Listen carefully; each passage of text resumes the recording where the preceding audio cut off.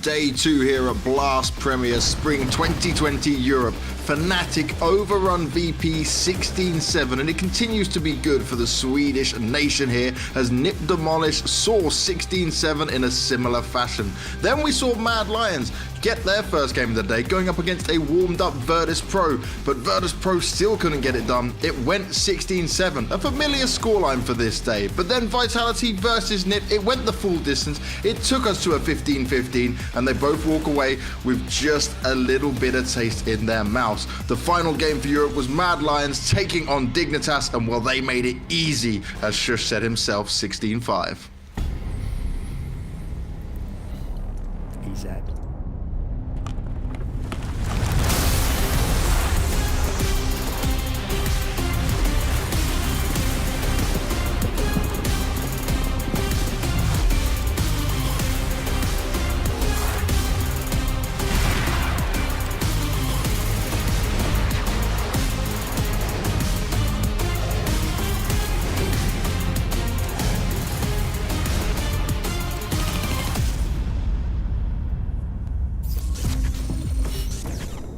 And welcome, ladies and gentlemen, to our third day here of the Blast Premier Spring Showdown. We are live, spread out all around the world, but coming together in the sweet embrace of esports and Counter-Strike. It's all good here. 2 days have gone, and we've got many more to come, but this is going to be your broadcast. I'm your host, Semler, and joining me on the desk, as always, it will be Maniac and Thorin. Gentlemen, how's it going today? You looking good? Spry.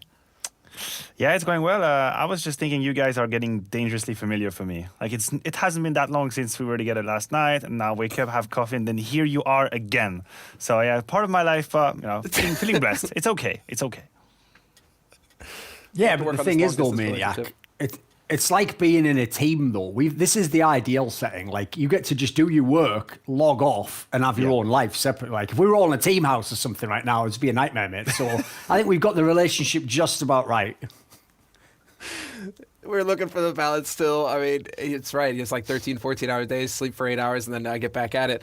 But let's just highlight, actually. We've got a graphic we can pull up here to actually show you guys how spread out we are around the world, because this is the world of esports. We've actually gone back to 2012. It's all happening on stream. We're all spread out everywhere. Anders in Copenhagen. Maniac joined him there, though he's supposed to be up in the Swiss mountains. I'm over in Stockholm, Banks is in Kiev, Thorin is in Amsterdam, and we even have some guys over in North America as well. The Bald Eagle himself hiding out in the lakes, and obviously Launders and Scrawny in the top hat of America in Canada. So that's it. We've taken it to the road, and that's truly magnificent about this Blast broadcast, is that we've got not only us on the road, we've got all the players as well spread out, and we're getting their cams, and then we're getting the fan cams as well. So be sure to check out the Blast Premier Twitter. If you're a fan and you're tuning in, you're cheering for your team, you can also get on the stream if you have a cam. So check it out, get informed. But this is our match day overview. This is what we're getting into today. 5 matches from Europe, 3 from North America. And I mean, we've got so many good matches to look forward to. There's a few out here that are standing out, and I think Fnatic and Mouseports is what we were talking about closing the show last night. So we might as well just, hop right into it again right now, guys, and get us up to speed. So Maniac, what are you thinking about here? Mouse, Fnatic, finally the 2 teams are in Blast? Yeah, well, I mean, if we can live in a world where both teams will show up and all the players will be activated at the same time, then you potentially have 10 absolute giants of Counter-Strike going at each other. Remember that Fnatic and Mouseports, last year at some point, they were top 2, top 3 in the world. One of the heaviest hitter ever, Fnatic playing the most standard type of Counter-Strike. Then you have Kerrigan finally success with Mouseports. Remember, his story is so interesting. I mean, Kerrigan's story, we can probably write a book about it. The fact that he goes up with a team, reaches a limit, and then changes or get removed. Now with Mouseports, they hit a ceiling at some point in 2019, but I feel like they had broken out. But just as I say it, the last few months have been complicated, to say the least. So they're still gasping for air, I want to say. Mm-hmm. They're still on the struggle. Thorin, what do you think about this real quick before we get into the format?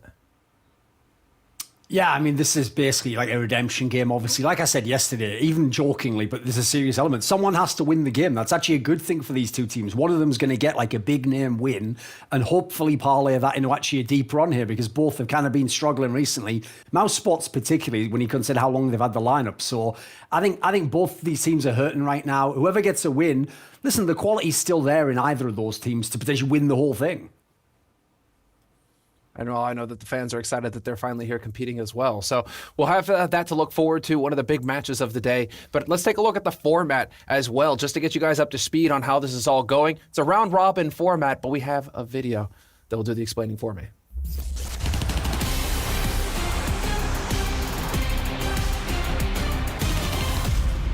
Welcome to the Blast Premier Spring Showdown, where some of the best teams in the world get a last chance to qualify for the Blast Premier Spring Final. To get there, they will have to battle not only each other, but an elite group of up-and-coming teams as well. In the European Showdown, 10 teams are divided into 2 groups of 5. Each group plays a best-of-1 round-robin format. The top 4 teams from each group advance to the playoff.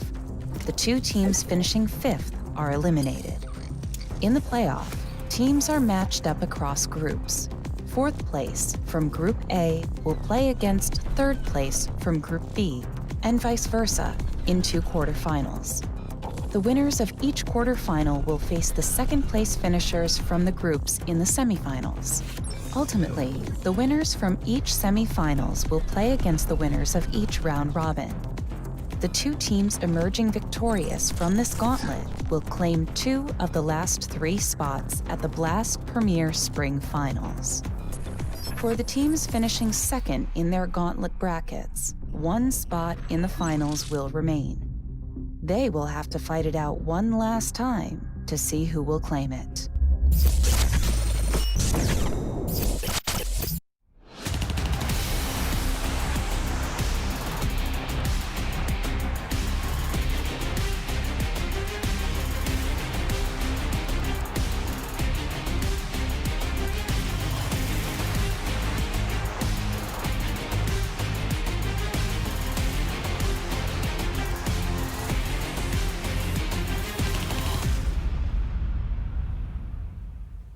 So there you have it, the format with how all of this is going down.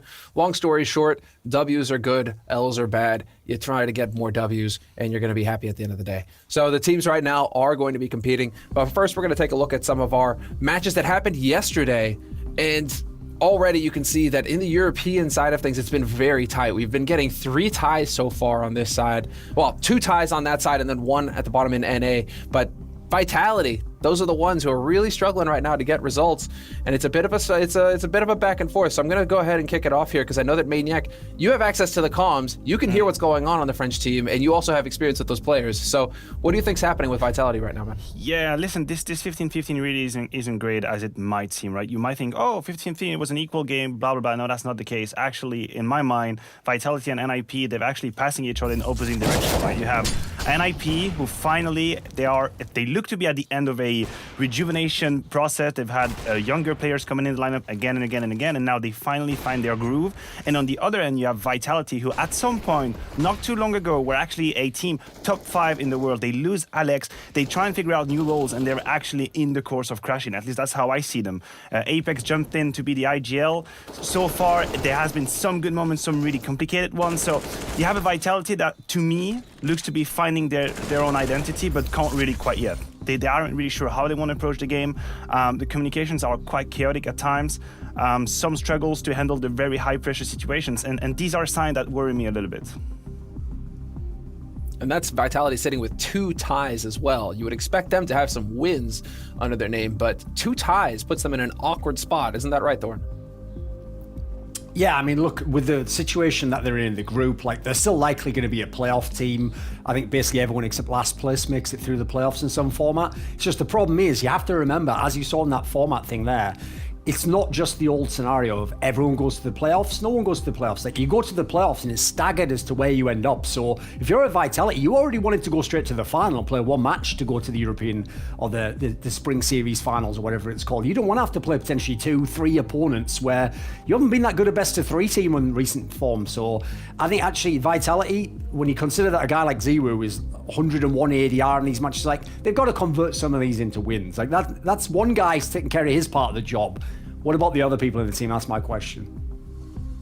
And especially considering some of the history of some of those players. I mean, you've got Shocks, you've got Apex. I mean, these guys are long in the tooth. You would think they're real veterans who could play a game around such star power that, you know, ZywOo brings to the table.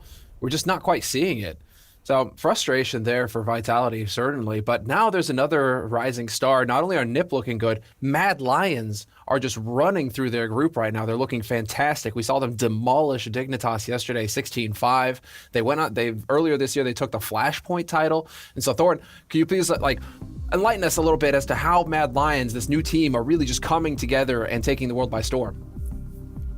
I mean, you've got to start, obviously, from before even this particular version of the lineup. Like, Hunden did an incredible job scouting people. Everyone now will tell you, like, oh, I always thought that guy was good in Trick. Like, you never heard anything about these players. Like, literally none of them. Maybe Bobski, a little bit in Fragsters 2 years ago, and even that's questionable. So, what happened was Hunden scouted them all. He put them in interesting roles. He got a map pool going for them. He had them contending when they're at this sort of tier 2 DreamHack Opens of the world. And then in came Asilium, the big gamble by the Mad Lions organization when they picked up this squad. They tried to upgrade the in-game leader. It was a rare example of the upgrade, I mean, seemingly working across the board right now. And though he's been able to take the baton from what Hunden did, an incredible job, and take them to another level still. And now they're in contention to win the group outright here against some much bigger names. And they're finally looking like a team that actually might be able to do damage at a potential major in the future, the playoffs of the biggest offline tournaments in the world.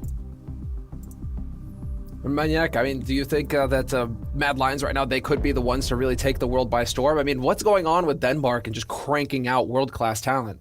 Yeah, that is a great mystery to solve, right? I think it's a matter of cultural awareness, being open to video games, starting for a long time, but I'm not going to have that discussion now, just to focus on Mad Lions.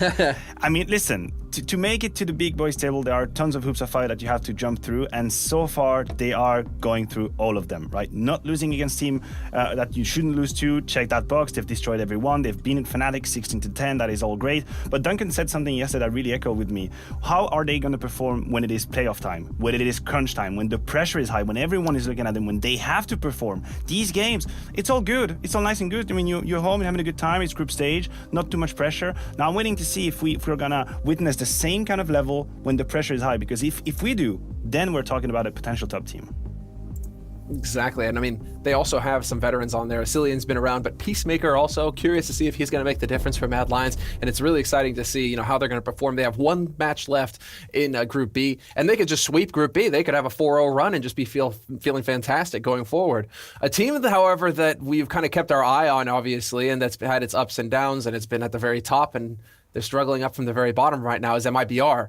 MIBR, our third match from yesterday that we wanted to take a look at, another tie for them, or a tie for them rather, against Chaos, the team that should be coming in as like the bottom seed in this group. MIBR aren't able to get the job done there. So, Thor, like, what's going on here with MIBR, and why is it that they can't seem to get to the lock on teams that they should beat?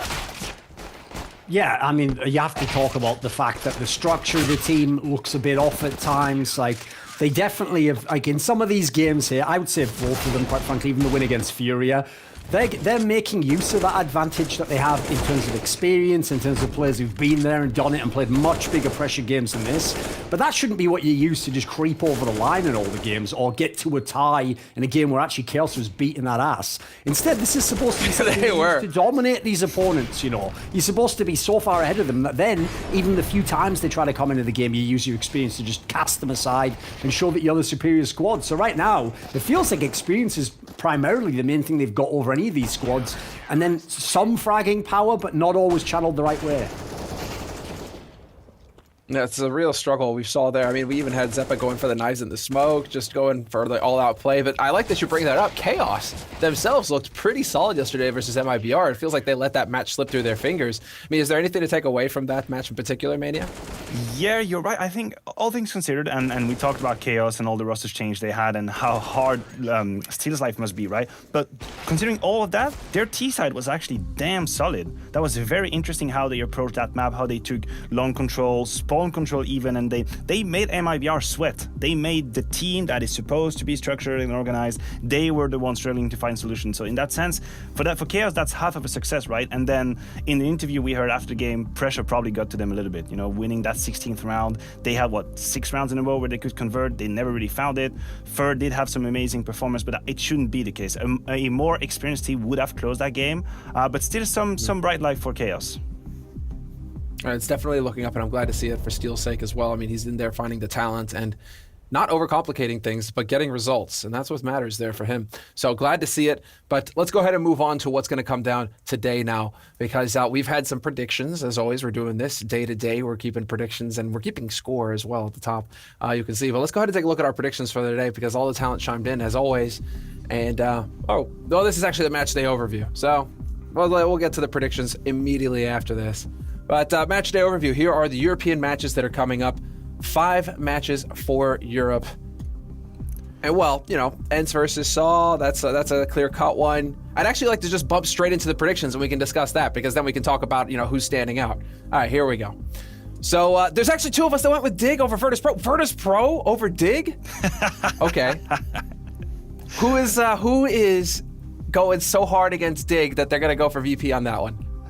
You want to get into this, Samla? Yeah, let's go, Thor. Let's go, bring it. Right, okay. You might like this. I've got a little joke for you. Anyone who speaks Swedish might enjoy this, right? Dig said to me, what do you like about Dig? What do you like about our team? And I said, alley-ooper. And they thought I was speaking Swedish. They thought I said, everyone? He likes everything. I said, no, I said alley-oop. The way every time you throw up a lineup, I can just slam that mother lover through the hoop. Get that trash off the court. Listen, what I do, it was worth the build-up, dude. It was worth the wait. Oh, no. All right, so fair enough. I'm not even going to argue. Fair enough. I mean, Virtus.pro, we got that. All right, so Maniac, why did you go with VP over Dig? I mean, I'm expecting that you've got perhaps a little bit more of a reasoned approach. No, I don't. Honestly, I don't. I was just thinking, who of these two's lineup have disappointed me most in recent time? And then I think Dignitas won that contest, right? So it's really a poor choice. I do think that mechanically speaking, VP might have a little bit of a boost. Yakindao has kind of impressed me, but even then I struggle. Here's my problem in that game. I struggle to prove to you rationally why any of these teams would win. How am I supposed to make a prediction when I cannot explain why any of these teams would win? Ooh, well, I mean, this is well, I mean, the thing is that you got to ration it somehow. I mean, yesterday you guys were trashing VP, or at least giving some pretty stiff feedback to VP in terms of how certain players were playing, in terms of how they were just kind of throwing opponents to the wolves to allow themselves to escape situations. I mean, I think that, and I think, well, at least the core of Dignitas should be able to take advantage of a scenario like that and take advantage of a team like that, and Halzerk should be able to pop off. That's my reasoning going with Dig. But no, we'll go from there. Hey, Aliupa, and then we'll see how it all plays out. I mean, there was a bunch of other predictions to get to. I don't know if I want to get back into it. So, I mean, where should we go from here? Because we're about 3:15. This is perfect time, actually. We're going to go for a break. That's what I want to do. We're going to take a break. That way we actually have a little bit more time to discuss our first match of the day. So we'll be back in 3 minutes' time, and we'll get into the action.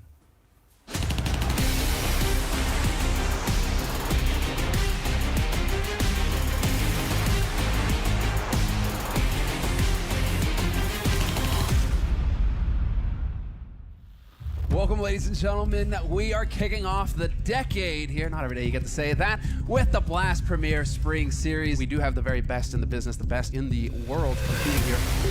Just take initiative and we're gonna win, all right? Let's go. Okay, boys, let's close this shit out. Let's go. Dun, dun, dun, dun, dun. That's a hell of a shot. Ooh, a second from a lead. 15 seconds on the clock, he turns around and the bomb goes out. Oh my god, the 180! Let's go! Another kill! This should, by all means, be absolutely impossible here for MIBR. This should be the end of the road here. Siri, who is the easiest target? Gold. He does still have the AK Cold with everything to do, just popping noggins! He's cleared 3 bodies and the board! Let's go! Let's go, guys. Let's focus on it. Go. Tickets booked to the spring finals. The final day here of Group A. Liquid gonna end up winning in overtime, 19 to 17. I want you guys to get real pumped. It's the last series of this first weekend. Go, guys. Have a party to go. What? He's got 14 bullets in the magazine. Half the clip is gone.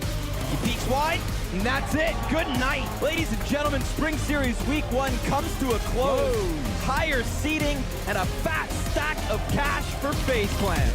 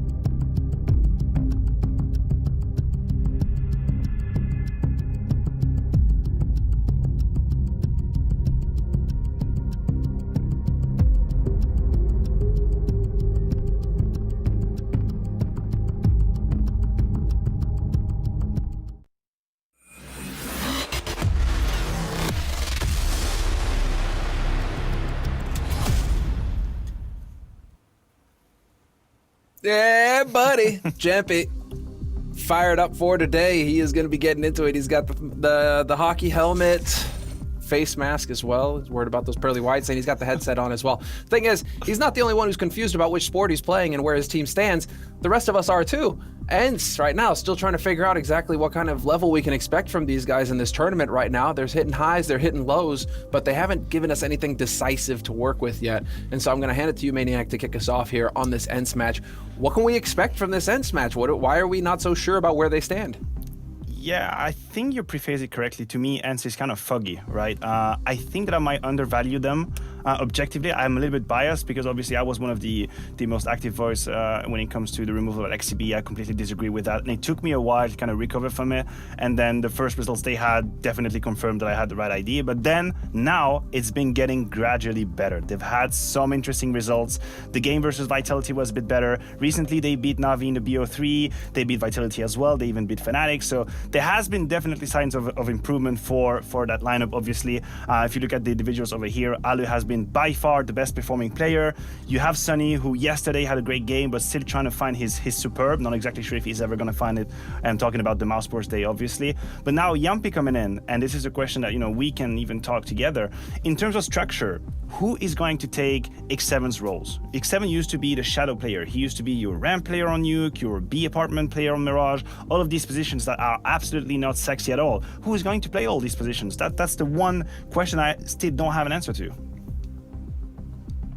So Thorin, do you have an answer to that question? Because we do have an interview real quick, but I want to hear your thoughts first before we get into it. Yeah, the most interesting thing immediately for me with ENCE is to actually see a top-tier team that has a real six-man lineup. Almost never been done before, so it's interesting to kind of see that happening in front of our eyes. And I think the interesting detail of that is that they've taken out, essentially, as Maniac says, the supportive element, the guy who was doing a lot of the kind of not fun roles, but the essential roles. So the problem I see with this team is, even though a bunch of them are underperforming for where their careers have been at, the potential firepower with Yampi could be really crazy. Like, this could be like a lot of the 1.6 teams from Finland, where they used to have crazy mad skills. If they hit their peak, they were really, really tough to beat. But the problem was, similarly, they didn't respect the roles. They didn't respect tactics in the same way that, for example, Sweden and Denmark did. And as a result, I don't think it's a coincidence that they never kind of hit the same heights that then Nordic Nordic brethren did. So I think the potential to right the ship of where they previously used to have like an undervalued amount of skill, I think now actually they've overvalued skill. And listen, I want to see them in these best of ones because they could upset a lot of people, but I'm very much not convinced yet on this as a championship caliber squad at all. Well, we're going to find out as we go through, but we did have a chance to catch up with Yempi here during the break going into the match. Yampi, the first thing I wanted to start with here is obviously we've seen you get involved in DreamHack. We've seen you now get involved in the first game here at Blast. How are you feeling within the team? Are you seeing like everyday improvements? Yeah, I think so, yeah. I think it's still like I'm finding my new way to play because I have like new roles that I've never played before. So I think I'm still learning and the team is as well, but it's like going forward every time we play together. So yeah. And this is what's really impressive about you, because we knew you as an AWPer, but you're definitely a person who can rifle very well. You've been able to switch things up. You're also changing roles. Are you like kind of just the most versatile player we can find? Because there's not many players that can do this.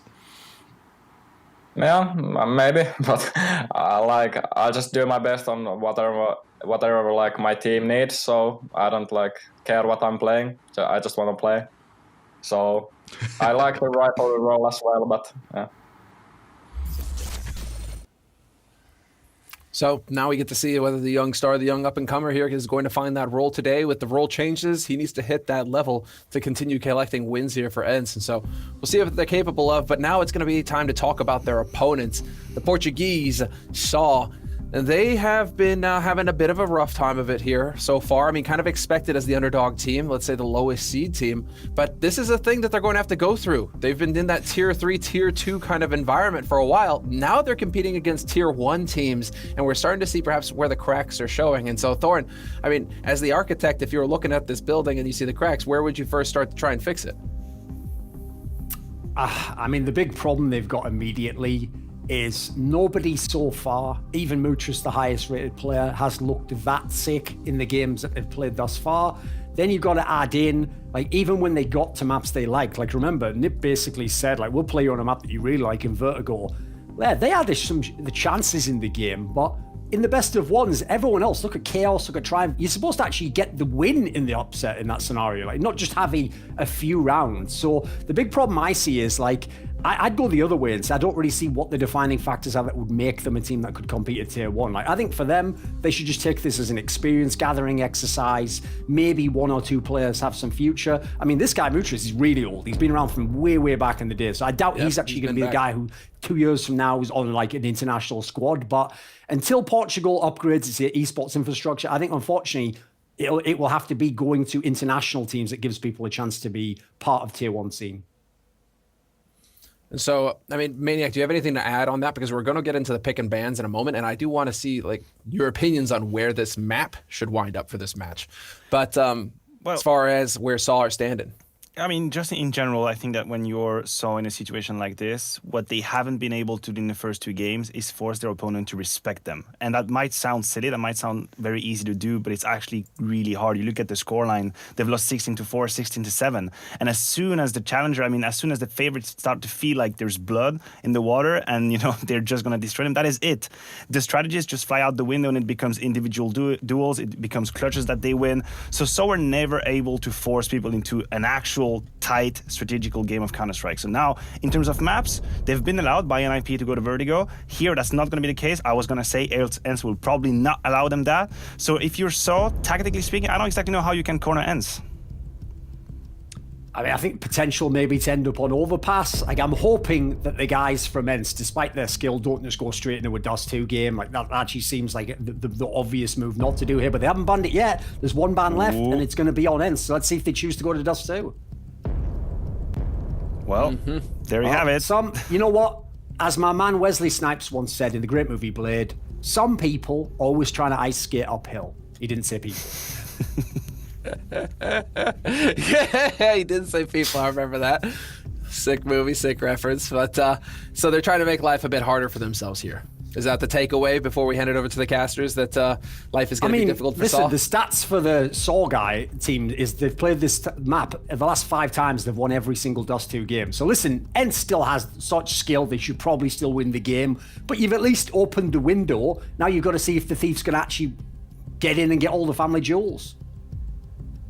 Maniac, would you concur? Yeah, very well said. I mean, Dust 2 is by definition the upset map. If someone catches fire, we said Mutirus, highest rated, he could have a nice game. But at the end, it should not matter. ENCE should be better tactically, they should be better individually. The clutches should go their way.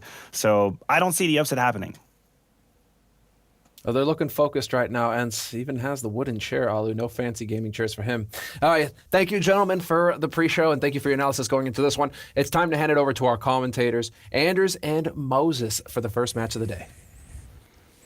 Oh yeah, thank you so much, Samler. I really appreciate it. Jason, how are you feeling? What's going down in your end of the world? Well, it's bright and early. We've just had my first coffee of the day. Breakfast is complete. We get started with some Counter-Strike as well. So that's what's going on here. Just waking up. I'm ready for this. ENCE versus Saw. I'm interested to see if this is actually going to be a stumbling block for ENCE. Saw actually showed some cool things on Vertigo yesterday, just not the complete package. And I'm wondering if they can actually provide us some more challenges here. Well, you know what? We're just gonna have to sort out your audio because it does sound like you're sort of halfway a robot. So let's just fix that, and I'll keep talking for a little bit. And we'll check in with you in a minute, Jason. You're in the closet for now. You've been timed out, so don't even worry about it. We are getting in here. I mean, the Betway odds here, as you could tell, you guys at home, they're 5-1 almost. That is not a lot of confidence in Saw, in spite of the fact that I've noticed they've had a lot of fans tuning into the fan cams. I don't know where those fans are. Maybe they haven't quite woken up yet. Maybe that's the issue. But it seems like everyone, including our analysts, are ready for ENCE to have a really good day here on Dust 2. I expect they will as well, starting on the CT side with Saw on the T side. Well, they do have a P215 being picked up here by Stadodo, so I'm always excited for that. It's always good to see that pistol to go up against the USPs at range. I really do appreciate it. Do you want to test the audio at this point in time, Jason? You want to say something? No? Maybe? All right, we'll get Jason back in a second. Don't even worry about it. Pistol round is coming up, and yeah, again, T side straight out towards long. We're gonna get into the game really quickly. They're just rushing at Alu on his wooden chair, taking a quick peek at the corner and falling back right away. Do love the fact that he's got a wooden chair. Somehow that is the most Alu thing that I could actually think of. Ariel has been checking out middle while all this has been going on, so he actually knows that no one is there. Sergey probably feeling pretty safe over at B, and I would say I don't mind that Saw are here, but they've given away a lot of map control across the rest of the map to take long, and so far they've done really nothing with it. Let's see if they're going to be able to or not. Mutirus or Mutt running up, and Ariel will shut him down. Another kill coming through. He's almost out of bullets, and he shouldn't be allowed to escape there. Roman will take him down. Sunny falling back with Jumpy as well inside of the CT spawn. They might as well do that. It's a 4-on-3, and even if Alu is a bit low on health here, he can still do a lot of damage with a USP. A flashbang and also a kit on Sunny. Alu making his way out long. If Arki goes down, there is no way they can do this after plant on the Saw side. It's just going to be so tricky. It's the Dodo instead. It's Sergey coming up with a kill. Arki in a lot of trouble, and he's going to be shot down. Jumpy with the last bullet coming in to take down Roman, and that'll be the round for ENCE. Close at the end, 29 health and 3 health left, but ENCE will pick up the round. That's a good job. Yeah, I'm still seeing Jason fiddling around with the audio on the secondary screen. You guys will have to bear with us just a second. I'm sure we will get him back in action. In the meantime, obviously this is just the beginning of the day in terms of the Counter-Strike. There is so much coming up on the channel. Oh, and we got player cams. That's a big deal.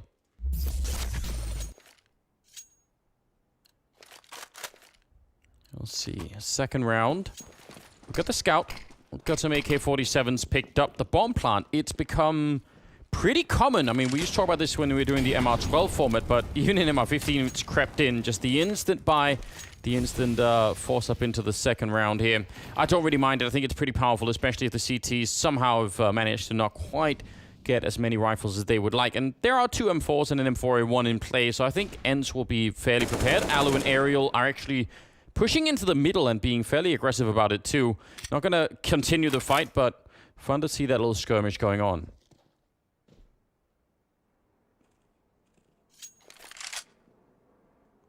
We'll see. Still over a minute. There's the swing. Oh, Mutt coming in with some wonderful headshots. It's Alu and Ariel both going down. What an outrageous play. That, I'm going to say, that's not going to happen again in this game. That's just so overpowering. Deagle in the middle for Just is not connecting in any way whatsoever. I think he picked up Jason's Deagle at that point in time, and we all know how that goes. Covering the catwalk while the bomb is down. They are in a perfect position. I don't actually think ENCE should... I mean, they could with the MP9s. It's tempting to go for it, but there are 3 people defending here, and it's just not looking possible at all. That was an absolutely ridiculous play from Mutt. He completely overwhelmed him. Arky will take down Sunny, and that leaves Sergey and Yampi in a 2-on-4. So, yeah, they're just going to be trying to get some kills with the MP9s. Completely not allowed. Arky, one more headshot. And now it's just the M4 being saved. What an amazing second round here coming out from Saw. Started off well and ended really well. Quick to capitalize on that. And it'll be the 3rd round coming up next. And obviously for ENCE and their point of view, that M4 and the Deagles they buy behind it, that's going to be the main engine to see if they could do much of anything. This does too, so, you know, Deagles are definitely not to be underestimated. But I'd love it if Yampi was going to go and find someone with the M4. Like, go look for a kill. Maybe send the P250 in first, one of the Deagles in, have him swing in second, and try and see if he could do something. It's Sunny down in lower dark instead. Ariel going to run back from long. And yeah, look at Sergey and Yampi. They're doing exactly what I just mentioned. Going on a bit of a skirmish, leading with a pistol, with the M4 behind, and Sunny connecting with them. If anyone had been up there in upper dark, that could have been pretty devastating. But they're not going to find anyone. Archeo! M4 on the ground. That's a nice kill. He was spotting them. And even just getting the information is definitely great news. Means they've got a bit of a shot at seeing it coming. 4 people now out long. Arky going to be joining them. So now that is the entire Saw team showing up to see what's up. They've already put out a couple of smokes, but look at how many grenades they have left there on the T side. They're so not worried. They have more than a minute. They have another set of grenades they can throw in to get across. They don't actually have to worry or really run for this that much. So I love this play here from the Saw side. Much better than if they just, you know, try to rush over to the A-bomb site. There they go, re-smoking it again. Actually forcing, I think, Ariel to almost make a move, which he's going to go down. Great flashbang as well. All of these grenades. This is really well played so far for Saw. When you have that many grenades, really don't want to be just rushing it and, you know, for no reason. So, re-smoking the cross there, definitely working out. Sergey in a 1 versus 3. Nice deagle shot coming out there from one of the ENCE players, but don't think they will get much more. And again, might as well try and save the rifle. If you think you can still get away here in your Sergey, just try and do it. He's actually creeping up, misses the opportunity, and now he's locked in. Mutt is in the middle, and I don't think they'll allow him to get away now. Might as well go for the fight. RMN goes down. Sergey, no chance there. Stadodo will take him down instead. And again, second round, a little bit expensive, I would say, for Saw, considering what they had. Yes. Oh. Got Jason a tiny bit of audio, and then a little bit of cutout. Hi, Anders. Oh, there we go. I'm glad you decided to join me. I think that's very sweet of you. They asked me if I wanted to come on air, and I figured I'd let you work a little bit for the first time in your life. Yeah, I've got to say it's an unwelcome feeling. It's just made me double down on my usual tendency to try and make you do most of the work. I feel like I much prefer it. Great. The consequences of this have gone the wrong direction. I wanted them to go the other way. I thought this would be a nice lesson for you, but here we are. Yeah. Can't always have the nice things in life. Pretty cool start from Saw. That's a nice rebuttal in the second round. I'm just kind of catching up, so we'll basically start here. 3-1. Alu's got the AWP out on the board, so does Stadodo. So we get that little duel going on. Ooh, Stadodo, yeah, he's going to go straight for it. But yeah, it is a really nice response. 3-1 after losing the pistol. That's how you want to get started if you can at all. Not going to be going down after that quick engagement. It's Alu that has the AWP there on the CT side, and he's all the way over by the A-bomb side. Oh, they're committed to this long defense, though. Ariel and Sunny holding on towards pit. They got to be careful about the op. There's no op on the corner, but you can see Stadodo is still respecting the possibility. So now that stack defense is going to break up. Sunny is going to shift away. There's no kits on the end side, and they're going to start running out of nades as well. 1 minute and 20 seconds on the clock as Mutt clears close mid. And a pretty passive default setup for ENCE on defense. Yes, taking their time here, which again for Saw, I mean, last couple of rounds they've been rewarded for that. They're out in middle, and they could actually go, I think, for a pretty cool B split here. Sergey and Yampi are inside of the bomb site, and I think it'll be very hard to hold that. If they get out middle with no one stopping them, I think this bomb site may fall.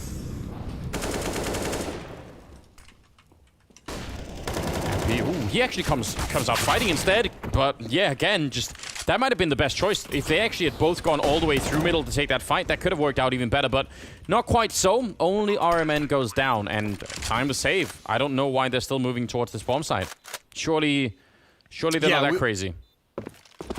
Yeah, we saw this previously. An early retake that's ill-advised on the B bomb site. It's just not worth the attempt. So I like seeing them back away and keep these guns in their hands. That AWP is going to be very, very important moving forward. Alu has that. He's been fantastic so far. So, I don't know. This is actually pretty scary for ENCE. If you're going down 4-1 against Saw, this is the makings of an upset. And as we all know, Dust 2 just lends itself to that. And you heard Duncan talking about it in the map veto process. It's dangerous letting it get to this map against someone like Saw. I mean, just the fact that they're getting such a great early start, I think, you know, given the fact that they're the underdog, having this early momentum and you know, maybe catching ENCE a bit cold. I mean, I don't know what I'm expecting here, but I definitely had ENCE to win this. And you know, we've been talking about the state of ENCE and like how they're looking, and I think they've been looking slightly better throughout the last couple of weeks of online play. But you know, this is a test that ENCE should pass, surely, right? Should pass with flying colors. Like, this should not be a struggle for them. It's just crazy. This would be, you know, you thought they hit rock bottom. I think this would be a whole other level of dropping down and poor performance. That's a good find from Just inside of the smoke, and he backs out. Aerial never expected it. Meanwhile, Mutt is punished from an upper dark push, and it's all on Sunny. He's the only one here at long, and Arky's ready for it. Wow, and Sunny, oh no, that's a bit of a failed Molotov. We'll skip past that. Don't even worry about it. They have the smokes for the cross anyway, and yeah, Sunny was alone out there and just hoping to fight at the edge of the smoke. That's a lot of, you know, confidence in yourself. Again, if you fail it, this is the consequence. Probably gonna lose that bomb site and the bomb be planted right afterwards. Alu dropping quite low, and now he's got to think about that AWP and how safe it is. Nice sneak in from Yampi to get the kill on RMN. Puts it in a 3-on-3. He's gonna smoke out long. If they get one more kill, then this retake's actually doable. Oh, but that's a nice second smoke, though, is so brutal. Yeah, surely they're watching for that boost, and great response. Yumpy misses his opportunity. He had a second to get that shot, and now again, it's almost a retake scenario where that op has to be prioritized. There's no kits. This needs to be happening right now. Sergey and Alu are, they're committed. What a great quick scope from Sodoto. He's gonna go down, but Sergey doesn't have the time. Just needs to play this exactly the way he's doing it, and Sergey cannot possibly win. It's gonna be a 5th round for Saw. Everyone's gonna go down, but they're happy with the result. Yeah, I think that's maybe the only thing, is that some of these rounds have been slightly expensive for Saw. They've lost maybe a couple more people than they needed to, but Just still started this round with about 12,000 in the bank, so it's not really that bad. ENCE have gone straight for the double orb setup. It is hard to argue that that's not a good idea. With Yampi, with Alu, why not? And you're playing on Dust 2 as well. Surely double orb all the way. Yeah, it's also with being down 1-5, it's time to get back into the swing of things. Bring out, you know, your heavy defense. If this is what you think is going to provide you the most success, I like the aggression from Alu, but oh, he missed the shot. Lands it on Roman through the door, down to 3 HP. Man, that was from, at least for the moment, Saw is contained. From Roman, surely that was a ridiculously risky strategy. Just shooting into the smoke in middle. Surprised he's not dead. He's a little bit lucky, isn't he, that he gets away with that one. We'll see how aggressive they want to be from here. 2 players on catwalk, 1 out towards long. Aerial's going to have a tough task if Saw readjust to go back at him. Roman should essentially just stick around in the middle and turn into a lurk. Look at Sunny and Alu. I mean, this position from Sunny, if Alu misses a shot here, he's dead. He's so dead, it's a leg shot instead, and there's the swing. Mutt will take him down, and now he's going to fall right back. Oh my god, that's for that kind of a setup, you need to get that kill, and then Sunny has to get the follow-up. Ooh, that's two. One leg shot, one shot through the door. Look at all the Molotovs as well. If Alu falls back to railing, he desperately wants to find a pick. Because those Molotovs into the site, into the railing, you can see he wants to stay aggressive and in front of them. But what a big risk. Alu's good for the first. That's it. No one else to defend A. Ariel's here, but he's given up long. If Arky pushes on that flank, on that lurking cave, he's done for. And Ariel must stand tall. Yeah, even without it, he's in a lot of trouble. That's a pretty good shot on just the bomb, though. Gonna be planted, surely. Mutt taking a couple of seconds. Oh, there's only 14 seconds left. He goes down. That's a disaster, and there's a shot from Sergey as well to drop Stadodo. ENCE might have found a chance, and they will. I don't know how Saw give up that round. They had it all going on for them.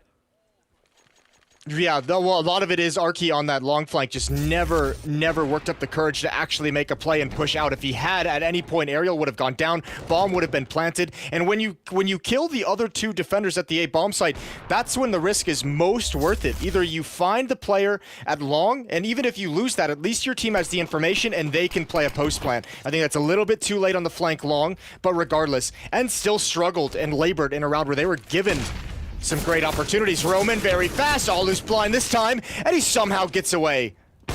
Oh! Roman going down. That's disgusting. How has Alu stayed alive throughout all of that? And then he comes back. That was a rat play, wasn't it? Well, it's the second time he landed that exact same shot in the previous round, so he's got some consistency. This time it completes the kill, and he almost gets another flick down. Alu brought low. Sergey has defense. And this is looking much better for the Finnish defense. I feel like between the last round and the beginning of this round, ENCE sort of stumble back into the game is, I mean, it's going to be really upsetting for Saw if this is what sort of turns it in favor of the Finnish team, that it's this set of circumstances that get them back in the game. Yeah, that would be strange. Sometimes it happens, and obviously if you're ENCE, you're just going to take whatever you get, and they needed a little bit of help. You've got Sergey and Yampi to defend this B bomb site. What if they have a Molotov? nice crossfire setup. What if they Molotov Yampi though? They have two of them. That would be a problem. Let's see if they will. So far they're just walking. I don't think they want to give up the game. Yeah, you're right. They just want to see if they can get real close before they hit it. Now the running has begun. There's a little bit of a peek and a nice setup. They just weren't ready for it. Excellent spray coming through. And as you said, I mean, the crossfire as well. As soon as Sergey steps out, he's there to shoot them as well. So 3-5. Yeah, that's a tough call. I mean, 3 versus 5, you don't want them to be able to jump on the rotation, which is why you see them hold on to those Molotovs. You're right, though. That Molotov into that position would have been perfect. No smoke on Yampi. He would have been forced out into the open, and who knows what happens from there. But if you throw that at the back of B tunnels, it's likely that Sunny pushes out of CT spawn, and then you have 3 defenders to contend with at the B bomb site. Oh, 9th round. Some Deagles, some pistols upgraded there, but Saw, with all the money they had built, so I actually think he jumped down into that. That's a bit of a shame. Regardless, the money's kind of gone, and, well, what's the follow-up now? How do they get back into this game? That double op is, is alive, and at least they get a bomb plant in this one, but yeah, I'm really worried about how Saw get rid of that double op.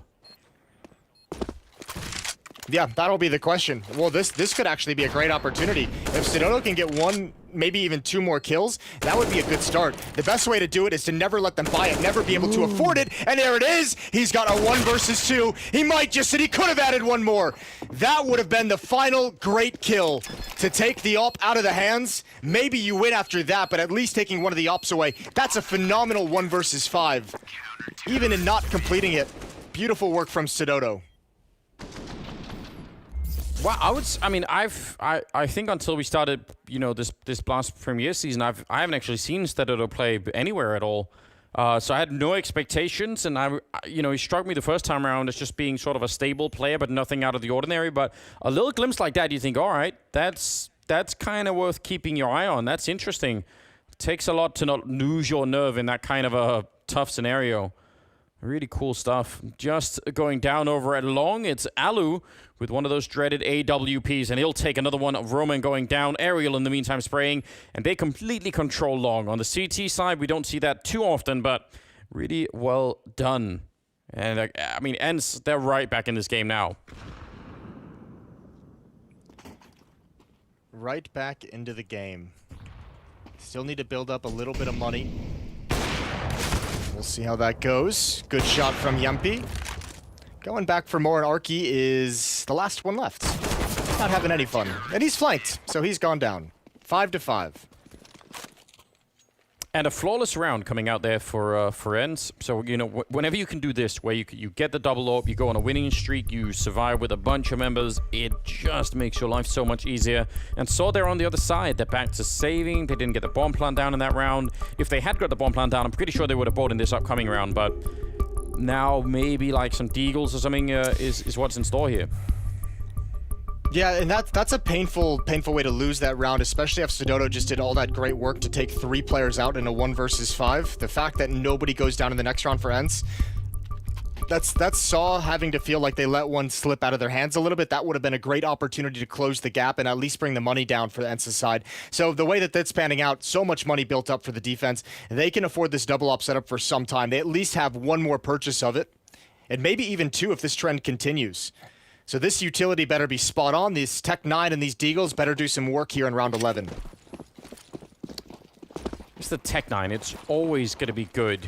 Well, it was 5-1 at the beginning. It's definitely gone in favor of Saw, but still not all the way favoring them according to the odds there. So, you know, they've converted a couple of people into believing him, not quite enough. So rushing up Catwalk, though, maybe almost catching Alu. The jump down with a Tech 9, he's right on top, and that's how you use it. Run and gun. He's going to get shut down eventually, but I love to see it. That's a real nice throwback.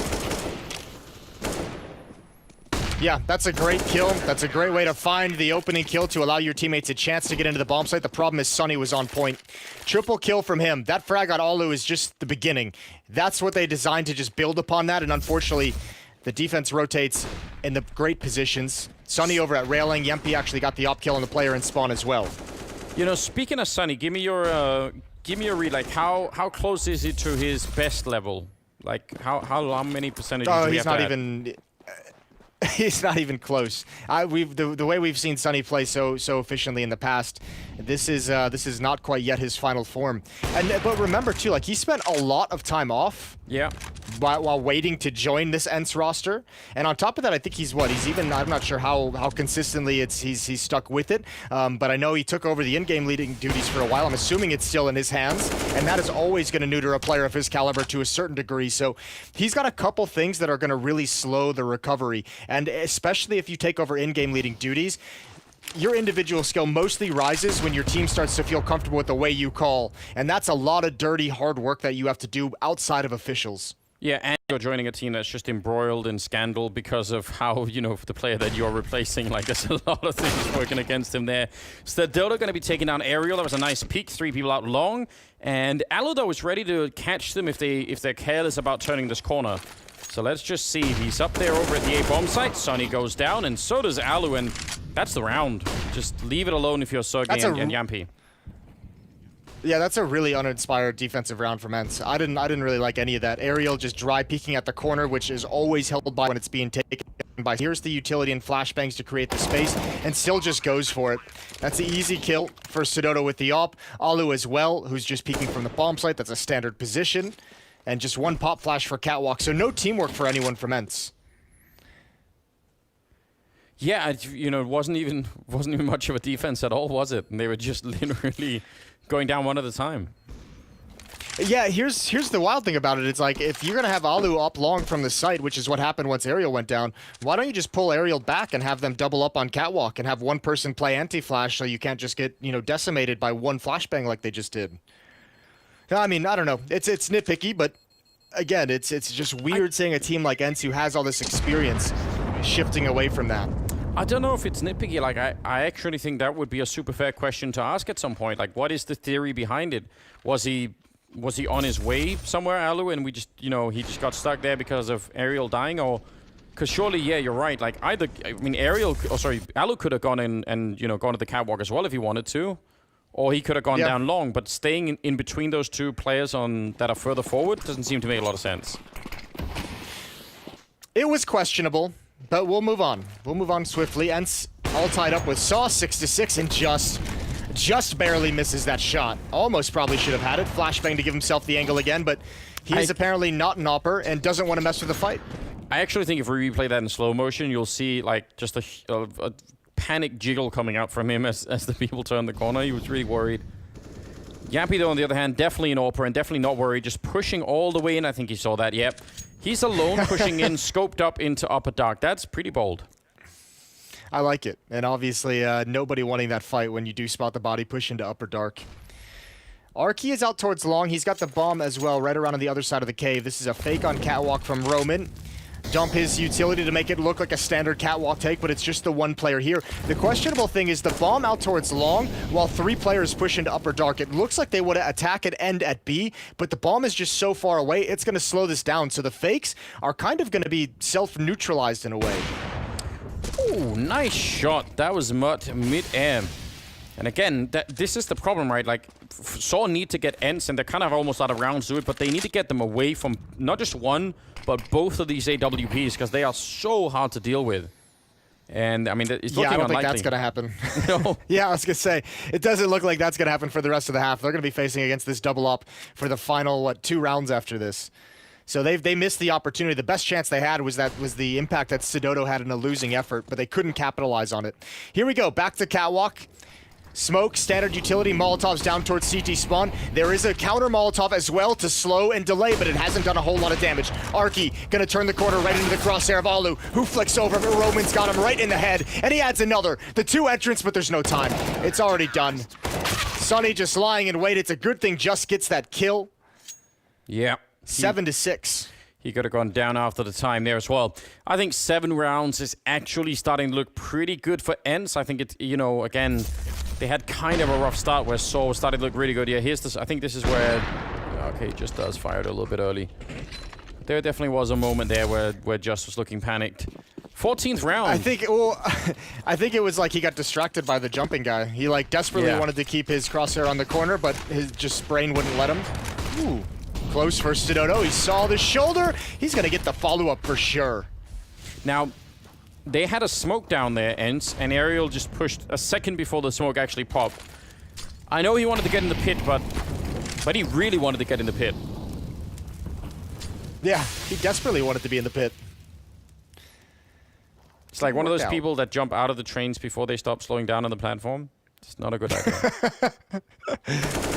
Oh no, that's twice he's been picked off in that fashion. Sonny can't win the battle. That's a gross exchange, but obviously Saw coming out on top. Unfortunately, they've got no more flashbangs to cross the line. Alu's gonna hold it all until Arky comes into play. A 2-on-3.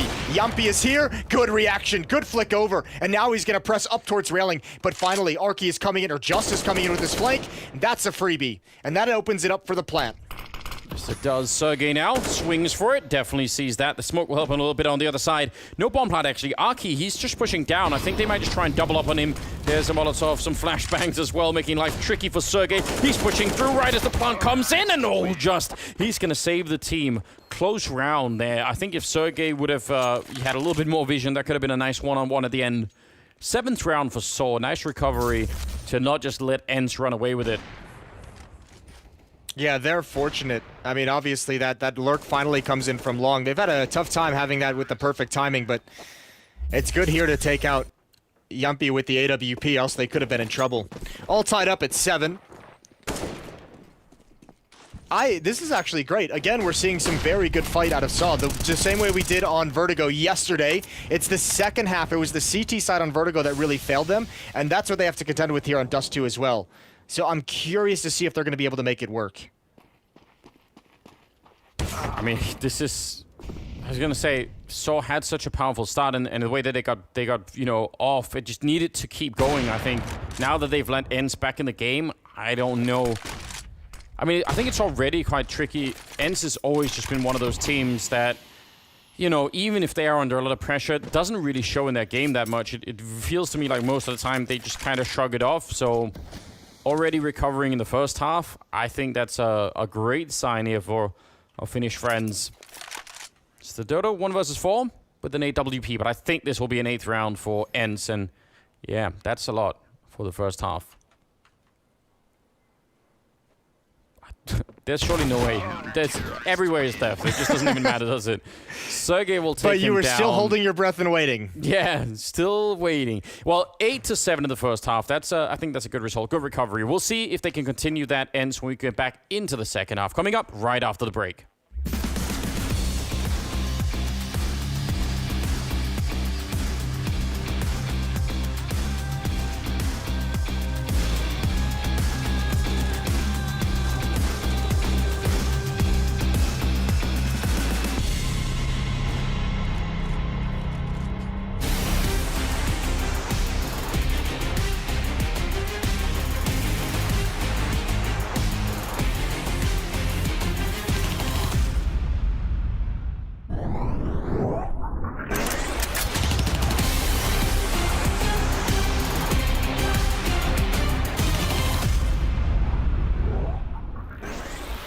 So Deagle is done. I'm currently in the lead. Next up is the AK on overpass.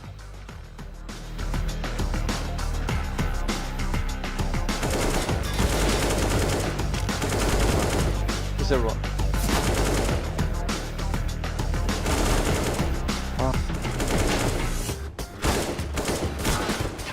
A mid shot suddenly. One of the most confusing thing is there's no radar, so you don't. I've been spawning on the same position every.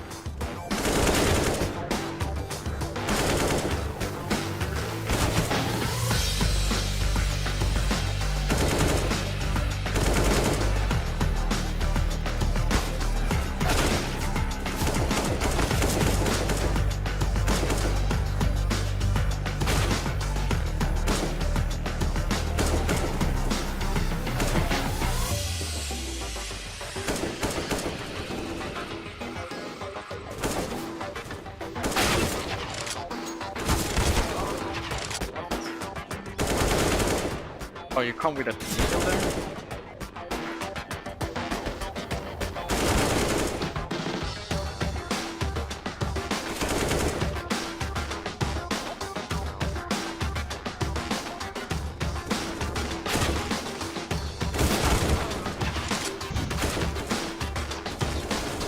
There's 2 guys spawning there. What?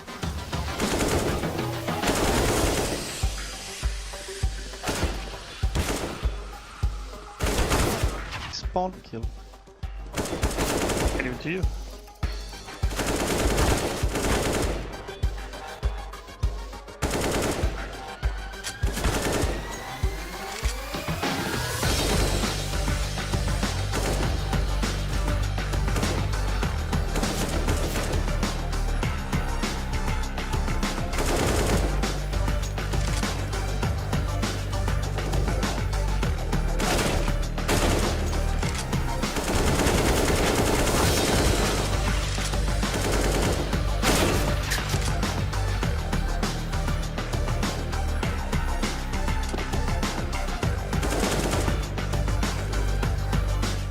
Uploader.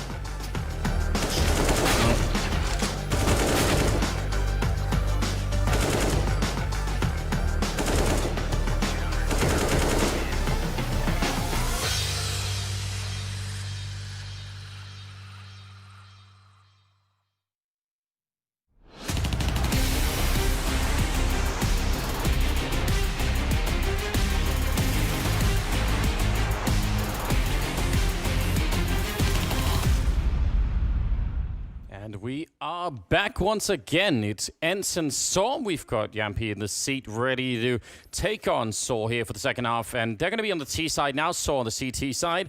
I thought it was a pretty good recovery, Jason, there for ENCE, in spite of looking a little bit shaky early on. So you changed your mind going into the second half? Who's winning? No, I still have ENCE. I like what I saw. This is the tough part where they can't dictate the action, where you have to see these players actually able to get some multi-kills or be able to stand up to someone like Alu in his one-on-one duels. Good shot from Mutt. And this is the problem. What we saw in Vertigo yesterday from Saw was Mutt was the only one who was really able to do that with any kind of consistency. Now when you have 2 to 3 ENCE players attacking your one location, can you hold them off? Can you delay? It's Mutt again with another headshot, this time towards Catwalk. Oh, and a third! That's Yumpy coming up, and Sergey is the next one to challenge. He falls as well. Nobody can stand up to Mutt. That is you could see after the first couple of kills there on the catwalk, he realized, you know what? I'm actually hitting all these shots. I'm just going to keep going. What a beautiful display of confidence. Now, Aerial sneaking in. They're all around the corner. This should not be his chance to do this. Not going to swing for it. Oh, the ace has been denied. That's a bit of a shame. And yeah, now 1 versus 2. It's a bit more doable, although the bomb is still down there. They're flashing their way in. He has a smoke, remember, so if he could kill one, maybe there is a chance. Yeah, he wants to try and see if he could maybe push them off. Gonna go for the fight. He's out in the open, and they will take him down. So I was getting worried. I think Mutt would have been very sad if they'd end up taking it away. That would have been... Oh, yeah, that would have been devastating. That would have been absolutely devastating if they dropped the ball after Mutt performed to this level. This is actually a disgusting sequence. These are great shots over and over again on Catwalk. But again, you have to criticize ENCE a little bit, one by one. There was the double peak finally at the end, but he'd already had 3 kills. Yeah, and they even had flashbangs, right? Like, even after the first kill they had there on the Catwalk, they could have flashed him and tried to go for it if they really wanted to. Flames almost taking down Sunny. That was worrisome. HE to follow. He's down to 9 health. That's just unfortunate. Well, he was reaching for the deagle. The nade sent it those last 6 inches or so. So that was kind of saw. Scout gonna peek towards the back of Catwalk. That's on Arky. Looking close as well. He's got his target. Flashbang is gonna force him away. ENCE trying to do a lot with a little, and now even Aerial is brought down to 12 HP. Again, it's Mutt at this A bomb site. Roman to get 2. Arky with the scout finally chimes in, and that's the round pretty much done with very quickly. Yeah, so not the instant turnaround here that ENCE obviously were hoping for. Again, don't really mind. Oh, nice shot from Sergey. He was hunting him down. That's amazing. If he could do it again. Oh, he can! Oh! Taking down just... What a disgusting display. That is just completely outrageous. Remember, he did this yesterday as well with the deagle. That insane clutch at the B bomb site. He's got a chance to just repeat history. Deja vu all over again. And look at Sunny. Even with low HP right from the start, cutting people off in middle. Man, they've got to be so confused. He's got to hurry, though. Yeah, he has to hurry a little bit. You're right. He's going to be jumping down finally. Flashbang there, maybe to slow them down. And here comes Sunny sneaking in from behind. He's lining up the deagle. It's not as accurate as Sergey's, and they know where he is. They're going to come for him, but Sergey's there. A nice lineup, and Sunny will get the kill at the end. What a hero Sergey is. That's a cheeky little smile on his face as well. Those are some filthy shots that should never be coming out. This is all well and fine. This one's pretty good too, obviously. Good timing on the peak. This one, he's not even prepared for. Yeah. Wow. That should be illegal. Oh, dear.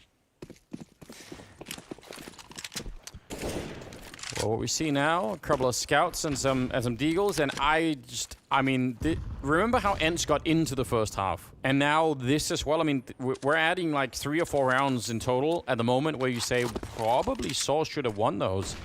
And I mean, that's a pretty big margin in a best of we're in a best of 1, right? 1 map. You give away 4 rounds, that's an issue. Yeah, that's generally the feeling you get when a team is playing, when a team like Saw is probably playing better in terms of their fundamentals and their tactics. But, you know, ENCE is getting by on some of their skill. And we always knew that was a win condition for this ENCE team, is that individually they were going to be able to do things that Saw just can't, that they can overcome those adversities just because of the skill and experience of their players. Yeah, we're getting a real taste of that right now. And again, we're sort of discussing some of these players, you know, like Sergey, like Sunny. I'm not even sure we're seeing, like, you know, near the peak of their skill, which is, I mean, I think if you're a fan of ENCE and if you held on through the rough ride that's been the last year and a half or something, maybe that's something to look forward to. Bless your heart, first of all. First of all, yeah. You know, well played. Secondly, yeah, maybe there's something to look forward to in the future there. Oh, they're gonna hit this B bomb site. It's a rush of all 5 players, but they stop. They're going so slow. They're giving plenty of time to re-peek with the scout. Just as close up with the deagle. He's gonna have a great chance. Double kill. Oh no, not like this. Molotov into the site. Sidoto is here as well. It's just Sergey, and he's got no more magic left. They deserve that. They absolutely do. It's hard to say it. It's you know, it makes it sound a bit cruel, but that's like the #1 rule when you go for B. Like, don't stop in the hallway. Especially if you're rushing B, but even if you're just walking, that's not advisable.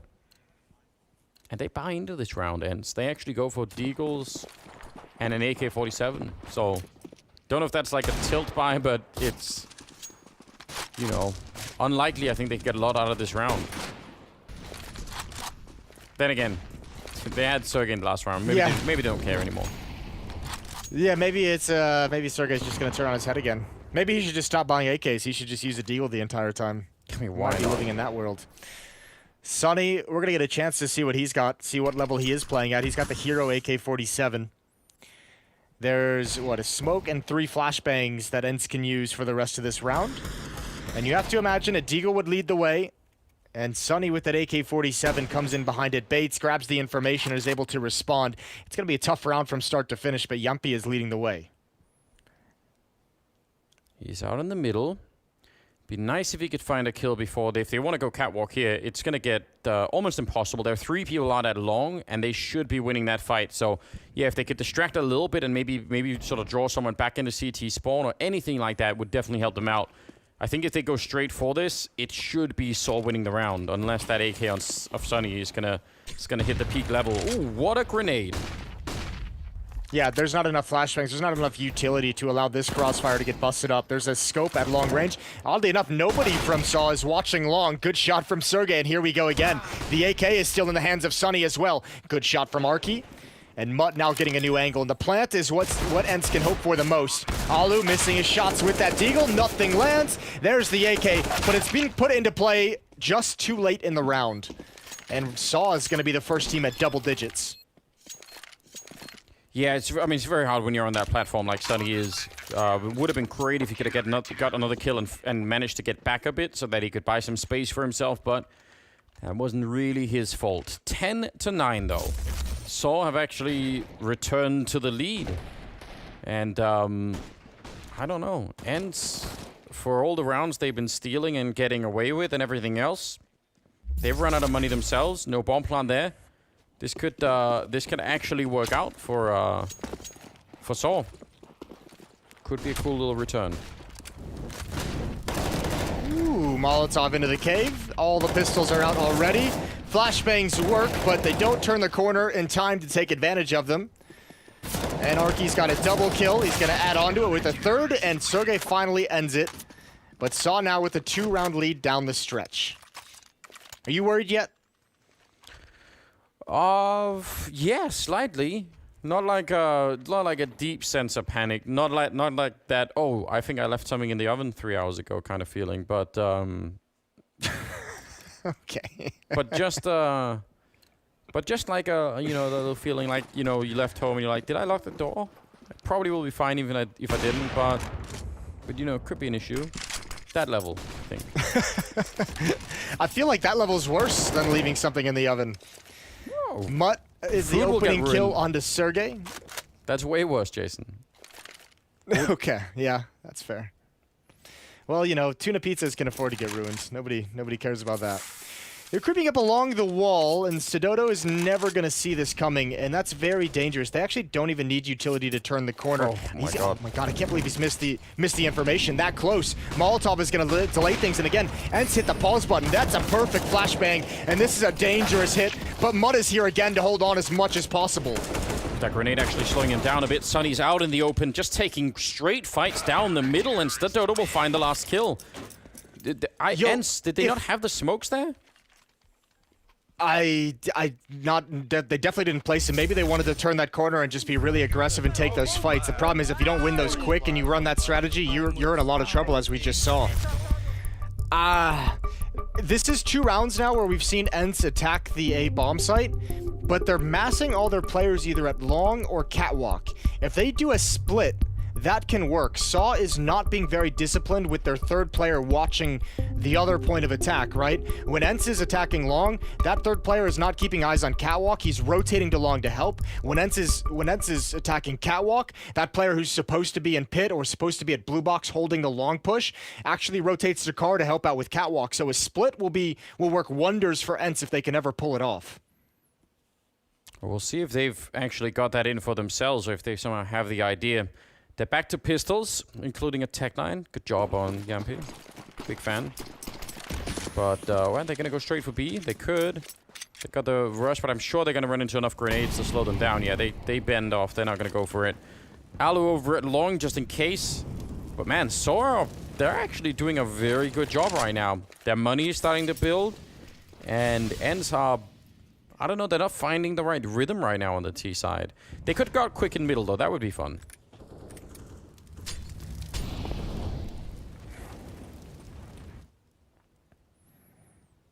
Ooh, a chance for Alu if Arky gets impatient. Oh, Dodo has a nice shot onto Sergey.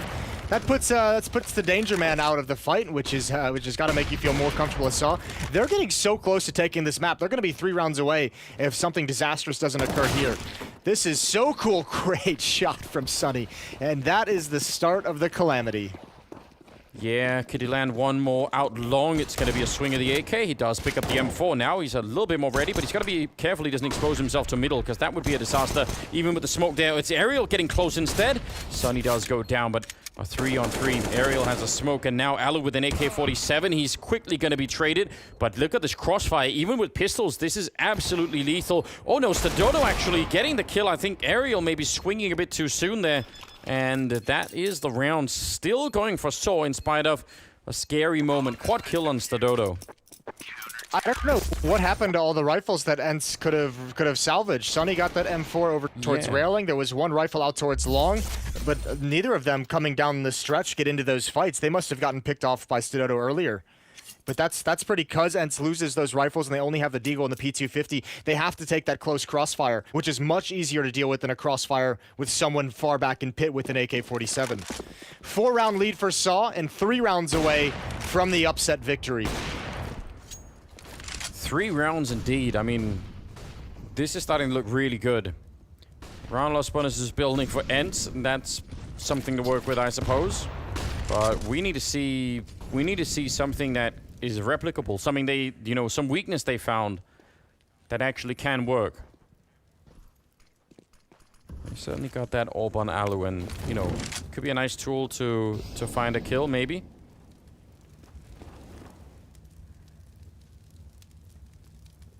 And right now, Stadodo moving closer. Could be a fight between him and Alu over at the catwalk. Just look at how close they are. Stadodo now, it's getting dangerous. Yeah, he's going to fall back immediately. Doesn't really want to mess with that. And out middle, it's Mutt going down to Jumpy. So that was a bit of a reaction maybe to the shots going on at catwalk. Just Mutt wanting to take a peek, and he does go down. Look at the jump down, though. Aerial to take down Stadodo. That's a nice individual play. Again, I don't know how much they can repeat this, ENCE, but it's given them this round. Yeah, I think maybe, I wonder how much information was actually gathered at the B bomb site if they knew there were 2 players in, because that would make sense for the jump down as well. You kill the player in mid, that's the player who's going to watch for the spawn drop, and you're able to pick off the Opper at long. Good call from Aerial, but likely had some communication from the other side of the map to know that that was a risk worth taking. And unfortunately, with the way that panned out, Saw can't really fight back, can't really go for this whatsoever. So a nice comprehensive victory for ENCE. All 5 players survive. They get a little bit of money. And now the last challenge that ENCE really has to face, we saw in the first half, or I mean, excuse me, that Saw has to face. We saw in the first half, ENCE was able to recover. They can't really allow that to happen. Yeah. They kind of need to put a stop to this right now. Yeah, that's a good point. I mean, especially if you look at their own economy. The fact that they're saving 3 rifles here is huge because Mutt doesn't have that much money. Arky doesn't have that much money to work with. So, yeah, saving 3 rifles means they can split them up. But if ENCE win another, 2 rounds here, then it's, it's 12-13. But even worse, Saw will have to start ecoing. And, yeah, it could get out of control fairly quickly. Have we seen any B splits coming out of ENCE apart from the one where they were up middle with pistols and Sergey landed all those shots? No, their T side has mostly felt like they're just willing to kind of not do a whole lot of like set pieces and executes. They're willing to just kind of take duels and see what happens from that. It seems like at least in the first 30 seconds, they want to just find those heads up fights. Maybe use a little bit of utility, but we're not seeing a whole actual lot of pressure applied by utility, by gaining map control. So maybe something they could switch into, but that's why I mentioned those A splits earlier as well. Yes. Like, I've seen the weakness on the minimap, and I guess maybe ENCE haven't quite noticed it. It is obviously harder to do when you don't have all the information, but you should get that feeling that at some point you could split this A bomb site. There's going to be some weakness in that defense with the way they're rotating. 2-1-2 for Saw. One player towards long and one player at the railing of A. And both those A defenders have used all their utility to get Arky at this position at long A. So there's not a whole lot that Mutt can do to delay any kind of attack on this A bomb site. He's going to have to call rotation back very early on, and that would be Stododo, who's watching mid with an op for the moment. It's a very similar setup again. It's Sunny holding upper dark like that. Sergey out long, and the rest of them just working the middle and catwalk. Last time, you know, Yampy snuck in the middle to find a kill once they'd had a little bit of action on catwalk. See if it's going to be something similar. That will give away the fact that the AWP is in middle at the very least. Still a lot of grenades on the end side. I feel like Saw was thinking along the same lines as you, where they're just like, wait, we haven't seen the mid to B split very, like at all this half. 2 players in mid to start that round, and it didn't come, but obviously now that Mutt's smoke has expired on catwalk, as I mentioned, he can't hold that on his own. He's got to call Stododo back, who's over at the car. Smoke down towards CT spawn from ENCE. This can open up the spawn drop for Aerial. Yeah, here we go. The flashbangs are in. He's going to be dropping right down. You're exactly right.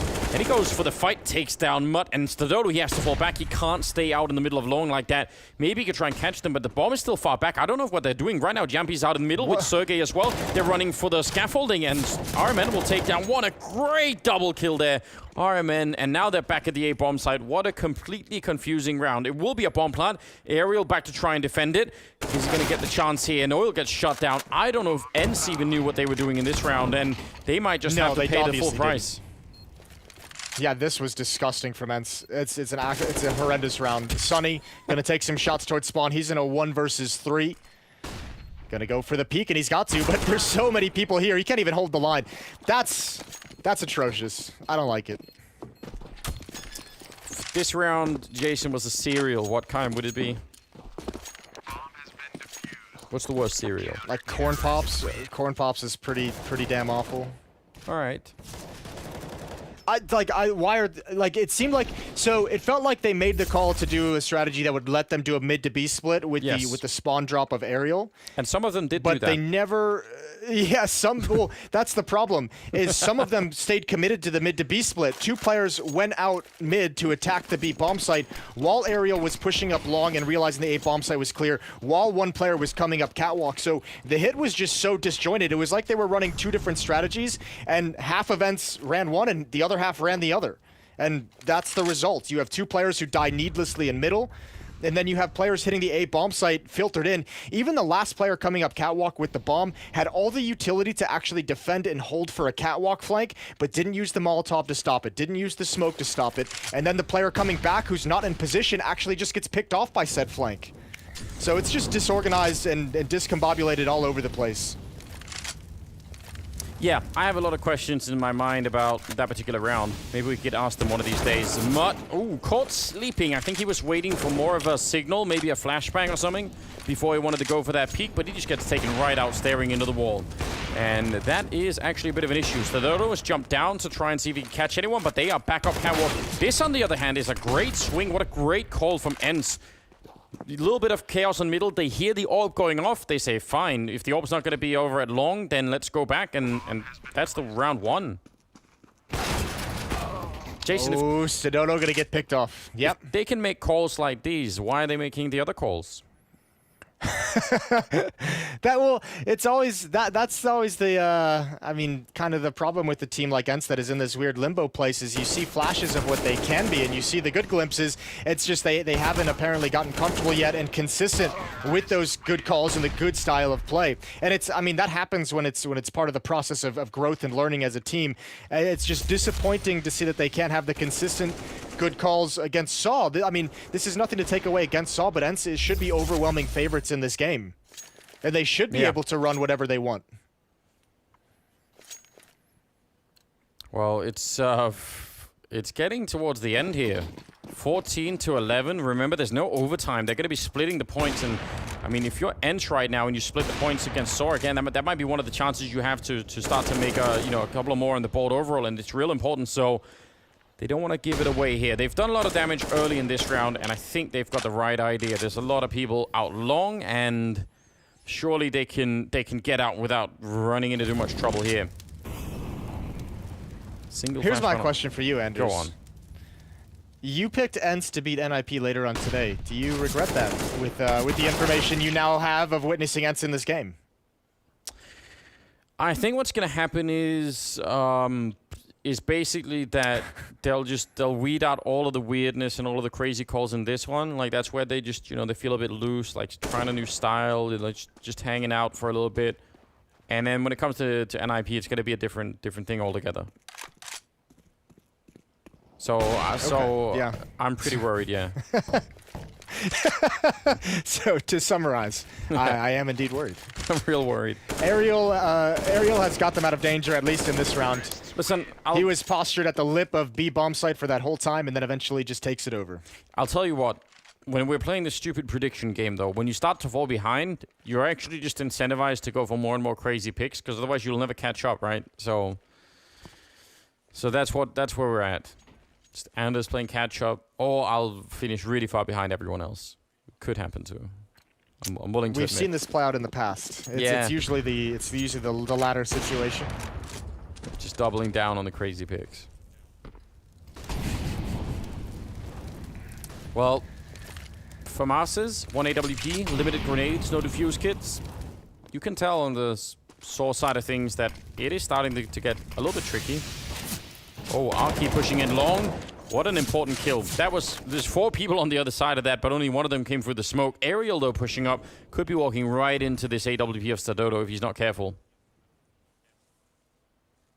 Yeah, here's the reaction. Ariel trying to take advantage of aggressive long stance, but obviously not ready to turn the corner.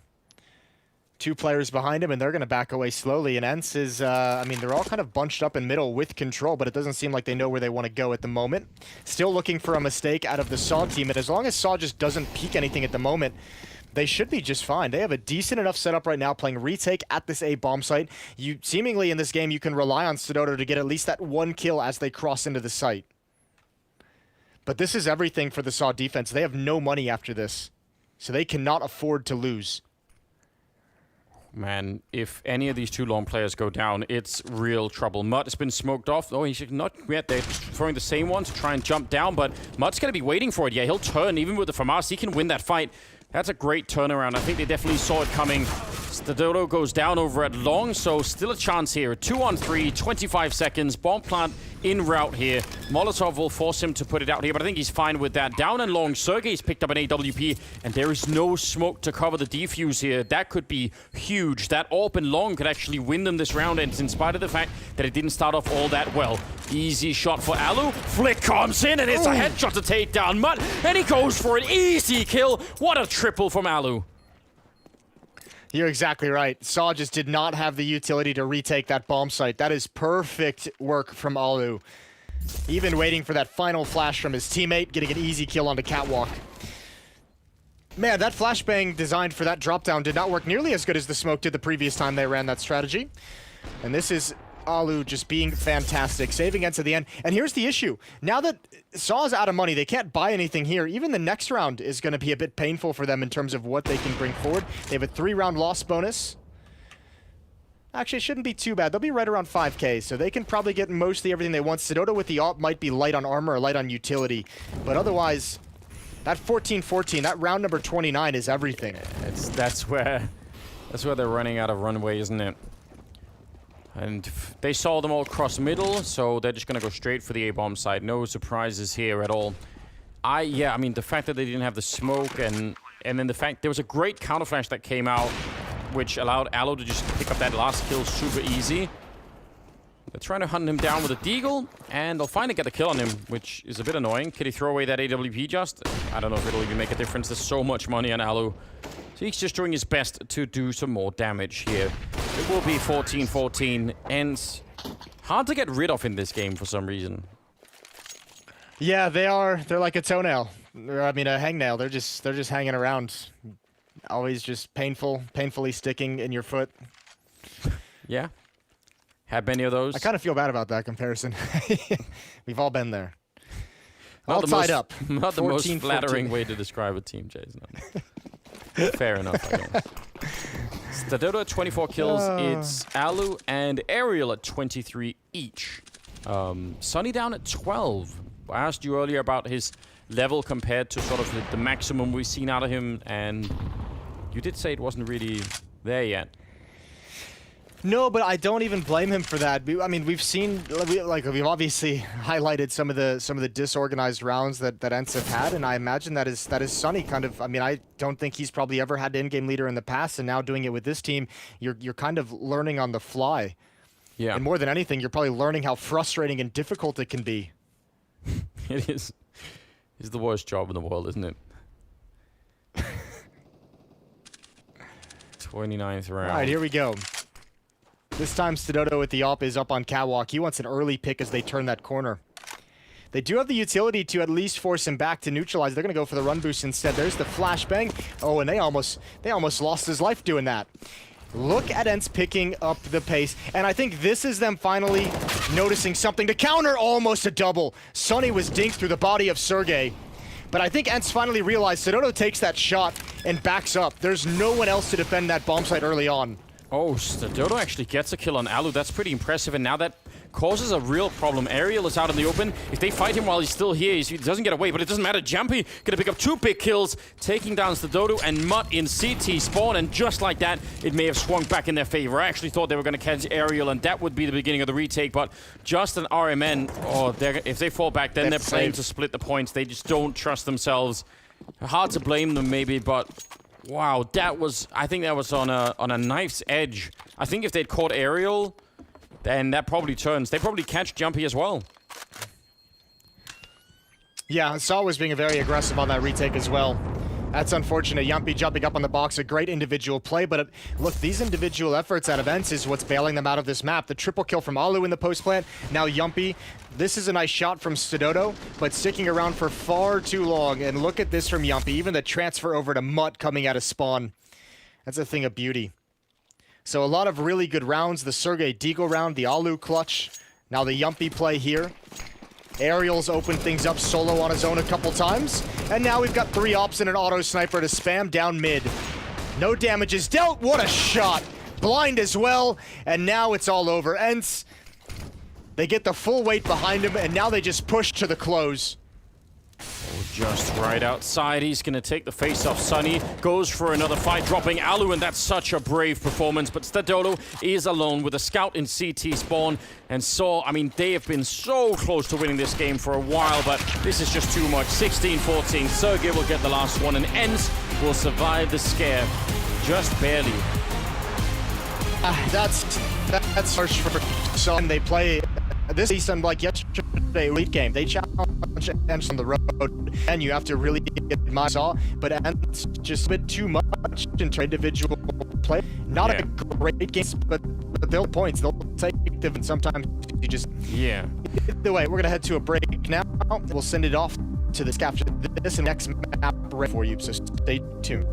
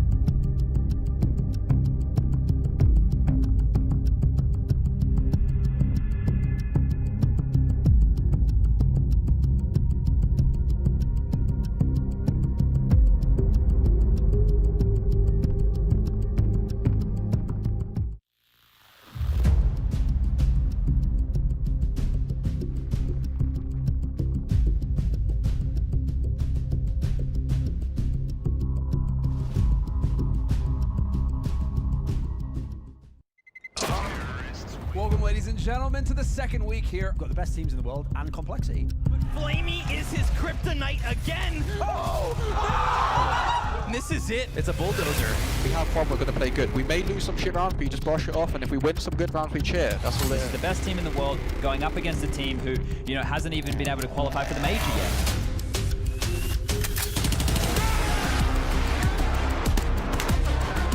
Just trying to buy time, flanking around, Flame punching him down, and he tries to immediate defuse. He's right there with the kid. Oh my god, I can't believe it. 16 and 12. I've seen every big CSGO match ever. I can tell you that would already be like a top 5 upset of all time. Simple could catch. Oh!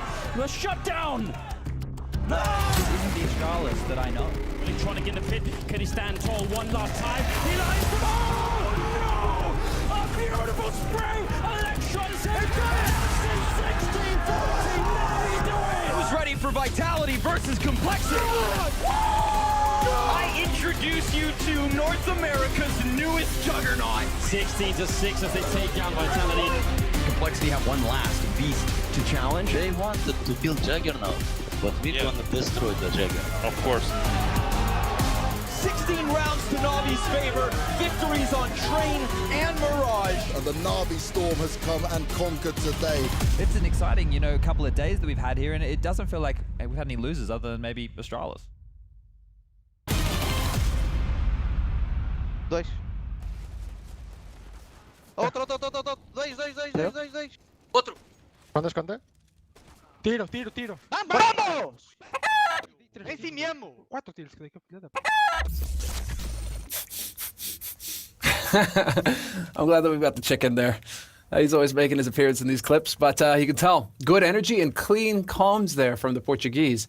Despite that fact, though, they were not able to clinch it in the end. 16-14 win for ENCE, who have gone perhaps a little bit of a ways here to, let's say, putting our analysts' nerves to rest. They've recovered. It was looking grim at the beginning, but then they managed to actually show some grit and recover. So, Thorin, what did you take away from this match? Because going into it, we weren't too sure about where ENCE was standing right now. I mean, you say that, Semler, that the comms were clean. Like, I'd be mad tilted if people were backseat driving me, literally telling me when to shoot the gun. Like, shoot. It's like, listen, mate, I think I can take care of that part of the game. But actually, in this particular game, they didn't need that advice. Like, I actually thought a bunch of them fragged really well. I don't think any player on Saw played particularly bad. Yeah, a few mistakes here and there, but you don't expect them to play at the tier 1 level. Even though it's Dust 2, like, actually, from the first half, ENCE was in the driving seat. Like, they had a great first half considering it's Dust 2. Like, I expected them to just roll away with this one. So I think you've got to give a lot of credit to the guys from Saw to even put themselves in position to win. I do again feel like this reminds me a little bit of the Chaos versus MIBR game from yesterday.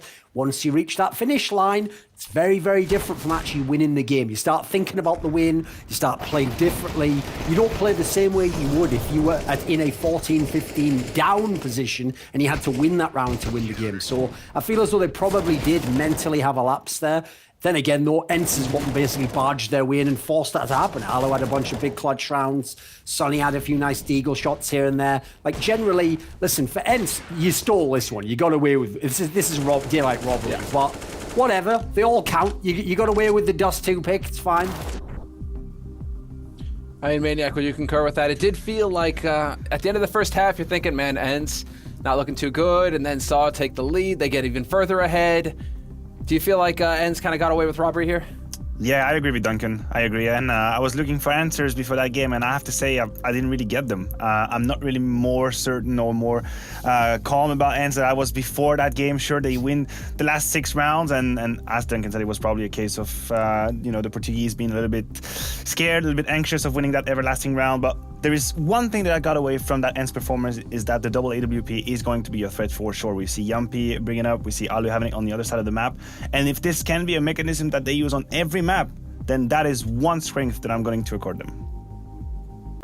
And so now, well, that's all the time we have, gentlemen, to discuss that first match of the day. We have many European matches to get into, 4 more, in fact. And so let's start talking about the next one that's about to come up. And I know that Duncan is going to have some straight fire to drop on this one. He's already started in the pre-show. Dignitas versus Virtus.pro will be our second match of the day. And, well, Thorin, Dignitas not quite living up to expectations, or are they? It depends what your expectations were. Like, if your expectations were interesting marketing exercise, like these are very popular players, let's see what you can do with that, then yeah, it seems to be going all right so far. If you're talking about actually being a competent tier 1 team, I don't think they've managed that, but you know what? They're in luck because they're not playing against a competent tier 1 team. Now they're playing against Virtus.pro. So I would say the interesting thing about this matchup for me is I would maybe give the team player edge to the guys from Dig. Obviously, they have played together many, many years. They know what each other can do. They certainly have to activate Holzerg, but whatever, they do that generally.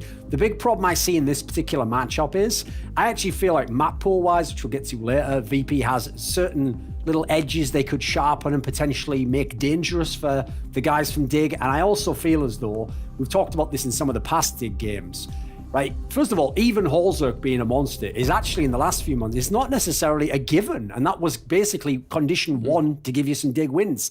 Then get right to being up and down. So my big problem at the moment in this team is I never know what I'm going to get in terms of firepower. Like, actually, that's the least consistent element of the team for me. That's a fair point. We saw a little bit of that yesterday from Holzerg, in fact. And so, you know, kind of dancing on the edge right now, Dignitas. Maniac, do you concur before we get into the map selection here? Yeah, just to bounce back on Holzerg, I was kind of impressed with his first performance when they got together, but just to be fair, I think the pressure on his shoulder is just too high, right? When you are in his position, he's supposed to be surrounded by so much experience. He's supposed to be actually in a comfortable position, right? He's supposed to be raised and mentored into becoming a great player, whereas after a few weeks, everyone, experts included, agree that, you know what, you have to be the guy performing. You will be the one pushing the engine. You will be getting the kills, and then hopefully the experienced guys will clutch them around. What a hard situation to be in, honestly, for Holzerg. Obviously, that gives him a platform to shine, which is great if they do well. But if they fall, we will remember Holzerg as the guy that couldn't carry them, and I think it's a little bit unfair. That's a fair point to go with. I mean, do we have any thoughts here from Virtus.pro before we hop into it? Because here's their map pool we're looking at. I mean, they are pretty much Inferno, and that's the name of the game for them. But Doran, what are you making of Virtus.pro going into this match? Yeah, well, actually, that's probably the most interesting part to me is, like, first of all, they do very much remind me of when they were a Vanguard, which is that most of the time, they're not going to be that good. But like every now and then, they will almost trip over and have a great game. And part of it is they can do it on maps that aren't even high win rate for them, as they did at the Major, where they were winning on like Mirage, that they had like a 25% win rate on. So here, in the Vita, I'll tell you right now what I'm scared for if you Dig, is that it ends up on Train. Because that is one of Dig's most played maps, and that is a map that they have an appalling win rate on. And I tell you what, we already know that this Vanguard/VP team, it's actually they've chosen to take it out themselves, have always played that. So there's one that I think was a danger, but that's out of the window at the moment. Where would you like to see this one go, Mania? I feel like, I mean, Inferno has to be on the table, perhaps. Inferno was going to be my bet, honestly. It looks to be right in the middle for both teams. If you're VP, obviously, as you said, the numbers are good. It's the map that you've been winning again and again. Probably the only map where you have an interesting win rate. Whereas, I want to say an IP, no, that's Dig. Whereas Dig, you know, they've played Inferno a million times. Okay, they actually decided not to go for Inferno and go for Vertigo. That is interesting, not to say risky, but you know what? Why not? Why not, honestly? This is actually a scary move if you're a Dig fan, because they've only played it 4 times in the last 3 months, and they've only won it half the time. Whereas actually, like, even though Virtus.pro's around a similar kind of win rate, they've played it a lot more. So listen, this is a map that's very, very tricky. And in my opinion, it's not one you just play willy-nilly. You really have to know your opponent on this map, because if you don't have a read on what he's going to do, you can really get thrown off. So if Dig can win this, if Vendetta and Fifth Lauren have put in the hours, I'll say props to them. But I feel like this is also, wasn't the one I expected to end up on, but it's a potential banana skin scenario where you could slip up real bad. No, fair enough. And so we're going to do something a little different. Thank you very much, gentlemen, for the analysis going into this match. And I'm definitely keeping an eye on things now that it's Vertigo. That's going to shift things up. But we're going to change it up. We're going to have an interview very quickly, a minute long, with Yokinder. And I guess not. We're going to break. We're going to break. We'll be right back.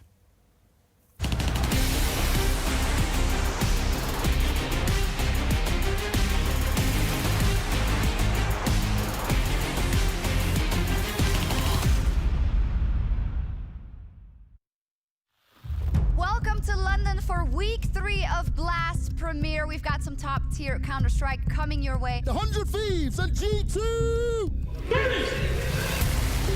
Down now, 2 quick kills. They should not lose this game right now. This is not a team that yet has the pedigree to beat an EG. It is Valentine's Day, guys, but what happens under the desk stays under the desk. Dad and Dad, we're back together. So what we have to do, we will win this game. Deal? But they're coming in from long as well. Visa's gonna be there. What an upset. It took all 3 maps. This is going to be a spicy one. 100 Thieves versus EG! They take them down in overtime and win the whole series 2-0. A banger of a match between G2 and OG. Chance for this, and he gets down to 1v2 to close it out. EG versus OG for a spot in the spring finals in Moscow. We are legends of this game. We will rip, shoot hits. Deal?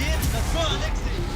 It was an upset last time and everyone was shocked, but here we go. OG absolutely living the dream, and they will take him down for a second time.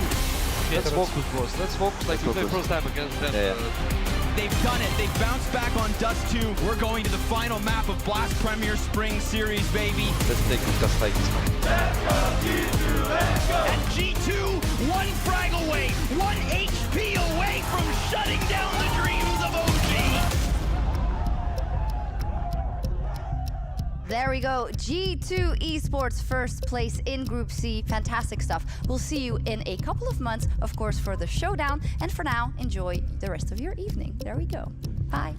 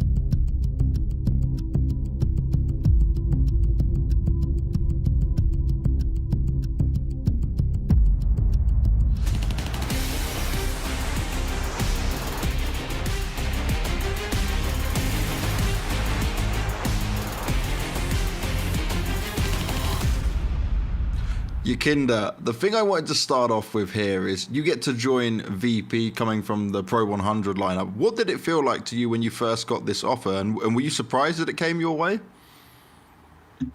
Well, I mean, I was putting in a lot of work lately, like the past year or so. So I was working really hard, and I thought that I'm gonna get like in a higher level team, and I wasn't really surprised because the deal was actually like going on for like a while now, and it only came closed like in May, but it started like a lot faster, you know, like the interest from the organization.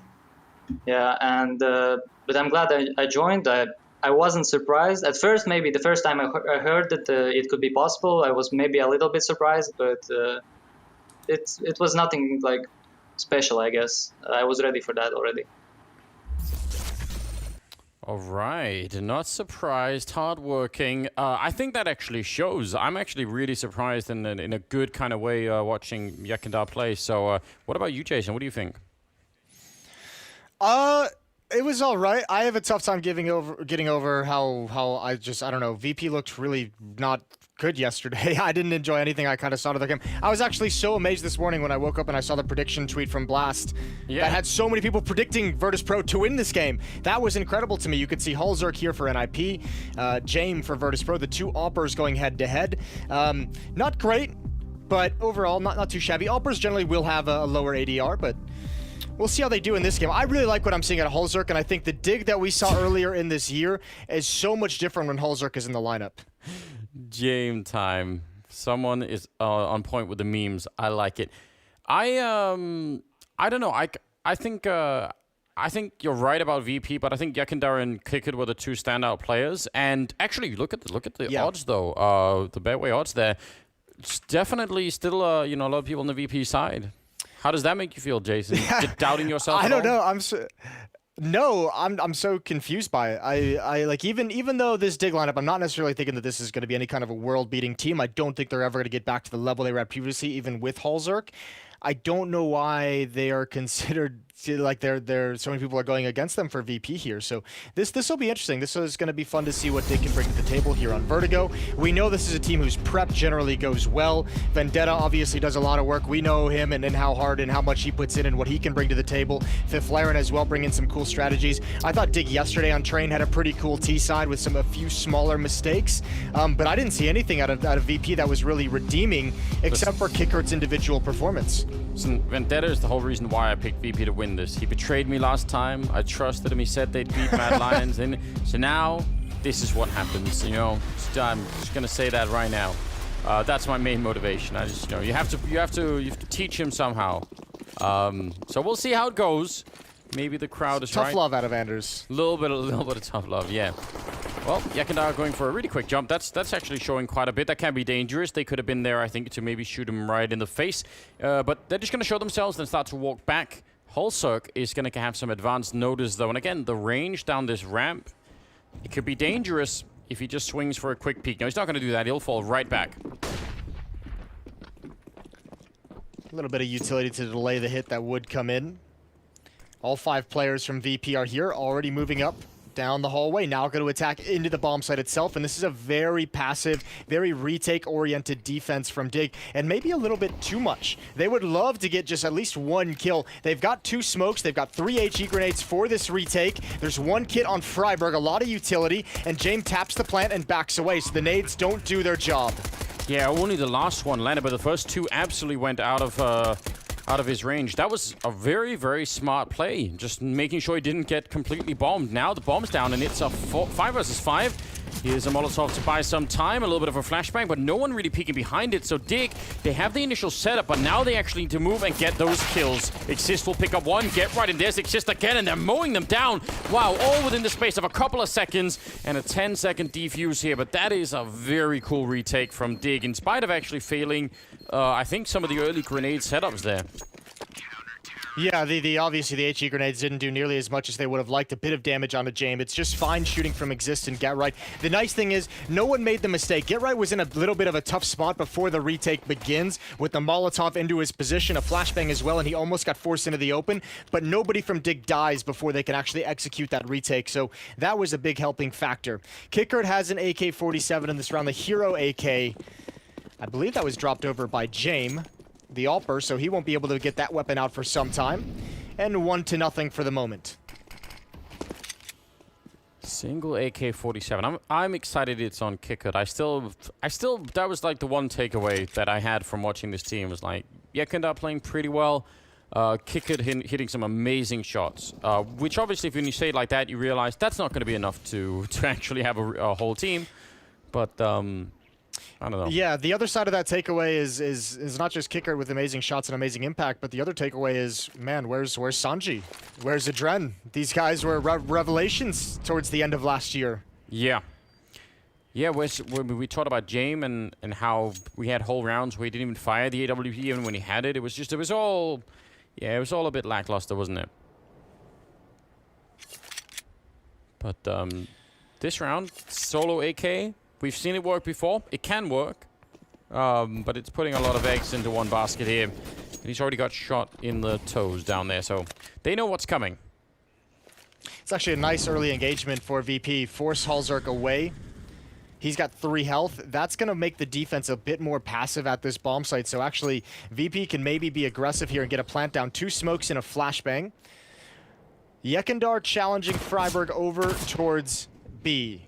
And he's not too worried about it, but he has called Forrest back to help out with that M4, with that range.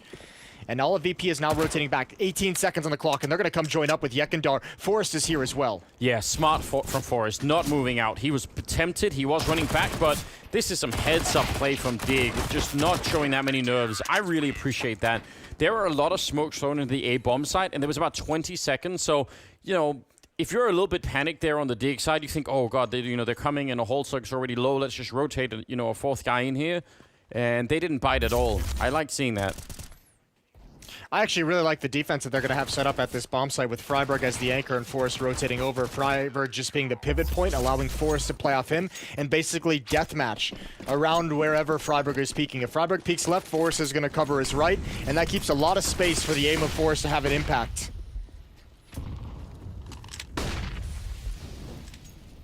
Well, now we got AKs. James has got a Tech 9. So, obviously not the best scenario, but certainly good enough to have an impact. In nearly finding a kill there. If you were watching the game that that NIP were playing on this particular map, you will have seen Plopsky do a lot of work outside of that B-bomb site. He's become sort of a master of that. It's very cool to see. Not everyone has that luxury. Yeah, it was a lot of fun. Yeah, not everyone has the confidence to just go for those duels at that A bomb or at that B bomb site. Excuse me, on the staircase. Plopsky was able to do it against Saw. We'll see if VP can do something similar against Dig. ENCE is playing over towards the sandbags. There's one Molotov on James, and he's gonna be here. So they could actually put him out of his misery. There it is. ENCE, the smoke to put it out. It takes a while to get it out and to get it deployed. Takes a small bit of damage. Oh, that's a great shot from Kickert. Again, providing an opening for his team, and it might put pressure on ENCE to make a play. Yeah, I mean, that smoke's going to be gone soon. He does peek out for a bit of a shot there. It's just a Tech 9 gone down, and yeah, Kickert knows that. He's going to try and see if he can maybe find the kill on Get Right. He's back here with the M4. Smoke's about to fade in front, but they duck right in front for the bomb plant. 3 versus 4, and now with the bomb down, Adren is covering behind. They know no flank is coming, so in a second they can actually all focus on this. And I mean, even with the smoke there on Freiburg, this is going to be an almost impossible defuse. We'll see. It better be perfect. I'm surprised they're surprised they're even going for this. Yeah. 2 on 4. Freiburg spamming through. At this point, surely you just back away. There's too many angles to clear. And yeah, Forrest, he looks for a peek, looks for one frag, and now it's time to go. Freiburg gonna join up with them. So first round for VP, slow progressive hit towards that B bomb site, and they find a pretty disjointed defense. ENCE was never able to get put into play with a teammate in support either. They can drop weapons over. The question is, how long are they going to wait before Hulzer gets an AWP in his hand? Freiburg could actually drop him one over, considering he has a kit, a smoke, and 1 flash. It'll lessen some of the nades he can bring forward, but it might be worth it. You have to assume, surely, that there's some sort of protocol in play for when ENCE does get Molotov, because you know that's going to happen like 95% of the time when you're hiding behind the sandbags. So what's the plan? You smoke it off. That's fine. That's good. That's a good start. Now what? Does he flash himself out? Do you have someone inside of the bomb site? There's got to be a protocol in play for Dig that just wasn't executed for whatever reason.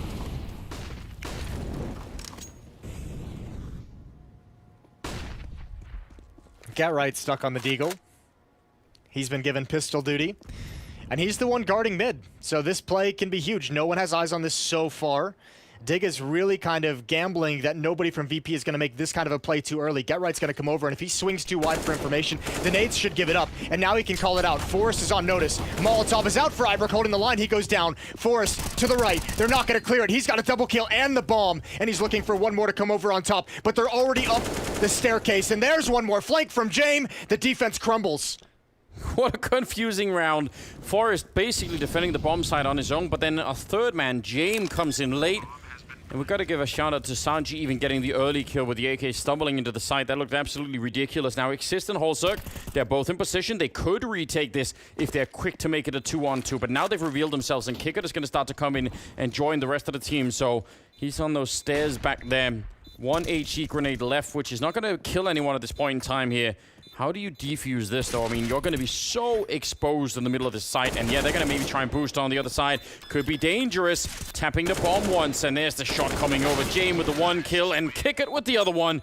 Close call there and very, very expensive for VP. But they pick up the win and no money now for Dig.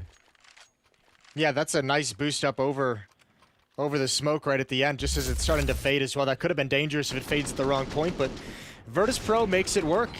And yeah, that's a weird scenario. Freiburg and Forrest just get caught in awkward positions because there was no one actually defending mid, because there was no real warning before that attack actually occurs.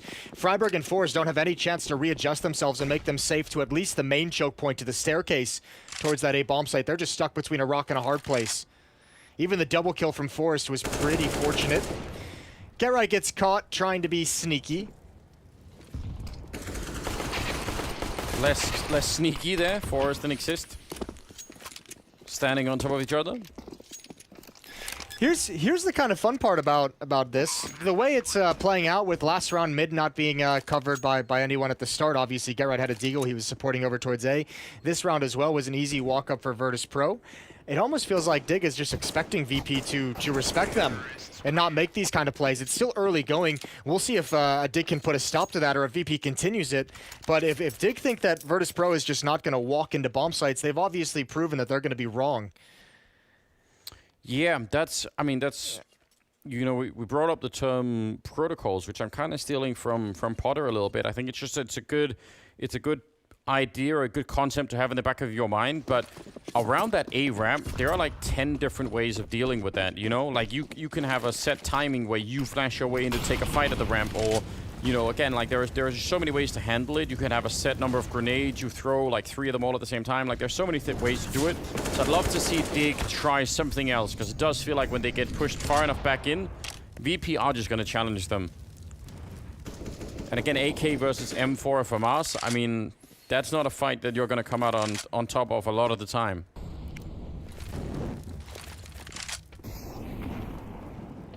That's Here a we nice... go. Freiburg again in the initial defense. Nades deep into the back of the B bomb site. He's peering down. A good dink onto Yekindar. 14 HP. The nade. Oh, it does go far enough. What a hero toss. Hulzerk with a double kill.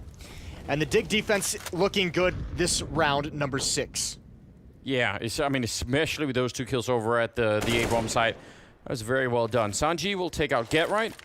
Smoke off towards the middle, hoping that maybe he can force someone else to come peek him. In fact, he will, but it's going to be like 3 of them almost at his position for us to take him down. And James now, with the bomb, could be interesting if he could sneak in a bomb plant. I mean, I don't think he's going to win the round behind it, but again, it would give them a bit of a bonus, and maybe could make it more expensive a Dig if he could take 1 or 2 with him in the fight here. He's actually going to keep peeking and will take down Hulzerk. Not a bad start, and it will at least be a bomb plant here.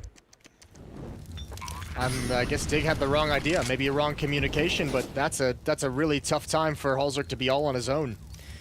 James playing around this smoke. Retake has not yet begun. Oh, they spot him out. There must have been a crack. Exist knew it the whole time. Defuse comes in and Dig has tied things up 3-3. But the money's still not good for Dig. They have 3 players survive. And it's going to be another investment from Virtus.pro, especially with the extra bonus money of this plant. They're flush with cash. They're sitting fine. 9K on Kicker. 8K on Sanji and Yekindar. It's only Dig who's really struggling to have any kind of cash flow. Did he see it? Yeah, something is showing there. You're absolutely right. I mean, another thing to just to point out, I suppose, 3 AKs being picked up there by Dig. Always fun when you're on the CT side. In a previous life, Jason, those would have been all creeks. Do you miss those days? Not really. That life sucked. Glad we got away from that one. Yekindar again gonna challenge. You gotta like this. I like the pop flash as well. It didn't really do anything except force Yekindar to look in a different direction. It didn't blind him. I think the real test we're gonna start seeing from VP, I believe they're gonna start attacking Get Right's position a little bit more frequently. Yeah, they could try and put some pressure on that part of the middle there. Sanji walked right into that, or I think it spread in a way that he just wasn't expecting. It's kind of frustrating. Yeah, especially the noise queue is probably the worst of it. I think he wanted to maybe lurk, maybe challenge. But remember, they've picked him off with an aggressive push in the previous round, and they also had that freebie round where he had the deagle. So I think they're going to feel like mid is a place that is providing them a lot of success. Exist going to put the Molotov out again, so they know his position. Yeah, Hulzerk with a headshot. Kick it again, trying to push the angle. But now it's actually, he's just hanging out there. They will try and grenade him, but he gets back around the corner, and I mean, that's good enough. As long as he doesn't go down needlessly, I'm kind of happy about it. 5 versus 3, 40 seconds now, and they go for the fight. This is a nice idea. Basically a 3-man push to try and fight on that right-hand side, and that's a bit of a power play coming out from Dig.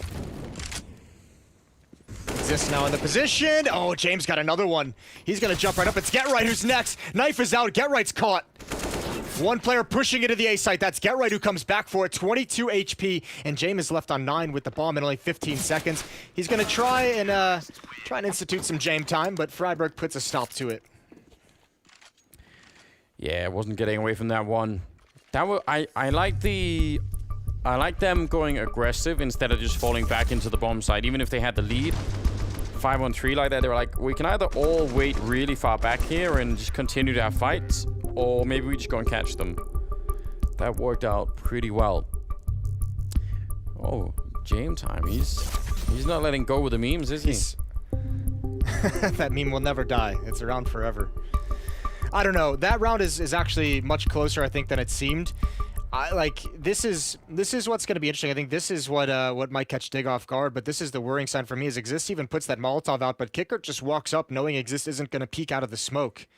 There's a world in which he catches Hulzerk entirely off guard and opens up that A-bomb site, and then it's a really awkward position for Exist to be in with no support to escape that scenario. Yeah, I'm still not 100% seeing what it is Exist is sort of really meant to do. Like, I'm not seeing the overall plan. Maybe I'll have to go back and watch the demo to really catch it, but it feels to me like, yeah, he's putting out the Molotov, and then I'm not sure what the next step is. It's very basic, and I think the reason you're not, he's putting the Molotov out with the smoke, staying in it, and then waiting for a pop flash to peek and use it as the escape. But it's that peek, that ability to maybe grab one kill as you fall back and information on top of it. Oh god, oh dear, that is a rough miss. Get Right is gonna thankfully return the favor. But I think that's got to be Get Right calling Hulzerk over and saying, listen, he's starting to really challenge me here in mid. Just let's come put him down for one round, and hopefully he stays away from that idea for some time. And obviously the miss is going to make him feel more comfortable taking that challenge. Yeah, I mean, that was just inexplicable, wasn't it? We're never going to see Hulzerk do that again. Incredible grenade landing there on the A ramp. That's got to be really annoying. Both Jame and Kickert getting tagged up on that one. Yekindar has been having this fight with Freiburg quite a lot and hasn't really been coming out on top, and this time all he does is tag him. It prompts another pop flash, but Yekindar will take him down this time. He knows Forrest is in there somewhere. He's going to go for it, but Forrest will bring him down instead. 3-on-3, 35 seconds, and they're going to go for the A side, trying to smoke off Exist and Get Right both. That is being spotted, although the smoke will actually block him off. I think maybe the AWP would have had a chance there. Oh, Jame was looking for that. He missed his chance as well. Both AWPers missing shots you'd normally see them hit. We have a 3-on-3 retake, and Get Right, I think, desperately wants to switch out for a rifle. Forrest is going to come in on the flank. That's the AWP taken care of, and now he can go passive, looking for the response. Get Right and Exist. One smoke on Forrest as well. They know one is still in the bomb site, and now they have the location of Kickert. Good job from Exist to bait out the peaks, get the information before committing to any fight, and it's a 5th round for Dig. Yeah, smart way to throw the smoke back there. Once the bomb is down, it's really awkward if the T's are allowed to hide over on that little corridor, but worked out just fine. 5-3. That is the money once again gone. Yeah, this is the grenade. Boom. Right on top. This is... Oh, that's all. That's also freaking out. Oh my lord, that's the whole thing. You know, that's a whole sequence. We've all been there. Take the watch off as well, young man. Yeah, don't want to be damaging yourself or the watch. This time he did not miss, so it's all good. That's good. Well, that last round is an interesting, or I guess it's a good example of why I don't have a whole lot of. Ooh, hold the phone. Get Right in Forest setting up a crossfire. They kind of know this is coming. Good peek from Forest, and VP has never seen 2 players here in mid. They see it now, and Freiburg gets a triple. That previous round is one that is kind of why I don't have a whole lot of confidence in Virtus.pro, and I'm interested to see if they do it again here. But this T side seems very much predicated on people just winning an opening fight. You saw Yekindar challenge Freiburg over at the B bomb site. You saw Sanji challenging Get Right and Hulzerk in mid all on his own. You're just seeing across the map. We've seen Kickert like solo try and walk up into the A bomb site. It doesn't look like VP necessarily have a plan to find opening kills. They're just kind of sending some of their aimers into positions and seeing what they can find, and that is not going to be a consistently winning recipe. Yeah, I'm sort of tempted to agree. I'm getting. I mean, I was worried from the beginning, I reckon, but I'm getting progressively more worried as this is going on. Look at the bank as well that's building on Dig, and yeah, VP they need to start doing some real damage. I think it's like 1 out of 3 fights, or maybe something like that, has been won by Freiburg versus Yekindar over on that side. So I mean, if if they could find a way to change that, maybe that would also help out. Looks like they're gonna go quick though. Well, Molotov's going to stop him and slow him down. Nade is going to bring James to 4 HP. Molotov towards sandbags, but this time nobody is here. And I believe we already have Freiburg pushing down that B ramp, or the B stairs. He's already got a solid position if they are to fall back. So this is actually a phenomenal sequence for Dig. The fact that they've put a stop to VP's fast-paced attack, they've done so much damage, and they still have a lot of utility remaining. This is perfect for Dig. Yeah, they've set themselves up very nicely. And I mean, yeah, the amount of damage alone is a real issue here. Setting up with all the standard grenades and everything you'd want, the smokes, but again, this isn't necessarily part of the bigger problem here. Adren will go down, Holzerk next in line, Yakendar with an important return, but you can usually get the bomb plant down on this A site. It's holding it afterwards, that's the issue. Small miscue from Dig though. That's a passive defense that exposed Holzerk. And Yakendar still in some damage on top. Okay, right, that's a good swing. Molotov to delay the plant as well. These players from VP are just so softened up, the nade to clean it off. Freiburg rotates over, he finds a double kill, and it's just Sanji. Holzerk was the only frag and the only entrance that VP could find. Yeah, and they're being very passive. I mean, this is just good play. Make sure that he has to expose himself all the way before he has to take a fight, and I actually just think the fundamental theory right now that's being put into play from Dig is really solid, because all they're doing is saying, yeah, you could be allowed to get up and get the bomb plant down, but by the time you get there, we'll have, you know, a fair few grenades that, you know, you have to eat along the way, and we can retake it. I'm sure even if the bomb went down, Dig would have just set up for the retake smokes that we've come to know by now, and they wouldn't be panicked at all. So I love this A defense that they've got going on and the theory behind it. It all feels very old school. Passive and utility dropping.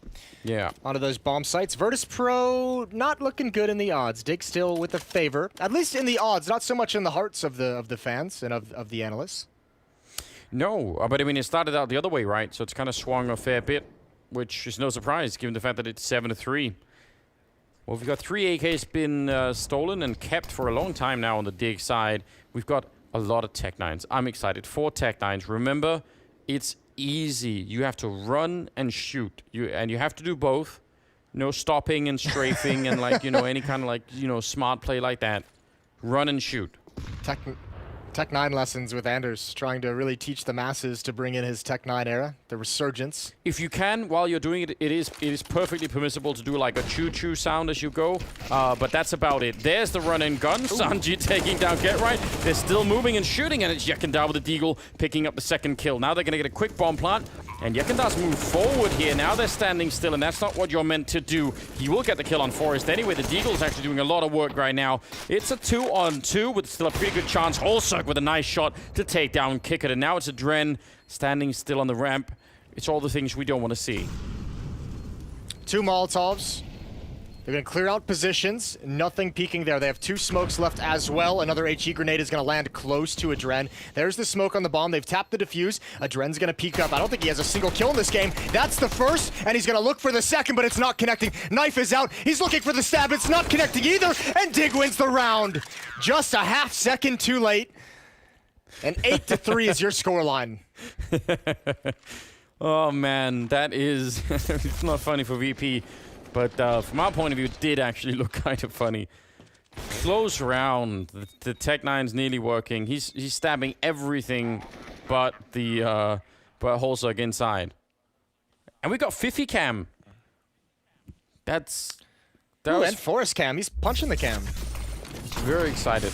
I like it. I want to see Dig excited about this. Freiburg winning yet another fight. It's gone real well for Freiburg over there. He is a rock in the B-bomb side. Well, he did that in the couple rounds ago and just didn't see anybody, but I think that's him sending a message to Yakendar that he's not really going to give him that kind of space to work with anymore. Yakendar's been able to get up those stairs. Now it's Get Right's turn to get his head ripped off. Yeah. Peeking with the Molotov. Not usually a good idea. But this is the success story of this style of VP, of sending so many people individually to find something. As look what Kickert's been able to accomplish because of that kill onto Get Right, because of the pressure that Freiburg was encountering. Kickert had plenty of space to move up into this position. Fortunately, Dig, they don't like to aggressively defend this A bomb site. They play passive, they play retake anyway, so it's not going to have too much impact in this round. But the advanced position makes VP feel very safe. Yeah, it does. Almost maybe too safe there. They had a lot of Molotovs. I don't think they had enough smokes to block off this AWP, so, I mean, look. They did have 3 flashbangs, though. Yeah, they had flashbangs, right? So maybe they could have put one of them out there, but that's going to cost them quite a bit here.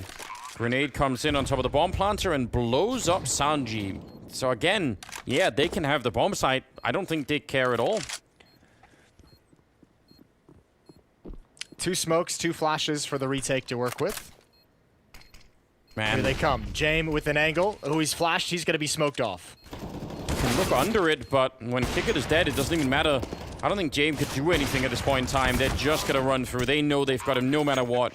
And defuse happens right afterwards. 9-3. Again, this A bomb site is, well, like, there's great fundamentals coming out right now from Dig. It's really good to see. I almost feel like VP, they've got to realize this isn't the hard part of the mission. It's not getting the bomb down. That can be done. What do you do afterwards? And especially, yeah, I mean, they've had, what, 4 bomb plants in the last 7 rounds, and they haven't been able to win any of them. Only the one with the Dread and his knife have been close, even. Here we go, fast-paced again towards the A bomb site. This was shut down pretty convincingly previously when VP tried to pull it off. Again, Adren has taken a lot of damage, down to 41 health, and Yekindar is looking for the push. Freiburg is getting a bit bold, a bit cheeky at this side of the map. Why not? He's been winning quite a bit. Maybe just try and push the envelope a bit. See if you can get more out of it even.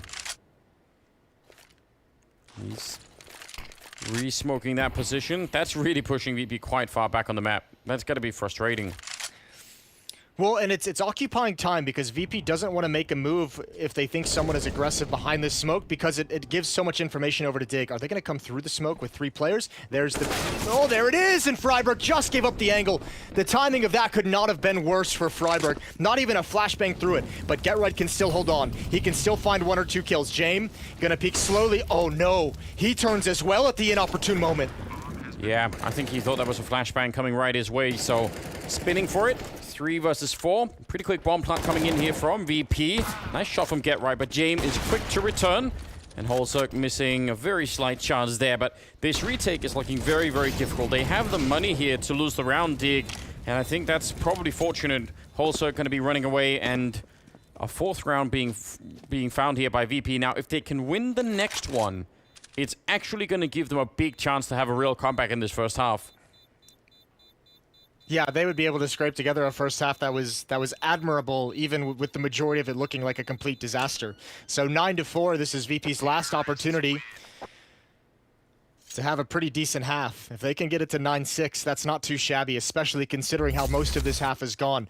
But they have to do something they haven't really been able to prove at all. I mean, just that's their first round. They finally put a stop. It was a 7-0 run for Dig to get up to 9-3. Now that VP has won, they need to win these last 3 in a row. They've only done that once. They've only been able to string rounds together 1 time in this half.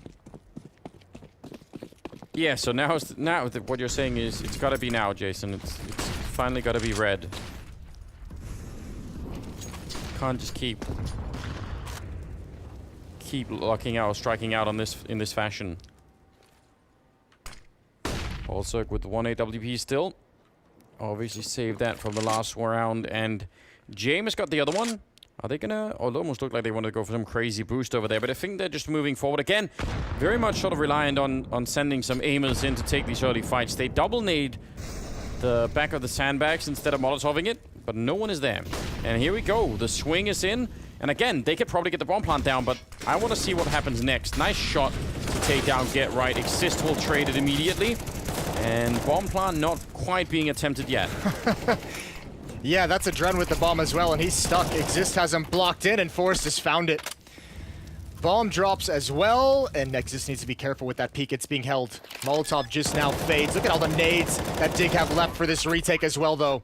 Again, you can nade the bomb plant. There it is. Yekindar down to 20, James down to 42. Smokes are going to clear, but then the Molotovs will be put into play. Now all the counter utility comes out from Dig, and as you mentioned, this is the hard part for VP.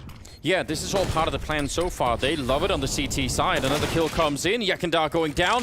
And a quick kick-out coming back in. And just look at his point of view when he walks up here. It's just all smoke. There's a giant wall. He can't see anything. And he goes right down. Man, this is... It's all just planned out. And here's what's really disturbing to me. It feels like VP just continuously think that, you know, as they have that bomb plan and it's like a 3 and 4, they're like, yeah, this is the time. It's like they're not catching on to the fact that for Dig, this is just all playing exactly how they want. Yeah, there's not really a whole lot of variation on these hits for VP. We've seen this play out a number of times. It's similar smokes. It's a similar plan of getting that bomb planted. The best A hit they've had, ironically, is when they had those Tech 9s, because they ignored the plant once they got into the bomb site. They actually attacked forward and caught the Dig defenders completely off guard. When Dig wants to play retake, they're expecting that wall of smokes. They're expecting for you to run to the plant spot and try and get the bomb down during the craziness. That's the old style of attacking this bomb site. VP needs to be way, way more aggressive and find some of those picks before they get the plant. Yeah, well, I mean, they've run out of rounds to try and make a lot of these adjustments, right? At this point, this is just like almost theoretical for the next time they play this. Forest goes down. So usually he's been there to pop flash Freiburg in. Now instead it's Freiburg on his own. But again, he has been solid. They've pulled in Holzerk, which leaves Exist alone on A, but they might not even mind that Dig. They might just say, that's fine, because we're retaking A anyway, so whatever. Nice kill there on a Dren from Freiburg, and yeah, Exist is going to say, it's the same thing, guys. Come back and retake it with me. We'll win another round. They have this same exact nade. I can't believe Sanji's actually just sticking the plant as well. 46 HP taken off by Utility. Utility damage has been so good. Exist has 258. Get Right 226 and Freiburg 339 in this match so far. They've been bombing VP with Utility. Ooh, one little difference here. Look at how close up Sanji's pushed in.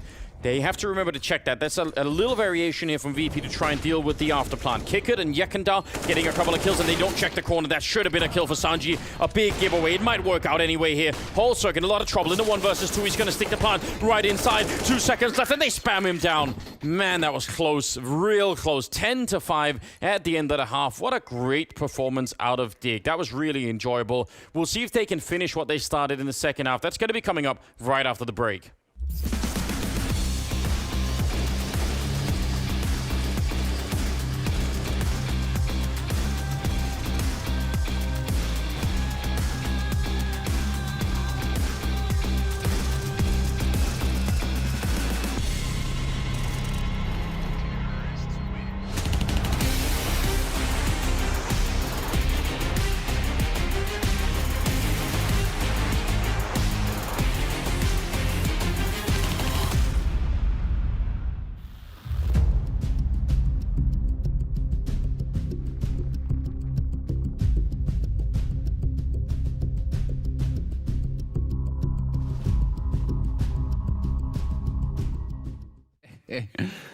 You got to draw a line somewhere, I guess. Only good for that 1 week. NBK is going to be in for a bit of a tight time here. Whoa. Nicely done. Point blank finds one, gets a second, a third, looking for it, and he gets the fourth as well.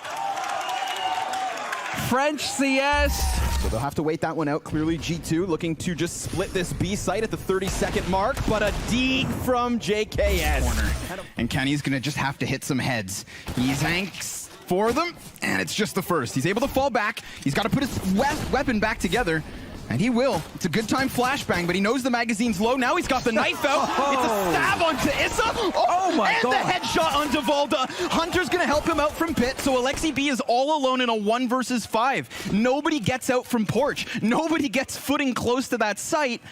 And it all goes around Kenny S. Wow. Alexi, the 1-on-3, you think he's got no chance. 1 player back default, 1 in the pit. It's one of the most dangerous crossfires, even when you have 5 alive.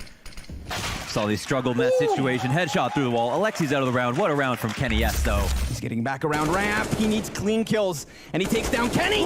Follows up onto Hunter. Wow. 3 frags from him.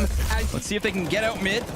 again, smoke spam. Great timing coming out of the CTs. OG throwing Alexi B forward, only able to grab another kill, but he's done such a great job. Oh, what? Nexa robs it back. 3 kills, but here comes Valda on the flank, hot on the heels of the mid play. 2v2, and he dodges the op. Kenny sprints into the B side. Yeah. Yeah, wants to get some exits here. Ruin the ratio. Oh my god. He's going to get them both. Oh, Kenny's going to die to the bomb. So he's got to come out with a wicked Kenny peek, and it's just going to feed Valda. I mean, we say Mantu shouldn't get all 3, but Mantu also had 100 HP, and the door's open. Aminek's going to rush it. Whoa, his teammate it's not there. planted. Oh, he 3 can't even seconds. cover that. There's no way. Aminek robs the round. Close the door. Has to form a miracle to be able to win that. Oh, Once but again, running into the blender versus Fur Hunter, top of the hut. Finally. Oh, good trade comes out, but Nexa looks to pick up the pieces. 2 up versus 1. Alexi only Mac 10 in hand.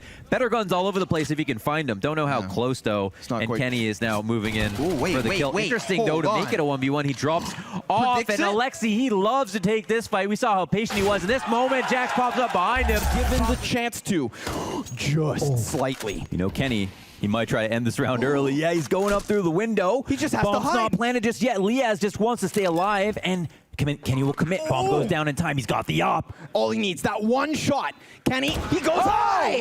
Up top.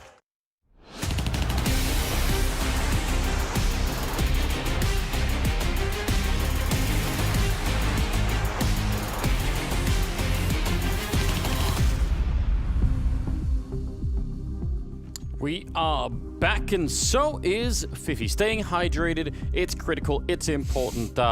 Jason, describe your immediate feelings seeing Fifi on a webcam.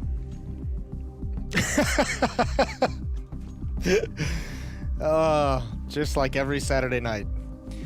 It's pure joy. I like seeing excitement. him on webcam. I like having him back. He was a long time in the cold. He was gone from Counter-Strike for far too long. I like that he's come back in this project, and by all accounts, by all glimpses, I think he's helping them institute some really cool tactical things into their gameplay, which we hadn't really seen some innovation out of some of these players in this lineup in some time. So very nice to have him back in the team. If you wanted evidence of the depth of the homework they've been doing, Dig, you just have to look at those A retakes on the CT side. Like that doesn't just happen. It's so well drilled. I really appreciate it. So yeah, they are close to the finishing line here. If they can get off to a good start winning the pistol round, it's almost certainly going to cement it. We'll have to see if VP can turn this around somehow. But there was a lot of uninspired round in that first half, and yeah, I think this is going to be almost impossible just from the way that they're playing. I'm not seeing a lot out of them right now that makes me think this is going to be doable. Well, at least in this pistol round, it seemed like they had a good setup for a moment, but Dig have just started rotating away. Yekindar is pushed down the A stairs. Adren and Jane were here. They heard some footsteps, and now that's disappeared. If Dig hit this timing while they're starting to push forward, there's only one defender at A, and again, it's a retake at that bomb site. But I don't know if there's enough resistance there for VP to have a good leg for that retake to actually occur. Well, it's However, one of those Dig things. is going very slow. Yeah, but I was going to say as well, like, it's one of those things, right, where it so much depends on whether or not you get one of those USP shots. If you can just get one before the bomb goes down, and, you know, maybe one as they're falling back from it, like that, it's small things like that. There are 2 HE grenades on Dig, which I'm really suspicious now. Are they just waiting for the defuse? Are they doing the same but in reverse? They're saving the HE grenades. Jason, this could be disgusting. Look at how far out the bomb is. You have to be close to it to defuse, and they're still saving them. Oh my god. This is beautiful. I want to see this. Please let this work.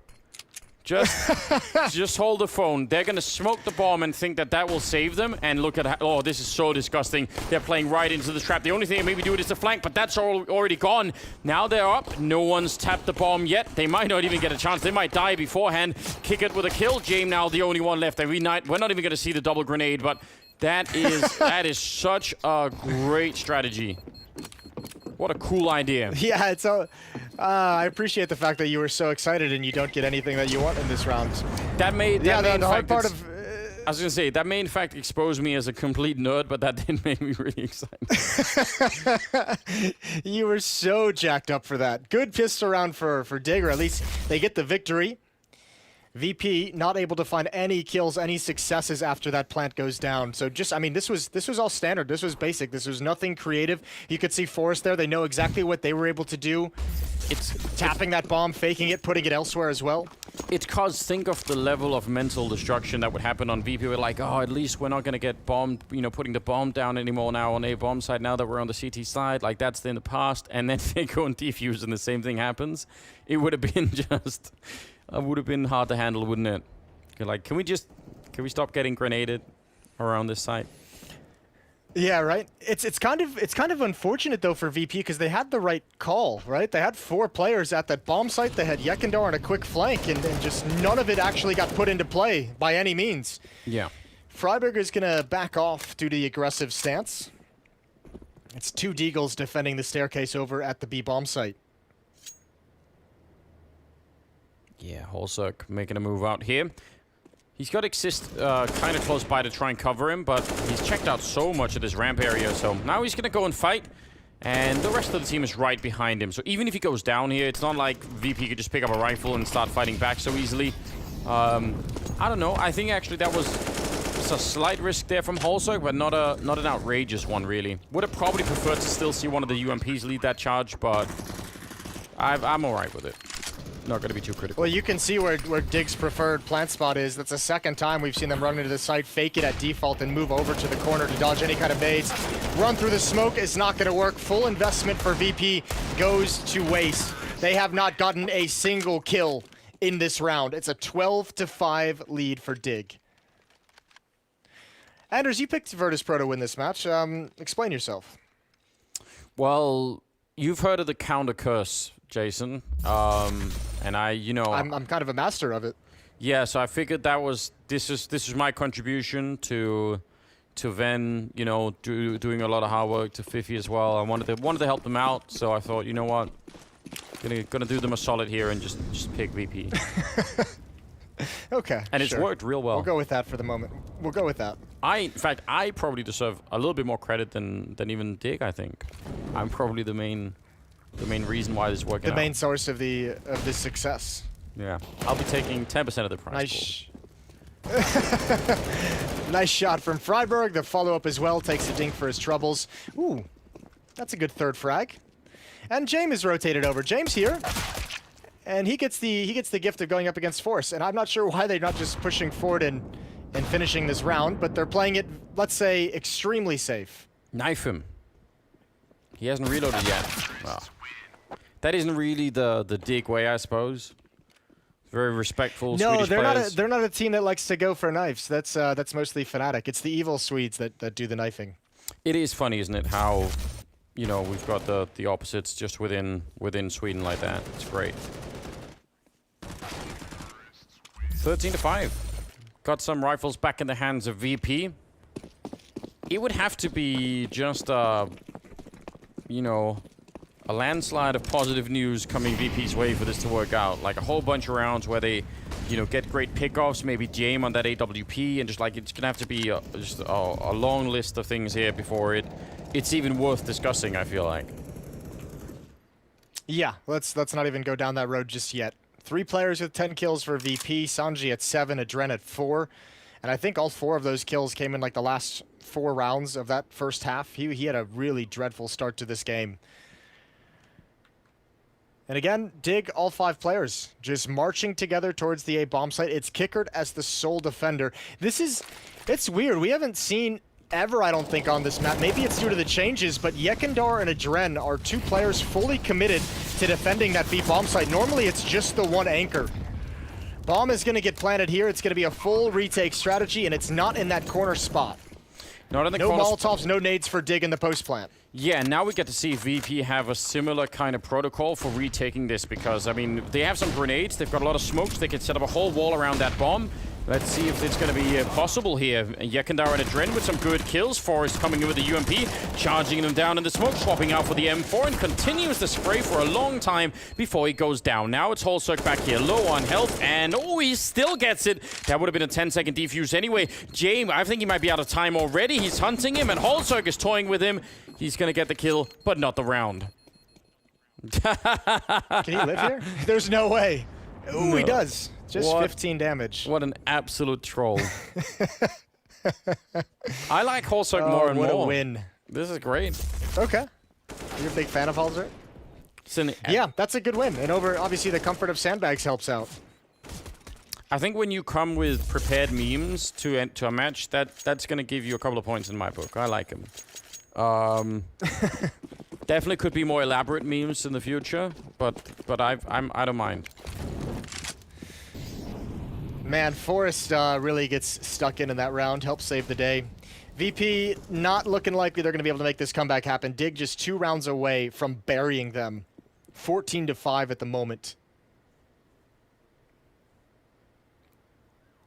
Yeah, and I mean, the wish, the hope that they could have, you know, a bunch of good openings and all the rest of it. They had one, and that was Kickert basically on the A site, and then, you know, he got pushed back and the bomb went down. So the way that they're set up now, though, Kickert and James, like, they're far forward. They could get a pick off and then fall back. It's much better this round. It's just weird seeing Kickert as the only defender at A. They had 2 players in mid, 2 players at the B bomb site. I mean, and obviously maybe just a perfect counter call for Dig. In another world, maybe that setup works, but we just don't see it too often. Easy shot from James as Holzerk just kind of lackadaisically goes for a stroll right in the open.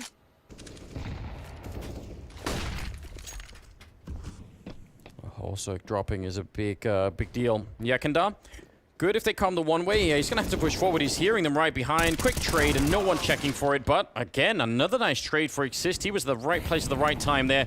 Get right's in middle, so Exist would almost have to fight and then try and put the bomb down. Excellent kill. James actually, I mean, not really over-rotating, but just doing it so quickly that he got caught out. And now it looks like they're going to go back. If they get to A, I don't think Adren, they're so far away right now. They can beat them to the punch. Yeah, they absolutely can. I mean, they're hearing it the whole way. It's going to be a post-plant scenario. Get right. Got to toss this smoke out. 12 seconds on the clock. That bomb needs to get in. They're going to come up the wrap side, and here we go. Plant is going to go down. It's got time for it, and obviously safety. 1 grenade on Get Right, Molotov, and 2 smokes, and a kit for VP to work with. Oh, there's the first opening. Would have been big if Get Right could have got that kill, but I don't think he was quite ready for it. Kicker was really far up, so maybe that's just what caught him off guard. Now Exist, he can get smoked off. He could actually get smoked off 2 different ways. They need to try and do that and then get this defuse in. Last chance at all, it feels like, for VP in this game. A little bit of a tap on the bomb as Exist is just playing with them, and Kicker comes in from the other side. They do have a kit, so 14-6. That's not a bad retake for VP in the 2-on-2. That they really nearly got completely faked out. They actually played that perfectly. The 2-on-2 and the 2-on-1, especially the 2-on-1. Kickert just remaining passive, knowing Exist has to manage his attention, manage his gaze between 2 completely different locations, and he just waits for the bomb tap to start making his move, and Exist just never had the information that Adren wasn't actually on the bomb. So 14-6. Virtus.pro needing a massive run here down the stretch. And I like that setup over at A-Ramp where they have at least somewhat of a forward position. I really think VP needs to get some pickoffs before we get into the bomb plant territory here. Kickert and Adren. Actually, Adren's still moving forward. He's really, Kickert coming back for more. Holzerk maybe making a bit of noise there, and that's dangerous. He could be going down, and indeed he will. So he was very much alone. That's going to be really frustrating for Holzerk. Yeah, Holzerk probably felt like he had the advantage there. Do you think it's going to be like similar level? Like last time was very dramatic. He looked like someone who was, you know, just the conductor of a symphony or something. It was crazy. I hope so. I hope it is the exact same thing. I hope that just becomes his way of expelling all that frustration of losing a battle. Yekindar, the only defender here at B for the moment, and it looks like Freiburg, Get Right, and Exist are going to start coming over. Freiburg leading the way at the staircase. Molotov is out. That's the position they got killed at last time. Smoke is dropped, although the fire spreads. Actually, Yekindar caught off guard by how much the flame spread, but doesn't have any information aside from just 1 player's presence, so he has not called anyone over to help. More flames. They're just slowly burning him out of the bomb site. Trying to find an angle over the smoke, but he was low and he goes down. And now they're on the site again. The first exchange happens basically when Dig are inside of the bomb sites, and that's a really big issue right now for VP. Even if they had the lead right now, and the bomb is much delayed, so that was an incredible kill there to slow them down. Now 4 versus 3. Adren coming in from the one side, while the other 3 are retaking from the other side. Adren is He's hopefully not timed out. He's standing very much still. That makes me nervous. There's Sanji. No, Adren is moving forward. 3 on 3. Get right with a big kill. And he's looking for more. Almost pre-firing it. Get right. Fully in play now. Huge round for him with the double. And Forrest will help out. And there's the triple kill. Get right saving them completely there. Yeah, that's some brilliant shooting from Get Right. The immediate headshot on the first player who peeks, and he plays everything just perfect after the fact. And that's a disaster for VP. A 4-on-3 post plant. They let slip away. And look at the money they have to play with after the fact. Nice job from Get Right. In a tough situation because of the delay on that plant, because of the Molotov on top of it as well. Dig couldn't really escape that bomb site or set up in any better positions. That had to just be stand your ground. 9-round lead, 9 chances to win this map. Auto shotgun on Jane. So if nothing else, that could be fun. Makes one of the best sounds I think of any gun in Counter-Strike. It's high up there. Cool. Get right going down. The only thing that could outdo it, Jason, is if they if they introduce the TMP again. TMP was the shit. I love the TMP. Yeah, it's a banging gun, isn't it? Because you knew anyone that got killed by it was just instantly tilted. Just on edge. It was an alpha buy, an alpha purchase. He really sent a message. You let him know that you're the daddy when you kill him with the TMP. Maybe now that we've got Valve to add the MP5 and no one's using it, we could get them to add the TMP so we can also not use that. What if they replaced the CZ with the TMP? What if you had the selection T side as CZ, CT side as TMP? Or it'd be OP, that's wouldn't an idea. it? I feel like it'd be OP. Well, the CTs need something. They need something OP to go in their favor. Here we go. Forrest going to lead the way into the bomb site. There's the nade out. Ooh, it's going to land just perfectly. Dig have broken their own rule of dodging nade damage, and there goes Sanji. Forrest down to 14 HP. Exist is at 100, but 2 on 5. Even with the diminished weaponry, I don't think Dig have it in him. This is a perfect chance for Exist, though. He could be a superhero right now. Some spray coming out for us, softening them up, and tagging in Exist. Oh, they're all coming for him, actually. That's a problem. I thought maybe he could be allowed to stay back and snipe and, jiggle peek it, but no, they actually just went straight for him. Another round for VP. And again, fighting to tie the scoreline and split the points here in the group. That's what we're looking for. 8 more rounds. Still a little distance away here. Yeah. We're not even going to mention that one word. No, you're right. They have a long way to go still. Another buy for Dig, especially with that plant, the extra bonus money. They had so much cash built up. They did a great job in the first, 5-6 rounds of this half to build up money as they went on a 5-1 streak to start things out. But VP responding finally. No AWPs in play. 5 AKs for the T side. Oh, and look at the speed here coming in. We want to see if they could maybe find that kill. Freiburg does go down, but Exist is there to try and follow it up. But even better return as Yekindar will take down Exist. So a 2-for-1 trade over on those B stairs. The bomb is pretty far back. But I like the idea from Dig to just... You have so many rounds to test out with. Why not try and see if you could get like a knockout in that round? And the confusion has caused Get Right to get all the way in here. Oh, look at how he snuck under. This is very cool. Yeah, but he can't stay here. He has to keep going. He has to keep pushing forward. When the smoke clears, which is going to be any moment, he's so screwed. Kickert's going to come for a peek, and just as he looks away... Oh, okay, Get Right Cam. Let's see the reaction. We know he's mad. We know it. We've all been there.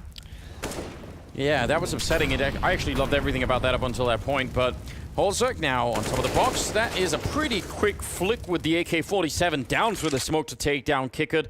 And this round is not really done yet. Good flashbang, though, and they'll go and fight. Forrest out in the open, had nowhere to hide. So, another round. 15-8 now. And out of money, more or less. Yeah, finally, VP's taking it all away, ripped it out of their hands. They could go for a half buy if they want to try and keep the money low. They do have a 2-round losing bonus, so they'll get 2,400 in the next round. A couple players could get Deagle and maybe light armor, some utility to have some success. A plant would be helpful. And now James has the op as well for Virtus.pro. So defense starting to look, they're shoring things up. Still a long way to go, but at least we're seeing them actually win some of these initial battles. That's a great double nade. Kickert is brought down to 15 health. Yeah, he stepped right on top of all of the grenades. Pretty painful. But still, with just pistols and only really armor on Forest, it should be not that much of an issue, even if one of their players is a bit low there. Dig waiting around, I think maybe for a mistake of sorts, but don't know how many they're gonna get here. Nice shot. That's James going down. Oh no, Forest comes in with another one. Didn't realize Kicker was all the way in the corner, but it's gonna give them the bomb plant here. Flick misses. Oh, if this is how they win a dig, that would just be completely insulting. Exist will get another one, and now Yekindar and Kicker, he's low on health. The final spread, and that's it. 16-8. What a steal. You can see all the smiles. Everyone's having a good time. And man, that's a dominant victory for Dig over VP. Their woes continue, Anders. They did not look great again today. Wow, Sen, Fiflaren, it's good to see. They're really having a good time and much deserved. We'll see what the analysts say when we come back after the break, so stay tuned and we'll be right there.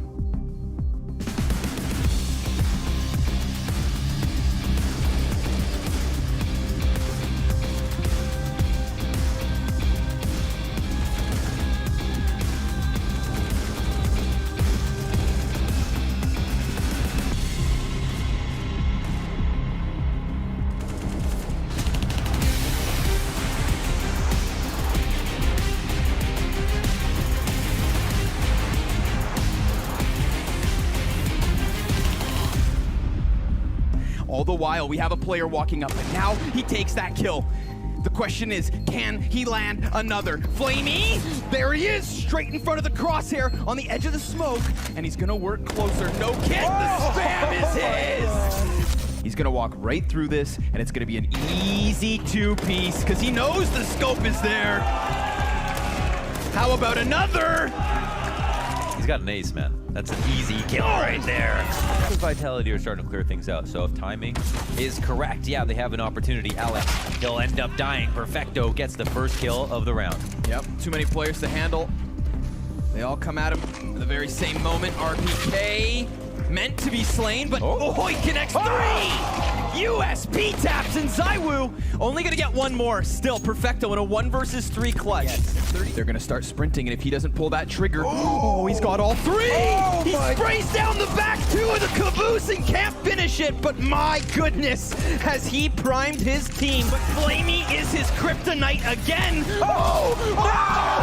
RPK takes three! He didn't just do that! Magus gets blind, and there's a chance. Zipnik falls in mid, but a double. 3 kills for Dupree, and a 4th on top.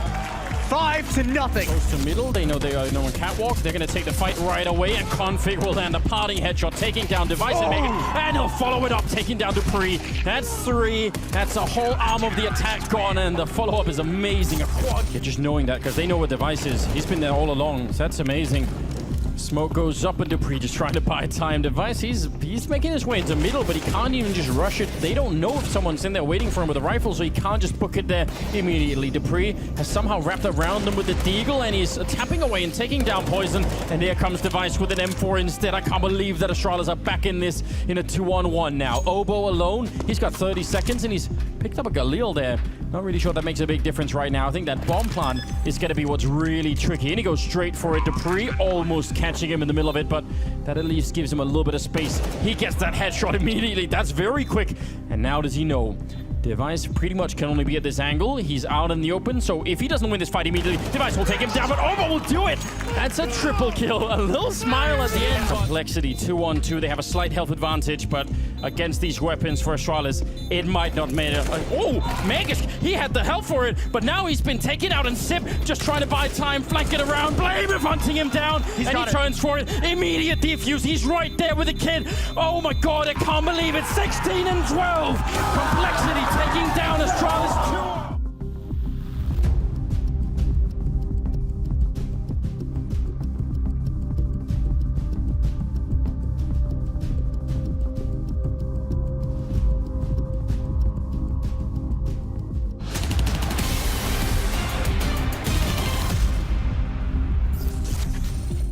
So, there we have it. The results of our match are in. Nip dismantling Virtus.pro. The Bears try to put up a fight at the end, but turns out that the Owls, I think that's what that logo is, the Owls, they've just got 2 sharp claws, man. Just the claws couldn't handle it. I've got two analysts that predicted Virtus.pro to win, so I'm looking forward to hearing their explanation for why that backfired on him. And I'm going to throw it to Thorin first for some get some explaining here. I see the reaction. So Thorin, walk us through it, man. What happened in that map?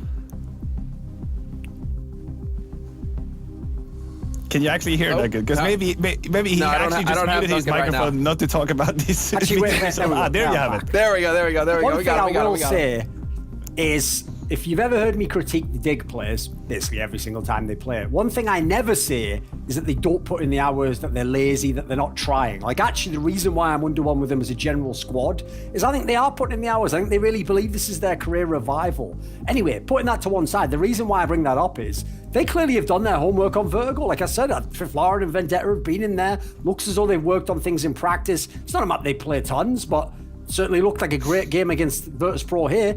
Listen, admittedly, VP gave them a million chances by being unable to know what to do in the last 60 to 70 seconds of a round, but even so, the Dig players had to get the kills, they had to secure those rounds, and they looked about 2.5 times better than VP, if not more, in this game. It did look like they were in full control, and I think, Maniac, you actually have a TeamSpeak clip that'll highlight just how prepared Dignitas were going into this match. Nice. Jag kan lägga smoken på bomben. Ni har 3 smokes. Lyssna, jag lägger min smoke bara på defen. Framför där. Smokar gula. Jag kommer flasha gula här, boys. Lägg en flash här. Jag flashar över, långt till vänster. Flasha Sam där. Flasha till vänster. Jag vet. Gula, död. Adam, Adam håller. Jag håller den. Nice. Det har fy fan vad nice flow vi har nu alltså. That I appreciate. I really do appreciate it. Listen, the reason I wanted to pick that clip is that this is the definition of how you do not mess up a round in which you have the advantage, right? You have the time, you have the number. You say, okay, what utility do we have? We have 3 smokes. All right, I will smoke there. You will smoke there. We do it together and we retake. That is a perfect execution of a retake. And if you are playing Counter-Strike and you have teammates, just watch this clip over and over again because that's a beautiful blueprint for you to use. I just wish that I had Fiflaren, as my cheerleader in my corner.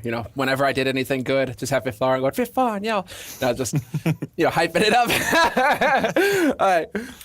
I think we've got an interview with Get Right, and then we'll go ahead and talk. It's all about. Yeah, the chickens missed that one somehow, but that's all right. Whatever, it's the day. So we're going to hear from Get Right now. Yes, you guys really showed us the full team performance this time around when it came to Vertigo, and a solid win here for you. Did something just feel right today, or anything special that happened? Not really specifically. We've been training a lot the past few weeks. We've been having some problems in general, like me with my health and that kind of stuff. But we're playing as much as we can, and we are grinding as much as we can as well. But in the same time, we just know that Train is a map that we like to play. So the last 2 games weren't really showing the results that we want to. And we have not played that much Vertigo, so it was a little bit so-so feeling going to this one. But in the same time, we felt comfortable enough to beat Virtus.pro at least.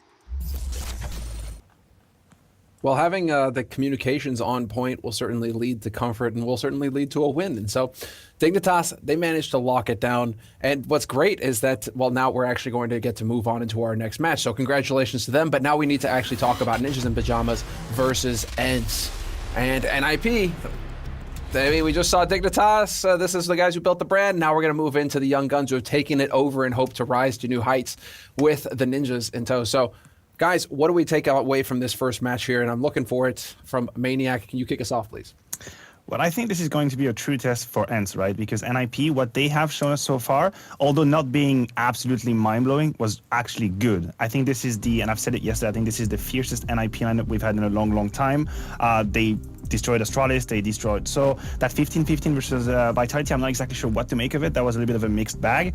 But in terms of player, in terms of cohesion, structuring the game, skill, there are a tons of plus if you do the pros and the cons. The only question is, and as Duncan alluded to yesterday, is the superstar. Who is the superstar? I have a guess, I have a candidate. I think that Nok could be that player on the long run, but he's still very, very young, super new in that roster. He's the rookie by excellence. I think Nok and Plopsky are actually the two heavy hitters right now, but Nok would be the one that I would give him, you know, the benefit of the doubt of becoming one day a superstar.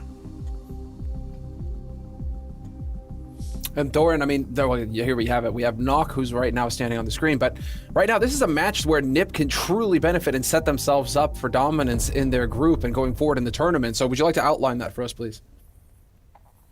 Yeah, agreed. Obviously, if you finish first place in the group, you go straight to the finals of this showdown, at which point you'll only have one series to play to potentially be in the spring series finals, the tournament where you're going to see Complexity and Na'Vi and all those big names that we saw from the spring series. I'm doing a good job of keeping track of all the names here.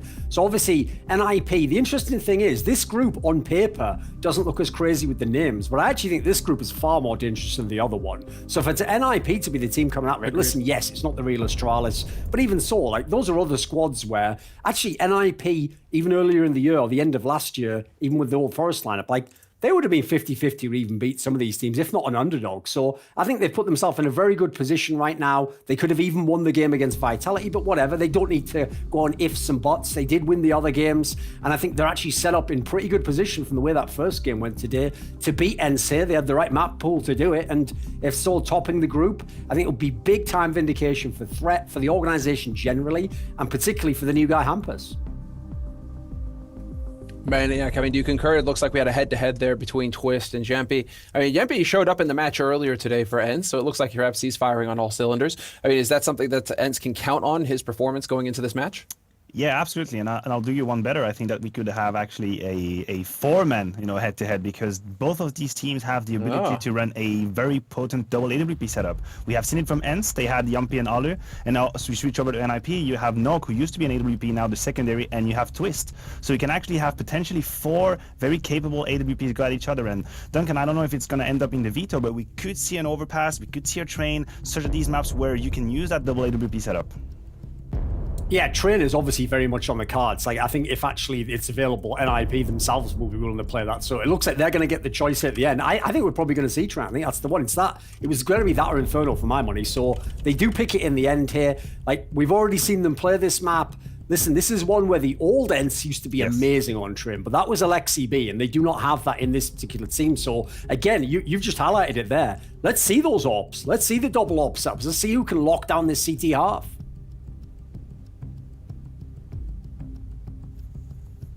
And is that going to come back to haunt them, the lack of a tactical leader? I mean, can Sunny fill that role going into this match versus NIP, where you've got, like you said, Threat, who is no slouch in the tactical department? You know that he's going to be very involved with the players now that we're online and the coaches can get involved. I mean, is that going to be enough for ENCE to fight back with here? And, I'll ask Maniac that. You're rolling your eyes already, so go for it. I'm just thinking that, it's hard to say, and we always put it this way, you cannot just copy-paste a strat book from an in-game leader, right? Alexi B had his own way to go about train, but what is very interesting is that when they brought in Sunny, they said Sunny is a voice. He's a voice in the game. He will have the ideas. He will help Alu with this new task of being an IGL. Well, you know what? This is it. This is your moment. Train, very hard map to maneuver sometimes on the T side. If you have a bad start, don't really have the economy. You have to go up against double AWP. You have to handle all the utilities from the CT side. Well, now is your time. I would like to see Sunny. And actually, I'm going to listen to ENCE when they play on their TeamSpeak to see if he's actually coming up with solutions. Obviously, I don't understand, but just how much he's talking in the freestyle, that's going to be an interesting point. And Thorin, before we get into the match, I mean, any final thoughts here? Before something to keep an eye on as we go into this one? Yeah, I would say in keeping with the theme, let's watch the T-side events. Let's see what they've got. Like, first of all, they did literally, when Alexi B was at Blast Spring, say that apparently they were using most of his strats from Spawn. Now, listen, 1-year-old strats at this point in time are not going to get it done in the current meta. So Sunny's going to very much have to bring his own game here, because I expect NIP to be strong on both sides. Agreed. All right, so this is going to be a fascinating one, a big match for the day here in the European groups. And so we're going to get right into the action after a break. So, gentlemen, thank you very much for your analysis, and we'll be right back.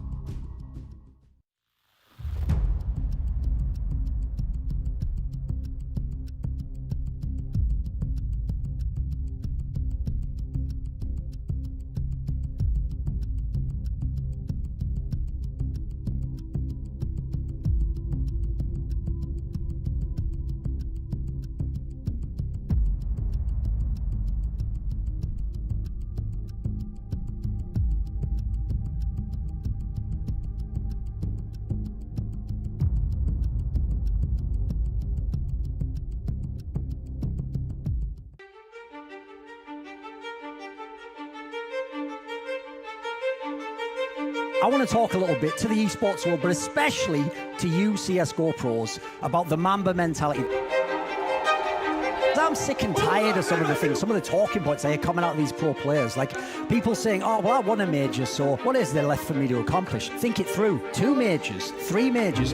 How about being the best you can be? If you could win 5 majors, if you could set the record, go ahead and go for that. That's what the Mamba mentality is about. It's about pursuing greatness. It's about building a legacy for yourself. It's about actually trying to be the best you can be, whatever level you're on.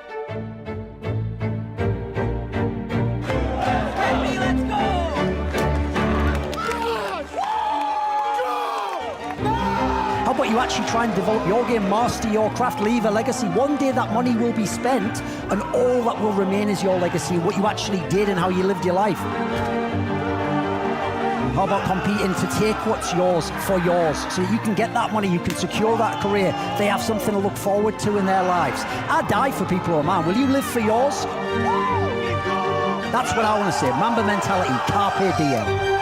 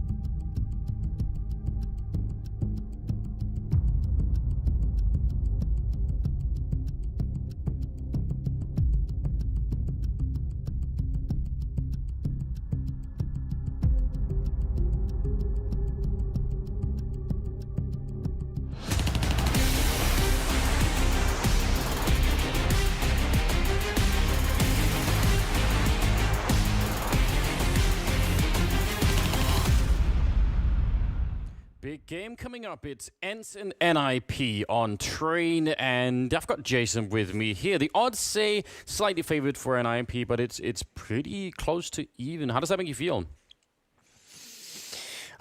Just fine, although I guess the odds would be predicated on ENCE looking much better here on Train than what we saw on Dust 2 earlier today against Saw. Now, I'm hoping that was kind of a little bit of a warm-up game for ENCE. They've played themselves into shape. They talked it over during that one-map break and just, you know, hashed out any communication issues that were going on, because I thought they looked very, very disorganized. And Dust 2, if you're disorganized on Dust 2, you have to assume you're going to be organized on Train, which is a much more complex map strategically as a team. So this is a big test for ENCE, and they should be thankful that they're starting on the CT side. Yeah, they were getting confused about a lot of basic things that we really weren't expecting. I like this, though. 3 men over at the B bomb site. Aerial to take a kill. A follow-up as well with the CC. They had a flank from Alu if that fight had continued. This is a near-perfect start that they should not really be giving away. Yeah, I'm going to say Alu, just don't even give them a chance. It should be impossible. If everyone just sinks back and plays smart, Yumpy and Sunny far back under camera, one can rotate in towards CT Con. They shouldn't be able to lose this round because you can't even allow the plant if you get into a tough spot. 3 players committed to this B bomb site for the moment on defense. Twist is going to try and throw some kind of a fake, I would imagine, just by his presence. And we'll see what that can do. But for NIP, the goal at this point is to get that bomb planted. Yeah, that would give them, you know, the ability to buy in that second round, which is, again, people love doing. But yeah, they would almost have to put in some effort to lose this round at the current stage. Smoke down the sidewalk is pretty good. It isolates Aerial a bit, so if they can get down and kill Aerial without anyone else going down on the NIP side, that's where something at least could start to happen. But they're falling back, and I mean, they got Twist on the other side. Were they just expecting a reaction? Maybe someone walking into Twist? Is that what that was about? A reaction, counter utility. Maybe they're counting on the fact that a third player would get pulled over to that inner bomb site and readjusting. We'll see if they can run the gauntlet and make their way in. Twist has a kill. They've thinned out the defense just a little bit. Bomb still not at the site. Sunny waiting for his moment to pounce, and he goes down. And all of a sudden, this is doable for NIP. A 2-on-3, 15 seconds, but the bomb site is flooded with players. Wow. That actually, especially the last 2 there, that looked like they almost stacked on top of each other. Closer than it seemed. But ENCE successfully, you know, managed to keep the round. Don't throw it away. Which is good, because they were doing a lot of that earlier. Yeah, they did give up some really weird advantages on Dust 2. That's why I'm thinking hopefully they've cleared things out. Still, this is going to be a tough test for both teams. Bomb not going down, but 2K, NIP is going to save here in the second round. They'll wait to buy for that third. Oh, Sergey. He's close with the MP9. They do not have armor. This is a dream, or at least it could be. Oh no, it's a team kill instead. So kind of a nightmare. Well, the dream was always for ENCE, right? It was a nightmare the whole way for NIP. Yeah. Just more of a nightmare. Just it became even worse somehow. Alu waiting as they come out. That MP9 is still down there. And yeah, that smoke's gonna fade, and they're just gonna go straight to their certain death. There was really no other outcome. Alu with 3 kills. That's not bad whatsoever. And really, with no production in terms of frags for NIP, ENCE gonna just chill with these SMGs. The Famas as well on Yumpy, and they have a chance for a bonus round in a certain sense here. If they can upgrade some of those SMGs to AK-47s or the free upgrades to the M4s as their teammates drop them, it'll all be good. ENCE is up 2-0, and they've got full utility. They've only got 2 kits. Yeah, well, that could be fine, but you never know. Some amazing grenades landing on Hampus and Twist. Wow. Yeah, that is a rough start for NIP. Early damage, looking good. Yeah. Aerial close up towards T-Con, waiting for that pop flash in, waiting to call the signal. There's the deep Molotov, and he's just going to walk in with it slowly and silently. Meanwhile, all of NIP is relocating towards that B bomb site. One lurker over towards Ivy, that's Knock. Oh, he's gone through the smoke. What a bold play. But if anyone can bring them out, it might be him here. He almost picks up the kill there. Probably should have been one on Yampy. That would have really opened it up. And now Sergey doing some work with the MP9. As you pointed out, you can upgrade that. It's going to be huge. He almost took down Twist there. Nice little shot from Yampy, but it's still a 3-on-3. Massive health advantage for ENCE. That is not always enough. Look at Nok walking in behind. They know that he's here somewhere, but they need to get in and get this bomb defused. And, oh, ducking right in. What an unfortunate fight there for Hampus, and out in the open is Twist. And again, they should know when Nok is coming. I don't think you can stop this defuse. You might be better off just looking for an exit or trying to do something, but yeah, they're going to be right on it. Yeah, the plant wasn't even for him in any way. They never got to secure that bomb site. Sergey did way too much damage for being blinded, for them knowing his location over at Spindle, and for even having 2 players peek straight down on him. The fact that he's able to not only get a kill, but do damage to the next player. You can see Rez here gets caught in the open on top of Oil Train, trying to throw a smoke in towards Khan. So couple issues that hit for NIP, but ENCE, that's the danger. Those SMGs actually do enough work that they can take that round. And now the money is just great for this ENCE defense. 3-0. Yes, it is. 1 AK-47 saved, another one picked up, and some deagles behind it. I mean, it does risk a bit of their economy here, NIP, to do this, but I don't know. I really like bold NIP. I like the fact that they've added this to their sort of style of playing, but they are going to knock straight into Alu's ult. But yeah, I much prefer this to the like sort of timid Swedish Counter-Strike. So I'm not going to criticize them too badly. Oh, Plopsky, perfect timing. Yumpy's gonna go down. Aerial, 7 HP on top of the train. He's very exposed as well. And IP could steal one right back, and now they know his position, and they know he can't be far away. That's a great shot. Rez needs to clean this up, and he almost fails.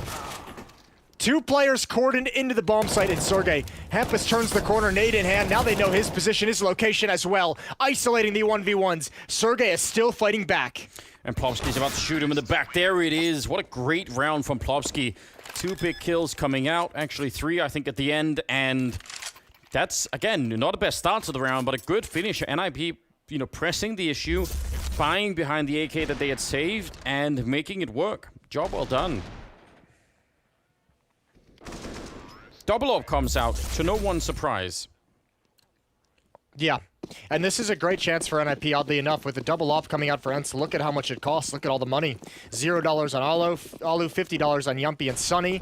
They're very, very broke. So if NIP can close this out, they've got an early reset, and then all of a sudden you could start to forget about the fact that you got swamped on the pistol round. You lost the first 3 rounds of this half. You can start building on your own because you have the economic advantage. a reprieve of not having to deal with all the utility. But for the moment, they're not quite there. Opening kill for Alu. Yeah, through a smoke somewhere, it seemed. 5th round here. Not the best start, but of course it's recoverable still. NIP though have fairly limited control of the map, especially down there at Ivy. I guess they're going to try and see if they could maybe have Nork set up a grenade or two. Actually, just has a Molotov, so it can't really be him, can it? Would have to be Rez. Yeah, there's the smoke out, so they're going to try and go for it here and see if they can just create a good entry all the way back there, blocking off Aerial at least a bit. So right now, Sunny's kind of alone. Aerial's coming back for the smoke, but this MP9 is kind of what's in the A yard at the moment, and that's a bit disappointing. He's still going to win the fight. That's a pretty good hit, but they're right behind him, and the bomb is going to go down. What a lot of success for NIP, given what they had. Yeah, but they'll never expect Aerial in this position, and he can just bide his time until the flank comes down ladder room. I don't even think Plopsky and Hampus have the time or the safety to relocate. They're just stuck on the bomb train, and that's the exact problem. That's the issue. 2 kills for Aerial. He's opened the whole thing up, and Hampus has to worry about players from 3 different angles. Taps away, there's 1, and Alu comes from behind. The 2 oppers finish off the round. A 4th for ENCE, and they survive a scare. Man, you called it. You're exactly right. They just didn't see Aerial coming, and that's that actually cost them everything. What a rough turnaround. I actually thought it was pretty impressive that NIP got out that far from having thrown like 1 smoke towards the back of, or like the back to Ivy there, and then they just had only Sunny to deal with. But still, not going to be winning the round. They can buy though behind the bomb plant, so something's still going to be working out here. Yeah, it's important because they can still keep that pressure up with that bomb plant, and they need to keep applying that. They need to keep making it risky for ENCE to stick into this double op setup. Smoke out about halfway down the lane. There's the boost up, and Twist misses the chance. Aerial baits the shot, but that's going to give some breathing room for Hampus, who's pushed towards high train, and equally Aerial this time probably won't expect it, but he does. He shoulder peeks, and Hampus backs off. Another smoke to cover his relocation, his retreat.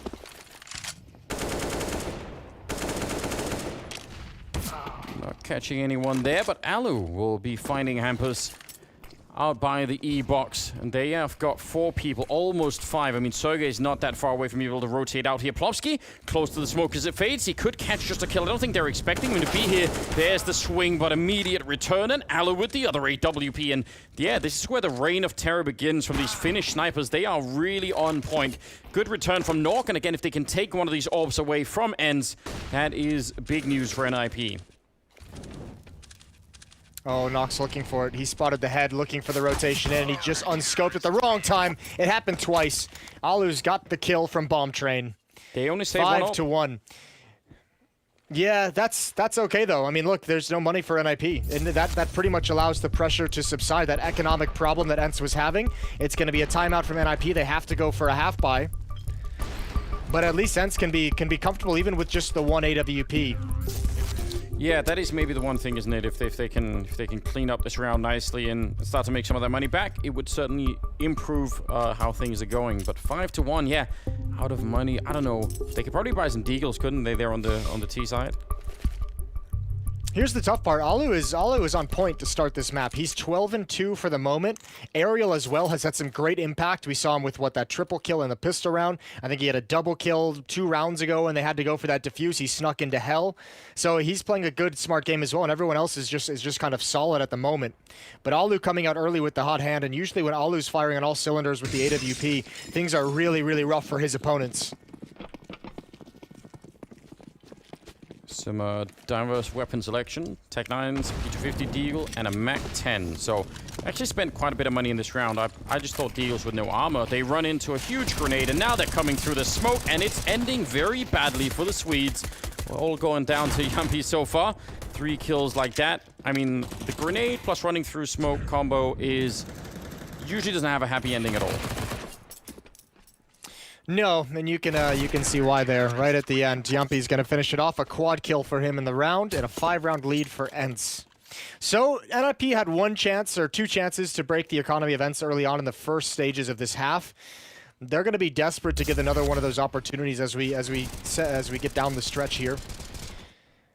But they're going to have to grind it out this time. It's going to have to be 2 to 3 rounds won before the economic pressure will really affect ENCE whatsoever. Yeah, they did rebuy that second orb like you were alluding to, so 8th round. And that double up has been really hard to deal with. Let's see if they're going to be able to this time. Alu pushes all the way up. He's running with the orb all the way up outside of B. Aerial goes down, but him and Sergey are still posted up there. That's really interesting. Look at how aggressive he's being. Why not? Sergey's fallen back. Take a shot here and you can bail out. Yeah, he has. That's a lot of confidence in Alu. I don't know if NIP would even expect it if someone does push down. Look how aggressive both ops are being. This is pretty wild. Alu sees the elbow, backs away, and 2 players down for ENCE. NIP have a 5-on-3. They have to win this.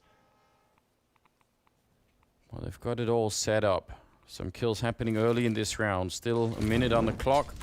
Slightly annoying Molotov, but no, it actually goes the other way. I thought maybe he's going to bounce into Plopsky, but he's just happy to stay there. And, I mean, it's 2 on A, 1 in B. So at worst, they're going to have 5 versus 2 fight out here. And they've seen the op inside. They should know its location, or where at least its last known location was. Another cover of smoke. Nock leads the way. Alu's going to stick around. Sergey and Sunny rotating back to CT spawn. This is going to be a save call. ENCE want nothing to do with this round, and I think that's a great call. Play conservative, play safe with the economy with such a big lead at the moment, and keep things difficult for the Ninjas. So all 5 players will survive for the attacking side as well. That'll help them in a big way. But this is the first step to clawing themselves some rounds back on the board. Ooh. Yeah, a little bit of a shot there. I completely agree. Good idea for ENCE to give this one up. Even with the money in the bank, I mean, there's 1,000 on Aerial, there's 500 on Yampi, so no point in really throwing these rifles away. Might as well drop for the teammates and get back in the action. NIP though, yeah, good early fights being won there. I mean, there wasn't even anything really elaborate, so that could be good news, or it could also be one of those where you're like, yeah, but have you solved the problem of winning a bomb site? Yeah, there is that. Well, I don't think we'll see ENCE go back to that aggressive strategy with both ops pushing up into different choke points. That's, you're risking a lot of your heavy and expensive weaponry doing that. That round, Yumpy is actually punished for it. So, round number 9 coming in hot. Full utility for the T side, same for the defensive side as well. Money still built up for ENCE. And fast-paced down ladder. Important trade for Rez to get, and Sunny is going to follow things up. That one hurts. NIP would have loved to have had control of ladder room. Blowing away some of the rifles, and I guess maybe also just pretending like he may have fallen back to do that. Gonna smoke it off anyway, so... Oh, and I guess he had more grenades to pick up, so it's all good. 3 outside, Sergey on the inside, and yeah, very powerful trade going the way. Oh no, Sunny! Getting absolutely caught off guard. That must have been Plopsky sneaking through the smoke. We had that conversation about Plopsky just yesterday, and it appears that his time at NIP so far, he's really picked up confidence in how he's willing to take fights. Yumpy's in a tough spot. He's got to clear deep to the right, and I don't know if he expects it. He transfers over. He had to go back for a second glance, and he just missed the mark. Smoke clears, and Alu's got one more. Plopsky, he can be aggressive onto this bomb train. There's a flank coming in as well, so the longer Alu can delay and stay alive, the better. But Nock finished him off, and there's a missed shot from Twist as well. A close range with the AWP. And that was the bomb. That's such a huge kill for Sergey. Now, he's just waiting inside. He does have a Molotov, but yeah, he's going to pick up the bomb on the other side. Nock, 25 seconds. Sergey wants to go for it. Is he going to have the balls to swing out? He does go straight for it, but misses the chance. And Nock will take him down. A nice triple here. And NIP winning a 3rd round, man. That was intense. ENCE needs to be careful. They have one more buy. They're going to have to... Well, Alu's going to pick up an AWP. Sergey can either pick up an M4 or drop an op over to Yumpy. And he'll just drop a rifle for Aerial. So this is the last buy. Again, this is what I was talking about with NIP. They had the opportunity early on to gain the money advantage. They have it again here. They've done the work. They've won 2 rounds in a row. This would be the clincher. Then they can move forward into the later stages of this first half with an advantage, with the momentum. Well, this is the big chance, isn't it? This is what they've been really building for. 6-3 is already actually not that bad for NIP, but yeah, this is where they actually get all the return. Yampi close Gonna be Molotoving it off with Aerial chiming in, man. That is, again, Ivy. They just get funneled into that tiny hallway and get completely chewed apart. Oh, that was Hampers, actually. I thought maybe that was someone else, but it wasn't. It was Hampers coming in from the yard, man. That was insane. 3-on-3, and they should be able to get a bomb plant. The Twist is all the way on the other side. He has to run back with it. Oh, this is so awkward. Oh, Sergey's pushed out into the open. Rez is prepared. He even still takes a dink, and they know Yumpy was over towards Ivy. They've got to be very careful. How do you actually get the bomb into this bomb site? Alu has the op at long range, and there's going to be a chance for him to take the shot. Same with Yumpy, who's now moving into position behind Green. Again, it's going to be Rez, but he's been spotted out. There's the follow-up peek, and ENCE is crumbling. It's going to be 3 in a row unless Alu has some magic in his back pocket. It's going to have to be a lot of it. They're going to peek him shortly. He's scoped up. He can't see anything. One step to his right, Hampers, and he'll get the round here, and it's going to be Rez instead. Oh, man. What? I mean, yeah, they slipped and fell then. That round ends. This is what we saw against Saw earlier, and that can't keep happening. No, especially with such an advantage. You had a 5-on-3 with the bomb down at the end of Ivy. Craziness that this slipped away from ENCE's control. It's a really good call from Rez, though. Remember, there was 3 players spotted at the end of Ivy by the Ninjas. So once the kill on Sunny happens out towards T-Mid, out towards E-Box, I mean, Rez knows that he's got a lot of space to push forward and see if he can create something, and he gets all 4 kills in a slow-paced round. UMP jumping, Plopsky's got a double, and NIP cleaning this up. Yeah, as they should. Alu taking a bit of nade damage, and Plopsky will find a way to finish him. So, a triple for Plopsky. Again, just slowly building back up here, our NIP. 6-5 right now. Alu is 15-5. He's way leading the board, and the Rez on the other side at 11 kills. But, I don't know. Again, those are some of the signs that I just don't really understand from ENCE's point of view. That previous round was... Yeah, it's not a very good indication of them, you know, kind of consistently improving. This is going to be another battle for them all of a sudden after that great start. Oh, that's a beautiful flashbang, just dropped at his feet. Hampus jumps over it, but Aerial gets his eyes burned out of their sockets. One more player at E-Box as Hampus comes through. This is a crazy lurk. Here's the footsteps, but it doesn't turn fast enough. Good cover from Alu. It was going to be him or Sunny to go down if they did nothing. Oh, and he's back towards the B-bomb site. Sergey's alone in here, but Alu just showing up in time, finding another kill, and Sergey nearly messing that up. If he hadn't got the kill then, it would have been disastrous. They still have a very good shot at doing this, ENCE, and starting to bring it back now.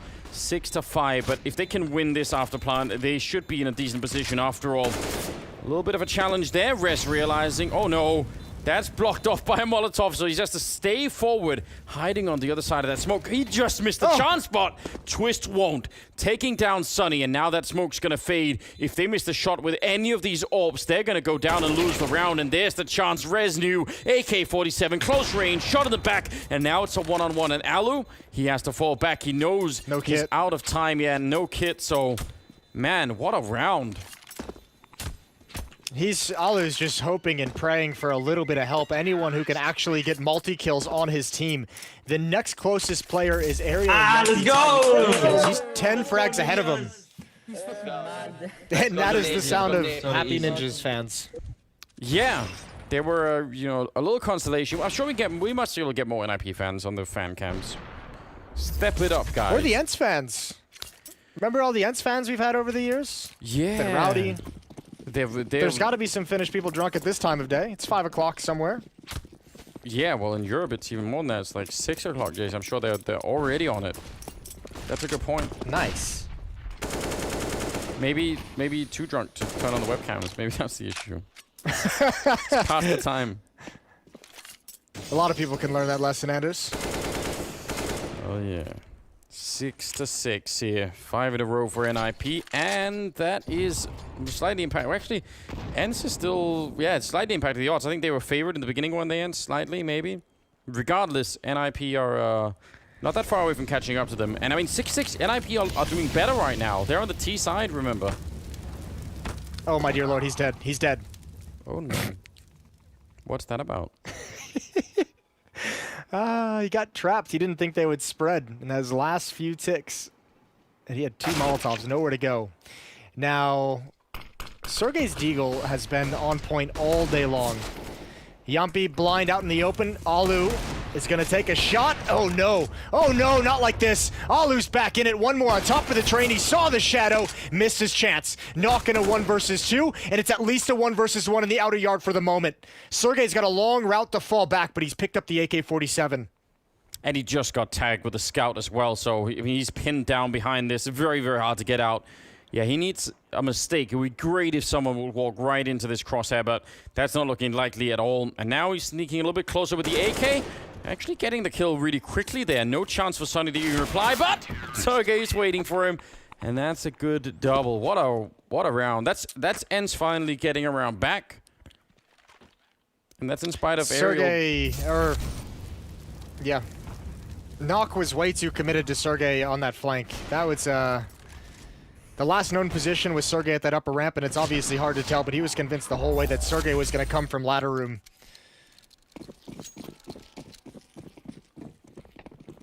So, I mean, that's probably quite necessary for ENCE to actually be winning that round.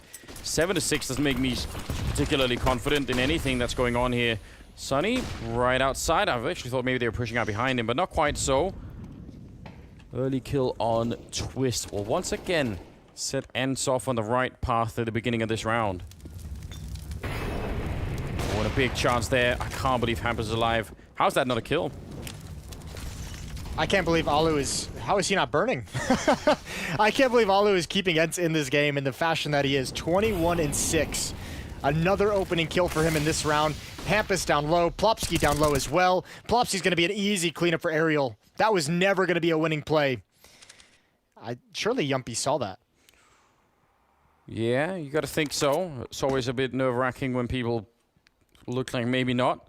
He's looking the right way, and Rez going down, and he had health. So now it's down to Nork and Hampus, and how do you do this 2-on-4 with that little health? Some good spray, and Alu nearly going down, but close.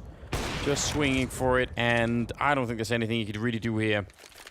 So, I mean, maybe a kill would be fun, but it's the 15th round coming up anyway, so not going to have a... could have an impact. They actually are pretty low on money. If you get 2 kills, it's starting to get really exciting.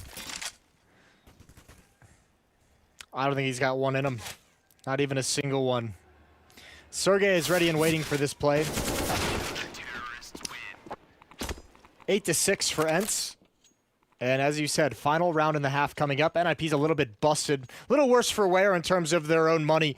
But you have to say, 6 rounds in this T-half. That 5-round run they had from rounds, 8 to 13 is fantastic. Yeah, not on fire, in spite of the fact that he clearly was.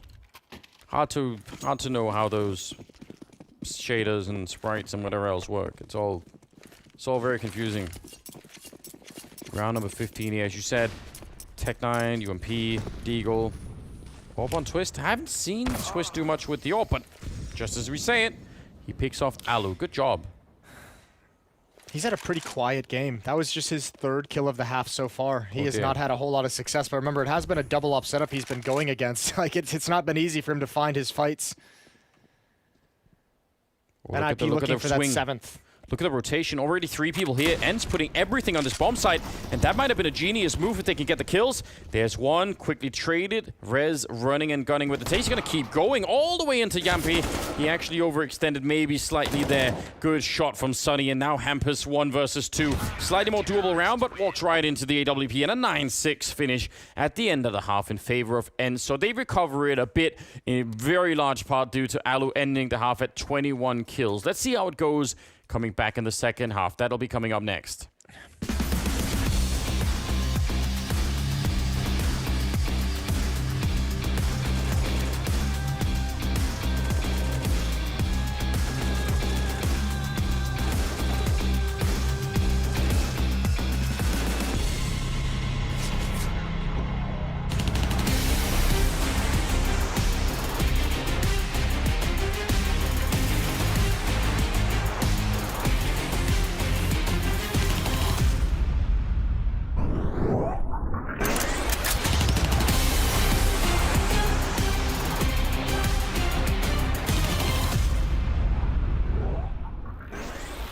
So Deagle is done. I'm currently in the lead. Next up is the AK and overpass.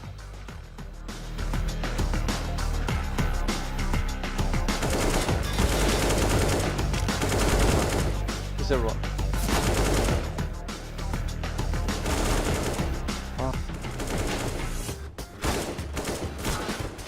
A mid shot suddenly. One of the most confusing thing is there's no radar, so you don't. I've been spawning on the same position every.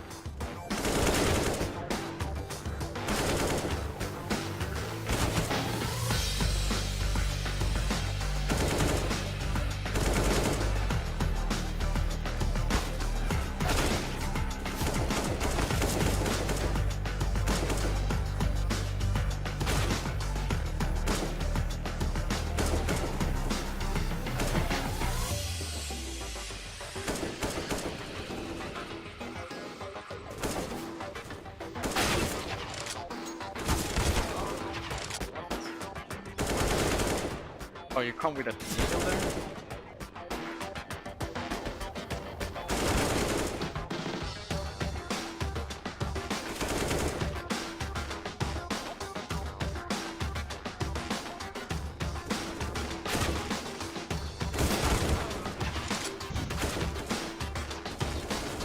There's 2 guys spawning there. What?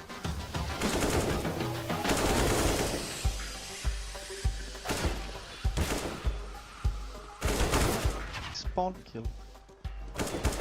Can't even see you.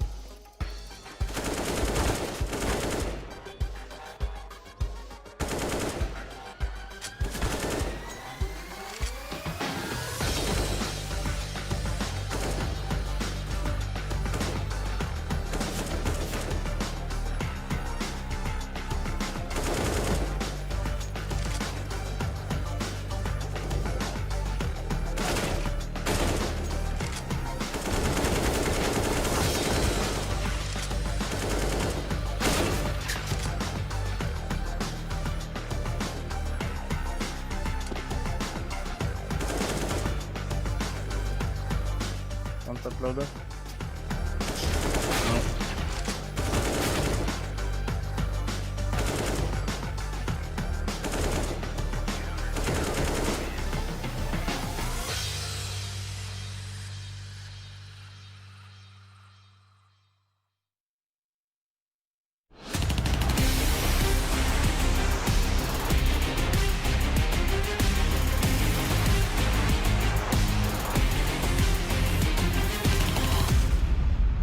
We're back once again. ENCE versus NIP. Second half coming up. We're on train. The first half finishes 9-6 in favor of ENCE. Jason, how does that make you feel?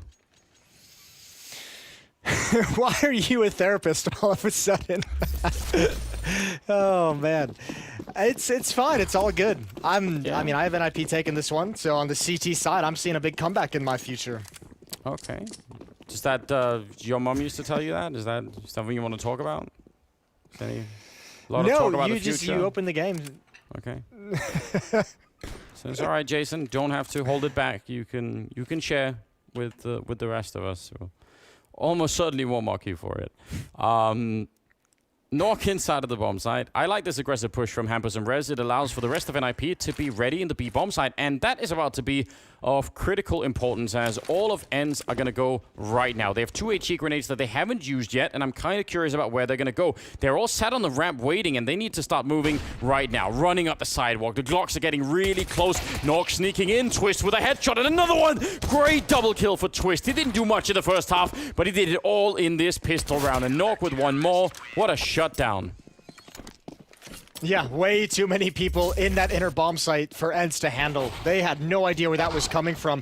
I don't even think they really had a smoke out at all, so they just all go down easily, at least not one covering that angle from Twist. And Knock on top of the bomb train catches Sunny and the bomb off guard.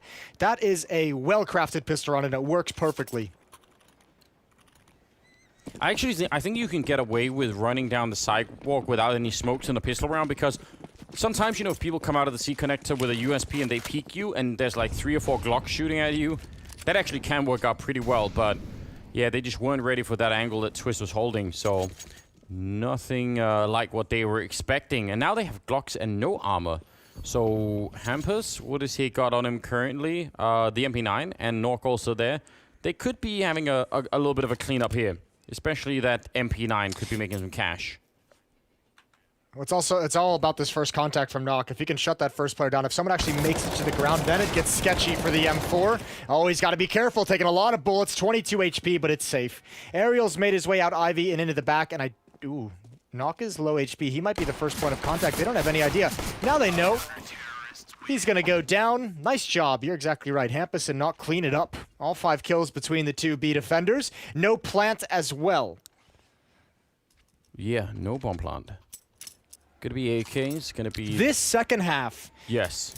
This second half is where I expect there's going to be some struggles for ENCE, because when we saw them on Dust 2 against Saw earlier, it was their T side that looked like they were of 2 different minds on how to play the T half in certain rounds. Every once in a while there was a round that made you scratch your head and think that there were 2 different calls being made. So Train is going to be very, very complex in that sense as well. Ooh, flashbang going out. What an aggressive move here.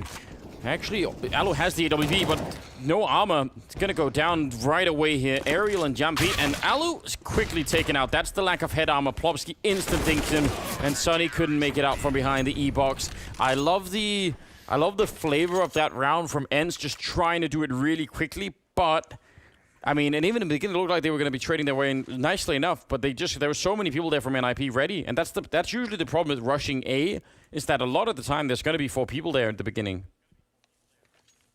Yeah, well, I mean, also they had the pretty decent economy. They had won the pistol NIP, so they had all that utility. They had a great job. They had one player close up towards ladder room, and as soon as he goes down, a nade comes out. Fights are taken, so the choke points were just denied for ENCE. And obviously, the real disaster of that round isn't the loss. It's the glass cannon AWP that gets destroyed and demolished, and now picked up and passed over for NIP.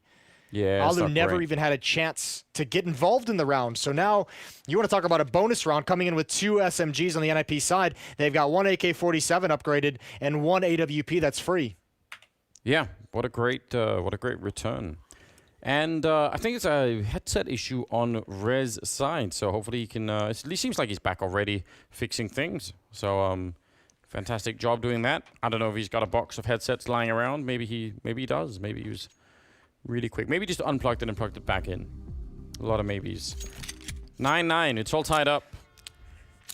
I'm not gonna lie, Anders. I had some audio issues this morning before the broadcast started. Actually, even when the broadcast went live, and the first thing that the Blast technician told me to do was unplug it and plug it back in. Yeah. It didn't work, but there was comfort in the fact that that is still the go-to first step.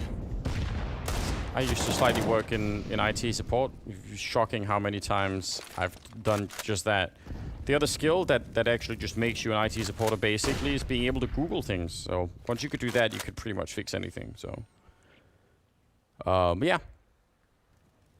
It's probably the most skilled job I've ever had, Googling IT problems. 19th round. Alu already out of it. We've got some Deagles in play, but I suspect this will be another similar round for NIP where they could build the economy even further. Which is disturbing because it's already looking so good.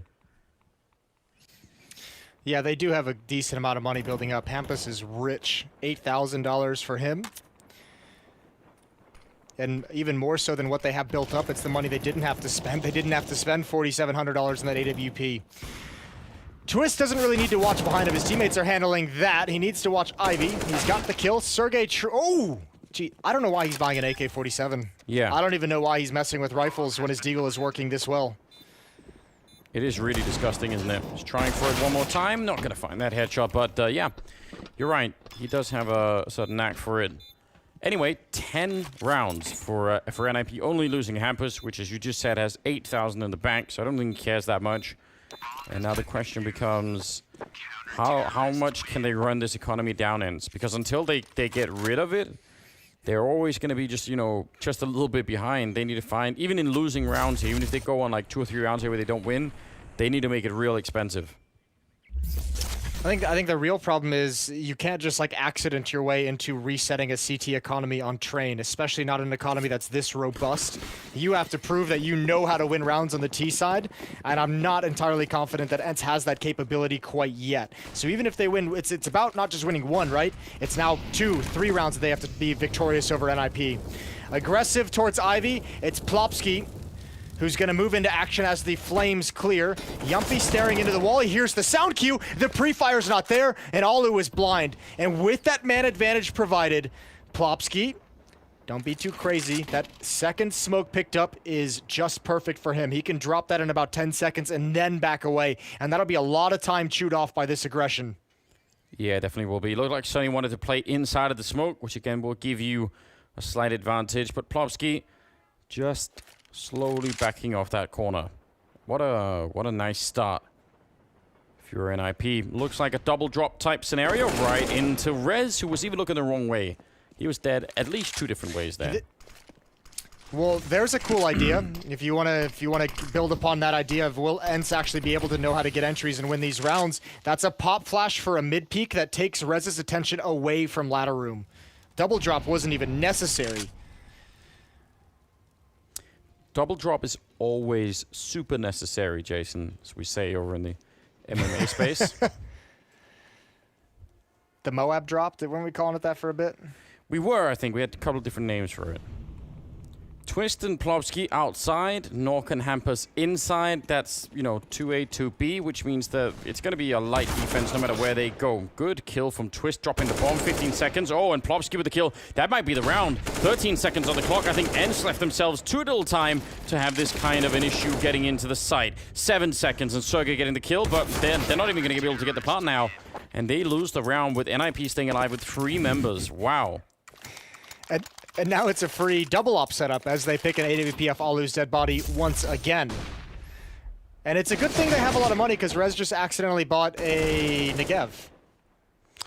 Or not the Negev, I think it was the other one, the Para. So what? Keep it.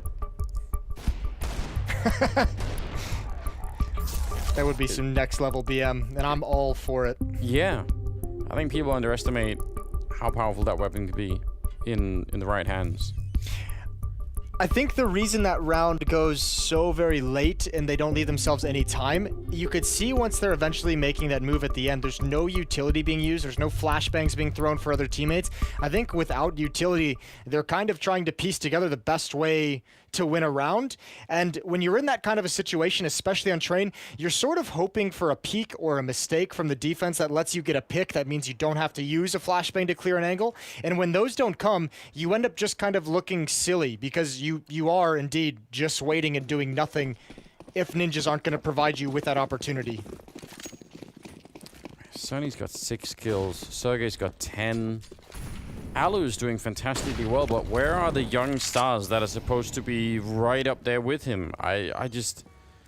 It's definitely something that's off balance for this ENCE team at the moment.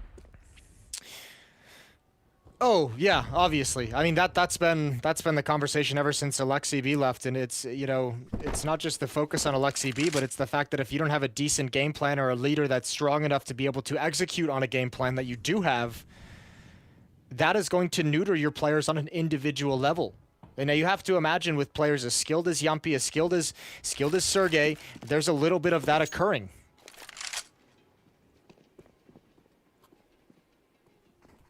Plopsky just still playing pretty far forward down at Ivy, but it does feel like ENCE is starting to creep their way over here towards maybe some kind of a split here.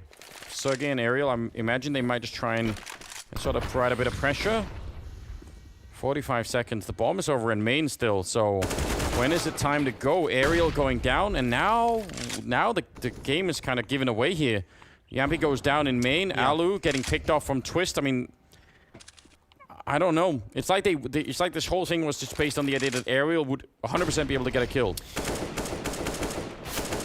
Oh. Yeah, I mean, that was a pretty decent enough sequence for Sonny, but not enough, and it comes way too late, obviously. Yeah, it's just, there's no power behind these strategies, and it doesn't even feel like ENCE truly believes they're going to work in the way that it's played. Every move they make, at least initially, is hesitant. No one is really comfortable. It seems like the plan that's being called is like send 2 players towards box hall, go down the ramp and try and get a pick, but it stops there. Like the plan needs to be more detailed. It needs to be, okay, I'm going to be flashing this angle so you don't have to worry about clearing this, just peek at this spot, or the smoke is going to be covering this, so wait for it to fade or get in it and then I'll flash you out. I don't think, it feels like the plans aren't going deep enough and therefore the players have no confidence in them. Yeah, I think that's sort of the way that I'm reading it too. Like I don't mind the idea of having a 2-man fake at B for them for one or both to run back to Pop Dog and join the rest of the A attack. But Sergey wasn't even joining, so he was just like throwing a grenade or something for Aerial, and then if nothing else, they waited so long. Like Aerial went down, then it was another 5 seconds, and then they went out main, and it was like, yeah, now even if you cause a slight distraction, that's gone in those 5 seconds. So it's like, yeah, confusing. If nothing else. A lot of grenades, I think, being thrown at the main part of the bomb train there. We're not catching anyone. So now it's down to pistols. And NIP are really seriously in charge of this match right now. And you have to imagine the odds are going to be way worse. And indeed, they are. They have skyrocketed against ENCE. And for good reason. This has not been an inspiring or confidence-building T-side so far. No, it really hasn't. Yeah, that's quite the swing, isn't it? Oof. Sergey never saw it coming. He's going to be going down. NIP as a team, I mean, Rez and Plopsky doing really well, but no one is really lacking far behind. They don't have the same problem that ENCE do, which is Alu being so far ahead and everyone else kind of not showing up. So, yeah, whole NIP team really coming together nicely right now. Good shots from North, and a nice... Oh, that was Hampus. Looked like it was going to be him as well. I know, I wished it was not, because that would have been a great flick over. Yeah. Yeah, okay, I was going to say, if they managed to find just a random plant like Sergey did just a couple rounds ago, that would be wild. Nade is going to do some damage, and over the smoke is going to be Hampus again for his 3rd kill of the round. 13-9, a 4-round lead for the Ninjas, and 3 rounds away from taking the map away from ENCE. Lot of pressure suddenly on the Finns. 4-round gap, but it's just we haven't really. They still haven't put anything together on this T side. They have not won a single round, and it gets even worse than just that. They have not killed more than 2 players in 1 round on this T side. Wow.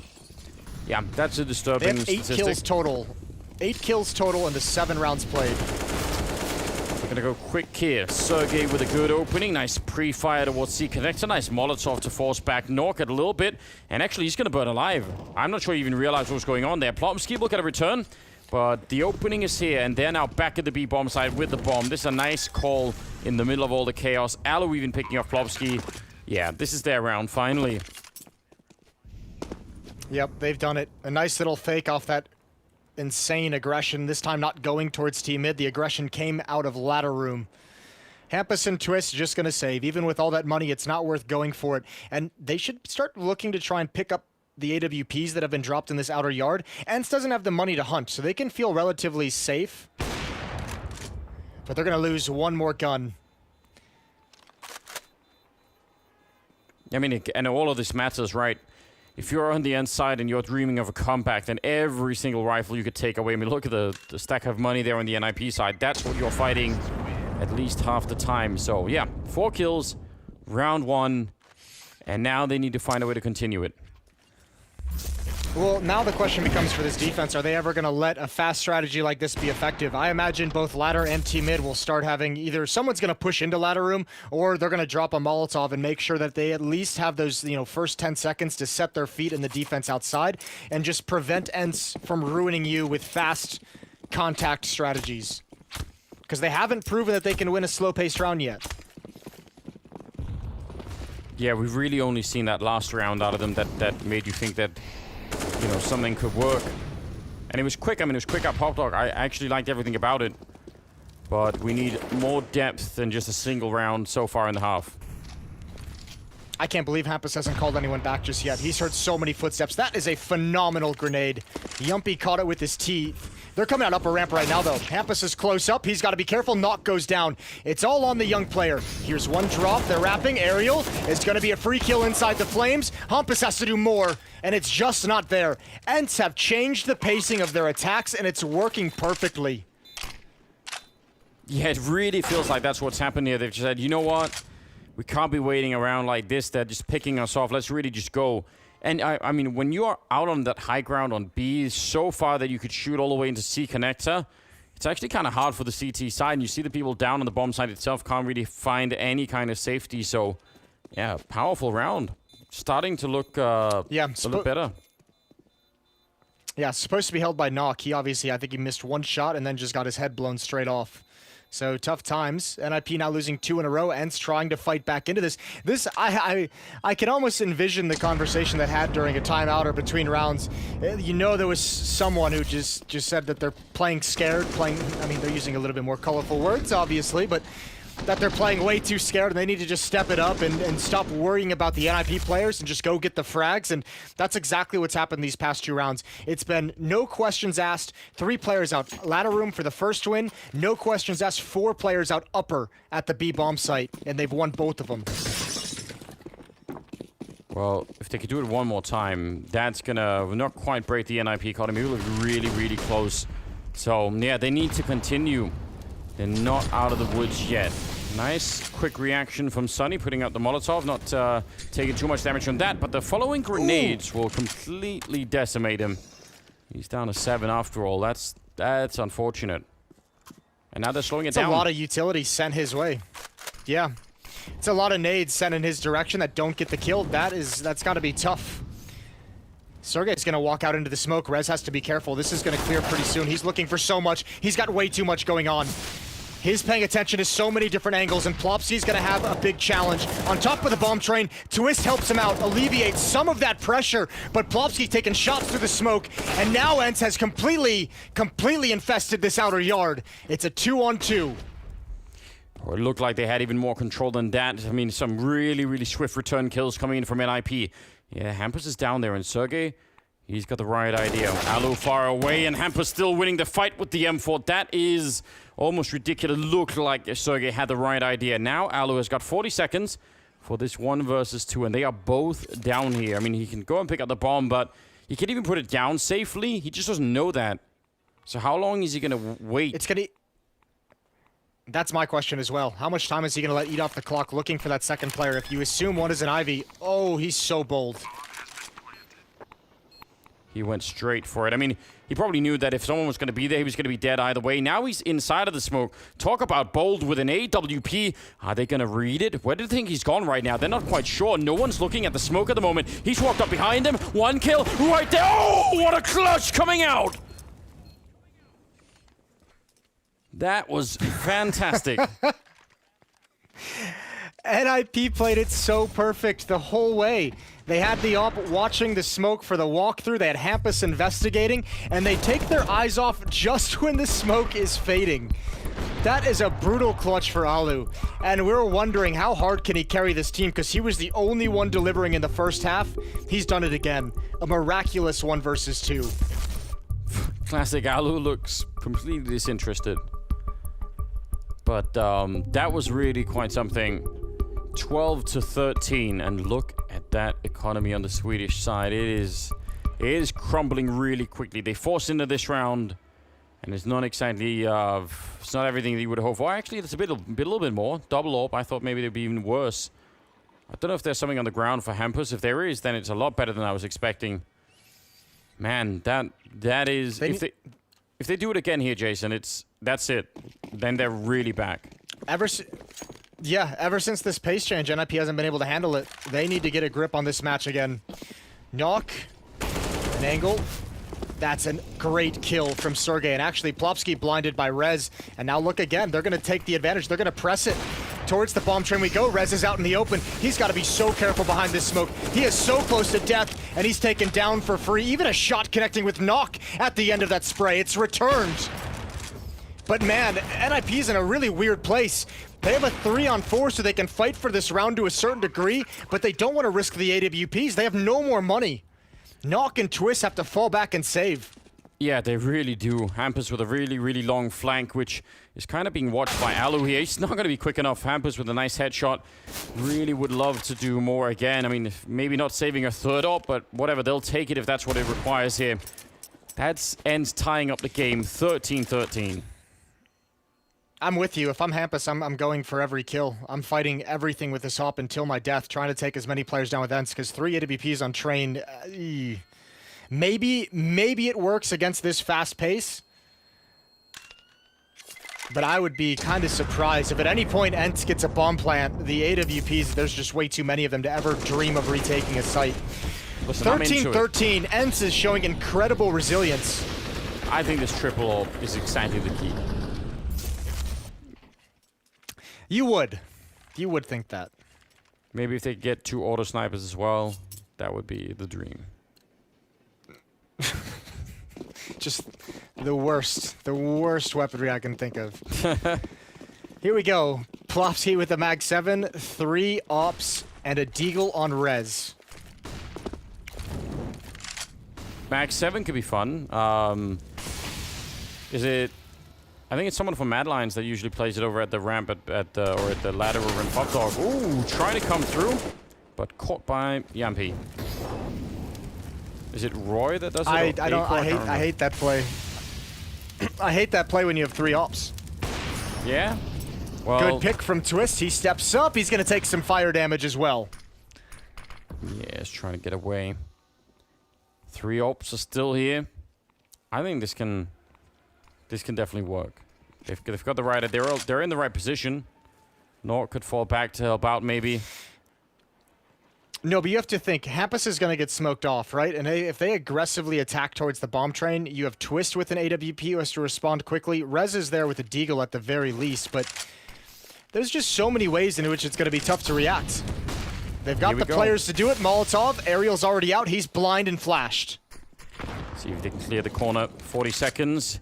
Yeah, once this falls, if one guy goes down, it's not going to be good. Rez with a nice defensive kill, taking down Ariel. That's going to buy a little bit of time. 30 seconds on the clock. I mean, ENCE, this should be a round where they could pretty much just rush it. The speed, again, should be on their side.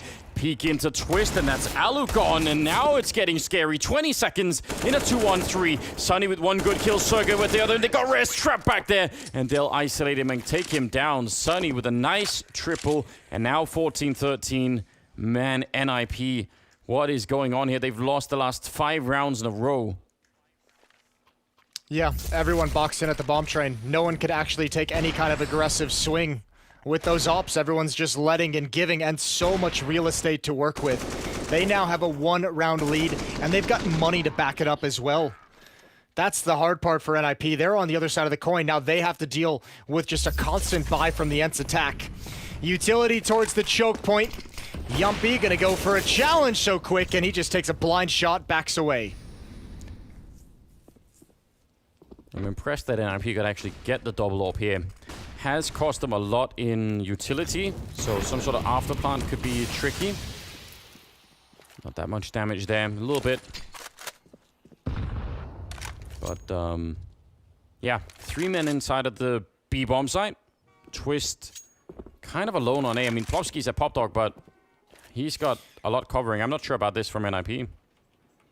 Well, it's looking like the right call. I'm not gonna lie. I'm with you. I don't necessarily feel super comfortable about it, but at the moment, actually, excuse me, it did for a second look like it was the right call. The bomb is all the way back in T-spawn. I don't like the I don't like the call. I don't like the fact that they're moving around so much now before they know what's coming. I feel like this is slight panic territory. Now they're 4 outside. Hampus alone. That's a better setup probably, and especially for if they're actually going to go for this yard. That's a big win for Plopsky, almost with a second. I think he had a mouse jump. 1 HP at Ariel, though. I don't know if he's going to be able to make an entrance. It's Sunny. How has he gotten all this? How's he gotten out this much? Twist abandoned Ivy, and they collapse. Knock with a double through the smoke all the way to ladder room. That could be the saving grace. NIP's right back in it. Alu, I don't know if he spotted Hampus coming out. Yumpy's close up, never saw it coming. A 1 versus 2. Does Alu have it in him again? He's going to get aggressive towards High Train. They have to know his position, but Knock is denied a peek, and Hampus is going to close it. Wow, that 2-for-1 through the smoke. I mean, Knock couldn't even have known. I'd love to see that replay. That's so disgusting. 14-14, ladies and gentlemen. It's going to go the full distance here. Again, they can end up tying this up. Let's see this. So he's going to catch just one person running in front. And he, oh my god, he only shoots him in the arm as well, and then tags the guy behind him. So, so lucky. That's a huge miscommunication from NIP. How do they let Sunny get out with so much freedom? Not a single person on that outside defense. You're right. Maybe it was the constant shifting of where the NIP players were at that they lost track of that part of the map, and that just can't happen. You only get one of those freebies per game. You should, right? Hopefully, well, at least from ENCE's point of view, that's not how things go even further off the track. But the fact that they win the round here, man, that's losing 5 in a row. Then they get back with a round like that, whatever it takes.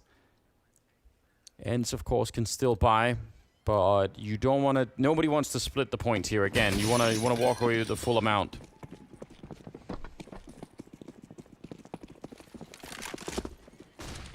Let's see. Ooh, close spawn from Yampi, taking down Rez, and let's see if it's going to be more changing at the pace here for ENCE.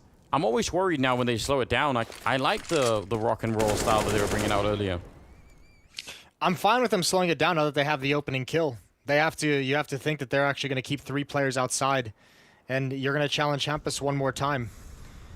The sole defender in here, Knock is rotating over. Last time this hit came in, though, he missed a shot or got blinded, and they were able to come out the upper ramp. Hampus now, yep, that's exactly it. Never considered behind him, and Knock wasn't in position, and they all go down. NIP have lost the plot entirely. They have lost complete control of this game. And ENCE is going to steal this right out from beneath them. Oh, this must be just a very, very difficult game for NIP. I mean, especially in the moment. They're obviously going to go back and analyze it later on. But just when you're going through this, right, you could feel it slipping out of your hands, and no one can come up with the way to actually fix it. And again, what was the score, like 10-5 or something in the first? They had such a great first half. Or was it 9-6? I can't remember. But it wasn't even. Yeah, it was 9-6, but I mean the real thing that made you feel good about NIP was the fact that they started this 7-0, and in those 7 rounds, as I mentioned, ENCE only got 8 kills. They showed nothing. They showed no way of actually overcoming this NIP defense. It was the change of pace that delivered them 5 rounds straight, gained them control of the economy, but the fact that NIP hasn't been able to adjust in kind is very worrying. Because remember, they built up so much money, they had like 3 or 4 rounds of having an AWP, of having a double op, of having all the utility. They had every tool in the toolbox to stop these kinds of rounds from ENCE, and just could never do it. Did we just get a virtual fist bump out of Yampi? That's never happened to me before. We're living in a strange new world. How does it make you feel? Uncomfortable or excited? No, I think it's kind of great. Like, I never thought about that, but he made it work, so I guess that's good. What I don't like and what I'm not excited about are the 5 FAMASs that I'm seeing on the NIP side. I already heavily distrust the FAMAS. There are a lot of weapons I would buy before the FAMAS, including the M249 and the Negev and all the rest of it, Jason. I really don't like FAMASs. A deep-seated hatred. Yeah. Well, here we go. 5 FAMAS and a dream for the Ninjas. And ENCE going back to the slower strategies. And listen, maybe they'll be more successful this time, considering NIP doesn't have the ops, they don't have the utility. 3 players outside, 1 in box halls, and 1 at the B-bomb site. A little bit of a setup down there, but no one wanted to come peek. Twist is on the other side. Let's see, they're going to be really close. If they pop flash through, Twist is probably dead right away. Good timing on that one, but yeah, there's the setup. Yampi just goes for it, not even a flashbang needed. And now they're out in the yard taking the fight. Yampi with a great follow-up. He's going to swing for a triple for him, and they even know where Rez is. I think they might realize where Hampus is as well. This is a big problem, but a nice kill from Rez. Turns it into a 1-on-2. Hampus also taking out Ariel, and now it's Alu. Oh, no. Can he find a 30th kill and get this done? Otherwise, they're going to tie it all up and split the points, and that's not what they're looking for. And Alu, I mean, he has been a rock throughout this game. He's about to get shot in the back. He will be, and Rez will find it. The 15th round. My God, it's so close to working out. Everything going right at the beginning of that round for ENCE, but they can't follow through. No, that's really painful, I would say, for both teams. ENCE probably gave themselves a shot to win that at the end and let it slip away. NIP going to be frustrated. that they let ENCE catch fire right at the end of that map. Either way, a tie. Good showing from both of these teams, and they get to split the points. We're going to head to a break, and then we'll have the desk talking through this match, and then we'll start getting the next map underway. Stay tuned.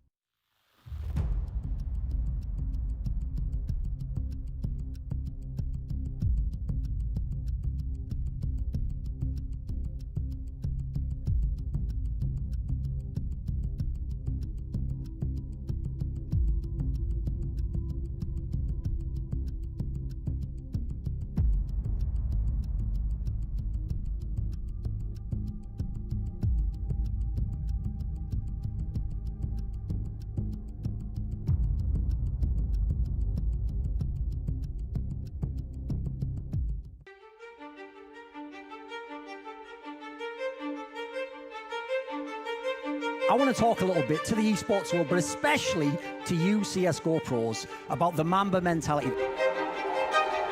I'm sick and tired of some of the things, some of the talking points that are coming out of these pro players. Like people saying, oh, well, I won a major, so what is there left for me to accomplish? Think it through. 2 majors, 3 majors. How about being the best you can be? If you could win 5 majors, if you could set the record, go ahead and go for that. That's what the Mamba mentality is about. It's about pursuing greatness. It's about building a legacy for yourself. It's about actually trying to be the best you can be, whatever level you're on.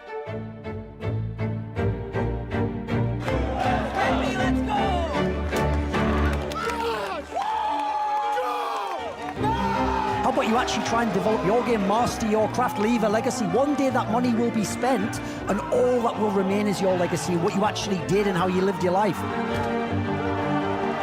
How about competing to take what's yours for yours, so you can get that money, you can secure that career, they have something to look forward to in their lives. I die for people who are mine. Will you live for yours? That's what I want to say. Mamba mentality, carpe diem.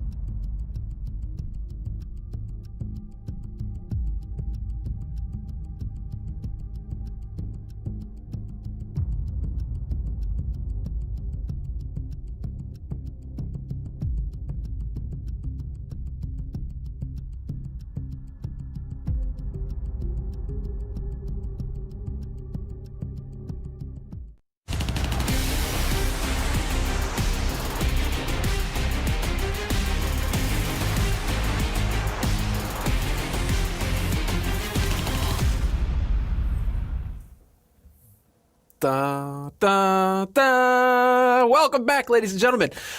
So that was yet another 30-rounder here at the Blast Premier. And once again, we're all tied up, 15-15. It feels like the teams in Group A are so tight right now. They are such an even level of skill that they just can't beat one another. Even when NiP have set themselves up to just take the group. That's it. Had they won this, they would have been sitting pretty. Instead, we're left wondering what could have been. Thorin, though, I'm going to turn to you. What is it that happened here? Well, I mean, How absolutely. did NiP fail in just locking it down? Yeah, that's the whole point. They are wondering, like, what happened? Because I saw a game where NiP was in control most of the game. Again, if you're a more newer fan, this is a map that's heavily CT-sided. That first half ended up being fine. Yes, early on, it looked like they were getting rocked. They weren't. They just weren't getting the kills. They were getting in the sights. The utility usage was good. By the end of the half, they'd evened it up. It was looking really nice. They're in full control the rest of the game, but this is what happens when you have inexperience. We have an in-game leader who hasn't been at the top level. Unfortunately, they let it slip. And quite frankly, even though for most of the game, I could sympathize with them and say, you know what? You kind of got robbed of it there, didn't you? Alu just pulled out a load of BS moves.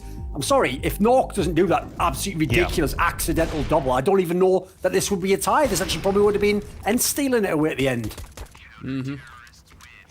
Maniac, do you agree?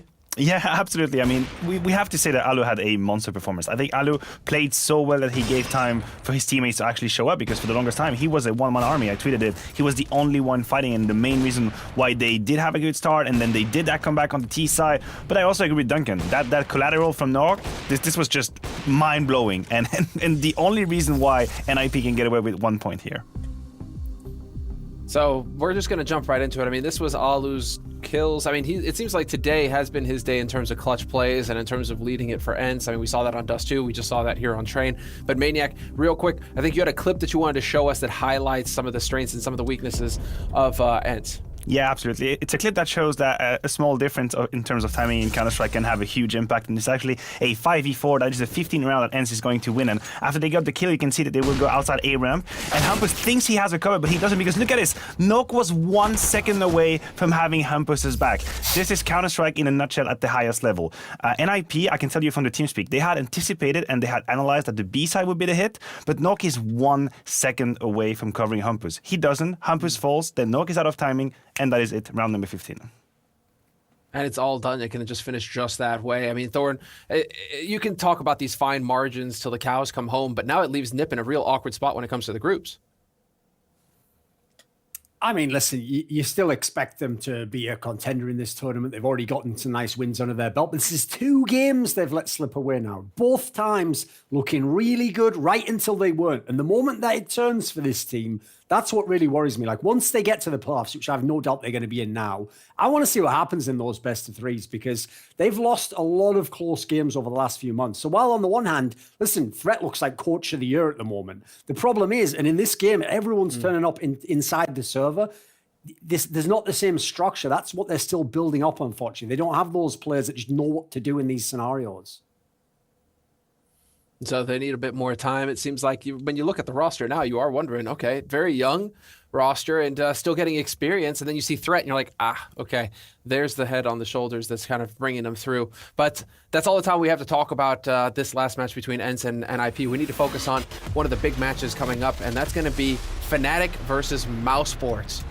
4th match of the day here for the European groups, and one of the big ones that we pointed out yesterday, we talked about it at the pre-show this morning, but Fnatic versus Mouseports, I mean, this is going to be a big one because they're both geared up to go against each other as well.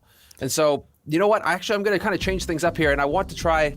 We can get to the rosters afterwards, actually, because I know that we have 2 interviews with each coach, and we can go ahead and play off of that. So let's listen to the first interview here with Fnatic's coach Samuelson. This matchup versus Mouseports, it's a real interesting one with both teams maybe like not in their best shape of it. What do you feel is the key to success for you guys to take the win here today? I think it's like a different matchup because we are 2 very similar teams right now, because both teams has been like stable in the top 3, top 5, and now both teams are struggling on LAN. So I think it will be a fun matchup, and it will be different if you compare to other teams like Mad Lions and stuff like that, and it will be a nice matchup, I think. And what's needed from you guys, right, to take the win? What's the missing thing that you say, okay, this has to happen and we'll be fine? Today, I think it's really important to don't let them play their game, because if Mouseports play their game style, I think they are one of the absolute best teams. Like when Voxic is floating around with his up, and when Kerrigan does his things, and also Robs, it's very hard to play them. So we will try to make it hard for them to play their Counter-Strike, and try to play our Counter-Strike as much as we can. So there we have Fnatic's coach Samuelson talking about the match, and in particular this match that's coming up here. So glad that we have James Banks there for the interviews. And guys, I mean, was there anything that caught your attention there? Thorn, we'll start with you. Was there anything that caught your attention in that interview that we managed to snag with Samuelson? I mean, it sounds like he's in the same seat we are. Like, everyone knows the dangers on the Mousesports lineup. You can't take it for granted because they might just turn it around in the same way that it just turned off for them. It seemed like a switch just got flipped off and everyone's waiting for it to come back on again, including the Mousesports guys. So when I look at them as a team, like, I think this is a matchup where it could be very, very interesting because these were two of the teams with the best map pools in the scene about 3 months ago, but they've both lost so many games. I'm actually not even sure how they're supposed to do the scouting report on each other or know which map the other team wants to play. So I feel like there is a massive amount of variance in this matchup. Maniac, I mean, when it comes to Fnatic and what they're capable of, this is going to be a big test for them, especially considering, I mean, it hasn't really been going their way so far. They just went down to Mad Lions. They did take VP, but this is a match. If they want to have a chance at the top of the group, they need to win. Yeah, you're absolutely right. And listen, in terms of prediction, I was the only one going for Mousesports, and I'm going to tell you why I'm very anxious about my prediction. Granted, I think at the moment, Mousesports have shown a better form, a better shape, a better reaction than Fnatic. I've listened to them, I've watched Fnatic play. It wasn't that great. But if there ever was a time where these players are dangerous, it's when their ego is at stake. And this is a game at the top of the world, right? Two teams from the top 5 in Counter-Strike. If there ever was a time to perform, that would be now. And I'm actually scared that we will get to see the beast, Fnatic, the true beast, when everyone is really invested, everyone is giving 100% in the game. Because if this happens now, yeah, absolutely, man, they can crush everyone. They can be on the top of the world. So will there be a reaction? The fact that it is such a huge matchup lends me to believe that that's going to be the case. I think so too. Well, we were going to have an interview with Woxic, but I think what we need to do now is jump straight into the map veto and see where this match is going to take place because, I mean, the players are pretty much ready to go. We're running out of time. So I'm going to hand it over to Thorn and start us off here. Where do you think this map needs to go here for this match? To me, the most logical place it should end up, I think Fnatic has the edge in this veto, is Train or Nuke. So the question is, right, like both of them, in theory, Train's better for Fnatic, but the problem is that is a map that Mousesports basically like innovated some things on at the end of last year. I personally would rather go to Nuke, but look, they actually take Nuke out themselves here. Train's still waiting. I mean, obviously, you don't want to play Dust 2 in this scenario, so I'm almost certain it's going to be Train as the decider now. So I think that's a very interesting match, actually, because like at the moment, I think actually overall I picked Fnatic to win this matchup, but I do like this way Carrigan calls T-side of this map. It's actually one of the few maps I don't think fell off a cliff entirely for Mouse. You did, in fact, pick Fnatic for this match in your predictions. Now, Maniac, you've got about 10 seconds to explain yourself and defend yourself for Mousesports. Go. Listen, if Woxic is ever going to wake up, that is going to be now. It's on Train, it's AWP map, and he's going to be fired up, and he's going to take over that game. All right, fantastic. Thanks you so much, guys. And I think it's time to get into the action. We're going to take a quick break, and we'll hand it over to our commentators for the match.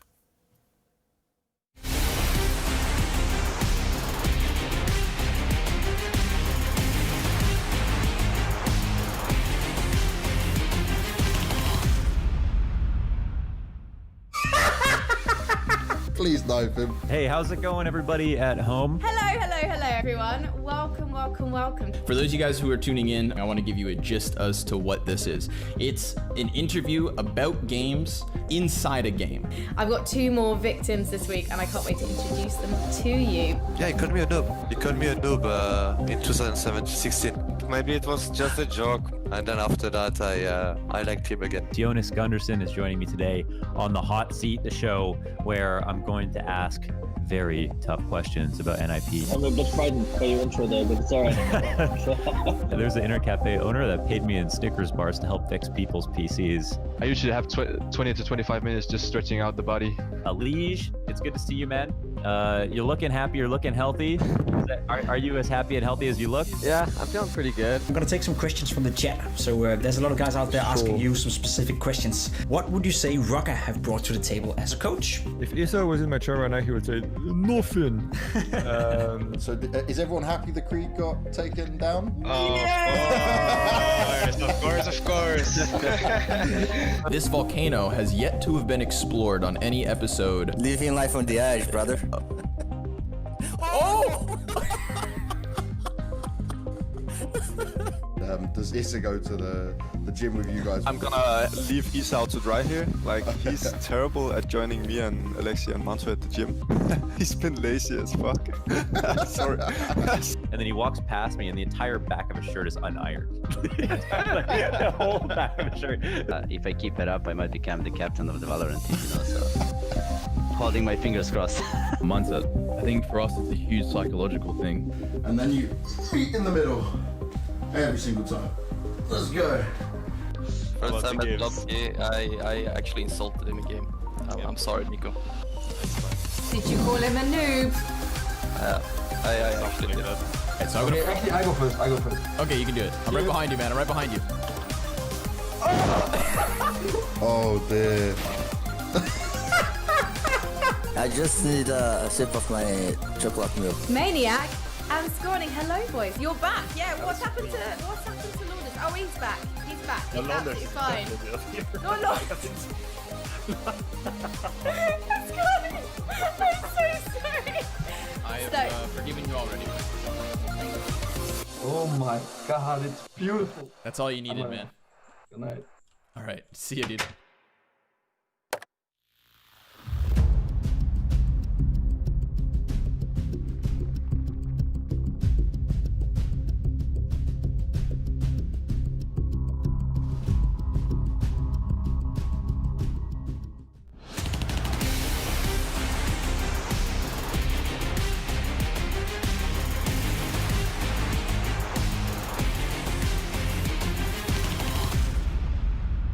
Now, you did overcome Dignitas in your first game here at Blast with a 16-10 scoreline, but maybe not the toughest opponent within this group. You now go up against Fnatic, who beat you at EPL. What do you think needs to happen to take the win here today?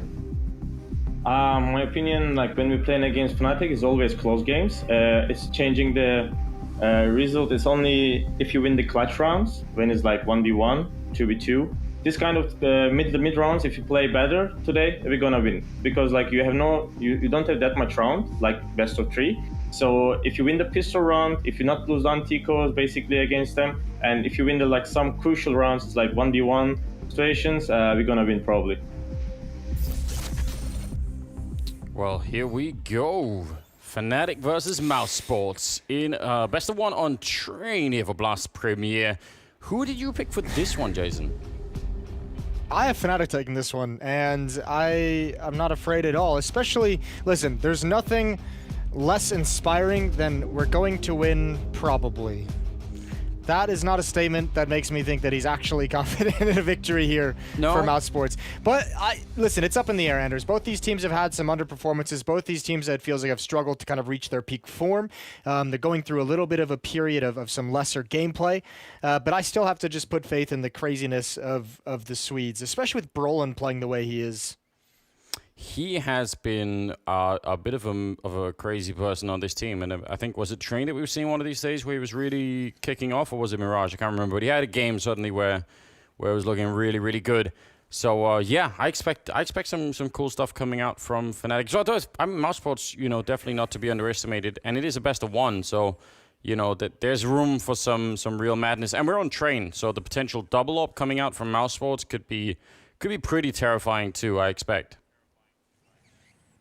Well, you can say the same thing about Fnatic, though. The double op between Brolin and JW can be a thing of beauty. I think the nice thing for both of these teams is they both have leaders that like to play from the front, right? Kerrigan and Golden are both leaders that have experience not only, obviously calling the strategies for the team, but also being the first one in for the strategies that they call. So a similar style between Kerrigan and Golden and how they like to play the game, which will be a cool clash. I don't know. There's some of those. There's that feeling around a couple of players throughout both of these teams. Obviously, Rops and Flusha, I feel like are kind of similar in play style. Yeah. Very, very strong in their aim, obviously, their decision making, but a little bit more passive. They like to be patient and wait for their exact moment to kind of pounce. So there's some cool stuff in both of these squads. It's just who's going to reach their potential. Well, we're just going to have a quick 2-minute delay here as we get Chris J back on the server. Maybe a little bit less by now, but yeah, he's going to be back on joining, and then we should be good to go momentarily.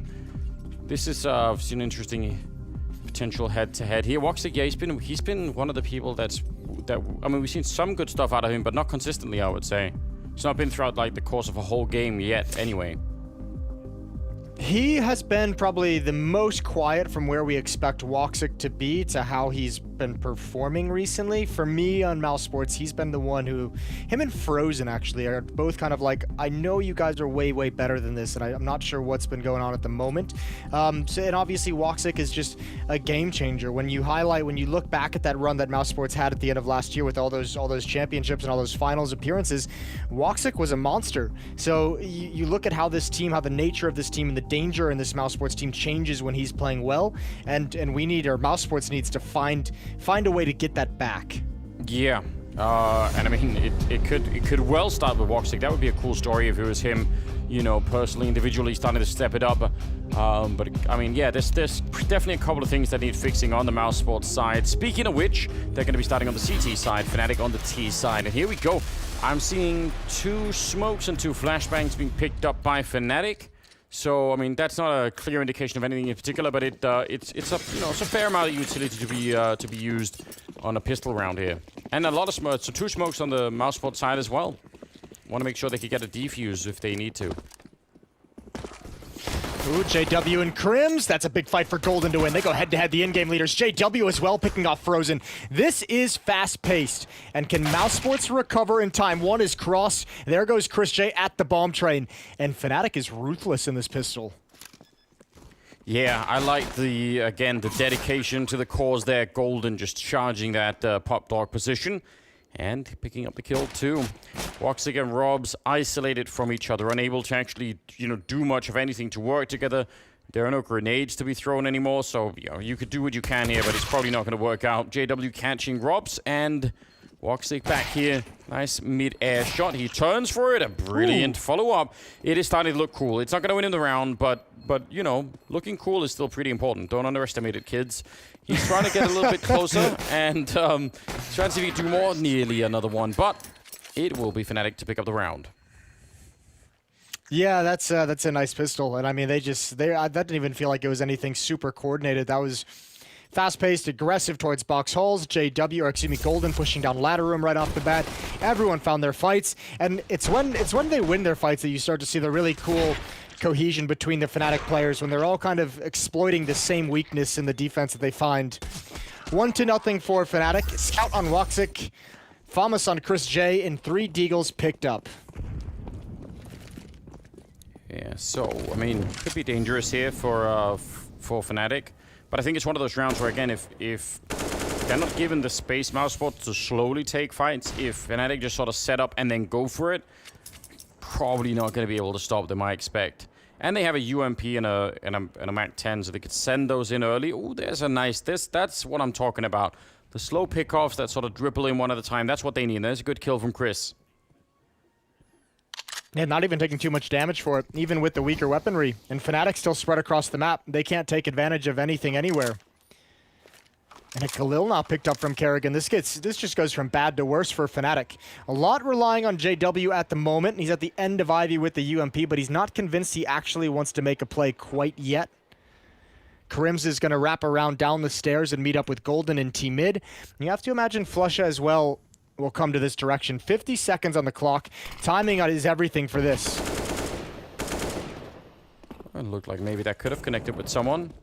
40 seconds. It's not exactly worrying yet. And look at how far JW's got. They got JW out. Yeah, he's all the way back here. He's got the right idea. 30 seconds. He's got another 10 seconds. We could sneak in. All he needs is 1 kill, and everyone has to turn around and look for him. So just wait for that one to come through. 24 seconds now. Chris will get one more before he goes down, and JW hasn't found anyone. This is taking a long time all of a sudden, and Kerrigan's still hiding in here with the Galil. He's going to drop the bomb on the ground, and finally JW gets put into play, but this is so late. 10 seconds on the clock. They're in a lot of trouble. Woxic, look at it. He's going to swing wide. Surely he's going to come for him. JW trying to put that bomb down, and he actually will be successful. Crims with a shot, and Woxic, he was a second too late, and Crims will take him down. And man, it might have been all for nothing. I can't believe Frozen didn't come through that smoke when Crims gets that first kill. That needed to be a punish. He is in the perfect position that whole time, never pulled the trigger on the play. Oh, Fnatic gets away with one. And I mean, listen, it's a weird round. It almost felt like JW should have secured that round for Fnatic far before he actually did. That play was so perfect, getting him out and out through Ivy and around the back halls and Old Bomb. He just never actually saw anyone by virtue of some unlucky timing. But man, Mousesports was primed to take that round. Yeah, I mean, it did right here. I cannot believe Frozen did not come through. Yeah, he was certainly thinking about it, but yeah, some stress for the Mousesports coach. I've coach cams are great because you just get to see what it's like to be so invested in a match without any ability to actually influence the decisions being made. Yeah, you can't even be the one to pick up, you know, the slack if you need to. Yeah, it must be frustrating. Let's see, Mac 10 here on Golden, so that's why he's being so active out here, and they don't have any armor, so should be easy if anyone's still alive by the time he finds them. Well, again, some unlucky timing. One's on top of the train, and he just narrowly missed out on that. Chris J comes through. Unfortunate for Golden. Just a Mac 10 being lost, though.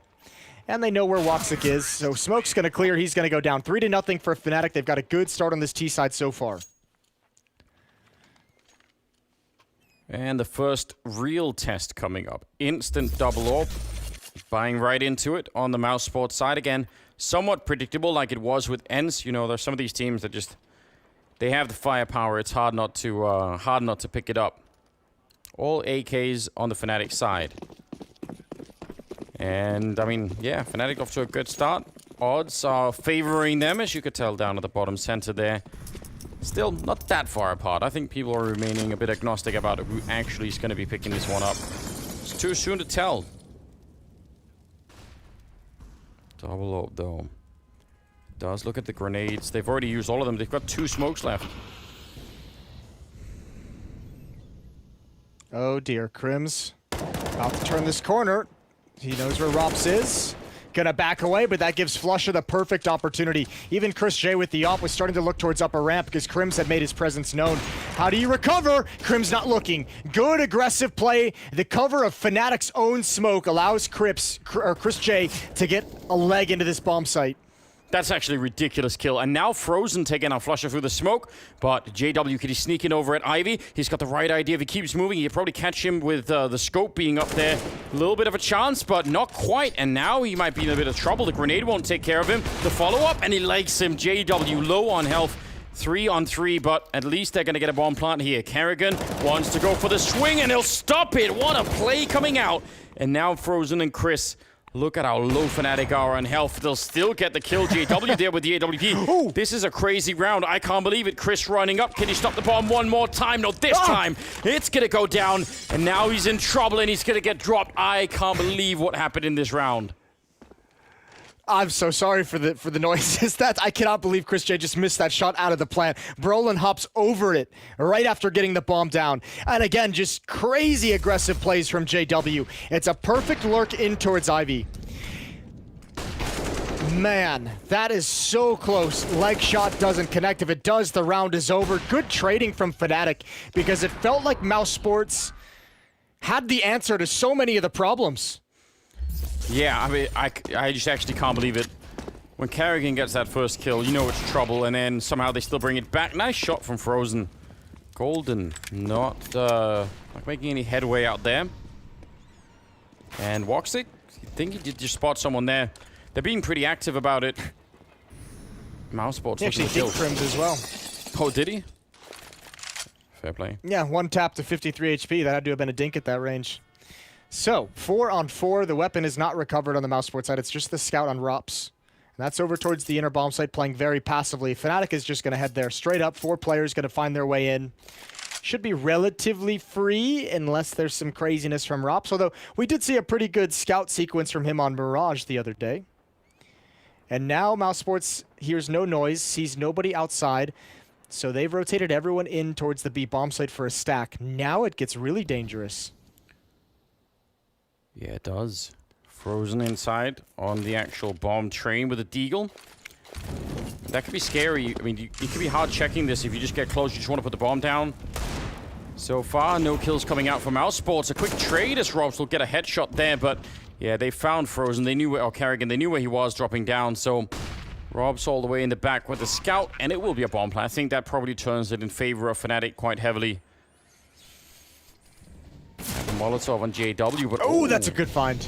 That's an incredible find. Rob's taking down Brolin. Woxic, he can't... How does he get into play? That Molotov is holding him back.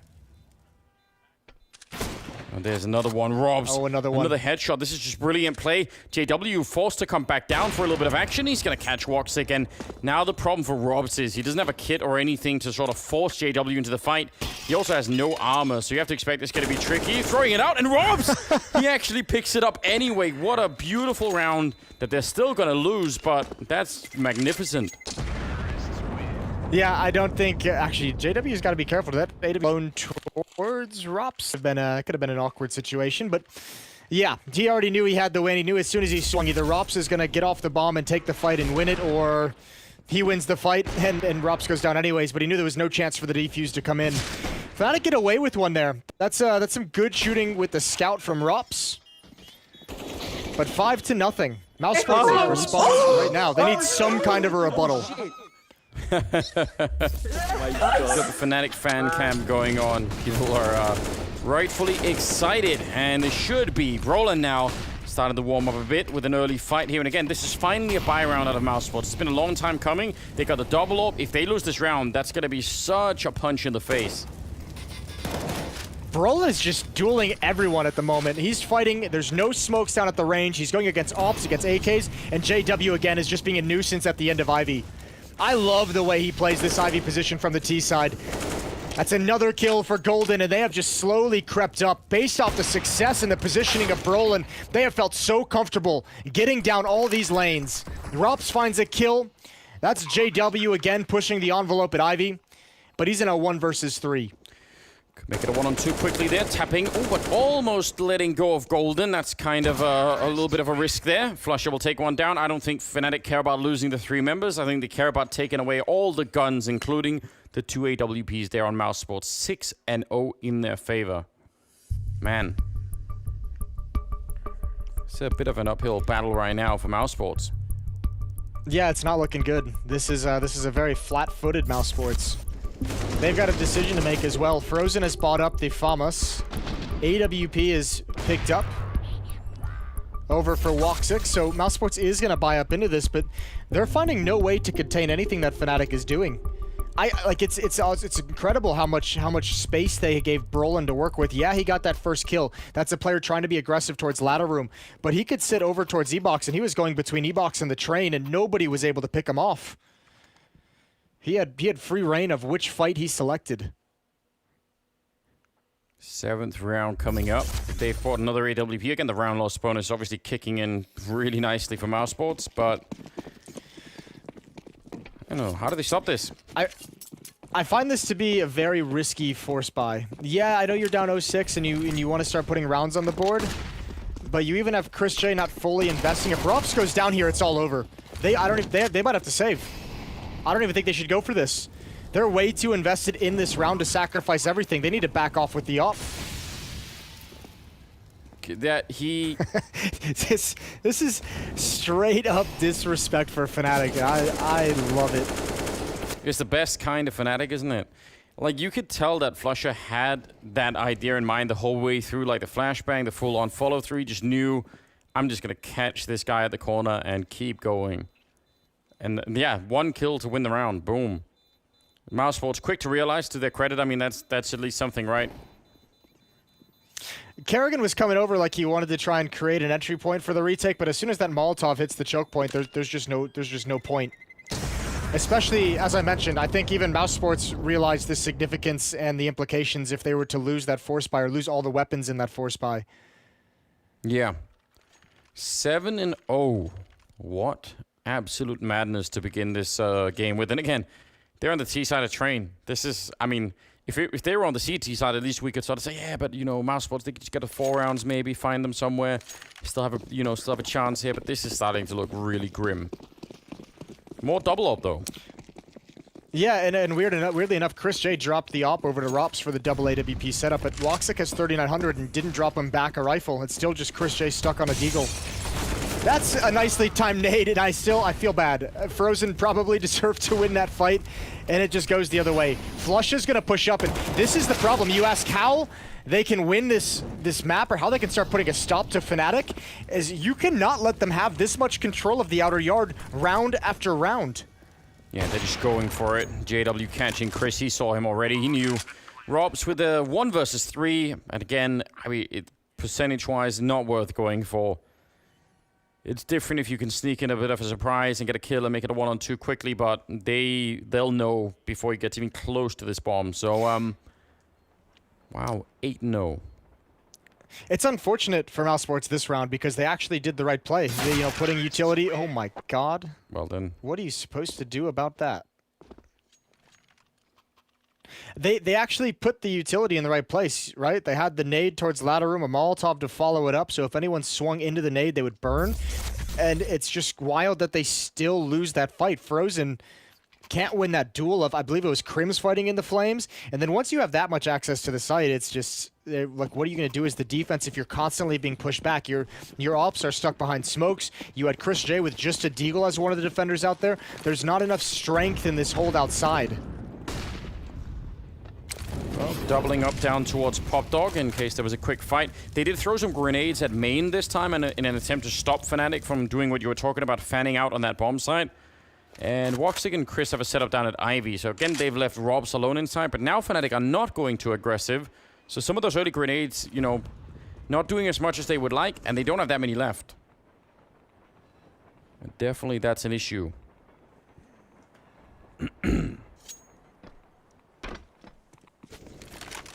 Well, it's nice of Fnatic to at least give some breathing room over to Mouseports. This one will be quiet. Golden getting a pop flash. Again, Chris J. Apparently, he's just turned into the bank for his team. This is, what, 3 or 4 rounds in a row that he's had the deagle while the rest of his teammates had rifles? Yeah, I mean, it's kind of a, an annoying job to have, I guess, but not surprised. How do you deal with this play from Golden? There's not enough players outside. There's not enough players outside to handle this. Yeah, I don't know. He's already spotting one. I don't think he realizes yet, but he actually has someone in his field of view. There we go. Took him a hot minute. That's funny, What isn't is it? that? Good recovery from Mouseports outside so far, but surely.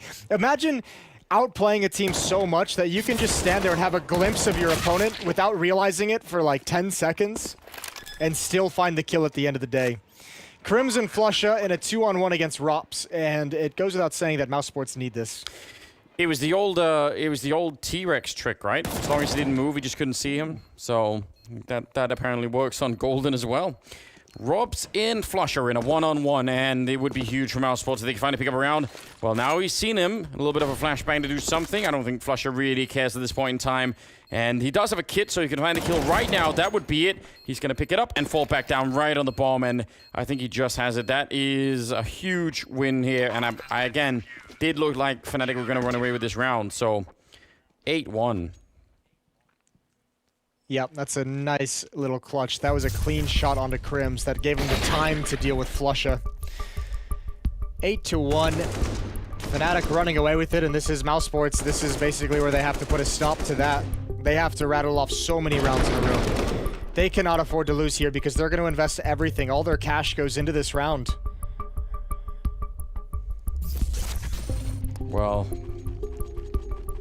we're about to find out if it was just the one round or if there's something more behind this. If they were just slow to start, if they could start to fight their way back. It's a very long way back. Double up is back there. They still don't have that many grenades, and again, it always is painful when you finally do win a round, but it's a 1-on-1, It's just not a good beginning. Well, I think they'll take any beginning they can get, even the rough ones, even the bad ones. Mouseports is just happy to have their first round on the board. AWP on Woxic, AWP on Chris J as well. And another slow-paced round, or at least slow-paced start for Fnatic. Look how aggressive the Mouseports defense has started getting. Pushing up to be in front of the smokes, to be at the point of entrance for Fnatic. Yeah, and I don't blame them. Once Brolan or someone else or Golden gets out behind that E-box, it's It's generally been really hard to deal with. Golden has got a flashbang in hand, so I think he's waiting to set them up. Yeah, you see, he's just... He's waiting a second here. Yeah, Brolin's listening for information. There's JW who goes down. He was getting cheeky, trying to find a pick down that lower ramp. There's the flashbang, there's the peek out, but Frozen and Kerrigan have a perfect bait and switch.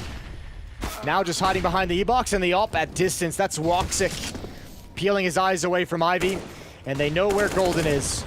Oh. He's gonna stand tall, headshot onto Woxic. Anything he can take away is a benefit. Oh, that's gorgeous. Going back for more, but the op, he got tagged, and a slow peek is gonna make it easy for Chris J. But that was dangerous. Yeah, those were some very crisp shots coming out from Golden. That looked beautiful. So, 8-2, round number 11, and yeah, you're right, that setup. I mean, Frozen not quite getting flashed, so even if Kerrigan went down, the revenge is going to be that. This is very cool. I can't believe he actually got that second kill. Still money on the Fnatic side, though.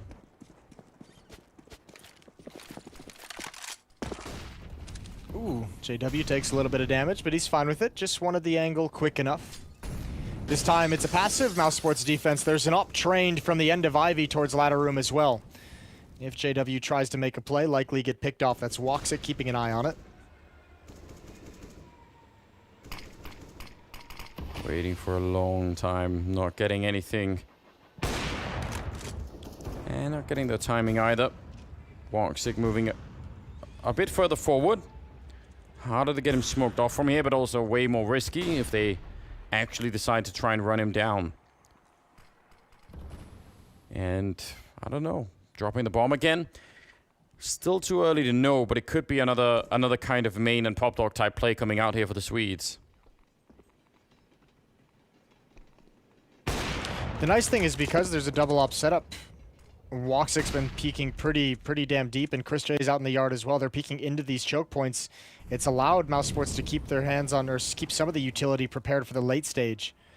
They've got 4 flashes, 2 nades. Unfortunately, no Molotovs or smokes to slow down an inner hit, but they have 2 players here. Rops close up along the wall by Spindle, and Frozen behind Pop Dog, and a footstep is made. Yeah, they have 1 HE that's being thrown by Frozen right about now, and a flashbang to try and counter it with, but that's all the grenades here on the B-bomb side. Flush over the big opening, taking down Kerrigan. Frozen goes down right afterwards, and that is a clean entry. They trade favorably, 2 for 3, and now the question is, can those double ops retake? Is it even worth it to try? Well, now it might be. They're going to get 1, and surely they'll stop peeking Chris at this point in time and just leave it alone. They have a Molotov on Crims, and there's no smoke. If he can escape and fall back, he could probably win the round by throwing that grenade, but he's actually stuck down there on the low ground. It's super risky. There's another kill for Chris, and now Crims. Can he time that grenade? Is it worth it to try, or do you just want to go for the rifle? Walks right in. There's the one, and now he walks in and Woxic on the other side. Man, that is going to be a huge round for Mouseports to win here. Should just have it. If he had just used that Molotov before he went for that peek, they would have had the win. This is narrow victories for Mousesports clawing back into this game, but that was a very winnable clutch for Fnatic. 8-3. Still, even if they lose all these rounds in this half, it's a phenomenal half from Fnatic no matter what happens. And the fun thing for Fnatic too is all the pressure they get to apply to Mousesports. Look at how close they are to being reset. They have them on the verge. They just need to get that final win to push them over the edge. It's a half buy for Fnatic. The hero AK on Brolin. Deagle's picked up as well. So a great chance for Mousesports to get to some safety by building up money behind this buy, but Brolin's going to find a pick again. Yeah, once again, he's allowed to get out here. I mean, he's taking a lot of damage, but it's allowing for the bomb plant. There's 3 people stuck on the A side. Yeah, they find Brolin, and that's fine, but they need to do more here still. It's not really done yet. Even if it's just pistols, that's a really quick bomb plant. And Mousesports, they might make a mistake in getting here. The Deagle from Brolin, or Golden, sorry, will take care of it. Another almost headshot nearly coming through. Flusher and Crims now, 2 on 3, and Mousesports need to be a little bit quick step to get in here. They need to move, or they could run out of time. Oh, Flusha is going to play with his Molotov. They might not know he's here because they think it's cleaned out. He's going to wrap around the other side of the bomb train. Up on hand. He's got him so low, and the bomb is not planted for Crims. This should be a 1 round for Mousesports, and indeed it will. Good shot onto Chris. Go back for more. Get one more kill, and that's the op. What a huge frag to find right at the last second. There's going to be no... Actually, excuse me. Frozen can drop an AWP, but man, this is so much for Mousesports to deal with. Yeah, that's pretty outrageous, isn't it? And again, I don't know. There were a couple of tiny mistakes there for Fnatic that cost them. We've seen it. You mentioned it really early on. What happens when Brolan gets out in that yard and has space to fight? I mean, this time it's 1 AK and pistols, and they almost win the round. Yeah, well, I mean, in the last time he got out and got an opening pick, the follow-up to that play was 2 more players streaming out of ladder room and attacking the bomb train. So when Mousesports see it happen again, that very same play, that AK-47 out mid, that's why when we switch over to the players inside for Fnatic, they find a completely clear and defenseless bomb site. It's because Mousesports had seen that before, and it was a hit towards the outer side. They just bit so much on that presence from Brolan because they didn't want a repeat of it, what happened previously. Fnatic, if they win this round, likely ends this half with an 11-4 lead. Wow, yeah, that's true. I mean, it's right there for them. Just pick it up, and suddenly the slow, tentative comeback that Mousesports are trying to make here will be completely flattened. Pushing right through the smoke, trying to take the fight. It was a cool idea. I really liked the guts on Golden there, but he goes down to Kerrigan, and that kind of slows it down for Fnatic. If he would have got that kill, surely they would have exploded right onto the site. Yeah, you'd have to imagine they would. You have to think so. Unfortunately, not to be. Kerrigan takes him down, and Brolan's going to step up to the plate. So is JW coming in with the op. Looks like they want to readjust. Crims makes a footstep towards the inner bomb site. That's going to be heard. You do have 2 players in ladder room for the moment. That's Frozen and Chris J. I think this is a fake. I think the bomb... Oh, no, excuse me. The bomb is actually coming in towards the inner bomb site as well. So it will just be a hit here. 2 people down, Pop Dog. If they can find Robs right away, and maybe, yeah, they have smokes to block off Woxic, so if they can just take care of Robs, maybe there's a chance here. The flank is going to be quick, you have to assume. Rob's not flashed at all. 27 seconds. He's waiting on the other side. That smoke is going to be up for a while now, and that's a problem for Fnatic. They need to go right here. But coming through, you see what the result is. An easy kill. And now he could fall back a little bit. 16 seconds. The bomb is now on the ground. Rob's with a beautiful double. And that might have secured the round here for Mousesports. All the backup is coming in. Yeah, that was good play from Robs. I'll say this, there are 2 clutches in this game that Fnatic have been put in a position where I think they were very winnable clutches. One of them was the one we just saw previously, and I think they probably win those if the scoreline is closer when they occur. But the fact that Fnatic was up, 8-0 when the first one happened, and then 8-2 or 8-3, I think their players played a little loose with the fundamentals, and that's allowed Mousesports back into this game. That's allowed them to scrape 5 rounds together and potentially get to 7 before this half is all said and done. I think they've given just a bit too much of an opportunity to Mousesports to claw back on the CT side. Even though it's not going to be great, I mean, at least you've given yourself something to work with in the second half. Yeah, very, very quick. Brolan just going straight for the fight, committing to it all the way through. The rest have to follow it up. Frozen goes down. Chris pushing forward, and there's fire everywhere. Really hard for Fnatic to find some ground to stand on, but they'll get the kill on Chris anyway. And that's a 3-on-3. Very interesting. Robs is coming in from the back line through Pop Dog with an auto shotgun, while Kerrigan and Woxic are holding the other side, and especially Woxic with that AWP. That should be critical. Could they find the timing? Oh, he goes down to Crims. Oh, no. That's for the smoke. Crims is shooting and then looking back. Rops waiting for it. Double pump to the top of the head. 2 players left, Golden and JW, slowly creeping up along the wall, getting very close to the bomb train. And Rops has to respect the inner bomb site. They have no idea if Fnatic is rotating back, so a lot of this falls on Kerrigan's shoulders. Yes, it does. They need to continue this. Mouse and Kerrigan walking out. 45 seconds. He's going to execute JW. And Golden couldn't even really... I mean, maybe he could, but wasn't quick enough to try and flank for that one. Now Kerrigan's got a good shot at this. He's still going to go down. Nice peek. Golden he's just been so assertive in some of these peeks. He hardly sees anything really on point. He's picked up the bomb and hasn't seen Robs for a good 30 seconds at least. Trying to fake it out. Look at this. Using the sound of the smoke. He's taking too much long.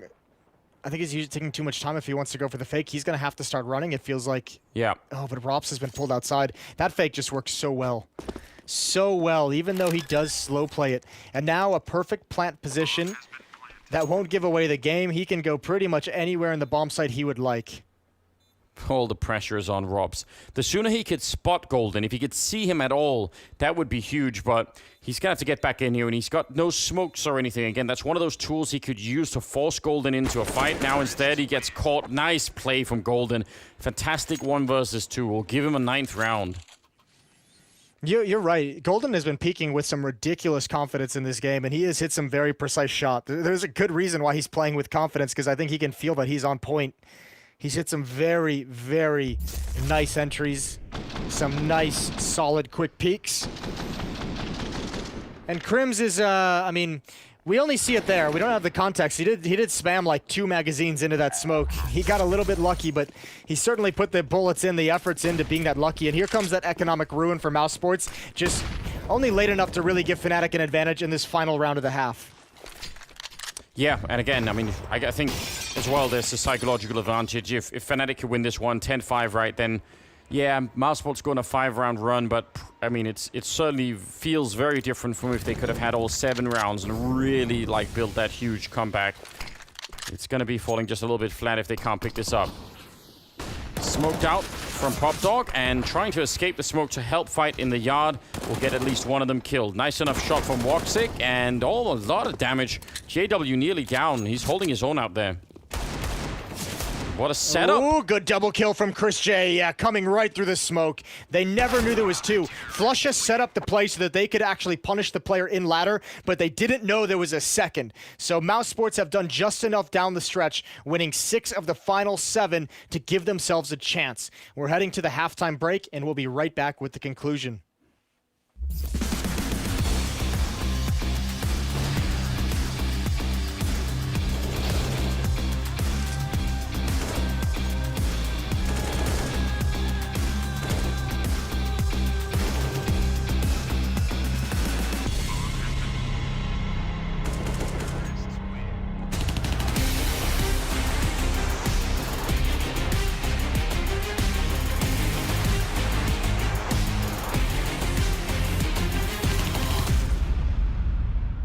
Could be a whole new direction for this team. We don't know where they're going. We don't know what maps they're prioritizing. We're about to learn with the rest of the world here. So I think that's fair enough. People probably underestimate how dominant they were. I'm sure statistically they probably have all the records. I don't think they'll ever be beaten, quite frankly. NIP were just an amazingly fun team to watch. It's going to be really interesting in the beginning. It's a new lineup. A lot of the younger players, less experienced players than I'm used to working with in the past. Well, now we have to see what this new NIP roster without any of the legends on it, what they're going to be capable of. Whenever you got to cast NIP back in the day, it felt like you'd won the lottery because you're always going to get just one of the very best games. Almost impossibly good. I mean, it legitimately is the case that when they would win those 87 maps in a row, and what people forget is that was just like the first, I think, 6 months or something. Because on every level, NIP could dominate, and they're similar to some of the teams that we have today, where there's just so much raw talent on the team. It's kind of like Astralis when they were in their prime.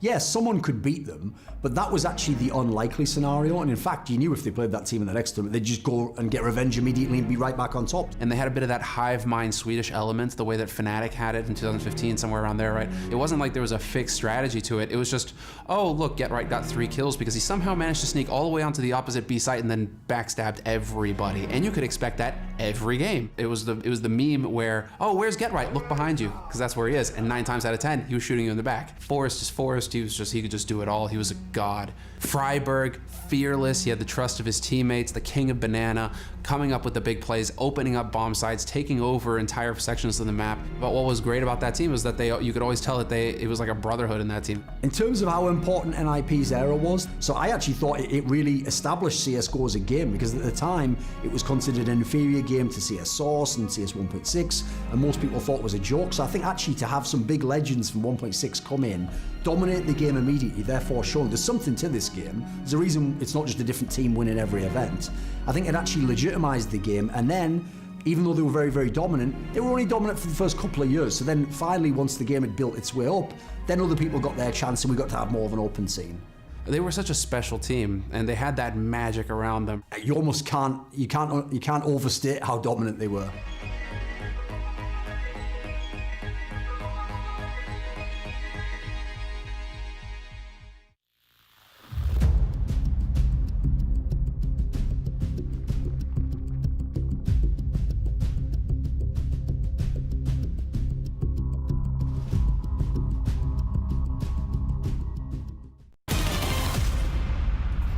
Pushing the second lane. All clear. Champion top default. One in the back. One in the back. David. Yeah, I'm smoking C4. Back on top default.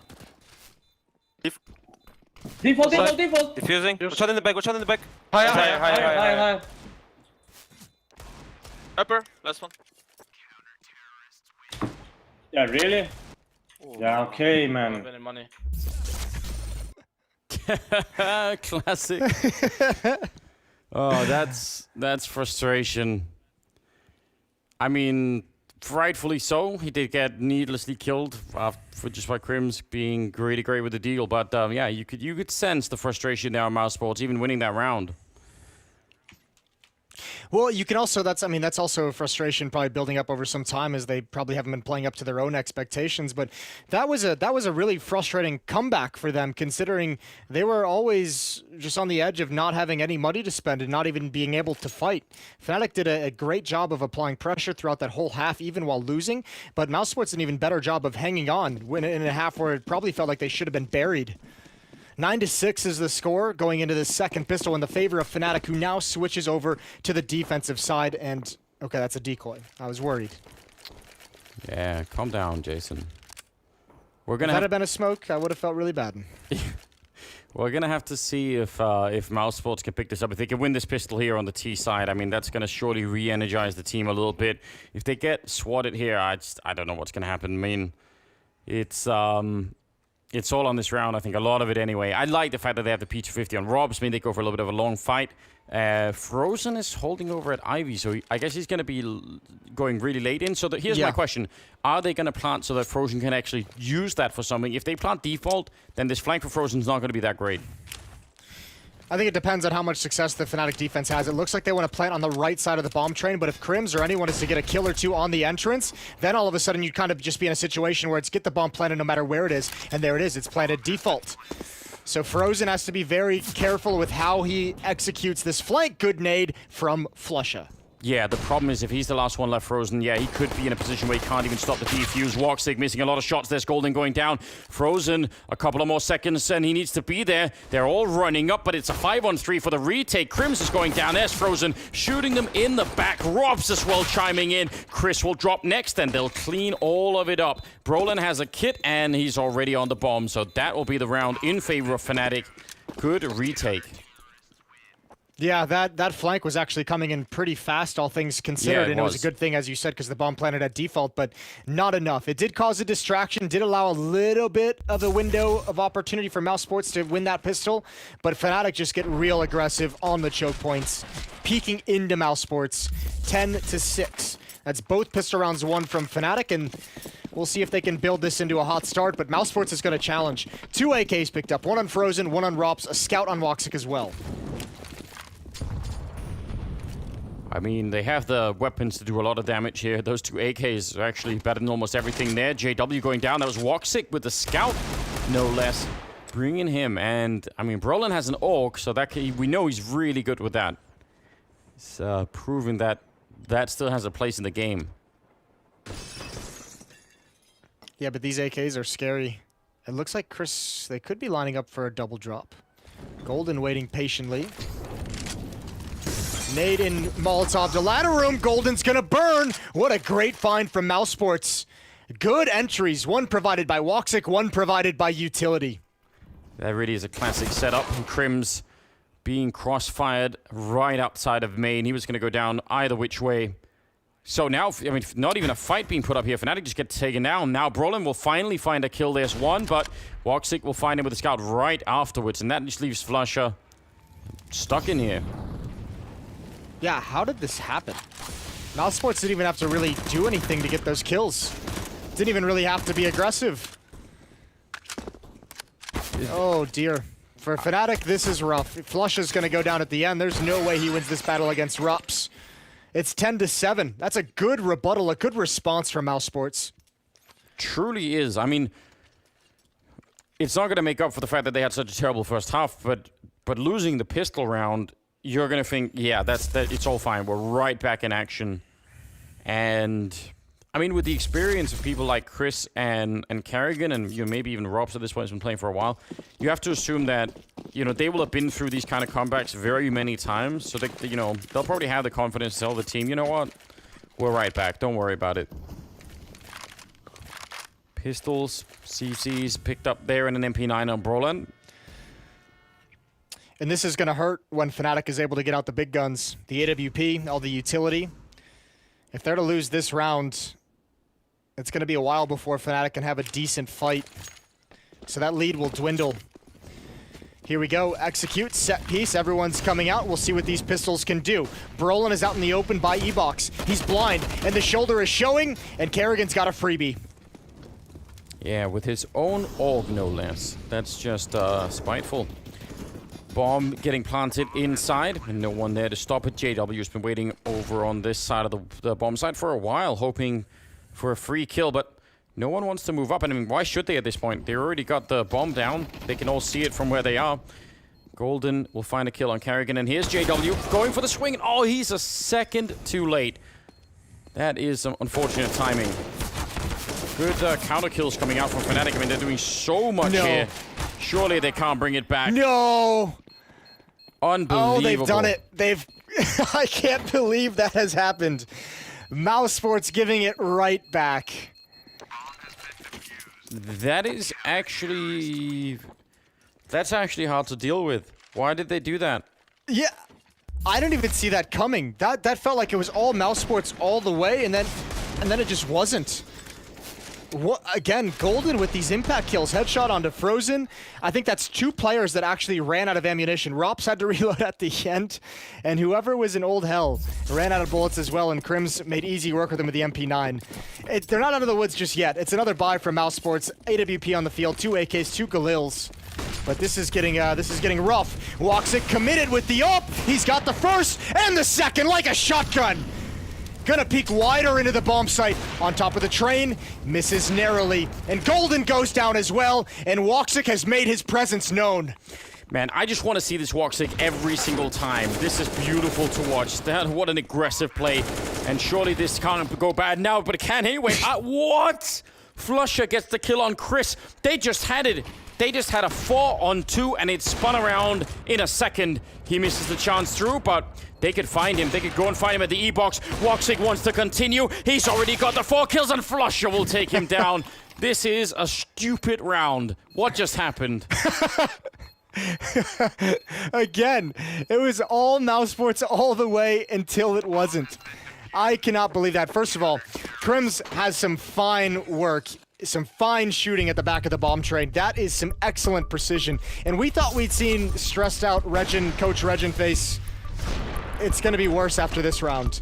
This is a 5-on-2. Woxic provides 3 entries. But look at this from Crims. Doesn't go down. Great repeat. A 3rd kill on top of the train before he finally gets found by Woxic. But it's unfair that Woxic was even put in that position. Yeah. Even Crims is like, just like, I don't know, we'll take it. I don't know. I would have to rewatch that round very many times along with the other one to even try and figure out what's going on here. It's highway robbery. The only thing that there's like any kind of positive, I mean, again, it's another one of those situations. At least Mousesports has kept the money low.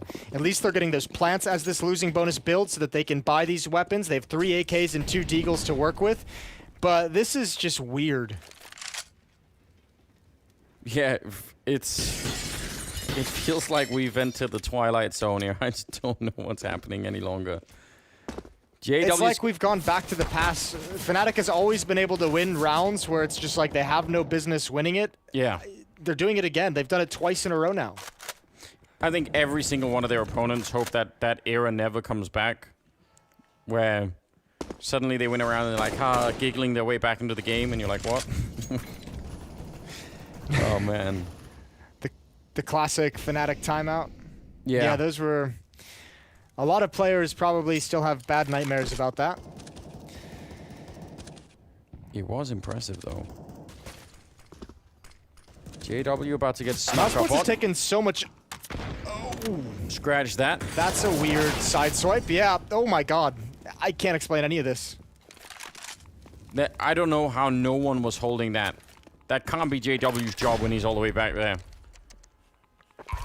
So yeah, maybe a little bit of a mistake there coming out from the Fnatic defense. They take some rounds, they give some back, I guess. This is turning out to be a very strange second half in the early going. Mouseports is going to regain the advantage. They have the AWP now in Kerrigan that can get passed over to Woxic, and we saw what he can do with it. But yeah. Both these teams just barely maintaining any semblance of a hold of this map. I don't know. I don't think Fnatic will be able to do it again. I would almost like to see them. I don't think they will, but I would like to just see them save. You've now extended this to a 5-round lead on your CT side. You only need 4 more. Mousesports has a lot of catching up to do. I would just get to a point where you can feel comfortable with your economy before you start really battling for these rounds. Even if they force by here and win, it's likely a situation where they can be immediately reset. So at some point, you have to want to just feel comfortable with what you've got moving forward. It's sound economic advice, Jason, which they'll completely ignore. Yeah, I assumed as much, and it's hard to really argue with it when you look at the results, right? Like, it's one side is theory, and the other side is, well, they're winning these rounds. But still, I don't think you can really rely on winning 2 or 3 of them in a half. You shouldn't be allowed to, that's for sure, but maybe it will work out that way. Roland's already taken down 1. Mousesports have thrown all of their grenades into this. They have nothing left. They need to do something. I mean, the entire A yard is covered in smoke right now, and no one can move forward. And that's a big issue. It's so crazy. That's just straight up through the smoke. And it stops everything. 1 spam kill through the smoke and Mousesports stops cold. And even though you have the op, where do you go from here? You have no tools. You have nothing to give you an advantage fight. Chris is low on health. I guess the health. biggest benefit is this play from Kerrigan. Yeah, he started to make his way out, but look at Golden. He's walking right behind him. He could take them both down. If he turns right here, it's going to be a done round, and Fnatic will somehow have done it for a 3rd time. A little bit of a sneak in, a lot of damage, and Golden to follow it up. I mean, again, it shouldn't be happening even one of these times. So this is a 3rd round that Fnatic just make work. Chris might as well throw the op into a corner that they're never going to see. Yeah. I don't know if he can win this. 3 different angles are going to come from ladder room, T-choke, and that's Flusha to finish it off from behind. AK salvaged, AWP salvaged. Man, Mousesports have just... If you thought they were frustrated before, they're certainly frustrated now that they cannot... They're winning enough rounds to get them started on this T side. They just can't actually convert to follow-up. AK's out again for Mousesports. They're down by 5, 13-8. And that also tests the limit of Mouseports' economy. So if Fnatic can finally turn this into sort of another win here. Good grenades towards main. Oh, that's going to cause a lot of damage. Look at that with the follow-up Molotov, I think, down there. That's almost taken down 3 people, and now they're in a little bit of trouble, but they're still fighting back. Frozen with 2 headshots, and now they have to fall back and hide. 3 versus 4. I can't believe Mouseports make their way out. There were so many grenades raining down on main, and somehow all they lose is Woxic. Yeah, well, Chris, a chance, but JW peaks at 3-on-3. That's an opportunity for a retake. They have so much utility. 3 smokes, plenty of flashbangs, a Molotov, and all of them have kits. JW is going to be patient. Hope someone's going to peek into it. He missed the chance, missed the shot. Flushing now at connector, and Crims finds one. That's frozen to go down, but Rops is still alive and still dealing out death. And Flusher will not be able to find the bomb. Finally, Mousesports. They return the favor, but they need a second round in a row. What are the odds that Fnatic buys here? I'm just going to follow the same thing you were saying earlier. They should say, no, we still have the lead, guys. Don't do it. Let's just finally reset this a little bit. You know, get maybe into, you know, a safe AWP for JW. Let's try and make that work. Fnatic cam's obviously outrageous. As it should be. Mouseports fans can't even breathe at this point in time. I'm watching the game. I'm not even on the fan cams, and I can barely breathe with what's going on. Fnatic have a huge advantage in the odds, as they should with this kind of a scoreline this late in the map. But Mousesports showing resilience and closing the gap quickly. A lot of resilience. I mean, the 5-1 bet there, I mean, yeah, but at the same time, I just don't know if I could keep having confidence in Fnatic the way that that they've been winning some of these rounds. Kerrigan with a nice triple lineup. They only had pistols, and yeah, it's going to give them a 10th round here on the Mousesports side, but for the love of God, keep the economy going. You might need it at some odd moment down the road. Flusher now. 1 versus 5, and would love to be able to sneak in a kill. Gonna be late. I don't think you even keep anyone here. Well, that would be something. That would be something. 3-round lead, 13-10. I like that Fnatic took the pause, took the breath to save and get some money behind him. Now let's see what they've got. Now let's see if they can have a dominant victory, and then you can start building up some money behind you. Scout on JW is a bit rough. M4 on Crimson Golden. They do have 1 kit on Flusher. He's had to drop down to an SMG to be able to handle all the utility he'd like. Mousesports has all the money. Yeah. They're rich behind this buy, and it's going to be fast-paced. Some nade worked. JW, or excuse me, Crims goes down. I don't know where JW came from, but Kerrigan jumps right past Crims' crosshair. Yeah, great work from the captain of the team, charging his way through, and he's going to keep going. And that is a bit bold. Over on the other side, Flusher with one of the MP9. He's picked up an AK grenade down on the ground, and he's not going to get more kills. Does a bit of damage. Oh, man. I think if he'd got that AK out, maybe have been a big spray down there. 3-on-3, and the bomb is not planted yet. Rob's trying to control them up front, and Chris making his way over to put the bomb down. Huge kill coming in as Brolin drops to the ground. Rob's just controlling that part of the map. Golden coming in, though, taking down Woxic, going for the flank. Chris is right there, and a great headshot, leaving it 1 versus 2, and they know exactly where Robs is. He's been here the whole time, so they've got, well, a good chance of finding him. Up on top of the train, Scout on the one side, and the M4 on the other. There's 1 kill for Robs, almost getting caught midair and falling back around. He could play this game. The bomb is exactly in his field of view, and Golden is low on health, and that'll be the clutch for Robs. Great win, a quad kill. And Mousesports at 11 rounds. Yeah, he's up to 25 frags, Rops. That's a brilliant display. And he's just stopped carrying in that round, pushing all the way up sidewalk, using a flash to push into the smoke to find that first kill. And there was nothing they could do. JW was still stuck with that scout. He wasn't going to find a good fight to take at any point. Golden did everything possible. Oh, absolutely outrageous what it is we're seeing here. Couple of HE grenades. Was he advertising Robs? Yeah, even Kerrigan's getting it on the fan cams. Good job. Here we go. Chris J feeling sprightly. Not for long, but the first kill was cool.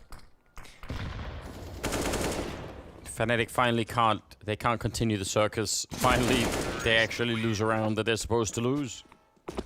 But the money now for Mousesports is skyrocketing. 13-12. Fnatic actually have a slightly, well, they've got no armor on JW, but they got a slightly better buy in terms of the rest of the team. This is an absolutely crazy game. This second half has just been pure mayhem. I don't know how to read what's coming next. I feel like every round Fnatic should win, they lose, and every round they should lose, they win. The important thing is Mouseports has now ran off 4 in a row. They're just back by 1 round. Fnatic gonna buy again, and this is the first time they've been able to afford the op themselves. JW's picked it up. And actually a little bit, I mean, that's a weird purchase when you think that Flusha could have dropped the op and they both could have had armor. True. So a bit of a miscue on the buying. We'll see how it goes, but Fnatic's in some trouble. Mousesports coming back into this. Both teams' defense is looking very scattered. Man, we are nearing the end of this map. And I still don't know who's going to win this. Mousesports have definitely rediscovered themselves. They're back in the mix and looking like a really energetic team at the moment. The fight going on. Brolan with a double spray down. That's massive. Picks up an AK-47. And Robs and Chris, they didn't even look like they were ready for it. Both of them down in a second. Going for the return, though, is Carrigan. He's been great, and they know exactly where he is. And it continues right back in a 3-on-3. Why not? This is some online Counter-Strike, baby. Everyone's going with some insanity. Everyone's being hyper-aggressive. Look at Golden. He's not going to sit back and wait. Carrigan's at E-Box. Golden knows it. Sees the shadow. There's the kill. Missed the first initial shot, and Woxic has the trade. Now this op on JW can finally get put into play. He's aiming above at the train as well. It's a perfect angle. Yeah, he's got the right idea. He doesn't want to double zoom because then he can actually see if anyone is coming closer on that left-hand side. So he's going to have to be really worried about that. Ooh. Does maybe slightly see someone. There's a chance, but he misses. And you could see without the X-ray, it's great. It's very, very hard to see exactly what's going on. Frozen will put the bomb down. Woxic is covering far behind with the AWP, but there are a fair few grenades. A smoke and a Molotov. They can absolutely force Woxic into a really uncomfortable position if they can get close to the site, that is. Yeah, JW's got that as well. Probably going to be a hard timing to figure out when he wants to deploy this smoke. Flusha with Flash, Nade, Molotov.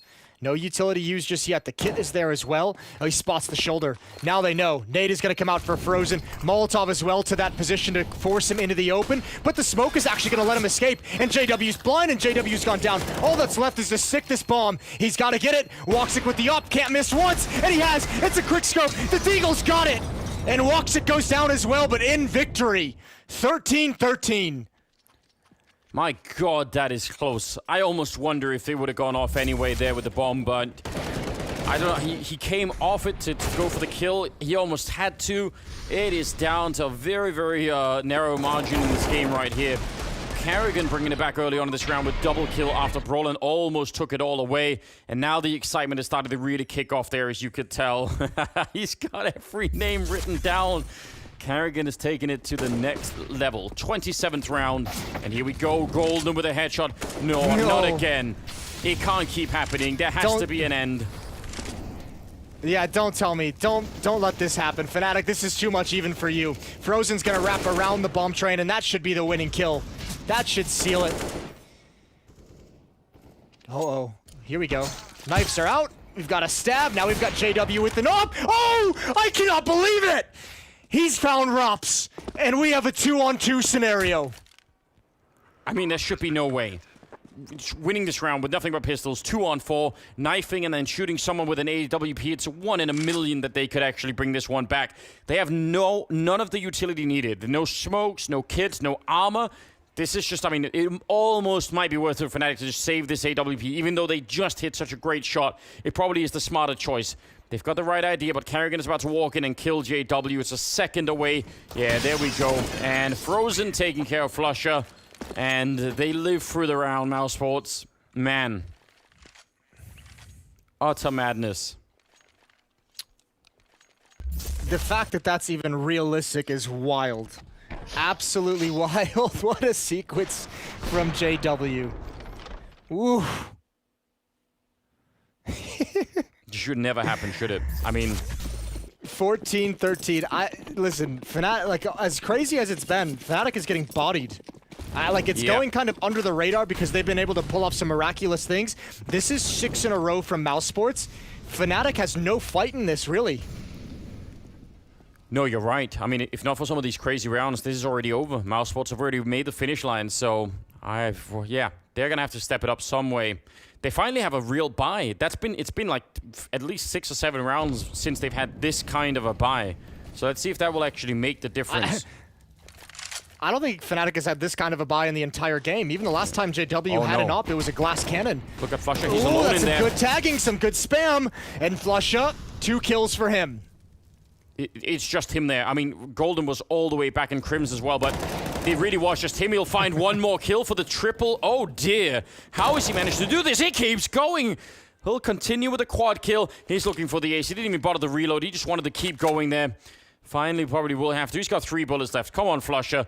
Don't be showing off like this. Yeah, there it is. And now Woxic on the other side, sticking up with the AWP. And ace comes in for Flusha, and that's a way to bring it back. And surely his team is going to be rallied behind it. I'm not even seeing any emotion on his face. It's tied up at 14-14. Those dead, lifeless eyes. 14-all. And yeah, I mean, just don't go at Flusha in crunch time. What a time to deliver an ace. All 5 kills. And Flusha's keeping Fnatic in this. Keeping Mousesports off map point. And look at the money, Anders. Look at the money for Mousesports. The tables have turned. If Mousesports lose this, they're fighting with scraps the next round. They're fighting with scraps just to tie the points. This round is massive for both of these teams. The op on JW, it hasn't seemingly felt impactful on the CT side just yet. What a game we're witnessing here. I mean,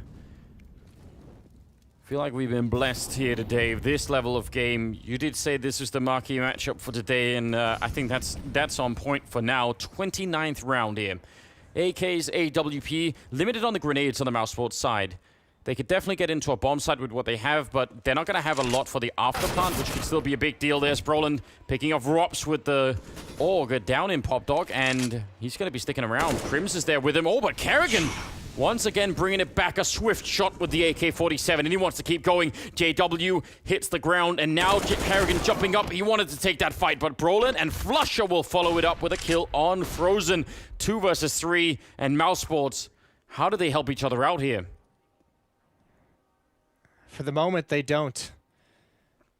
Broland in ladder room has a good position, and Woxic's going to back away. Now they can meet up, and now they can work together. Very little utility on both teams. 2 flashes for Fnatic to work with, 1 smoke for Mousesports. The problem is there's only 30 seconds, and the bomb is all the way back at Whitehall's. If they have to start running, and Broland's going to hear it if they do. So they're either going right at Broland, or they're giving all the information away. Yeah, you're exactly right. He knows. Going to be calling it. You see already, Golden is rotating. Flusha's up on the high ground. And this is pretty much a checkmate position if you're coming in. It's almost impossible to check someone. They do it anyway. How are they not dead yet? 5 seconds, holding the angle. Woxic gets a kill, and now he turns around, nearly catching that one on Golden. But time has run out, and Golden will pick up that shot at the end. And that's 15 rounds for Fnatic. They somehow creep to the finish line. They are 1 round away. This is an incredible game. I haven't even looked at the scoreboard, but Golden is top fragging, tied with Rops at the top. I couldn't have guessed that at all. Yo, but you know who needs to get some props on this T side is Kerrigan. He has been running out mid, and he's been good for... He's been guaranteed 1 kill, and he's been good for 2 or 3 at different times, and he's got Crim's number for the moment. If he could do it again here with the Tech 9, that would be spectacular, because they need something. It's a horrible buy, and they're taking so much utility damage. Crim's rifle out, he's got 1. He spots 2 more. That forces JW to spin. 1 player is out mid as well. JW gonna be shot from behind. He hears the bullets whizzing past. And still on top of the train, he's lying in wait. Good nade from Flusha, and that should seal it. All the insanity of this second half comes to a close. I don't know. I just feel like Mouseports, the amount of energy they put in to even be competitive in this has just been amazing. You feel like they should be rewarded with at least a split of the points, but that is not how it's turning out right now. A 1 versus 3 with a Deagle. He has got the bomb. He's got a minute, but... I mean, he could actually walk in and put the bomb down right now for free with no one even there to stop him. And even if he does all of that, it's still going to be hard to hold it. Yeah, well, you know, he doesn't have a rifle this time, which is going to make, as you said, make it intensely more difficult. But he does have a pretty miraculous clutch in this bomb site on this map. I mean, here we go. That this just would be the happened perfect way to recently. end We'll it. see if he can do it with the Deagle. Yeah. Yeah, take it away. Here's Chris and his chance to actually get this done. He Molotov's deep, he's pushing up, because why not? It's making it a little bit harder to find him, but they will. Oh, he turns around, gets the 1 kill, and nearly could have had that one. Look at Brolin down to 21, but that will be it. 16 to 14, Fnatic find a way to survive. And Mouseports, I mean, you know, a lot of credit to them. This was an absolutely insane game.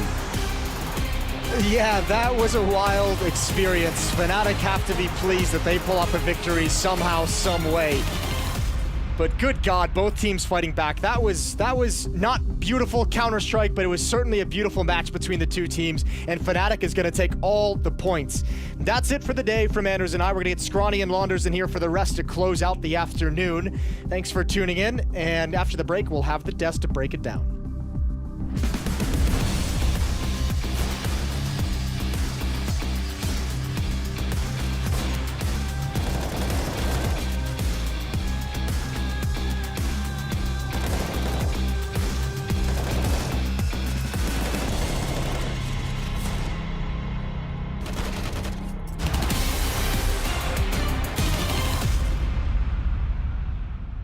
They have completely bought into the idea that, you know, fundamental Counter-Strike is the basis for being a good team. Gratisfaction plucks them from the sky. They've got a lot to prove in this matchup. It's 100 Thieves! We should be a contender to be in the top 5 teams. And internally, I feel like we're pretty hardworking. The Aussie lineup known for this crazy practice, known for the boot camps of what they can deliver. They have a very good base and understanding of how they want to approach the game as a team, and that's something that a lot of teams lack. They don't have an identity. Aaron, for example, he's always getting hyped up and cheering all of us on. I mean, me and Justin were pretty different people, I would say. He's a very quiet person in general. I'm probably a little bit more louder than him, but in game, I think we just have a respect for each other. They have a star individual in JKS. He made it within the top 20 players last year, and I know that's actually going to drive him further. It's actually going to inspire him to play even better Counter-Strike. So if he can play better than he did last year, I think everyone needs to watch out. And he takes down Kenny, follows up onto Hunter. 3 frags from him. We met our goal last year of making the top 5, and we want to keep building upon that, and trophies is the next step. I think we had a lot of success last year, and I think we know what works for us in terms of practice and scheduling and stuff like that. So putting all that to use this year and only improving on that, I think we should only just do better.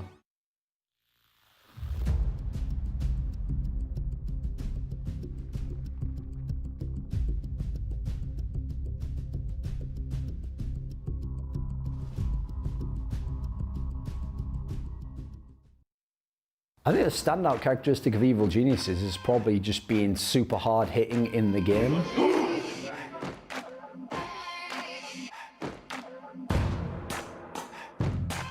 I would say dangerous, just because our potential and our peak is kind of unknown, so we can, you know, play at an insane level. I actually think that they're probably top 2 or 3 team in the world in terms of raw skill across the squad, and they use that as their main strength. 9 seconds now. He makes for the jump, and Stanislaw, he nearly gets it, and he will eventually. I would say erratic is the word that best describes Evil Geniuses. Hype for sure. I think we just love that energy. I would say exciting, just because it's probably pretty exciting to watch us, just to see how we do.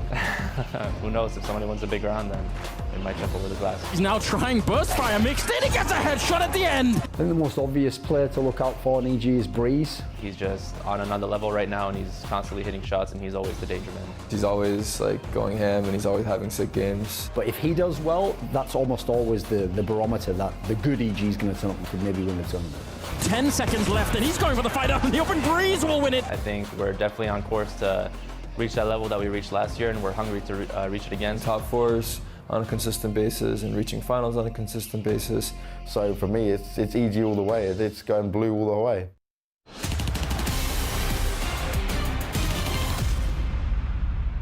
What a series we just had there. That was a game and a half on Train, but I got to come back to the 13-8 scenario. It looked like you guys were just going to confidently seal the deal, especially after the first half as well, where you had the 8-0 lead at one point. Seemed like you had them numbered, but they were able to claw rounds back, and it certainly got very scary. What was the communication like at this point for you guys? I think we have kept our cool and tried to just play our game. I don't know, they played really different to what you're used to, I guess. They're running a lot, they're taking a lot of duels, and they're taking a lot of risks, and in many of the situations, the risks just paid off, and it's nothing you really can do about it, because there's always going to be a loophole somewhere in every defense. So we just kept our cool and tried to stick to our plan. Well, there you have it. Words from the man himself, JW. Just a straight legend.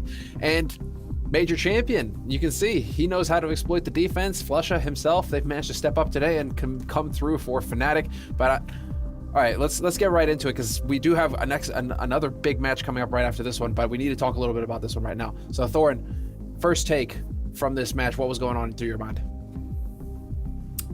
I mean, the problem is like the second half has almost deleted the first half out my brain, but the first half was mainly just Fnatic absolutely battering Mouseports. They looked awesome, actually. At that point in time, you think this is going to be easy. Turns out Mouseports is still terrible. But I told you, watch out for that T-side. And the guy who makes that T-side work, if you're watching at the end of the year, last year, you'll have seen this, is Karrigan has such creative ways to entry outside. This guy isn't as skilled as half the players on Fnatic, but how is he getting in and doing this over and over again? And I actually feel like at the end of this game, this was an absolute robbery. If I've said that about any other game in this tournament, I actually feel bad for any like Mousesports in the way that this game went. Because listen, the first half was all Fnatic, but the way they played in this last one, it's like Fnatic just realized, right, nothing's working for us. Just try literally anything and throw the kitchen sink at them. They even tried that ridiculous retake at the end with Flusha and JW on a round that you had no business even going for, and still almost won it. So, like, what more do you want if you're Mousesports? You have a great T-side, Woxic and Robs are going, you're winning clutches even. Like, I don't really know what more they were supposed to do except have a good first half. Maniac, just flow with it, man. I know that you and I were talking in the chat. Ooh. What's up? Hey, this was a crazy game. Honestly, it was an absolutely crazy game. I agree with Duncan. I mean, it does feel like a thief, but at the same time, that's also Fnatic. We know how they win this round. Anytime you leave them away and they're going to take it. I just want to mention Flusha for a second, because I used to be a B anchor. I know how it is. The round that we are going to witness right now, round number 28, he hasn't been challenged this entire CT side. The first time Mouseports come inside, he does 4 kills. I don't know if you guys realize how insane that is. He hadn't been tested up until that point. He only had to play retakes over and over again. And if Mouseports had won that round, they had basically opened up all the tactical possibilities. They could do whatever they want. So, you know, stand up to Flusha. He completely deleted them in that round. Well, this puts them right in the running, as you guys can see, thanks to the Group B standings. I'd love to talk. I mean, if we had more time, we could get into it, but we still have one more match here in the EU, and it's another banger. It's another big one that's going to be coming in. Astralis versus Vitality is how we're going to close out the EU matches for today. And I mean, that's another fantastic one. So we can just dive right in here. I mean, what's going to jump in? Maniac, I'll give you first crack at it. Like, what are we watching for here? I mean, Vitality, this is it. You need to get a win or a loss. You can't just keep tying. Okay, I'll hit you with the curveball right here. I guess logic would say that Vitality should completely destroy Astralis because this lineup hasn't been together for so long. We've seen them having issues left and right. But I know that Vitality are prone to frustration. I know they are prone to getting a bit mad when the game doesn't make sense. And we have seen players from Astralis taking huge risks in the first few games. We have seen Dupree being over-aggressive, being in the face of each and every of his opponent. And if he's going to do the same against Vitality, I guarantee you they're going to get mad. I guarantee you they're not going to like that. So it's not going to be as easy as it seems. Don't poke the bear. Is that what you're saying? Well, speaking of, real quick, Thorn, before we get to you, I've just been told we have an interview with Shox. It's about a minute long, so we'll get into that, and let's hear what Shoxy has to say. Now, your track record versus Astralis hasn't been that great in the past, but with their recent changes, do you think it'll make it easier for you, or maybe it could be actually more surprising because they might not act the same way? Actually, we don't really know what we're gonna be facing. Since they got now 2 new players, so it's really hard to base yourself on the old Astralis, I would say. So we are going up into this game more like, okay, let's see how it goes, and let's definitely adapt quickly if something goes wrong. But we don't know what to expect from them. Of course, they will be really good because they still have 3 players of the core, plus Yugi and Snappy are really good players. So it's definitely going to be a tough match, but it's really hard to know what we're going to face, you know? That about sums it up. I mean, Thorn, what do you take of that? Shoxy, interview veteran, match legend. I mean, what's he going to say? The problem is, pretty soon, when I did my interview with Alex, he even says straight up, they brought Shox in not to in any way be an in-game leader or a veteran. He was supposed to come in and be the second star to Ziwu and help them carry and like make a new era of French CS. So the problem is, he's in a tough spot at the moment. I don't think he's playing that great, although he actually was pretty decent in the first game we had out. He does still win his clutches. Like, that hasn't left him. It's almost like jump shooting in basketball. Some things always stick, but I need to see more from Shox in the server before I can get too excited about Vitality generally, but particularly his role within Vitality. And as far as Misuta is concerned, he's been standing out as well. I mean, in terms of fragging, it seems like the young gun, we weren't quite sure what was going to happen there, but Maniac, it seems like he's stepped up individually, at least for Vitality in these matches. Yeah, for sure. I mean, the first few games of Vitality we have seen, to me, Misuta was the number 2 of that team, quite clearly, almost the number 1 in a few of them. So what is very impressive to me is that in an environment that can be a little bit prone to panic, I've said it on the TeamSpeak, it can be quite energetic. Sometimes people lose their mind a little bit. Well, he's able to remain calm and make the right decisions and make the right call at times where the pressure is really high. So that is not a small feat for a player that I still consider to be a rookie. And honestly, in terms of kills and ADR, he's been more than enough. He's been more than enough. But he's not supposed to be there, right? He's not supposed to be the number 2, as Duncan said. He should just be the glue that does exactly what he needs to. So I think he has a little bit too much on his shoulder, but it's definitely a great sign if we think about long-term in Vitality. All right, well, we actually managed to catch up. Thank you. We actually managed to catch up with Dupree going into this match, so we'll get a word from one of the players from Astralis. Now you've got a big matchup versus Vitality, and your record versus them is really strong. But I have to ask you guys if you are confident enough with where you're at in your current form to take the win here. I think it's going to be really hard. I think Vitality is a team that we've struggled with a little bit in the past. Not that they are an opponent that we don't feel we beat, but at the same time, I just feel like they are a team that are really solid in terms of their team play, but also in terms of their individual skills. They have Saiwu, who can just dominate the game by himself. So it's going to be interesting to see how everything's going to work out. I think we have a chance to beat them, but we also have a chance to lose. So I think it's quite open. So yeah, I'm just looking forward to play, and it's going to be really important to get some points here. So I really hope for a victory here. I'll do everything I can. Well, we'll find out if Dupree's hopes come true, if his wishes come true here, and that they are able to net a win. They certainly look like they need it right now, Astralis. They're fighting hard. But guys, we're going to get into the map pick ban, and I want to actually hear from you. Where do you think this map is going to happen? Like, which is it that's going to get picked for this best of 1? Maybe we can take it back. I'm going to say, go ahead. Keep going, man. Okay, I was going to say we can take it backwards and say what it's not going to be. It's not going to be Train. It's not going to be Mirage. I would be very surprised to see Dust 2 as well allowed. So in the maps that we could be playing, I think Inferno. Not going to be Overpass, probably. Yeah, you're right. Not Overpass either. So Inferno is a candidate. I think Nuke could be a candidate, a bit of a spicy one. I'm not sure exactly where Astralis stand with that current roster, but with the foreign one, we knew obviously they could play Nuke. So Inferno, Nuke would be my basket, and yeah, I would keep it at that. Those would be my 2 guesses. Yeah, I'm with you. I actually thought Inferno and Nuke were the 2 most logical ones. I actually think with the current Astralis, you should probably force it to Inferno. Like, I double dare them to play Nuke with this particular lineup of 2 brand new players. But I saw there, I don't know if we're going to show it now, but the veto, I think it was wrong initially. That's why, because it started with Vitality banning Inferno. There's no way they're doing that initially. They're getting Train, Overpass, probably Vertigo out of the equation immediately. So basically, amazingly, I mean, they actually have gone with the Inferno ban here. This means actually, I think they're leaving Dust 2 open potentially and daring Astralis to go into it, because it looks like that's where we're heading at the moment. Yeah, daring is really the right word here, because if Astralis goes to Dust 2, man, we talk about the lack of protocols. They have a new roster put together, so obviously the way Astralis used to win rounds by playing the perfect Counter-Strike is not exactly what's going to happen right now, but it's going to put so much pressure on individuals like Device, obviously. Well, there you have it. I was gonna be so afraid, but at the same time, Nuke with that roster. I mean, Snappy played Nuke. Granted, that used to be one of his good maps. Yugi played Nuke, but we can talk about how relevant he can be. But that's going to be a huge challenge, at least tactically speaking, for the Danes. Yeah, I think this is a very, very ballsy move by Vitality to essentially say you have to play Dust 2 or Nuke. If you play Dust 2, listen, we might like that as well. We are Vitality. The French teams always do well on that map. But hey, let's play Nuke. Let's play a map that, in theory, has the toughest protocols in the game. You used to be the best. Now 2/5 of your team are gone. So I actually feel like, listen, it's not a great map for Vitality. It's never one that they would choose into themselves in this particular era. But I think they've created a very interesting scenario in a veto where I actually thought Astralis had some edges potentially.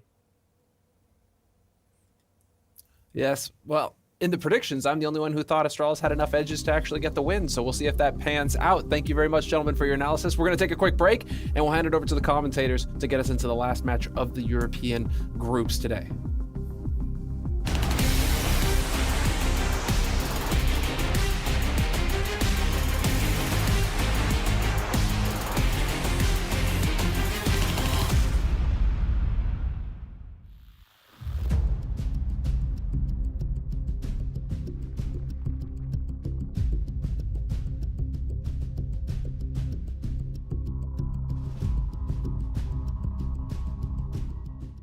Can he figure out fast enough where they're headed to allow MIBR to have the proper stack? There's a kill. That's in middle. So Taco and Mayern everything to do. Taco takes his time with that kill. Yeah, now they know they've been spotted in IP. They know they have to move quick because otherwise, you know, the flank is just going to continue. That smoke will buy some time, and now it looks like they might try and counter boost into it. Taco's thinking about it too.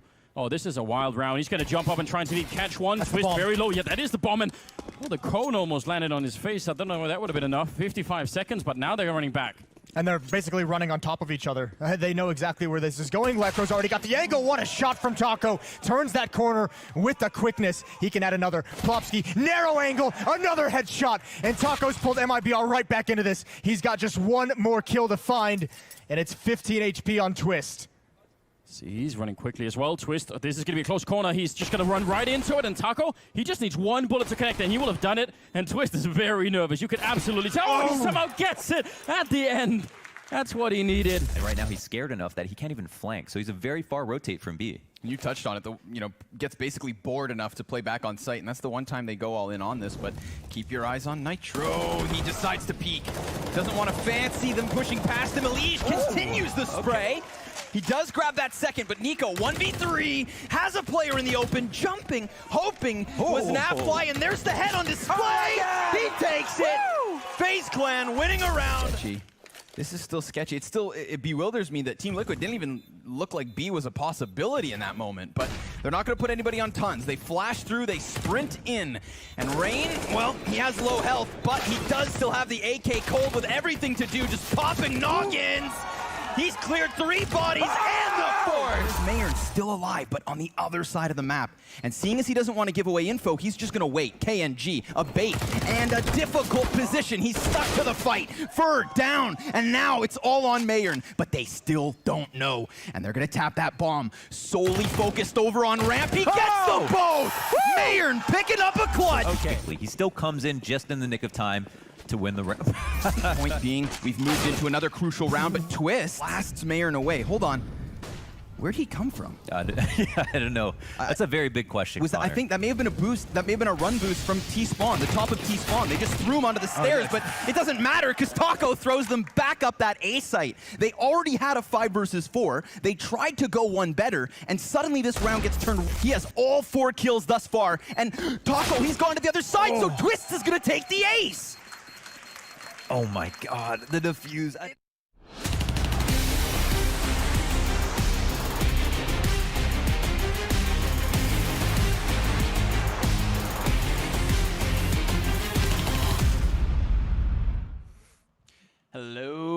Hello. How's it going, EU? Looks like Scrawny and Lauders are taking over for you guys. We've got one more.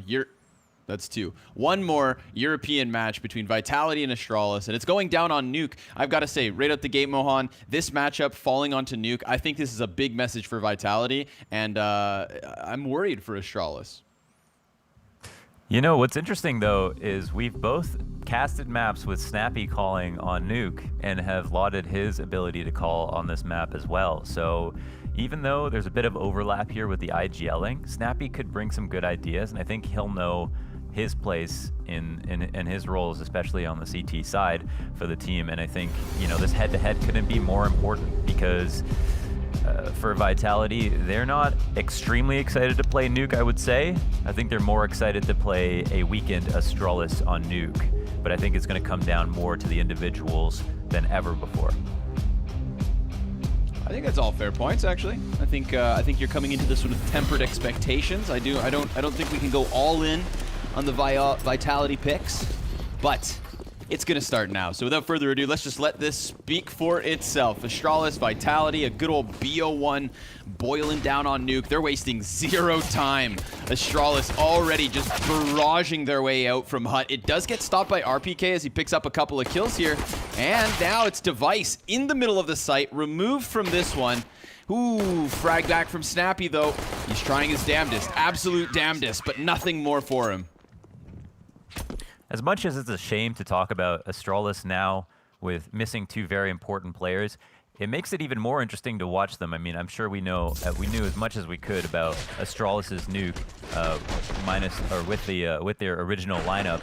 But here and now, we don't know what's going to change. We don't know how these players will perform. And although Dupree did say you can't expect the same Astralis, you know, he's saying that in the same room with Snappy and Yugi listening, thinking, we want to make sure you don't feel like that, right? These are players that expect to win just as much as Dupree does.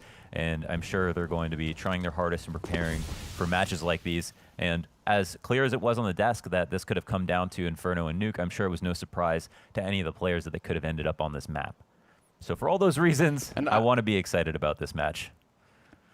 Yeah, most certainly. And I think that if we want to emphasize some of the individuals here for Astralis as well on Nuke, Yugi, no slouch to opping on this map either. I'm actually really curious to see if Device is going to continue as regularly with the sniper on Nuke particularly, because when Yugi was really kind of rising through the Danish scene and making a name for himself before he had a chance to star on Heroic even, that's back where he dominated Nuke as an individual. So I have high expectations still. This is 3/5 of the best team in the world.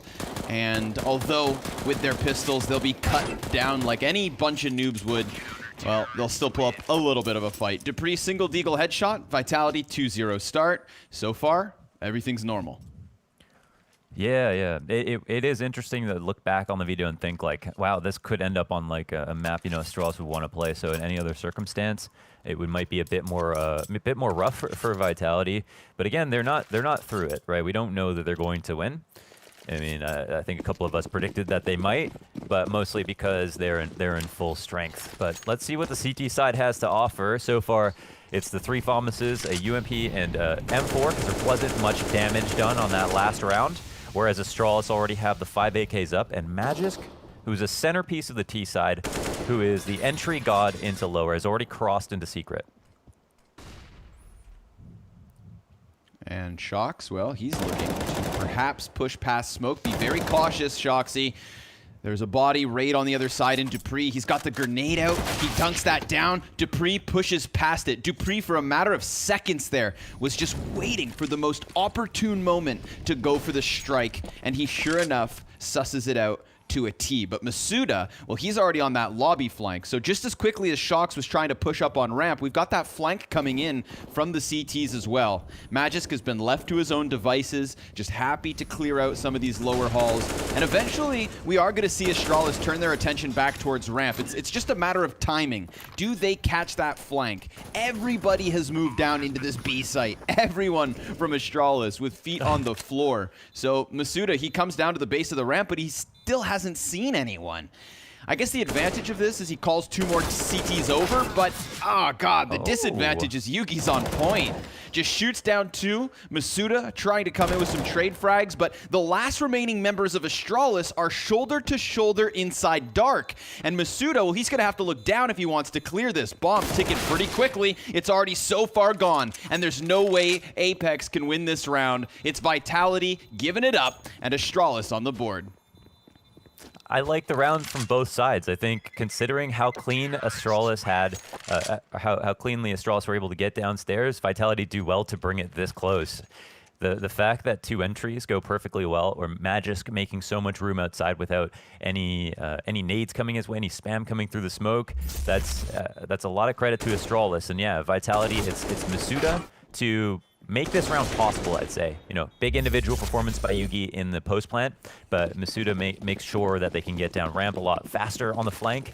But there's really nothing that Astralis should have changed. They pretty much played it to a T from all regards. And I think the only thing that Vitality needed to do differently was apply a bit more pressure to Magisk outside. Frags being exchanged. Device, he can't get into the mix, so Magisk has a lot to try and handle. Device, he's just been chilling up here on the rooftop. He was waiting for somebody to actually extend from Squeaky, but that wasn't needed. So we've got Vitality right back in control. What do you make of that aggression, Mo? Well, one thing that we know has changed in the discourse about CT side nuke is that there are more pushes into lobby than ever before. CTs feel that it's even favored sometimes to pull off these pushes.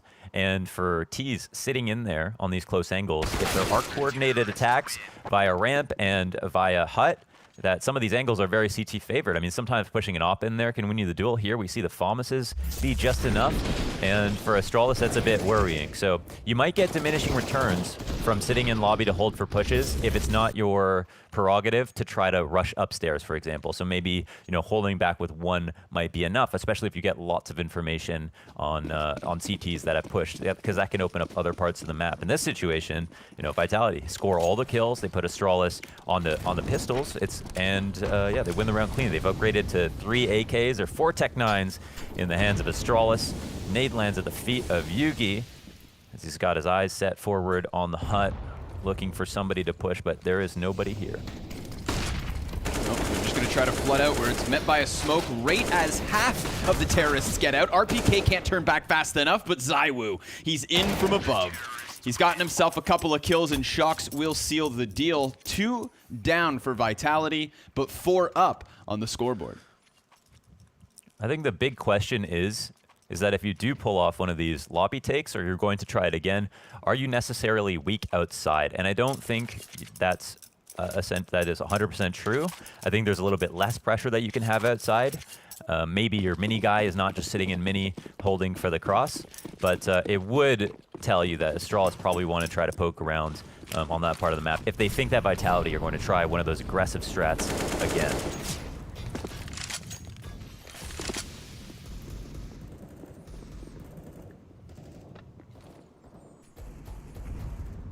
Everybody's just cautiously walking around the map, not looking to lose their head to the Deagles.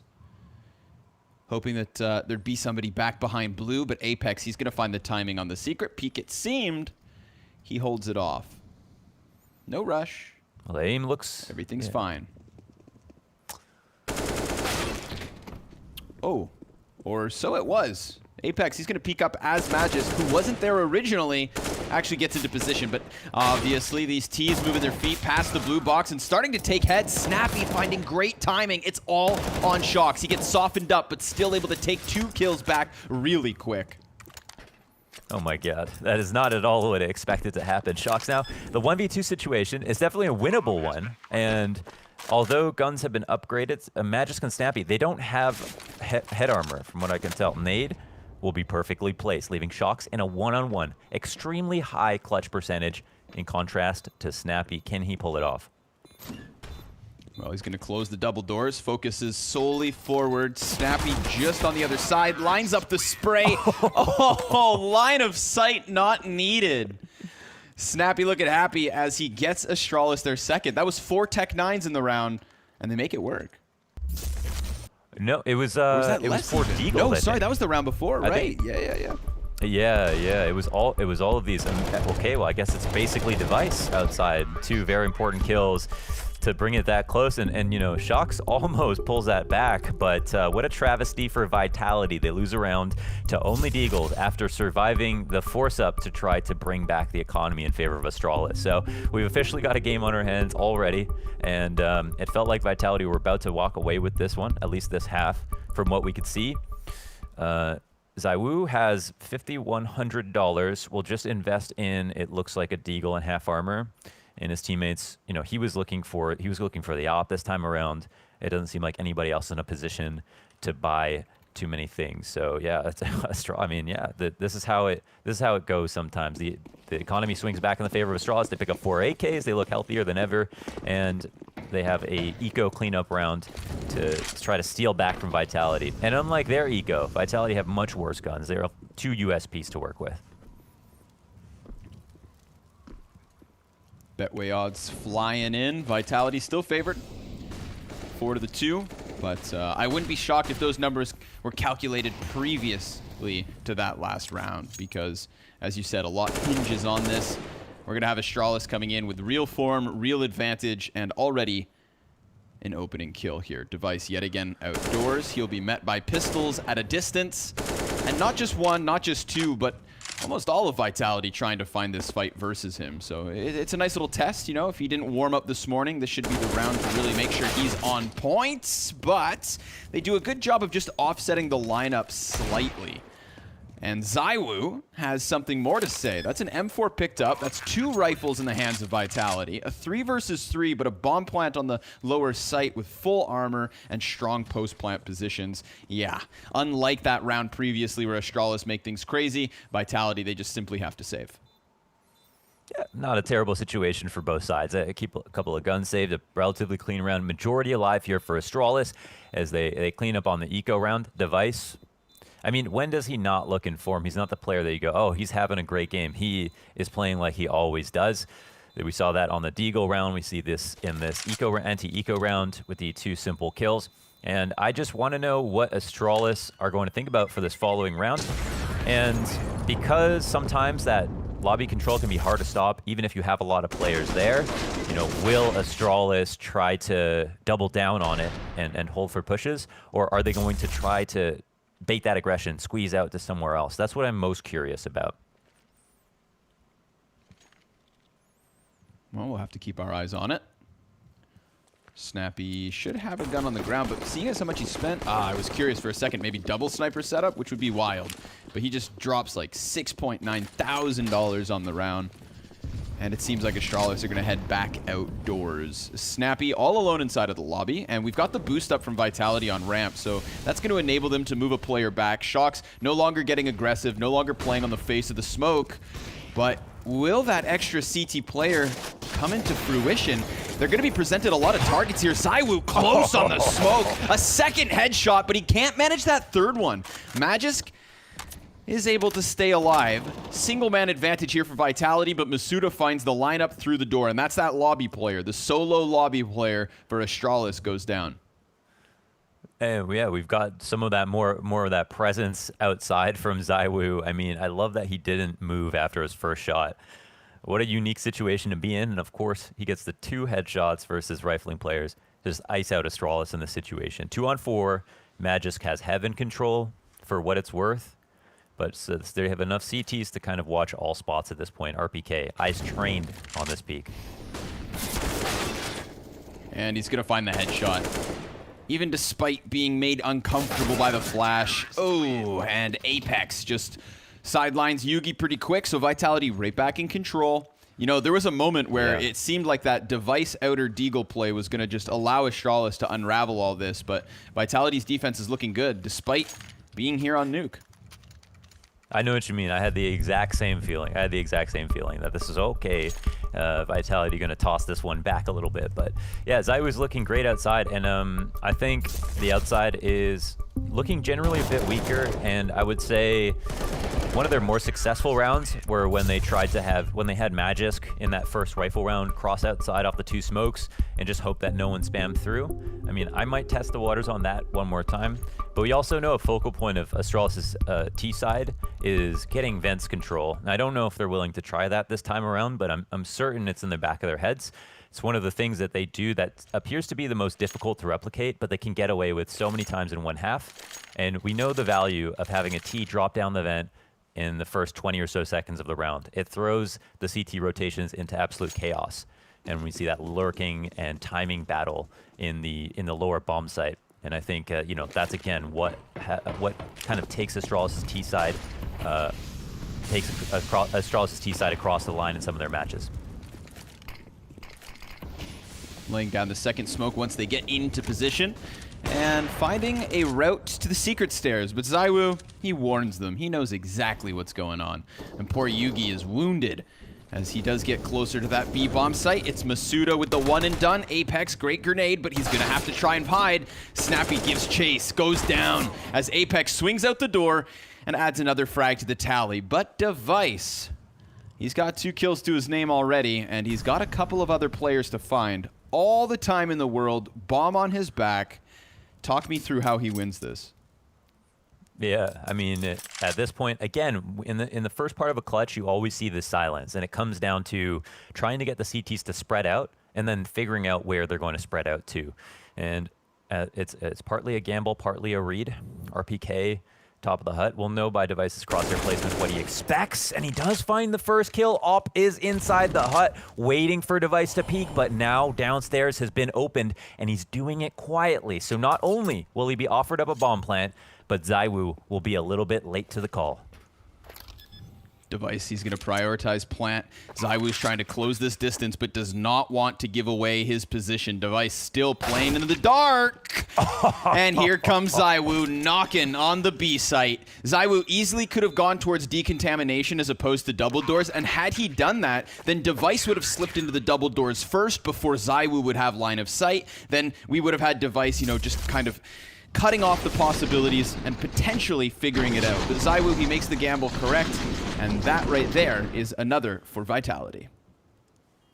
Device makes the most of a bad situation, but ultimately, Vitality had better guns. They had better trades in the early round. Apex got 3, I think, holding from Decon in the first place, and so you'd think Astralis weren't supposed to win that round.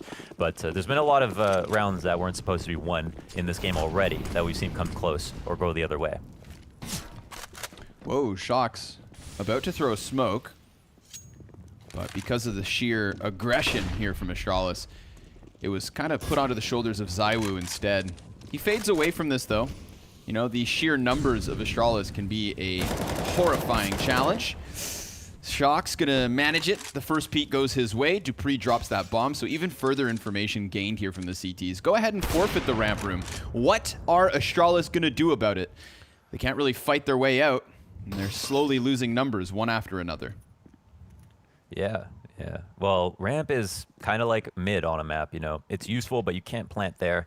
And just as you're saying, they're going to have to try to make a move from this point. But as long as the CTs have numbers, they can cover all routes of escape and attack at the same time. So Astralis, they'll group to try to push and face their fears. They actually take out ZywOo on top of it. Oh, okay, well, I called that a bit too soon. Apex seemed unaware of the potential threat in both situations, wins both duels, and Vitality come out just fine. Don't know exactly what happened there.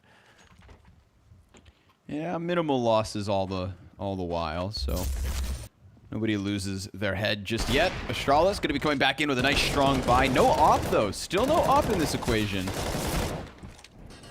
he just did the no looker. He just turned away for kind of no reason and then looked back just for the style points. Okay, so we're into round 11 already. Back to another buy. What is going to be Astralis' game plan once again? It looks like I said on outside, Magisk at the in the front cart here, and Dupree up top to see if there are any pushes. Run-of-the-mill default towards outside. Again, they're not overstacking in the lobby. Instead, having one man sit and watch. I think this does make sense because Vitality, they haven't been applying a lot of pressure to the cross, but wow, how things change. Magisk and Yugi get collateral through the box. Unreal. I would love to have that one on the highlight, just because ZywOo, just, you know, we talk about it, the unconfirmed damage, the invisible wounds. He's looking over top of the smoke now, ZywOo, and he does catch Yugi.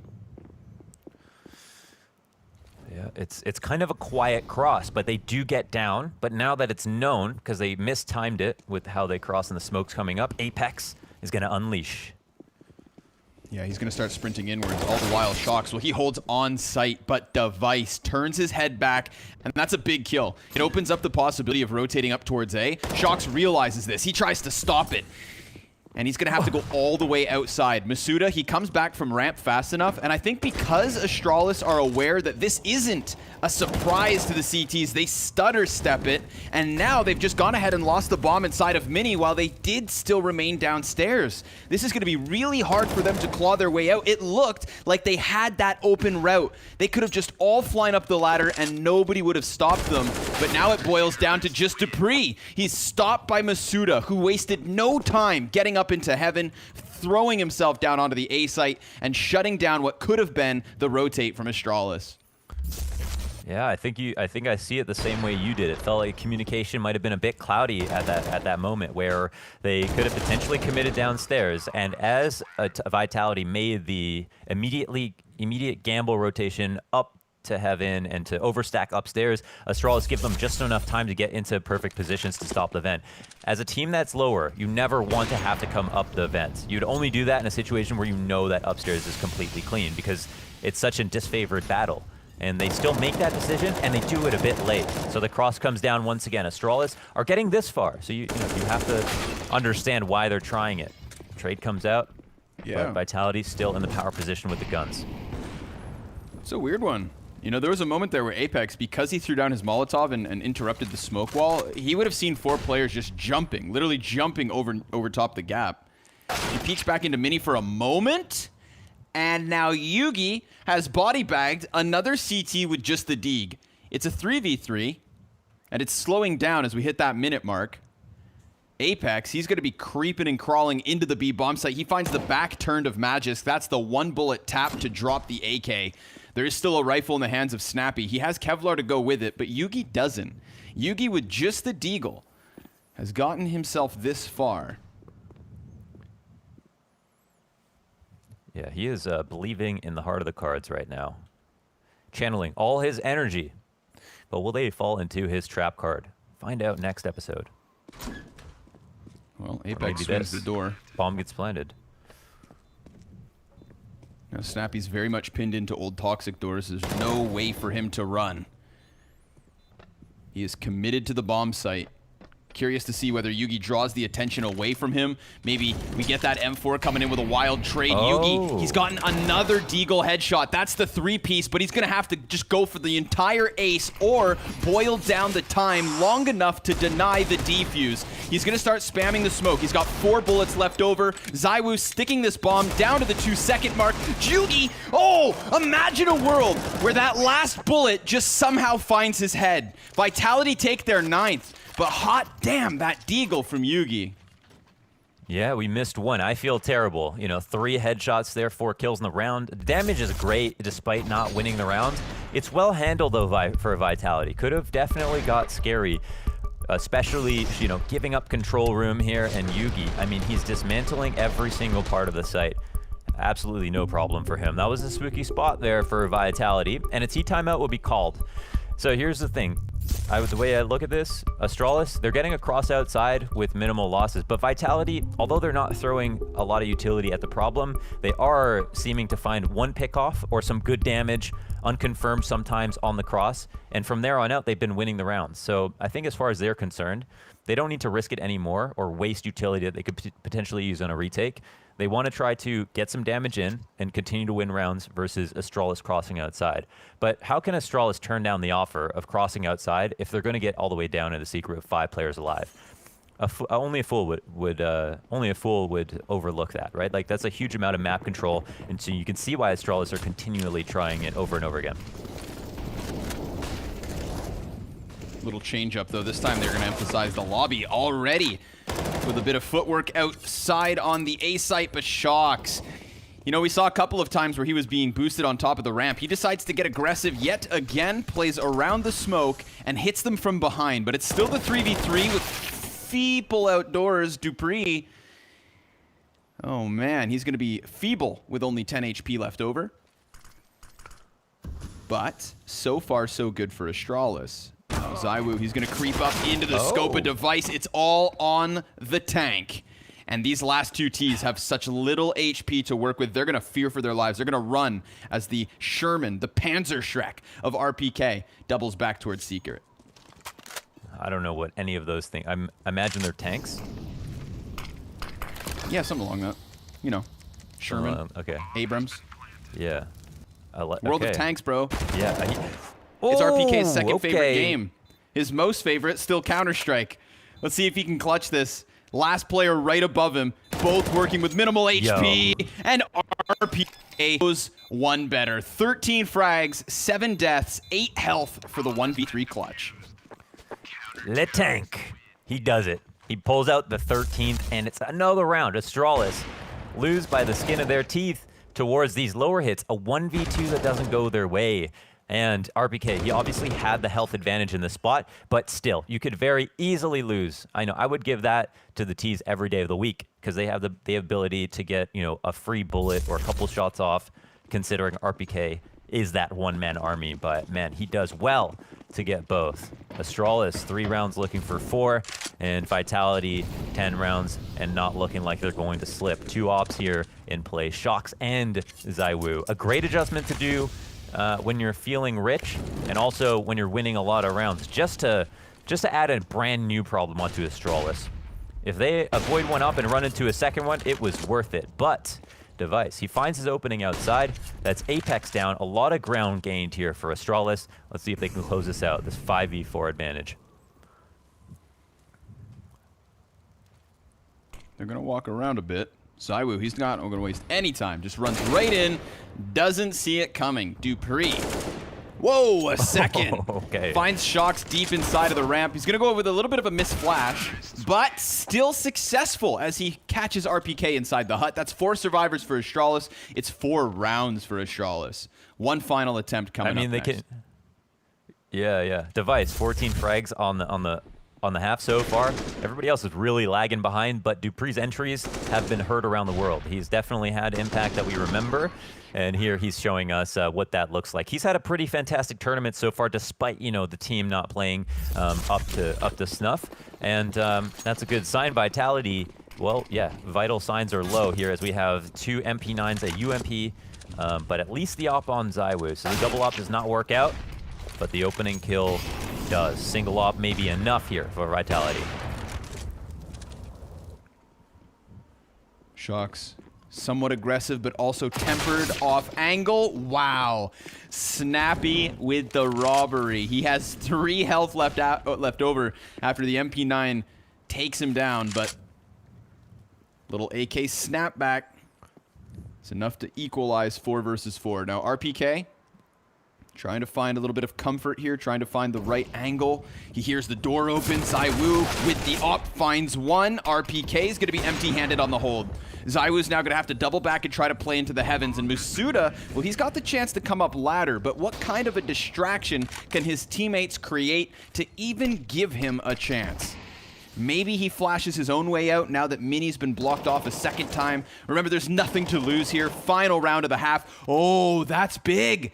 Apex, he actually finds dupreeh through smoke, and ZywOo just looks away from the head of Yugi. That's going to bring in Masuda. Again, Yugi, he's being made uncomfortable, and Snappy, who started it all by stopping Shox, now has to close with the clutch. Oh, and he walks into the wall bang.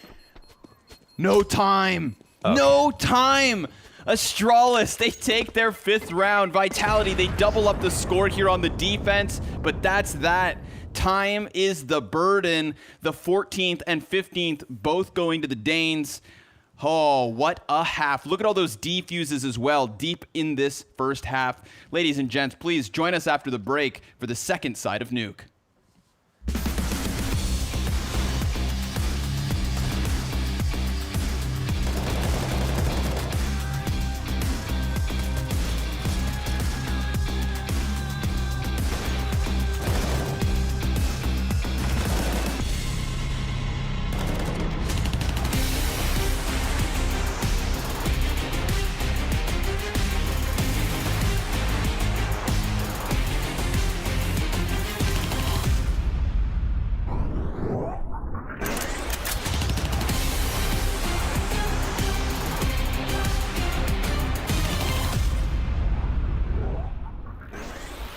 So Deagle is done, I'm currently in the lead. Next up is the AK and Overpass.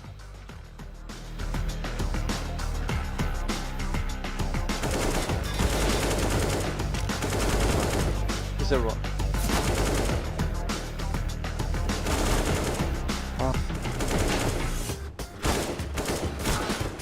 What a mid shot suddenly.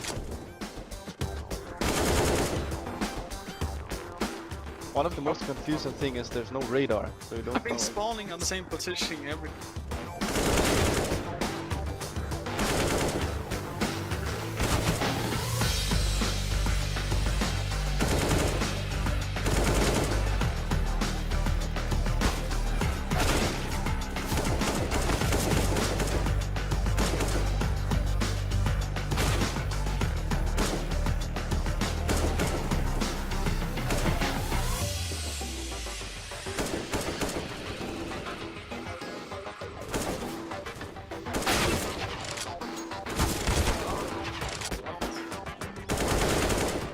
Oh, you come with a needle there?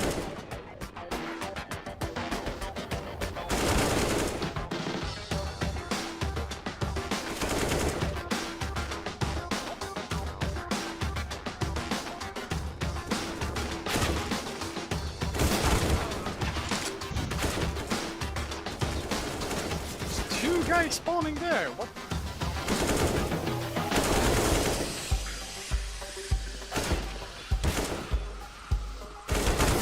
Spawn kill.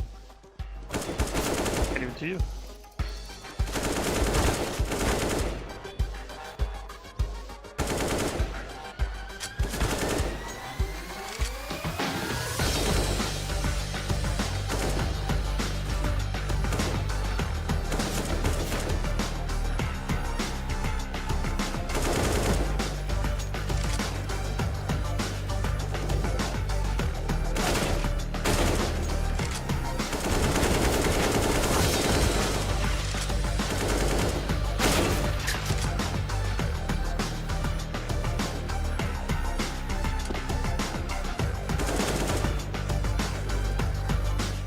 Uploader.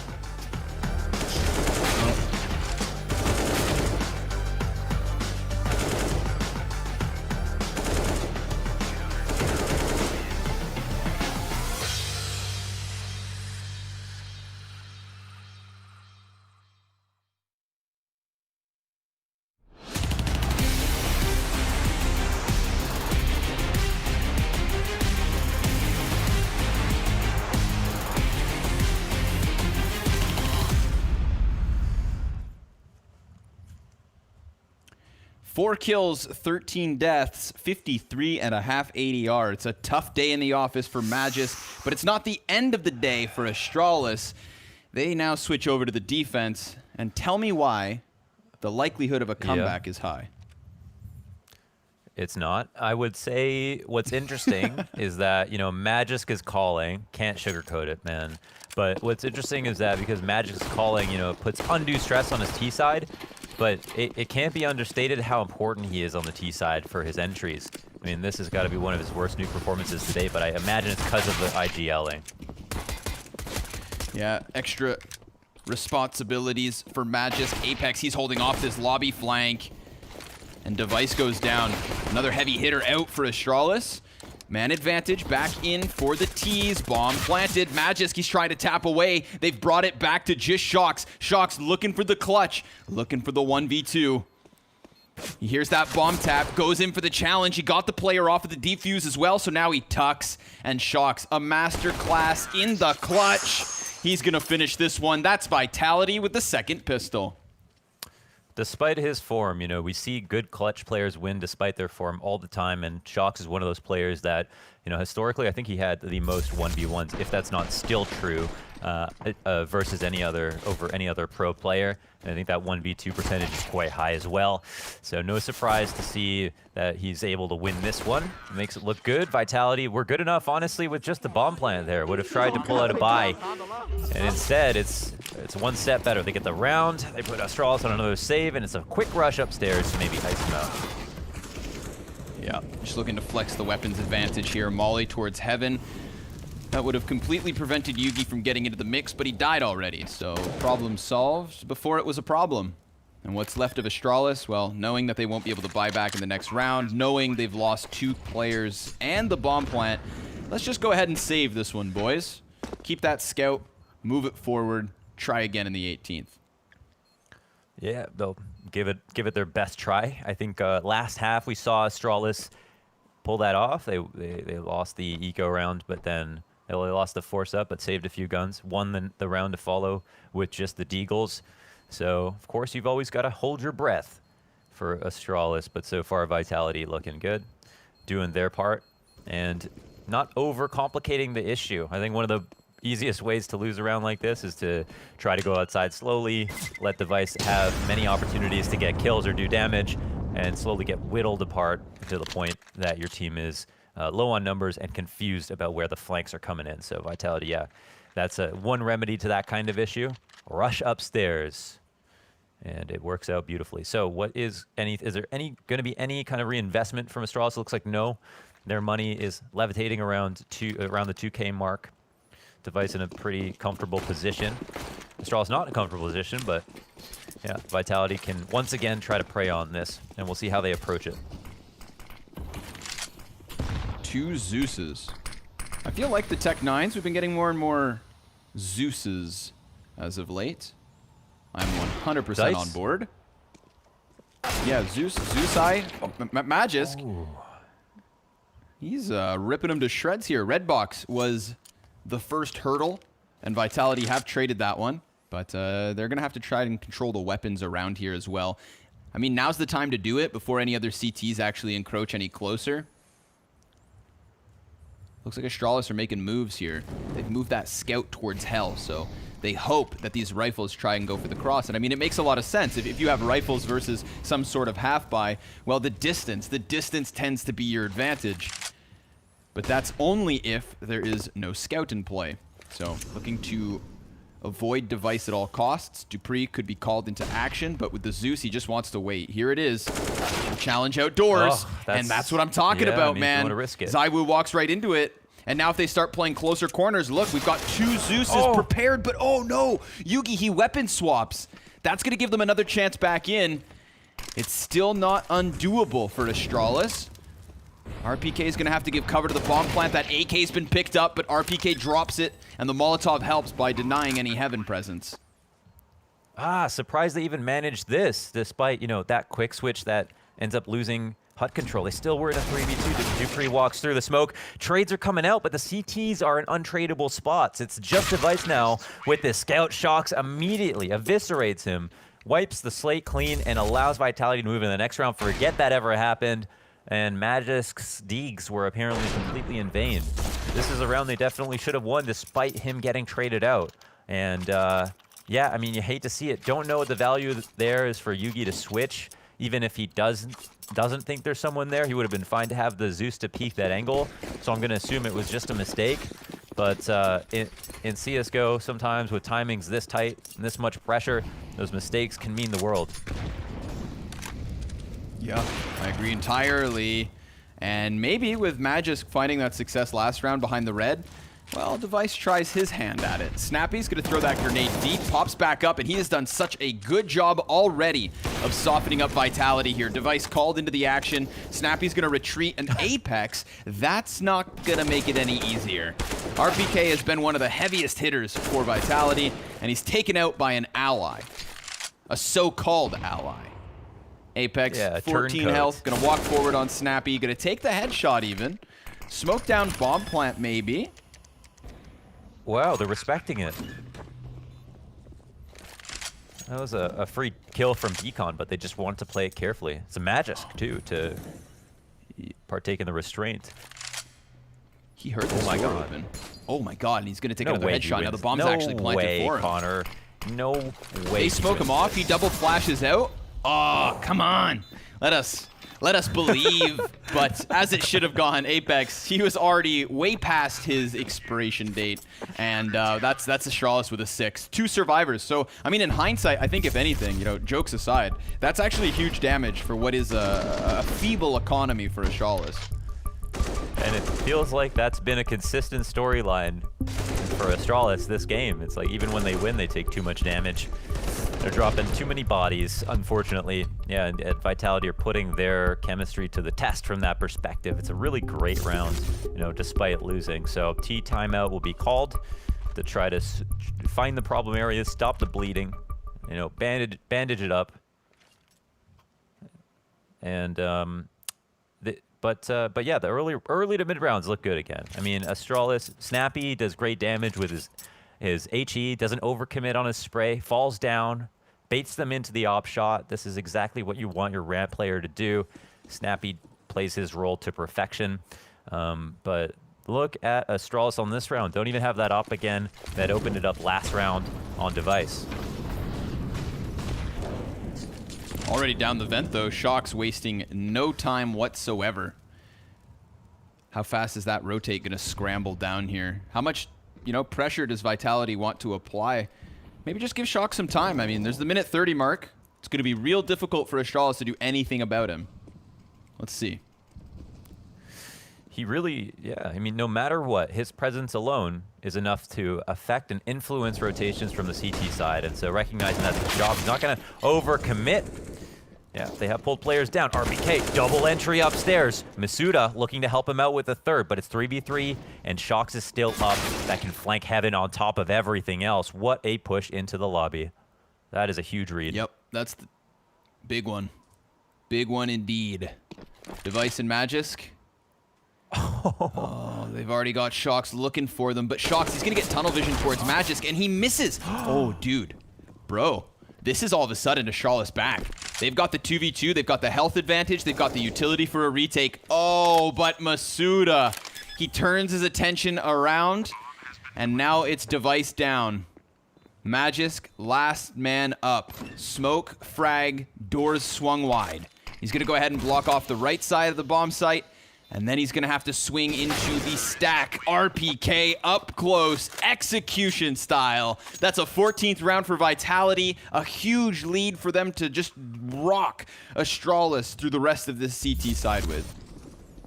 Yeah, two away from closing this out. Let's look at this. The two great entries from RPK and Masuda to get the other 3 kills as well. May as well have been a 2v5 from that perspective. But we cannot forget about the fact that Shox performs his magic trick, the vent drop. As soon as the round begins, gets downstairs, and the reason that Vitality still go upper is because if you take a T and you put him down the vent, then one of the initial rotations will be pulling a player from Astralis out of Heaven because they might be scared about a vent drop, and I think they were trying to prey on that, or at least make it seem like there was a window of timing where Vitality would think about going outside as long as Shox was still alive. And of course, he can still serve more purpose as a lurk, and although he dies outside, he does get a bit more information, not a tag on Device.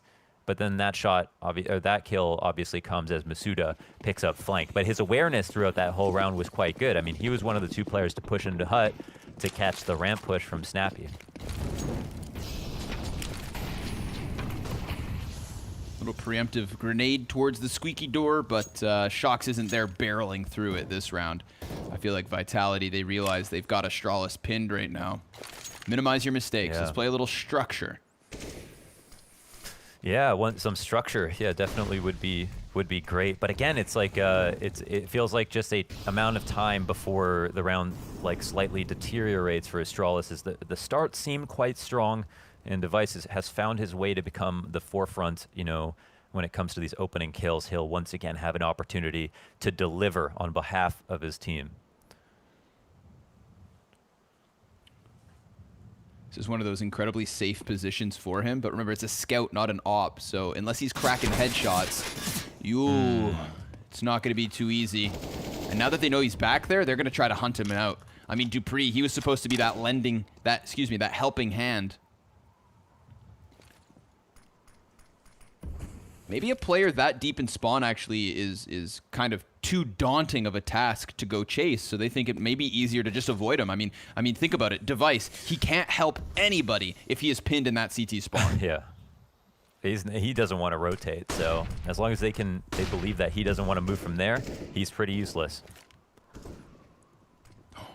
Okay. But he cracks back Apex. We do have the T's just sprinting down to the B bomb site, so probably thinking to themselves, with Device out of the equation, with 3 other players somewhere in the facility, there can't be that many down on B, and they call it out appropriately. Magisk, he's making a ton of noise, just haphazardly running over to the secret stairs. That's where RPK is going to drop him, and Vitality, they are staring a 15th round in the face.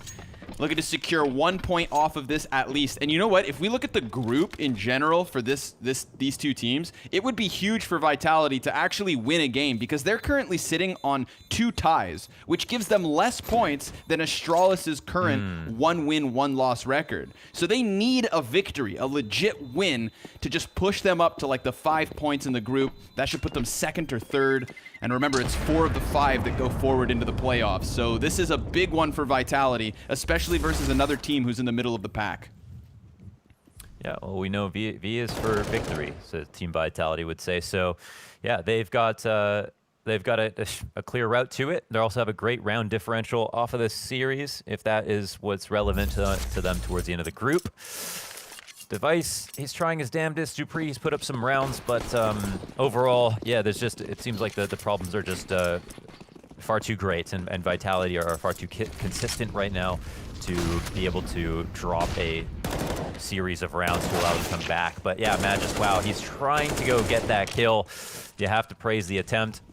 And Snappy does find some redemption for his teammate. And finds a trade. Full nades kits here for Vitality. But it is a 4-on-4 situation. dupreeh, cheeky push here into the smoke, but it gets called out by RPK. He's been so aware of these smoke pushes. Yeah, RPK has been looking fantastic. 22 and 11 on RPK, yeah. Holy. Again, one of those players who can just, silently work his way to the very top of the scoreboard. It's the two pieces here and there that just tally up. Yugi, again with the Deagle, does tons of damage here versus the T's, but if it's not Device and Snappy to come together and clutch this, then it is Vitality 16-6. Device, he's been caught by Shocks in this position, and even though he's ready, AK bests the M4. Snappy down for the count. That's it, folks. Vitality, the Frenchman, taking the win, and an actual win. No longer splitting hairs with the likes of Nip or ENCE. No, sir. A straight-up W here on Nuke.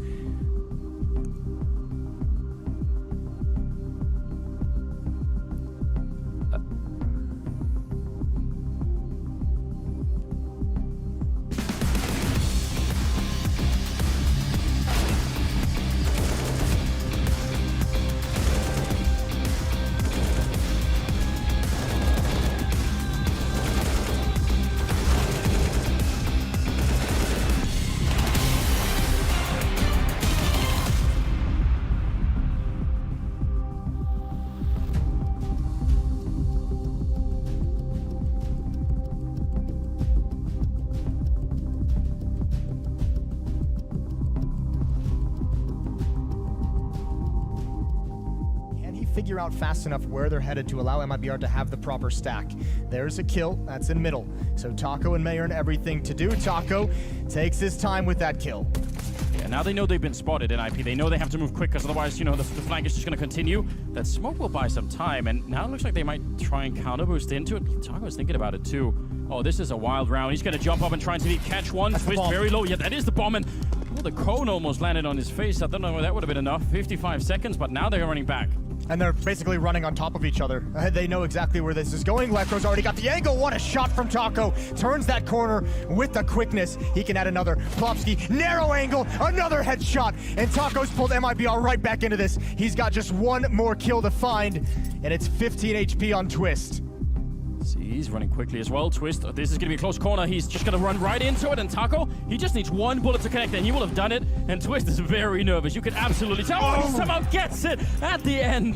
That's what he needed. And right now he's scared enough that he can't even flank, so he's a very far rotate from B. You touched on it, gets basically bored enough to play back on site, and that's the one time they go all in on this, but keep your eyes on Nitro. He decides to peek. Doesn't want to fancy them pushing past him. Elige continues the spray. He does grab that second, but Nico, 1v3, has a player in the open, jumping, hoping was an fly, and there's the head on display. He takes it. FaZe Clan winning a round. This is still sketchy. It bewilders me that Team Liquid didn't even look like B was a possibility in that moment, but they're not going to put anybody on tons. They flash through, they sprint in, and Rain, well, he has low health, but he does still have the AK cold with everything to do, just popping noggins. He's cleared 3 bodies and the 4th. Mayor's still alive, but on the other side of the map.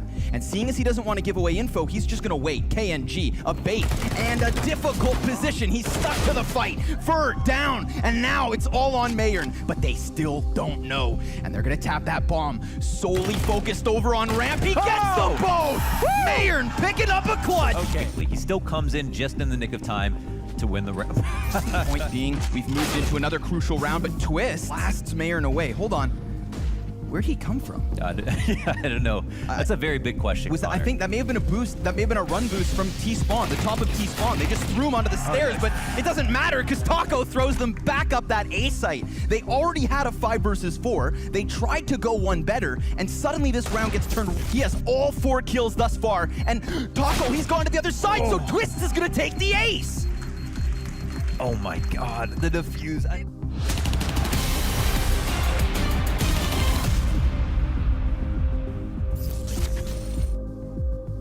So there we have it, the conclusion of our final match of the day, and it turns out that I had far too much faith in Astralis. Still struggling, those guys still struggling, but everybody else seemed to know what they were about. So, Maniac, Thorin, welcome, dudes, and let's hop right into it. Thorin, how did this play out? How is it that Vitality were able to just stuff Astralis? I mean, I think it starts in the veto. Like we were discussing there, like it felt logical that it was going to come down actually to a choice for Astralis between Inferno and Nuke. They probably would have flexed into Inferno. I would guess that just looked like the most comfortable map for them. Instead, they went with Nuke, a classic home ground, of course, for the Astralis brand. But the problem is, you don't have Xyp9x to win all those clutches, and you don't have the genius who, in my opinion, is why that Nuke was so dominant, which is Glaive and those godly T-sides. Like, I actually thought that, fair play to Astralis, a couple of the rounds that they've been in this tournament, they have been able to be decisive, and they were on the last couple of rounds of the half. But aside from that, there's nothing that reminds me of this old Astralis. Like, I could guarantee if you win 5 rounds and you're the old Astralis, like, this map is yours. Vitality look fantastic on a map that I normally consider one of the weaker ones in the middle of the pack for them. So everyone was rolling. RPK is looking pretty sick. Like, what more could you want if you're Vitality in this game? Yeah, not a whole lot. I mean, Maniac, did you hear anything in the comms on Vitality's side?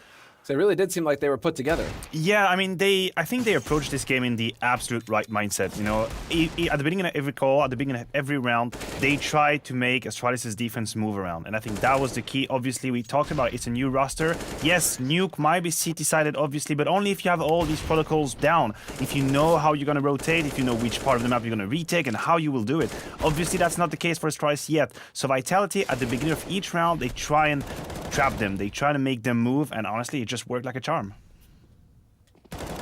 Let's play into the weaknesses. I like Shoxy's approach as well, not really getting ahead of themselves, not having a plan, trying to adapt to Astralis. Fundamentals, looks like that's what carried Vitality through today, and well, ZywOo certainly helped. 175 KD ratio, 104 ADR, he was certainly present. Device tried to do the best he could. He had that one clutch opportunity, but it didn't go his way today.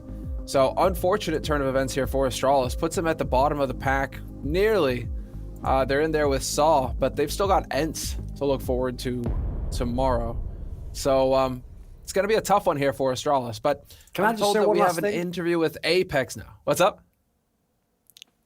Just one last thing I want to say on this particular match is... Yeah. Take please, a second to appreciate how great the original Astralis lineup of those 5 players that won the 3 majors in a row was. Because I have always said this, and I've maintained this even in the years where they were incredibly dominant.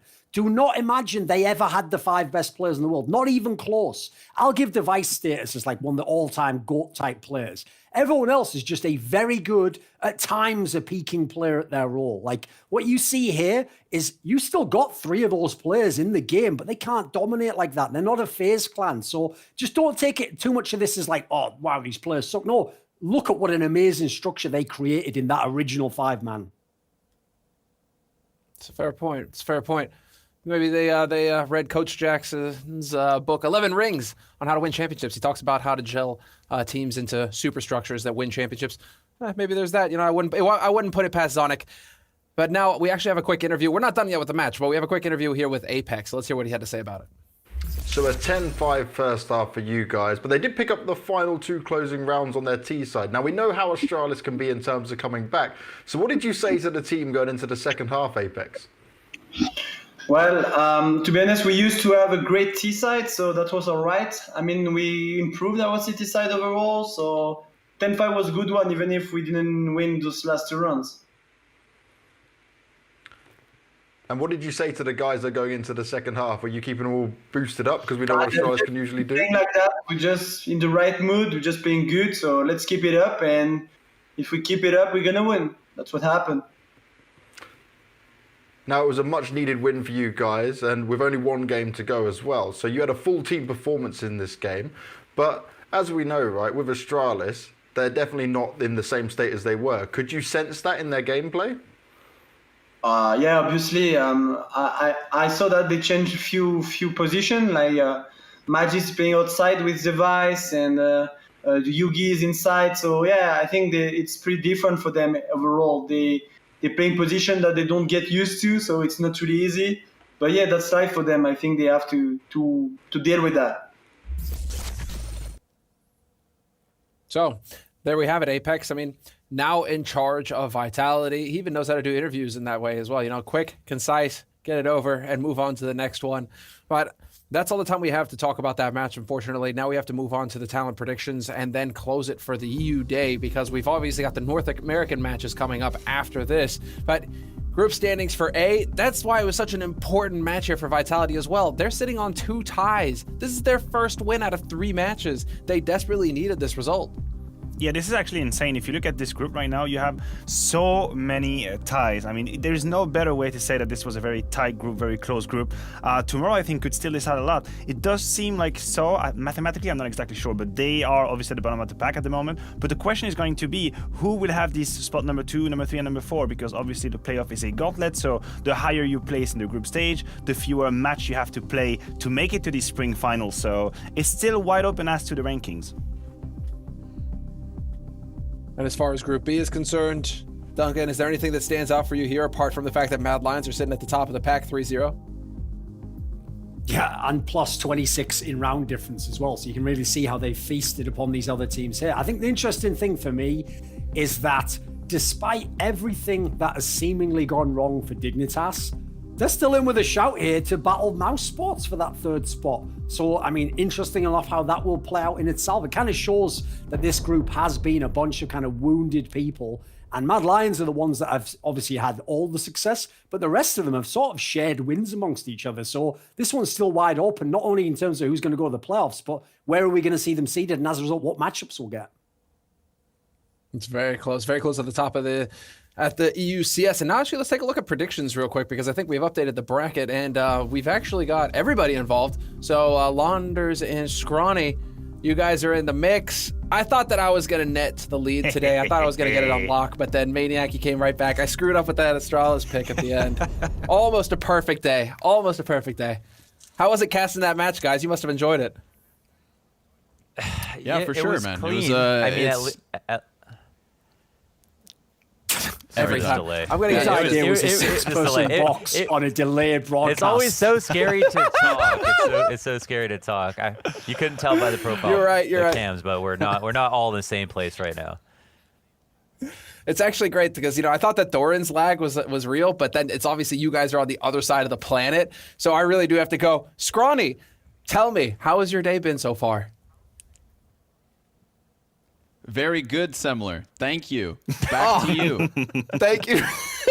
Thank you very much. Okay, Grandma, you can hang up the Skype call now.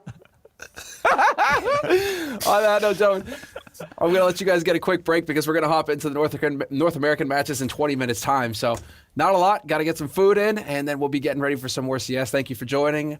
And, well, that's going to be it for the EU matches today here at Blast Premier Spring Showdown. We're going to be getting into our 3 North American matches of the day in roughly 20 minutes time. So quick break, get a bite to eat, and we'll get into the action right after that.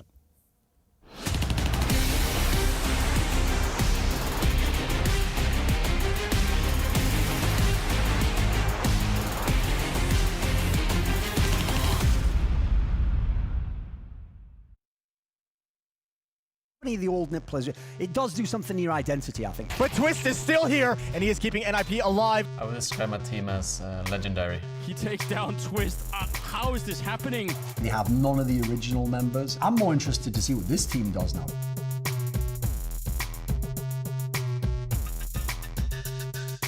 So for Ninjas in Pajamas, I think the one word I would pick to describe them or summarize what they're going to be would be rebirth. 5 rounds now for the NIP defense. NIP name has been around for a very long time and it has a lot of history. The legends may have gone, but new legends are yet to be made.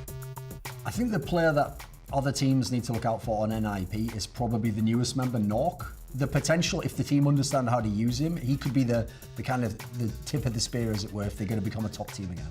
Twist. Underrated, and also he boosts other players.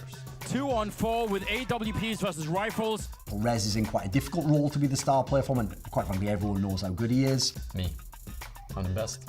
Rez with yet another kill. He's fighting in the middle. Another headshot comes through. We have a lot of young guys, so I think we can do really good damage. We can expect hunger and explosive game style.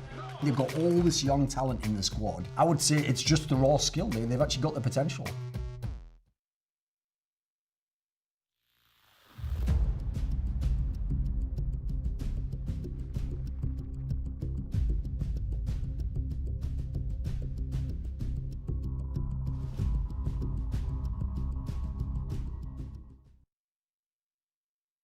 The best word to describe Astralis would be flawless. Dominance. Structure. We're going to continue as we left off. I don't think anyone has the capabilities of taking us down in the long run. Zipnik falls in mid, but a double. 3 kills for Dupree. This year, they've got similar competition. There's lots of roster moves around them, but they're a team that hasn't changed much. You know, we've showed over the last few years that we are consistent, and, you know, being top 1 isn't just a fluke. Glaive, that's not bad, but pop towards the window. He's gonna peek, he's gonna find that kill. The pouch needs to be right now, and Perfecto not expecting Megas to be posted up. The most important player on Astralis, hard to pick because there's Xyp9x who aims for all of the clutches, there's Glaive who's calling, Device who's one of the best players in the world. Obviously, he's one of the greatest players of all time. Dupree down. Oh, actually it's Device instead. 2 big headshots. The game changer on Astralis is Xyp9x, and you see that if he didn't win almost 100% of the clutches that they picked up, they wouldn't have won the tournament. I'd say Glaive. In-game leader that can all of a sudden take the charge of the game and just fully understand how everything works out. That's a one. They line up for him and a beautiful triple kill. This season, we can expect more of the same. Yeah, we'll stay at the top. We're all wildcards in this team. And so you wouldn't expect them to drop off at all. They have the infrastructure to stay at the top.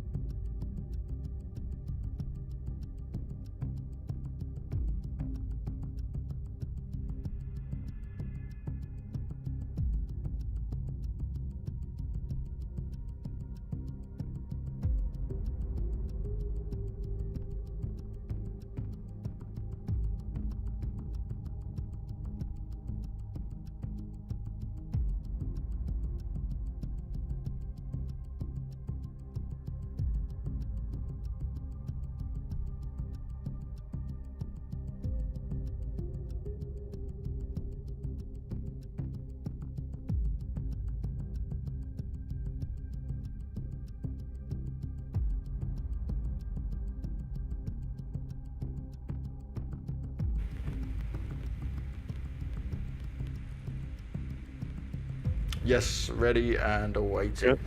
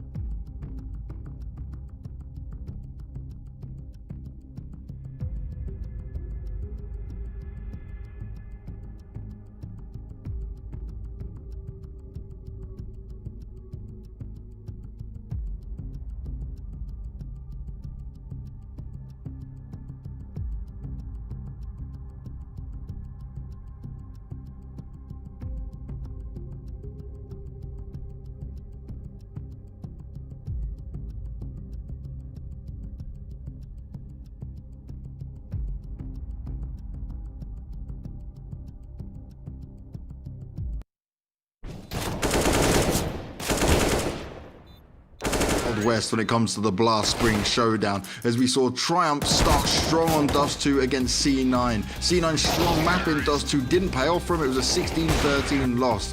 Then Furia, they bounced back after their loss to MIBR yesterday. They managed a 16-8 scoreline to Gen.G, showing them for once they could finally take down Gen.G. And then we ended the day with a 15-15 all-out brawl. Chaos had it at 15-9, but MIBR clawed their way back on Inferno to put a draw on the board. Bring on the next day here at the Spring Showdown.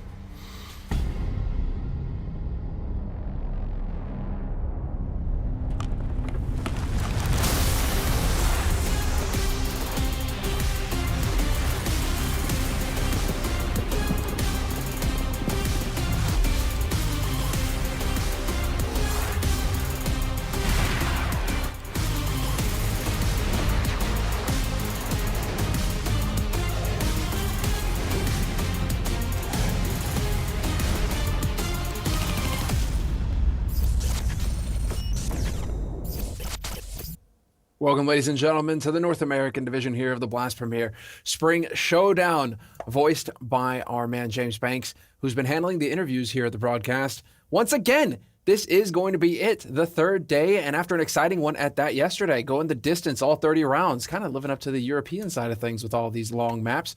But now we're going to see if today plays out the same. And so I'm your host, Semler. Joining me on the desk, as they did for the European portion, will be Maniac and Thorn. It's just us, the three musketeers, day after day, in and out. Welcome, gentlemen. How's it going? You excited for today's matches? Maniac, you can kick us off. Yeah, listen, I am. I've come to realize that every game can be an upset. Every game can be absolutely crazy. We can talk about online CS, but you know what? To me, it's just great. A great show for sure. Appreciate it. Sometimes silly stuff happens, but it's okay. It's part of the gig, and I'm ready for some more fireworks.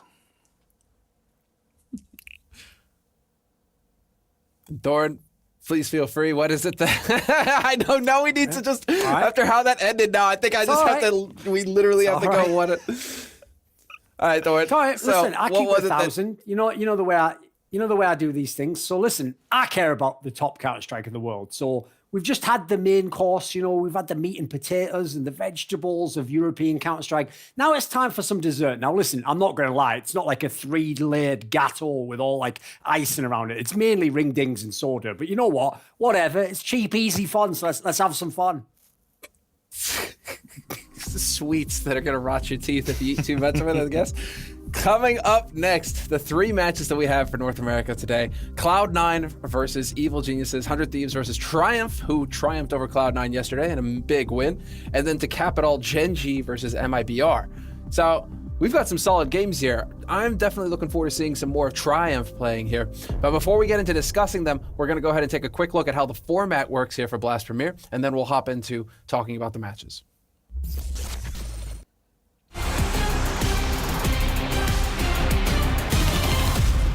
Welcome to the Blast Premier Spring Showdown, where some of the best teams in the world get a last chance to qualify for the Blast Premier Spring Final. To get there, they will have to battle not only each other, but an elite group of up-and-coming teams as well. In the North American Showdown, 8 teams are divided into 2 groups of 4. Each group plays a best-of-1 round-robin format. The top 3 teams from each group advance to the playoff. The 2 teams finishing 4th are eliminated. In the playoff, teams are matched up across groups. 3rd place from Group A will play against 2nd place from Group B, and vice versa, in 2 semifinals. The winners of each semifinal will face the winners of each round robin. The 2 teams emerging victorious from this gauntlet will claim 2 of the last 3 spots at the Blast Premier Spring Final. For the teams finishing 2nd in their gauntlet bracket, 1 spot in the finals will remain. They will have to fight it out one last time to see who will claim it.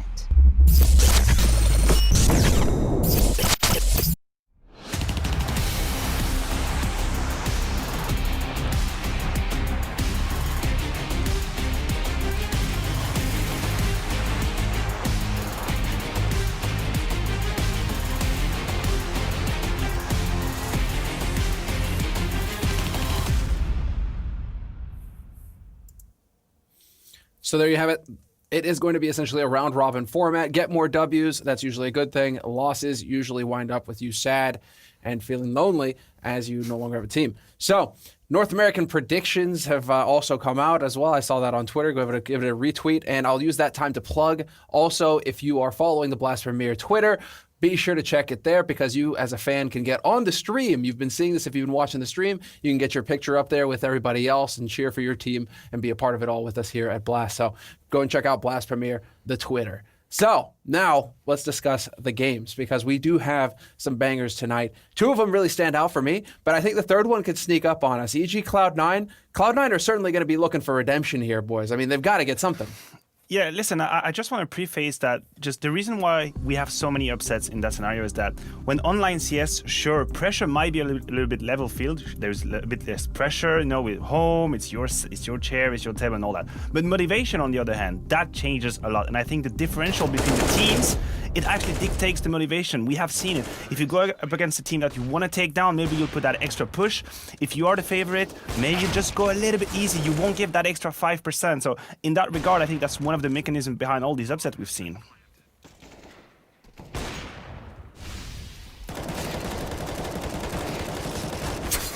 The problem is if I wait, it's always too late, isn't it? So I'll see my sports speak now. Right, yeah, I actually think basically Triumph has now completely thrown all the rules of this group out the window because they were supposed to be the team that was the auto loss. Like, they weren't going to win any of these games. It would be more about, right, does Cloud9 beat EG or 100 Thieves? No, instead, right now, they've already beaten Cloud9. Listen, I don't know that they're going to beat 100 Thieves, but guess what? No one thought they were going to win the other game. So if that's on the table, who knows? This might even be a scenario where it's not impossible we end up in a world where one of these big names doesn't even make the playoffs.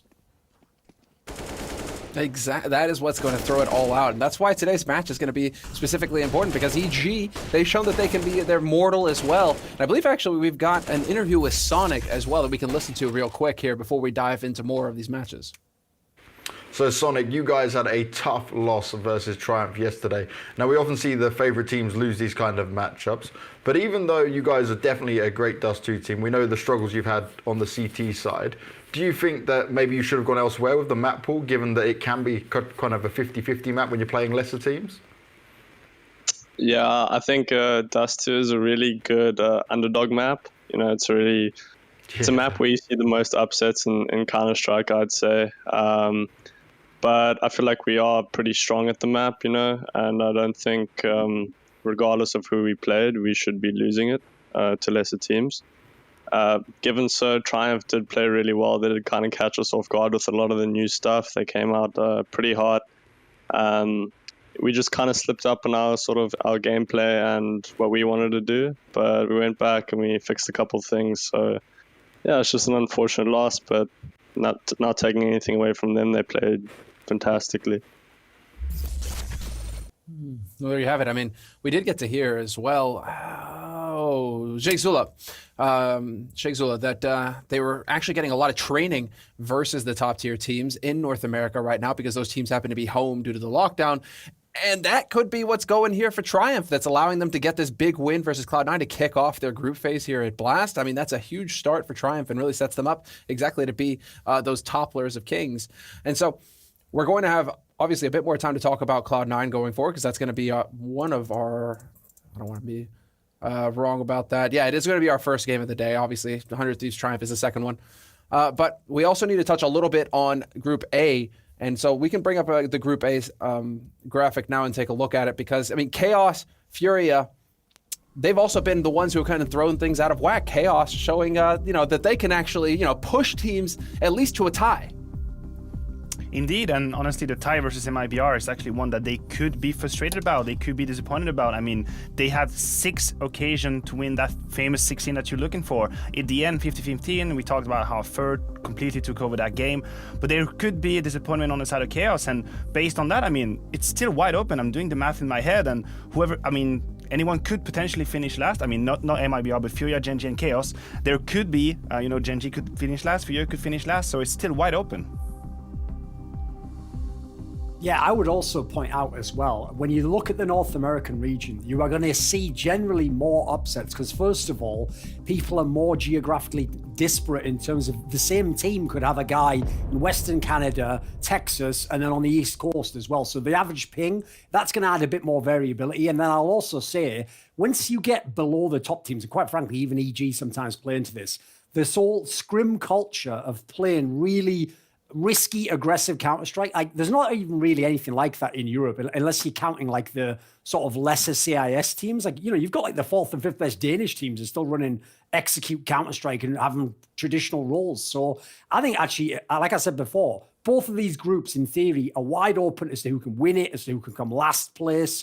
You had a scenario where Chaos themselves almost picked up a Triumph-esque win over MIBR, looked actually pretty impressive in doing so, despite the fact they looked kind of whack earlier on. So I think there's everything to play for here. And I don't know anyone in either group who can really feel safe because everyone's got competition who's as good as them, and then they've got the teams that shouldn't be, but have shown some potential to upset.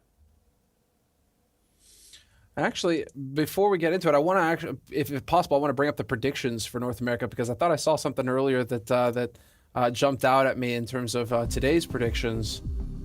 It's that we're pretty much neck and neck here, in line. Nobody was swayed by Triumph. Nobody was swayed by Triumph's performance versus Cloud9 yesterday.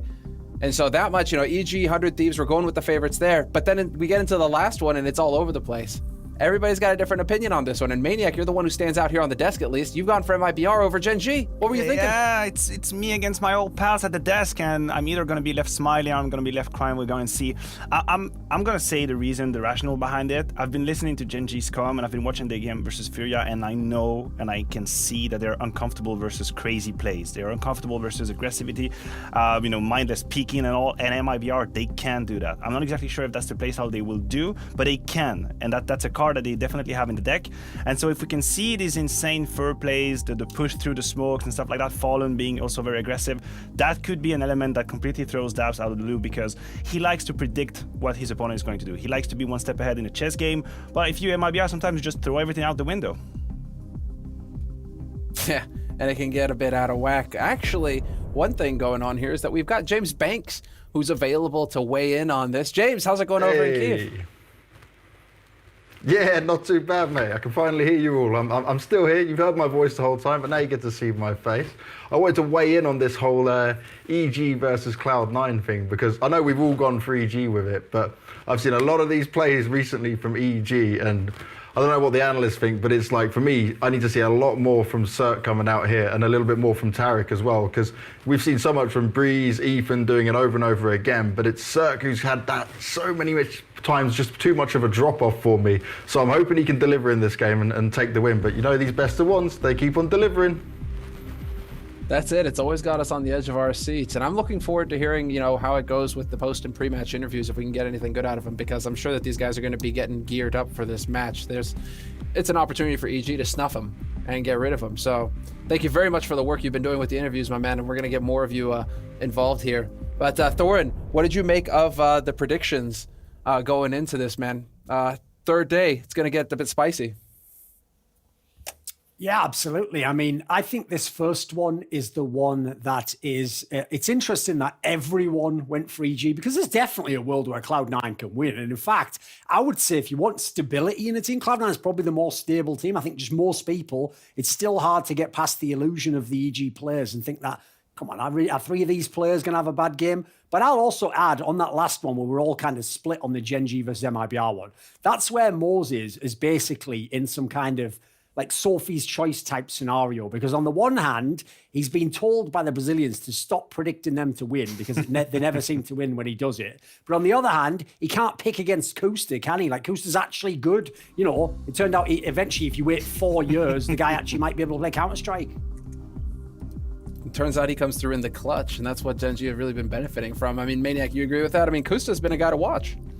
Yeah, he has been. I mean, he's been one of the pieces that make this whole Gen.G machine working. But then again, my question is, how do they handle aggressiveness? How do they handle crazy plays? Because we've seen them on Mirage dominating versus Chaos, and when they can follow that A plan, It's all good and dandy. Everyone is contributing. Everyone is fragging. Daps is in control. And then you throw them against Furia, who to some extent don't really respect all the rules of Counter-Strike. And suddenly it's a whole different kind of game. It's a whole different kind of game. And they lose a little bit track of what's happening. So cool. There is skill. Kusta's definitely up there. He's had a great game. But you have to be able to harness that Brazilian craziness. It seems like you need Brazilians to counter Brazilians. I mean, that's kind of how it went down. MIBR Furia, such a close run thing. But when it comes to the rest of it, I mean, Gen.G, it is still on that roller coaster of a ride where we're just still not quite sure what to expect. Flashpoint going in as a favorite, disappointing. Here, they're actually showing up. But I mean, Thor, what is it that, if you were to fix like one thing on Gen.G right now off the top of your head, what would it be to try and get a better result? That's a tough one because I feel like they've got a couple of things that they're off with. I guess the simplest factor I think would make them literally like half as good again is probably the young guy, Som, who admittedly is very young in his career for a tier 1 player. If he just had a bit of consistency, like if you ever see him when he has highlight kills, his aim is bonkers. But then I also get the counter to that, which is I hate it when I see players who have insanely good aim and then they're just losing simple scenarios. Like they're just losing it with their brain and they're not able to activate that aim. So I would say maybe he can get a little bit of his legs underneath him, because if he can be the star player, I feel like everyone else is ready to just move aside, take up the other roles, and they'll have a pretty solid team actually. Mm-hmm. And we've been talking about that for quite some time now. So hopefully we will see that level out of Som going forward. I mean, as soon as he unlocks that, it turns into a big play, obviously, for Gen.G. So, I mean, and, you know, Lumberdaps will be able to count on him to chop wood or heads. So, I mean, as far as their opponents are concerned right now, I mean, Gen.G are going to be going up against MIBR, and that's going to be the big play. MIBR versus Gen.G, that'll be our last match of the day. But, I mean, we can get a quick thought on it here, Maniac. I mean, MIBR, what do they need to do to shut down Gen.G? Oh my god, what do the MIBR need to do? That is a question that could request a book to answer. Honestly, I do believe that well, the MIBR style... I don't know if you had cliff notes. Yeah, quick thought. Okay, cliff notes. MIBR right now, their success comes through individual prowesses. That is just as simple as that.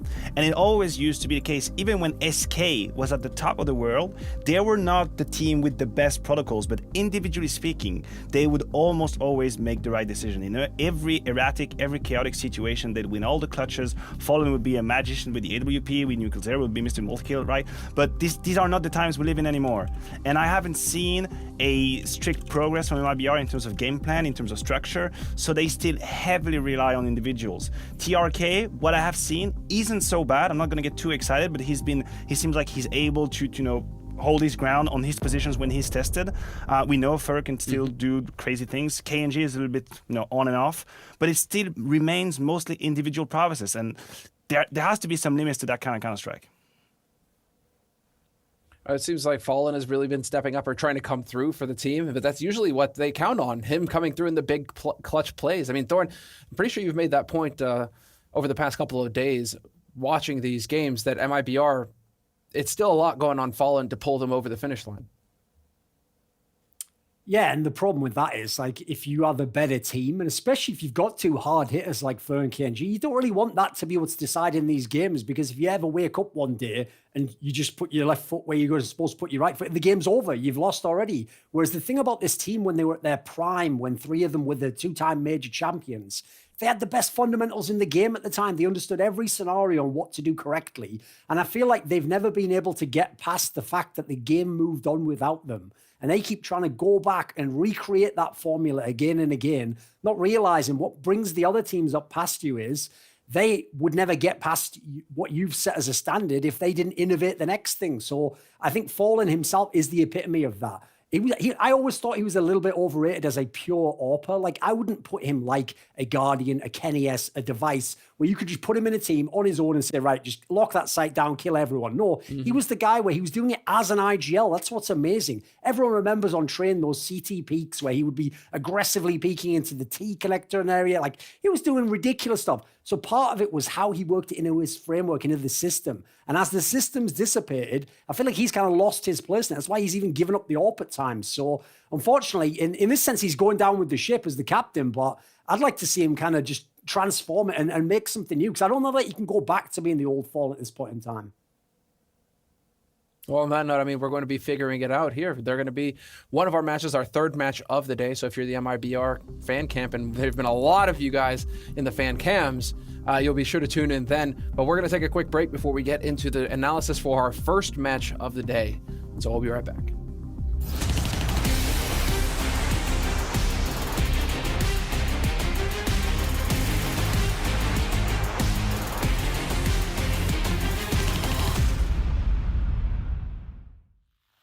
Welcome, ladies and gentlemen. We are kicking off the decade here. Not every day you get to say that. With the Blast Premier Spring Series. We do have the very best in the business, the best in the world competing here. Just take initiative and we're gonna win. All right, let's go.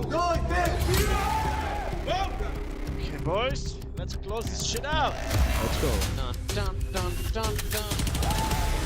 That's a hell of a shot. Ooh, a second from the lead. 15 seconds on the clock, he turns around and the bomb goes out. Oh my god, the 180! Let's go! Another kill! This should, by all means, be absolutely impossible here for MIBR. This should be the end of the road here. Siri, who is the easiest target? Cold. He does still have the AK Cold with everything to do, just popping noggins. He's cleared 3 bodies and the 4th. Let's go. Let's go, guys. Let's focus on. Let's go. Tickets booked to the spring finals. The final day here of Group A. Liquid gonna end up winning in overtime, 19 to 17. I want you guys to get real pumped. It's the last series of this first weekend. Go, guys. Have a party to go. What? He's got 14 bullets in the magazine. Half the clip is gone. He peeks wide, and that's it. Good night. Ladies and gentlemen, Spring Series Week 1 comes to a close. Higher seating and a fat stack of cash for FaZe Clan.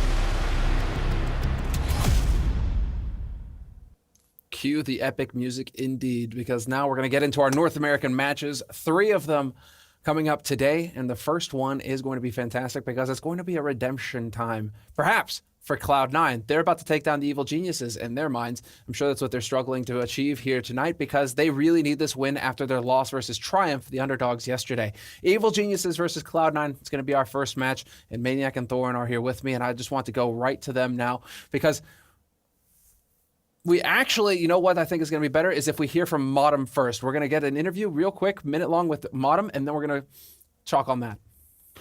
Now, you guys have always had close games versus EG, even during their recent slump. And considering they're looking better in the last couple of games they've played, have you noticed some changes within them going into this match during your prep? No, not really. I feel like Evil Geniuses, they just like to play their own game versus us. They don't really change a lot. That could be different coming into this best one we're about to play versus them in Blast. So, but recently when we play them, they usually just stick to their own thing, and we're just counter-stratting, building our own tool set around what they're doing to counter them. Okay, and so that sets it up for the point that needs to be made here. And Thorin, I'll open it up with you. But if Evil Geniuses are the favorite team coming into this and they have confidence in their system, they shouldn't be playing. They shouldn't be changing up their game plan, should they? They should just be going in there and playing their game. I mean, let's be real. That is just who Evil Geniuses is as a team. Like, one of the things about Stanislaw, I think it's one of the reasons why at times he's very successful and at times he has these massive drop-offs. I call him like the NA Carrigan because he has these amazing honeymoon periods, but then he's very stubborn. Like, he has his way of calling. They even have similar strengths. Like, they're guys who like to switch it up in the mid-round. They rely on their genius as callers. And the problem with that is it's not the same as having the fundamental structure that a Glaive does. Glaive does his calls within the system, but he doesn't rely on having to basically like be Ender's game every single round. These guys want to do that. So the problem is, if you're going against a team like Cloud9, I know they get in the demos. I know the JT and TCL have really been trying to break these guys down. So there are edges you can get there that can make up for the fact that, yeah, some of the heavy hitters on EG are some of the best players in the world. And this is, I mean, these guys, it's not like they're new players either. I mean, Tarek has been a heavy hitter for a while now. He's been around since you know, shirts were invented.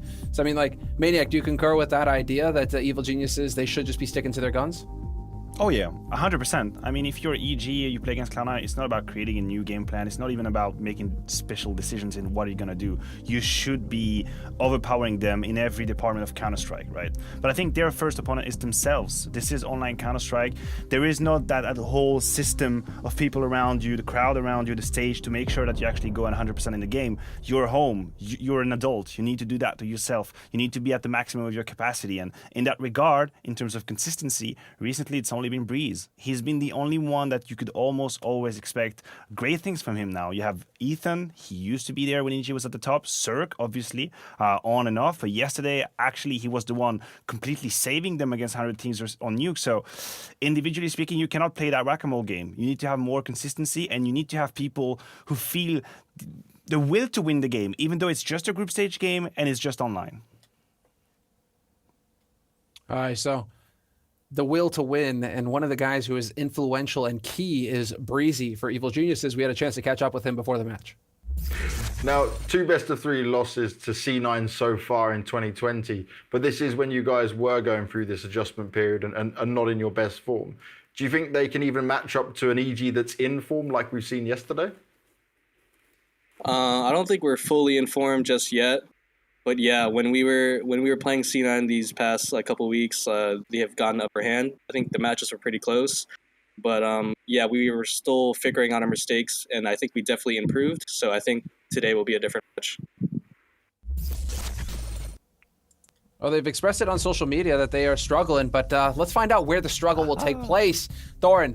Yeah, buddy. Gonna give it to you for the map veto here. I'll give you the quick prediction. Basically, I actually think Cloud9 has the edge in this veto, which if everyone bans correctly, their weakness is out. They can actually force this to train, in my opinion. So in that scenario, that's one of the most played maps for Cloud9. It's one of their best win rates. It's only a 40% win rate for the guys from EG. So I feel like if you're Cloud9, that's your best opportunity. But there we go, they actually ban it early. But that means, remember, that now Dust 2's still on the table. You have to think about the fact that EG doesn't play Overpass. So now EG basically can also get pushed on map. The question is, are Cloud9 scared of Dust 2 after that last game they had against Triumph? Because if they're not, they might end up having to pick it right now.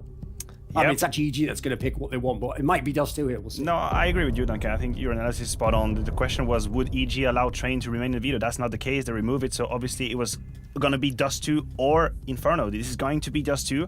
Now, we talk about skill, we talk about mechanically gifted players on EG, man, you can just name them. And honestly, Cloud9 versus Triumph, it's not that they had a bad Dust 2 at all. I think actually that the loss of Cloud9 versus Triumph was not related to the map. It was related to stress, it was related to misinformation, misdecision, sometimes a little bit indecisiveness. So it's not a problem that Dust 2 is the map. It's just that I cannot see the same Cloud9 that we have seen yesterday versus Triumph. I mean, I was going to agree with you and say that, yes, mysticism could have played a role in it too.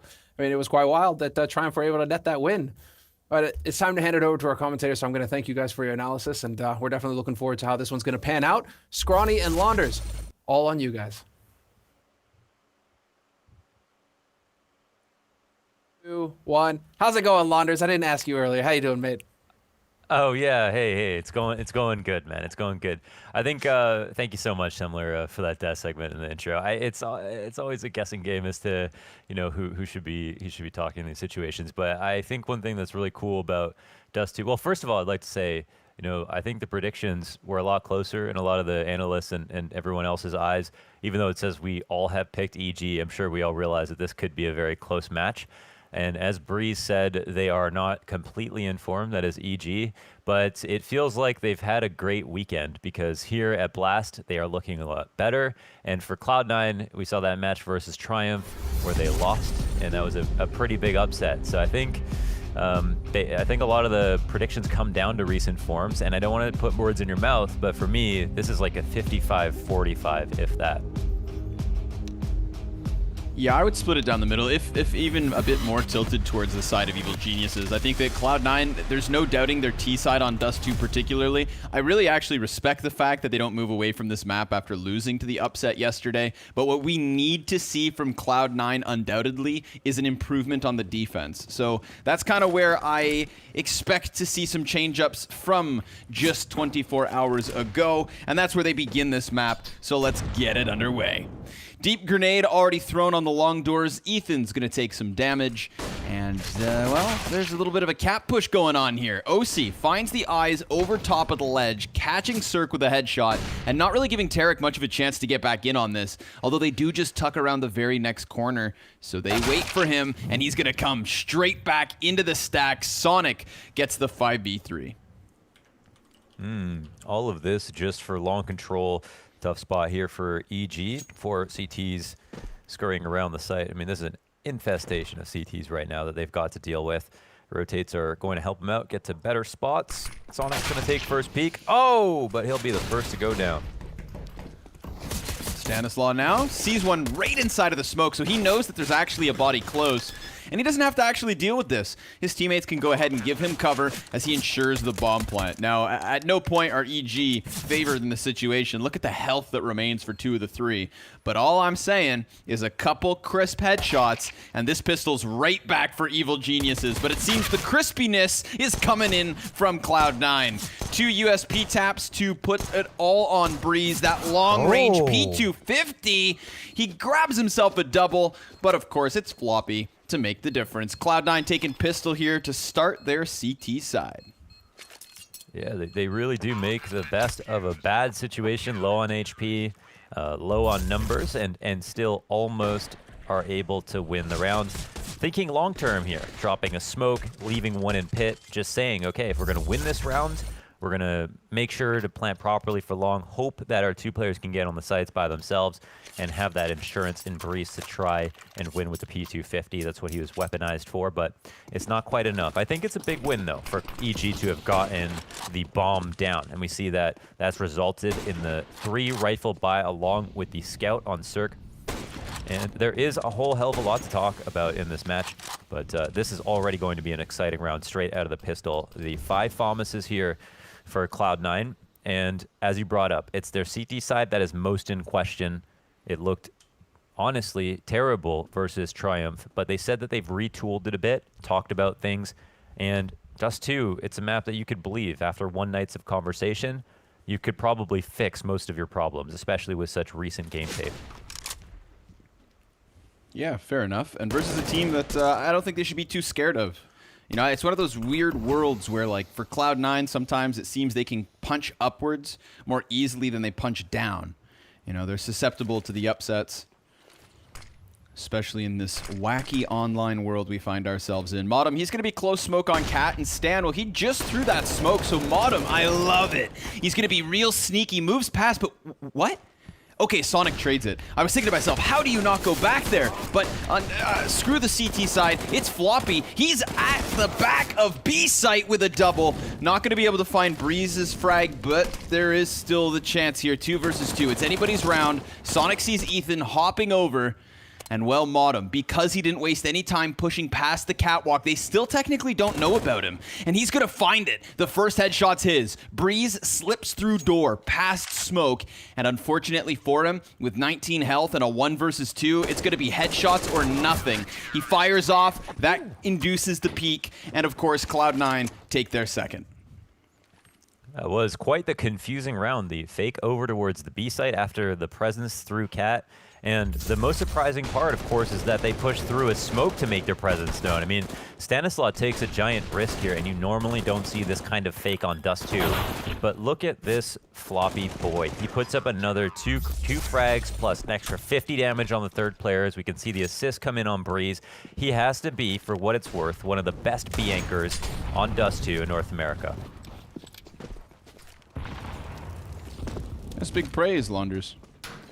But I see the logic behind it. Gets that one, yeah, he always gets that one KPR, like sometimes two, and a lot of the times he's left completely alone because of how much they trust him. He just is so great at finding new ways to play the same spots. Sonic with the headshot. Breeze down for now. Deagle up on Tarek. What's he trying to grab? Oh, the second Deagle picks it up from the flames. So let's see if he can be fiery hot on the entry, but no. Again, the flame's going to burn him back here for a moment. But there's no stress. I mean, EG, they're just looking for a couple of kills, looking to rack up the costs. And as Tarek burns out their utility, there's always going to be the chance of the one-tap headshot. He misses a couple. There's now two defenders over on the ramp. Looks like they're going to activate here, actually, trying to take this one by force. And the T's seem to want to fight right here, right now. Cirque doubling down on A. Sure, it cost them a couple of bodies, but he gets it right back, and they're going to even find the plant here. They suddenly get around. They got the AK up. The rotations will be in for the CTs. The bomb is planted in an interesting spot, not exactly for long, so it'll probably come a lot down to Stanislaw, but he immediately dies, and Cirque will follow. Headshot as Cloud9 come up Cats.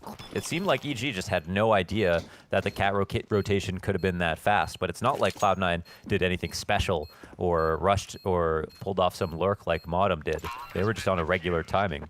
Still got caught off guard. Nice round there from Cirque, and I just wanted to point out before we do get back into the action, it was a lot of clear thinking and self-awareness by Sonic in his interview when he talked about Dust 2, and I'd like to shine a light on that because I feel like he said that this is a map that underdogs can play well on, but we like to play to our strengths, and we recognize that we are a great Dust 2 team, and we should always beat teams like that. So, you know, I think understanding Dust 2 is a simple map that can sometimes be an equalizer is great, but then also recognize they feel like they still are confident and should be winning, and don't use that as an excuse when they pick it in a veto.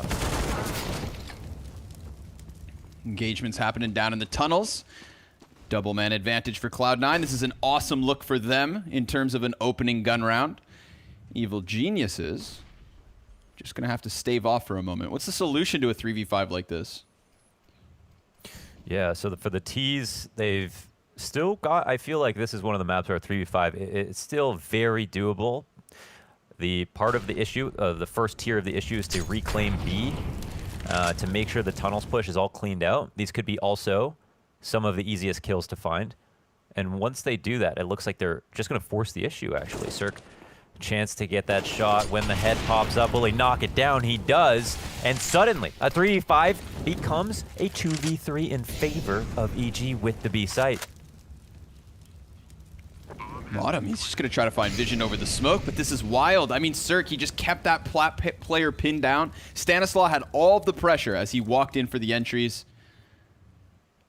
And if I'm Sonic and Modem, I'm not liking my chances on this retake. There's 0 grenades to go off of. And I do want to say one thing, like, you know, if we're going to give Cloud9 the benefit of the doubt and respect their truth as having fixed some of the issues yesterday, well, one of the biggest issues was their inability to retake B. I remember one round in particular where it almost seemed like the communication was so disjointed as the players outside mid doors threw 2 smokes over, one on tunnels and one onto car. Now, that tunnel smoke actually countered one of the retake players, one of their own, who'd never had vision on the back of Plat, could have clotheslined the sniper standing in the open, and because he has to run through a teammate's smoke blind, he is focused on car, where he still can't see his opponent, and you know, those little disjointedness, it's gonna come back to bite them. So my eyes fall on that glaring issue right away. And in this previous round, it's not just the retake that seems to be difficult, just the straight up hold fumbled that time.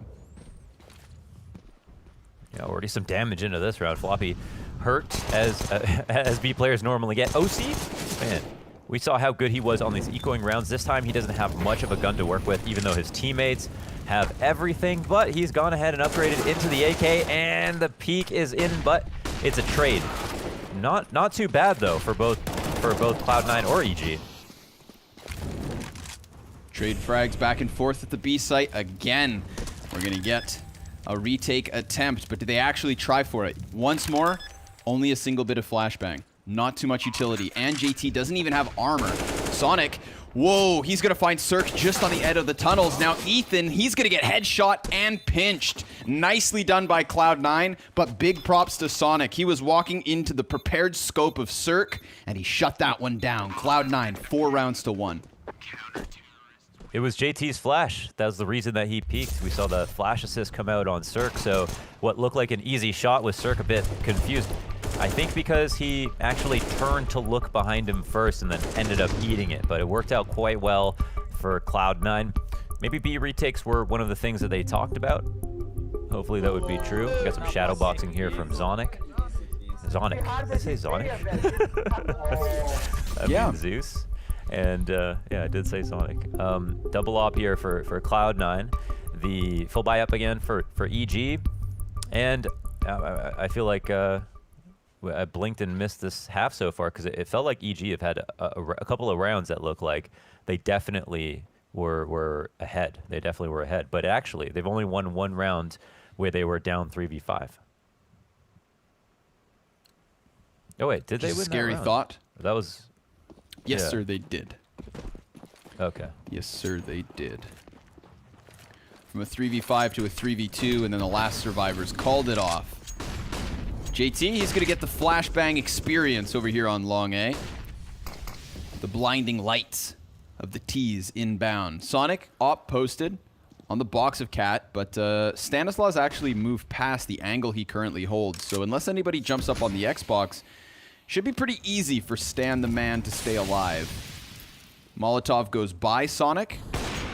Ooh, and Stan, he backs right up into the scope. That's going to be the opening pick.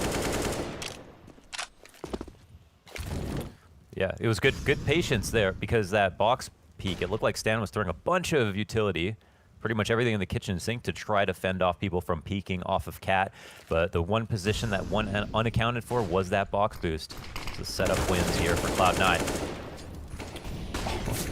Ethan's going to pick up a headshot in that one. Tarek going to trade it, so the catwalk becomes in question, and Breeze. He's going to take to the top of the site itself to try and keep JT at bay. Floppy, he's moving up onto the Xbox already. If he can quickly kill Tarek, then that would be the opening, but he's playing with his grenades, and this one is EG's. Breeze just walking up on long, creating that space, and most notably, I mean, Ethan, he gets the headshot while somewhat blind. That really starts to unravel the cat hold, and EG going to put a second round on the board, one of which comes by the 3v5 B site, and now this A split. I think if Cloud9 tried to prepare and fix mistakes from their match versus Triumph, they would be somewhat unprepared for what EG is bringing to the table right now, and I feel like it's a bit of a mystery what Stanislaus' position means, and I say that to say Stan's doing a good job of making it unclear exactly what site's being hit. And I feel like in the match versus Triumph, what we saw was a very clean Dust 2T side from Triumph, but nothing special. And if Cloud9 tried to fix their mistakes, it came down to making sure they had attention on either Long or Cat and bringing that up in unique ways. But right now, the way that Stan's playing on Cat or in the mid, it's hard to tell that that EG are going to follow through with the A hit. Like that one round we had that B fake, where he pushed through the cat smoke, and oh, that's a loose one. That Cirque grabs. And another round they commit through Long, not even up cat. Oh, okay. Hi. Floppy, apparently, with a USPS, just going to execute a couple players out the mid doors. Stan, in the meantime, he finds a little bit of opening. So he's going to welcome CTs back into the site, catch JT by surprise, but he misses his shot. JT doing a great job of just peeking around the box, and then Stan caught with a smoke in hand. Floppy, a big three-piece, somehow strung together at this point. But Cirque, I mean, we know he has some clutch potential. He's got more than a minute to play with. And both of the defenders that remain are here on the same bomb site that he sets his sight upon. He's going to be walking out. No radar. He has no clue. Clears close, but Floppy crouched, and that's a huge eco 4-piece from Floppy. And they had a fail-safe solution, even if Floppy died with the player in the door as well. Yeah, calling out that position. And Cirque is the guy that if you've got everybody watching, everybody's dead and spectating, you think he can still win it despite the pressure. But yeah, this is a bit too much. It's a hard one to describe, losing two kills to a USP when you're running out mid to B on that close angle. But what more can you say than 4 quick headshots for Floppy? That's EG back onto Galil's in this skeleton of a buy with a lacking nade set on both Ethan and Breeze. But on Dust 2, nades are not everything. They can definitely still win the round. Betway odds fly in here. Cloud9 looking like the favorite. You know, slight detail as well. When Floppy gets that second kill on Tarek, you saw his frustration after the round came to a close. Well, I mean, he just jumps into the air. Most certainly accidental. Oh, through the fire. Ethan. He's going to get, oh no, pegged by Stan Smoke. Another one goes past him. This isn't as perfect as EG would hope, but they're going to follow through with the utility nonetheless. Sonic trying to keep eyes up here, sees Ethan first. Now JT extending out the side of Goose. 5 versus 3. There's nobody coming in on long, so this is just a solid hold. Rock solid hold. Cloud9, 6-2. Execution did not look great from EG as he tried to draw up right before they came across Cat, and it is, of course, the dream of the CTs to have a player in Goose when it is going to be a 5-Cat setup. Now, this player in Goose, I mean, you think, why don't you play here every round? The reason you don't is because it's a little bit difficult to rotate him out if you think that it's going to be potentially a mid-B. He also relies on the long player to stay alive. But again, if it's all up Cat, this is the kind of checkmate position that you want to have a player in, and that is a win for the setup for Cloud9, which I feel like has a psychological impact and I think is important to get sometimes. Utility all over the place here from Cloud9. Just, oh, and OC with the slick lil flick. Whew, this is where was this Cloud9 yesterday? Yeah, I mean, some of these rounds so far have been close for EG. That last round was one of the cleanest, but yeah, I'm not sure EG are out of this. I think they still are doing some kind of interesting stuff, and they might be able to catch Cloud9 off guard. Well, Ethan's going to catch one with the Deagle, but just 2 attackers left over here trying to cut down the distance, sprint into the A site. Sonic with the pistol out will eventually get there. Stanislaus not going to find his bomb plant. 7 rounds to Cloud9 now. And a CT side that's doing a good enough showing. Again, we know that their strength is the offense. That T side's their bread and butter. But, I mean, look at the scoreboard. Floppy, 14-6. Sonic, 12-3. And then the other 3 players for Cloud9 still less than 5 frags.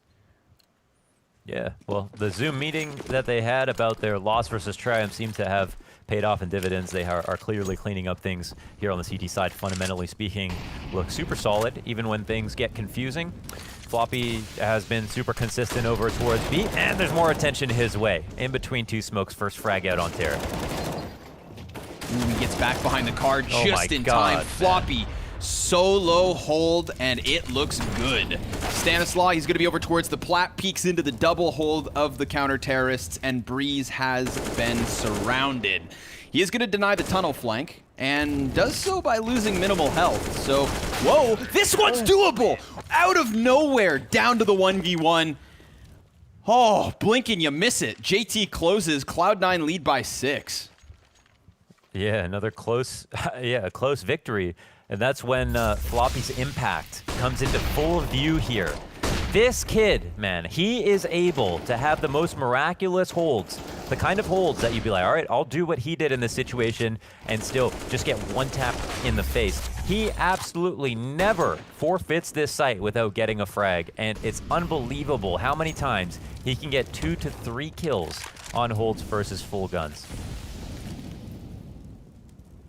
Yeah, I think, I mean, I kind of answered my own question. You know, I asked, like, where was this from Cloud9 yesterday? And while on a completely strategic level, it's not looking like a very different Cloud9, the difference is the individuals. You know, if we had gone for the 5 versus 5 head-to-head between Cloud9 and Triumph, well, you're looking to the stars of Cloud9 to try and, you know, show and prove that they're cut from a different cloth, that they are a step ahead of the rest of these players. Well, that is very evident here tonight. At least thus far. Sonic and JT just rock solid A-hold yet again. Like no wiggle room coming in for EG. These rounds getting more and more convincing as the first half goes on. EG seem to be they have 32 rebelling kills. against the thought. Yeah, wow. Yeah, just the two of them. And yeah, Sonic, I think as you brought up, I think it's an important point, you know, individuals play a huge factor, and we did nothing but talk up Sonic and his impact with the op, sometimes being, as we mentioned, the best op in the server at times. Seriously, he is that good, even with OC on the team. And yeah, he's definitely cleaned up his act here on Dust 2 for the second time around. And something interesting from the CTs. Modem going to top mid to get some early information and map control. OC combat opping here in the lower tunnels. Yes, sir. Finds Tarek and the slight adjustment versus Ethan. Just destroying EG's attempt at tunnels control. But Cirque will find OC. This activates Modem a little bit. He gets eyes towards the cross on door, sees nothing. It will delay Cirque, however, because the flashbang kind of signals that this was ongoing. And it leaves the other two players of EG to try and flirt with the corner of long. But you don't want to walk into the sniper of Sonic, and you know he's been back here. Sure enough, right now he is on the bomb site, so they're going to get dangerously close. But he's on this little boost spot, waiting, and now smoked off. Reveals it, of course, with that one bullet, and throws a Molotov over towards the ramp. That frag's going to do a little bit of damage. JT yet to activate, just buying his time next to the smoke, and they're about to walk around it. But, ooh, that was a little bit of preemptive spam that spooked him into the open. He puts down the incendiary, confirming that he's here, and there's no room being made by EG until now. Cirque, he shuts down Floppy on the flank. Sonic Sniper gonna get itself into the mix, and JT the double. So really just, I would say, kind of pulling that one out, really stretching it across a 30-second segment when it could have all unfolded in 5. Cloud9 take 10. Yeah, I'm with you. I was really hoping the Cloud9 would have won that round because it seemed like they were doing everything right. Good nade usage, they had the spots to deal with the setup, they had the man advantage moving into that part of the round, and Evil Geniuses are like, whoa, they're making a lot of space for the amount of stuff that's coming onto them. But that round was so long, we forgot Cloud9 implored a atypical setup with that push into lower tunnels with OC and the split top mid push from Modem. And I was thinking, the only things that I was holding out for EG was that they're playing a different style of Dust 2, and Cloud9 are playing a fundamentally similar style of Dust 2. They're just hitting more shots and catching them off with those regular setups. But if EG kept doing things differently, maybe they'd find something new. But here we have Cloud9 partaking in that style of Counter-Strike 2, trying something new after having a huge lead, and not just going back to the fundamentals and what worked, continuing to innovate, which is really cool.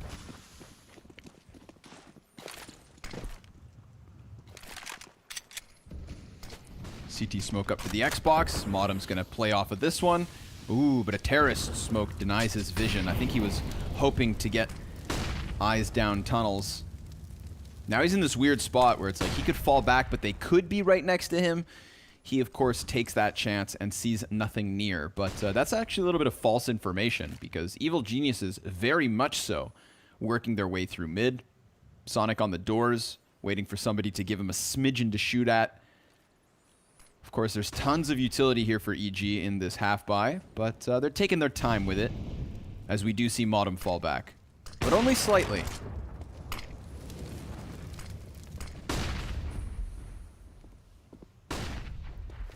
He gets activated around the corner, and again, hasn't seen anything at all. They've done such a good job of denying information by just simply doing nothing.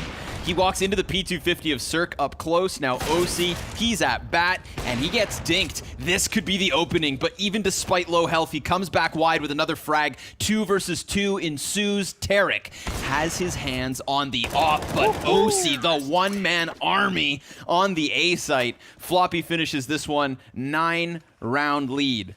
Incredible. Yeah, dude, they're doing, EG are doing tricky stuff to try to get a lead. They pulled Modem into a push that he didn't need to make, and from our perspective, it was like, what is he doing? But clearly, Evil Geniuses are making them guess, which is great. But still, everybody is firing off right now. And OC there on the A side with the op. Everybody else is looking really good. Yeah, EG, one of their last chances now to try to win a round into this half. They jump out right into the line of sight of 2 players. Modem trades for JT, Floppy in the back over on the A site this time around as he's joining his team for long control. And they'll push immediately after EG fall back. Would you look at that? Modem. Oh, I thought he was actually going to cross through the door. But no, it looks like he might still be able to kill Stanislaw. Oh my gosh. Okay. That one could have boiled down to timing. He decides not to go for it. Clearly with Stan putting the Molotov there, he would have had the best of the timing. EG, they're not going to forget the possibility of him being there now is very real. But Stan's going to keep himself safe, and it's the all-in from EG on the B site. Sonic and OC, the double op alone, just rocks EG's world. Stan, I guess his call is it's self-interested. Go guys, go B. I promise, it'll be safe. And he couldn't have been more off the mark. All the while, he's on the other side of the map, and he finds nothing here. They're doing such a good job of avoiding him. Yeah, he's not trying to get spotted. He was just trying to flank the B players outside the window. But yeah, he put a lot of stock in his team to win the entries, which they could not. Yeah, wow, man, that's crazy. Yeah, and Floppy and everybody setting up for long control, that was perfect. And that was one of the only times that we've seen EG tried just something as simple as long control. Every single round on Dust 2, it's been very different in some way. They haven't tried the standard mid to B splits at all. They haven't tried long control. The only thing that did was normal so far this half was a 5-up cat rush and a 5-tunnel rush. If it wasn't for that 3 versus 5 they pulled off, EG would still be sitting on 1 round. The ops, not disturbed by flashbangs, just looking real comfortable despite the sheer numbers of EG coming out of the tunnels. So here we have it, folks. Yeah, this is happening. It's the final round already of the first half, and Evil Genius is trailing by 10. They've got a Tech 9 for Cirque, so he's not even wielding the cannon for this final attempt at a 3rd round. JT, he's going to aggressively get around the smoke. 2 bodies lined up. He does tons of damage. Actually, maybe less than I expected. Tarek, he comes out okay. Yeah, it's true. You know what's also weird, Connor, is like one of the only things that was bad about Cloud9, on Dust 2 yesterday, was the fact that they couldn't handle simple stuff. But EG are not throwing any of that at them. But here they try the long control, they get the kill. They get the mid frag now. It's a little bit late to get rolling, 12-2. Ooh, Stan down by the double doors. He's going to catch Floppy on the rotate. So, the entry on the B is way too easy. And then he's even going to have the back of Modem. So, Sonic, no scope headshot to kick off the 1 versus 5. Let's go, boys. Get your bets in. Put your house on this one. Sonic swaps over to the AK-47. A man with nothing to lose can be real dangerous. He's going to get to the window, burns out the utility. That's not going to fluster anyone whatsoever, and the poor guy's getting flanked. He gets pushed even. Cirque with the Tech 9 sidearm gets that 3rd one on the board. EG, they've done the least they can basically do here on Dust 2. Will it be enough for them to hold? Will the problem for Cloud9 now be the T side? Join us after the break to find out.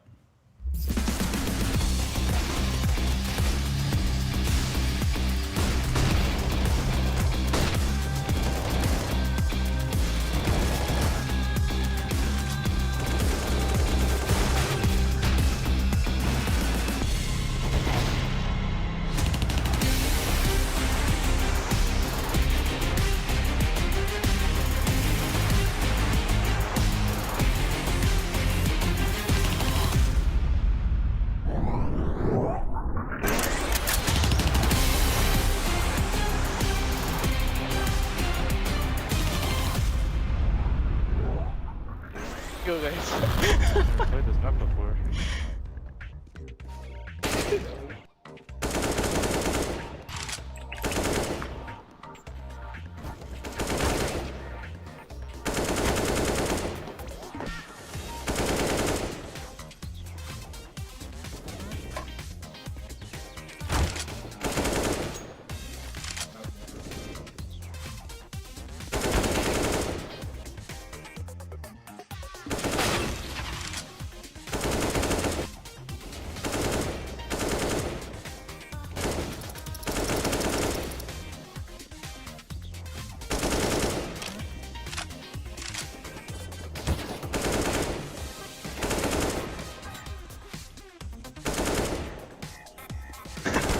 Stop it.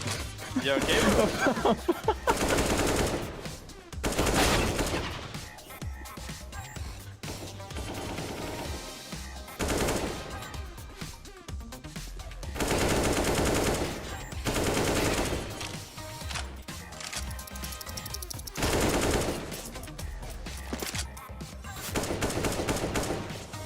Why did you hold? Oh.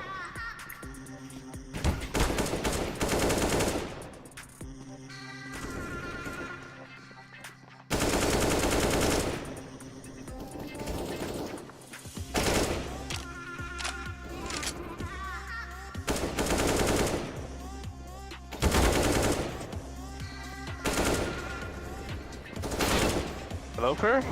Hello, you carry me.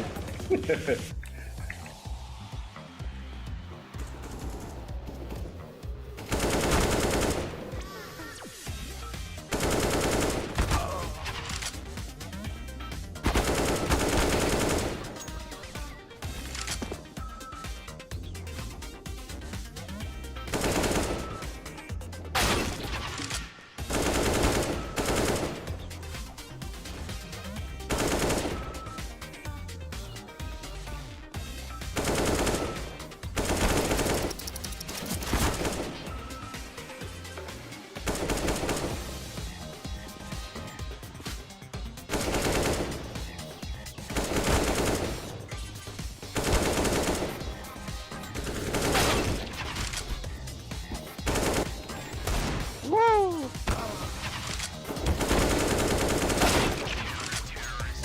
I got him! Let's go!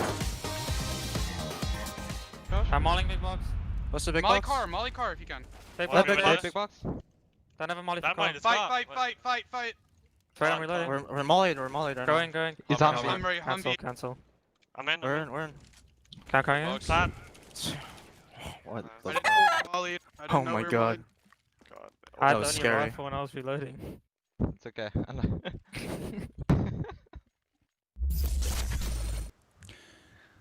A bit too close for comfort, the nervous chuckles at the end of that one. But if Cloud9 only knew what was coming, a 12-3 half, they'd be happy with making a couple of mistakes. It's Cloud9 now to the T side, something we have been far more convinced by in recent games. Best of luck, EG. I think you're going to need it. Yeah, they'll need luck and some other stuff as well to be able to pull this one off. But yeah, that was funny. Modem yelling fight. It seems like we're mollied and he ends up just dying, and the round actually comes so close. This it's split here from Cloud9. Man, setup from EG is actually not so bad for this. They shut down long. Right now, in terms of stats as well, we've got Floppy and Sonic with 129 and 104 ADR respectively. In terms of Evil Geniuses, Stan has 105 utility damage and nobody else a single point. But right now, the point is long A. Breeze versus Floppy. That's the crucial fight because it's going to allow the long player to turn his attention back and try to deal with OC, who has somehow added a couple of kills to the tally in a 1 versus 4 turned 1v2. Cirque's going to take him down. Evil Geniuses, given a lifeline, given the preserver of a second half pistol, they need to take this momentum all the way to the bank. Yeah, that's another victory out of setup. It's a little bit scary there for Ethan because he's clearly not having the greatest game, and he takes his time with this, even baits out both players before having to shoot but misses all his shots. But the reason it's a setup victory is because he has a teammate at the corner of long after he gets that info to help him trade. And just as we talked about with Cloud9 in the first half, EG, if they're trying to go up cat with long control, having a player at Goose is really the ace in the hole. This is going to be the mow down. Ethan gets a little bit offset, and they just try to jump outwards. That was real fast. Full house over on the B site between Ethan and Stan. EG, an easy 5. 7 rounds the difference. It's not impossible, just highly improbable. It's statistically unlikely. Yes, it's statistically unlikely. That's definitely a fact. EG, but you know what? We had the stomp last game. I'd really like to see a closer affair of it for sure this game. I mean, it was like there was not a lot of fight in Astralis on Nuke there. EG, I suspect there might be a little bit more, and at least they get the second pistol to help them out with that, even if there isn't. No, Breeze gets some damage in. A good grenade goes off. Actually, yeah, right on the mark. Floppy is out of the round, and EG keep on to long control, and they still have appropriate information on other parts of the map. Whoa. This is an open route. They're just going to go for the long control, EG. They could actually double back around Catwalk if they choose to, but they definitely now know what's up. Bomb plant for the Catwalk. Curious to see if Cloud9 actually fall back for their plant. Modem, he's looking deeper than where Breeze actually is. Very close to the smoke, but the trajectory from that Molotov might actually give him a bunch of information. He tries to go for the double spray down, and that one's not going to work. Sonic empty-handed on the retake. 3 survivors for Evil Geniuses. They're going to go ahead and upgrade to the Kalashnikovs as they find their 6th round. Still half of the count of Cloud9, but at least they've got this CT side on a rolling start. The bomb plant means that Cloud9 can buy if they'd like to. I would be hard-pressed to turn this down, honestly. Yeah, it's a good setup just to defend. I think you brought up in the first half, we looked forward to Cloud9's T side, even despite the performance versus Triumph. At least their T side is something that seemed to be reliable and more consistent. So they've got lots of rounds to work with, too. I mean, they can lose a few and still be just fine. So hopefully we've still got room for an exciting match. I would love to see this game get a lot closer. Cloud9 on the Deagles did end up turning down the buy, I guess favoring nade sets for the future, and will instead just half buy with the Deagles. It's a very bolstered buy just with the pistols, at least, because they've got smokes along with them. But let's see if they can surmise a cool strat to complement this strong firepower.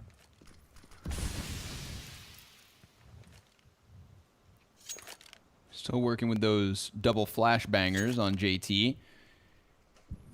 See if you could well place those with a simultaneous 3-man Deeg peek. That sounds kind of intimidating, doesn't it? Yeah, that's definitely a patented name. You probably shouldn't have said that publicly on a broadcast. I feel like you should trademark that one. Derek, he is going to eat that first flash, but here comes JT's own AK shooting at him in the hands of Tarek. Nice lineup, and Cirque through the edge is going to blow Floppy's head off. So 5 rounds the difference now. And this is what happened yesterday versus Triumph. We got that second half start. Again, it was the inverse sides, but wouldn't this just be like the most NA Counter-Strike thing ever for Cloud9 to come in today, rock solid CT half, only to then fumble on the opposite side? I'm not getting ahead of myself. I'm not saying that's what's going to happen. I'm just saying I wouldn't be surprised. Yeah, no, you're just doing your job, drawing up the storylines if possible. We got the Betway odds flying in. 5 odds against EG. Huh? Honestly? We'll see. We'll see. This will be one of those rounds that might sway the minds watching. Now, low on grenades on 2 players for EG.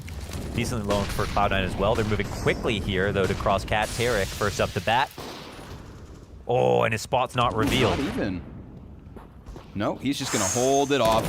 And he lets 2 cross, then activates. Awesome insurance policy there in Tarek. It did look like he was the first at bat, but we got a bit of a hot op over on the cross to really start this. Now, you know what? I've already drawing my eye to something. We had to praise Floppy and Sonic in the first half of the map. They had exponential numbers of frags compared to their teammates, but take a gander over here towards EG. That is as even as can be. Yeah, and that speaks to CT side as well. It's actually kind of crazy that EG got as many kills as they did, considering how poor the half was overall. That's already kind of an interesting stat. Yeah, glad you pointed that out. Floppy also, I think, was, as much as he did so much work in that first half versus Triumph, was kind of part of the reason they couldn't put it over the line in the end, because I think it was they just avoided him too much, or they made it as hard as possible for him to work inside of B, but had a great first half and not so great second half. I mean, he still had 180 ADR, I think, in the map, just not a lot of that action in the second half to help him close it out. And of course, Cloud9, they can't rely on a singular player, and they have no right to. They have tons of talent on this roster, even if it might not match up perfectly to what EG has to work with. Sonic, you know you get plus 50% accuracy bonus when the rare animation comes out, but it didn't seem to work towards the B entry. He's going to double back to be the only player inside of the tunnels. Cloud9, with the little bits of utility they have a decent chance at splitting into the B site, but Tarek goes unchecked, and the flashbang from JT assists his opponent for the frag versus Floppy and OC. Sonic, the first to try and get a kill this round, is now the last man standing. Minute for him to be hunted. EG, release the hounds. Man, Tarek gets that 3K. Yeah, as you mentioned, one of the worst possible kinds of flash assists, a team flash assist for Tarek to get that kill. But I bet he got that 3K without even having activated windows. And this guy has been on both sides of the map so far. He's been really sneaky. And I feel like even when he's not smiling on the player cams, he's grinning on the inside. Tarek, that smug bastard. He's done so well so far to help EG claw back. But now we've got another one of those quote-unquote real rounds. The ops are out, the full utility kits, no excuses anymore. I think that's one of those moments where, the kill feed betrays JT. It makes it look like those flash assists actually had some sort of a difference, but honestly, I think Tarek had that through and through. The replay really serves as evidence for the one-sidedness of the position. Smoke grenade on the corner of Long. That's going to get Modem into pit. So early map control here from Cloud9, and Evil Geniuses give it away for absolutely free. They decide to push Catwalk here instead, and that's a good answer. Yeah, of course, and there's no one here to counter pressure from Cloud9, but still, it's a win for the T side. Happy to get long control no matter what happens now in the round. JT takes a spotted damage crossing mid. Most importantly, though, what we learned is that they've been spotted crossing mid. So now they'll rotate it back, and they've already stuck a man up long. No one's watching this just yet. Could be the smartest play of the game here for Floppy if he manages to cross over beyond this point. Now, what's the op looking at from mid? Cirque, does he see this? No, he's not aware at all. He's been watching middle the entire time. Now, these smokes are going to make this a bit easier, but Cirque turns attention, and because of the gap, he plucks one. Oh, man, Breeze coming in with frags until finally OC can answer back for Cloud9, but that's the only answer. Tarek's got the solution. Double mow down on the top of ramp. Remember, we started this half at 12-3. 7 rounds in a row for EG. They are within 2 of Cloud9, and the offense, they've got to contemplate their buy here. It looks like they're hesitant to purchase. Yeah, it's looked literally just as good for EG here on the CT side, and that was not something any of us expected. I mean, nobody, after watching that first half, would think, EG could pull off what Cloud9 did. They look so strong, and you think just the individual plays would be able to take it over the line, but now it is getting precarious. 12-10, and EG off to another eco. One of the most frictionless routes, as we've talked about, towards performing that comeback is to get him in the buy-save cycle, and so far EG have not been dropping too many players on these eco rounds. As we can see, Ethan, Stan, and Cirque all above 10K. Tarek on the cusp of 10K. Everybody's got lots of money.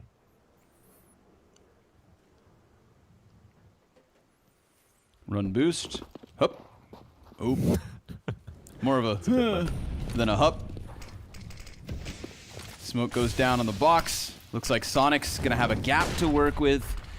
And Cirque, well, he's gonna give him a little wiggle room. Gonna make sure that they don't lose long. Goes back into it and cuts off JT from the pack. Oh, man. Sonic gonna go down as well. Look at the bomb. Oh no, the bomb. It's been thrown down to the CT side. Oh, they're getting battered. They're getting bruised. And it is a through and through without a single bit of answer. Floppy. 1 kill? Not even. A flawless one from Evil Geniuses. They're within 1 of tying this at 12. 16K for Ethan. He touches it first. Yeah, and that just goes to show you like how well the CTs are doing right now. So even if Cloud9 with this loss bonus starts to come back 1-2 rounds, they'll still have to chew through probably 3 rounds of economy for EG to be able to earn themselves an eco.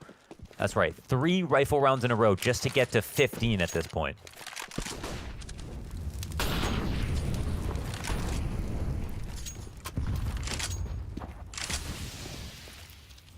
Top middle peak, looking ready, trying to trade train, but you know what? Cirque's been floating around these positions.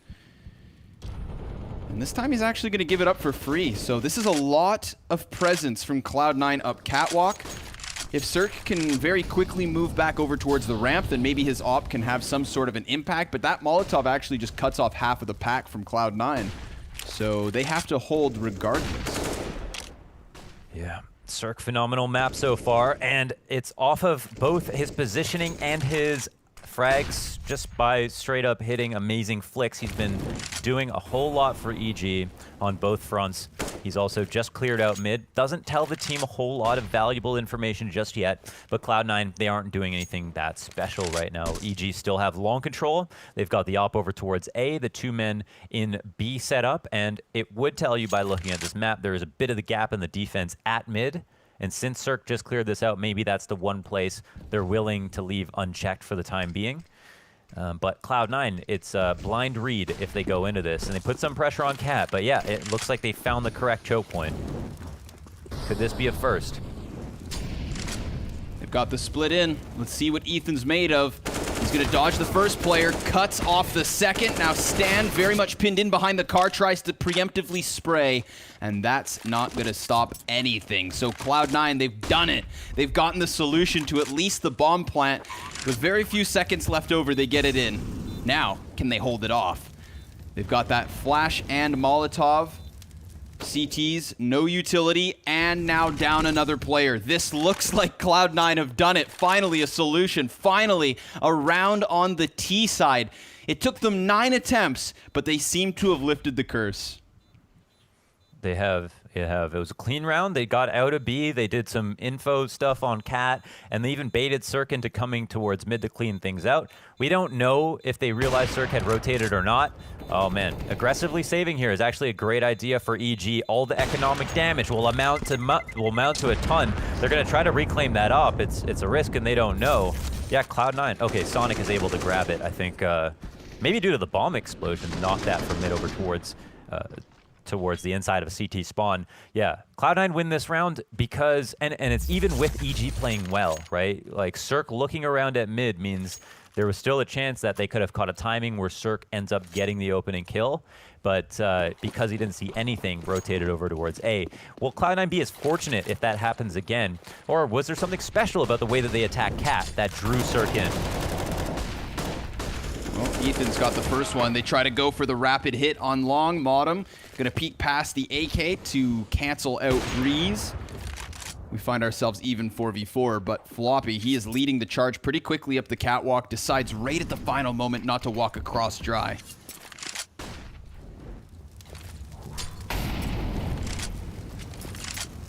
Ooh, the nades go back and forth. Yo, Cloud9, they only have a single flash and 1 Molotov. It's not going to be easy to cross versus Cirque if you're low on flashes. Whoa, Cirque's going to give him a bit of room, though. He's waiting for them to get absolutely in his face, and JT will take the space he gives. Ethan gonna shoot over top of the ledge. Modem accidental jump up. Tarek, oh, he's gonna be dropped by OC. We've got a 1v1.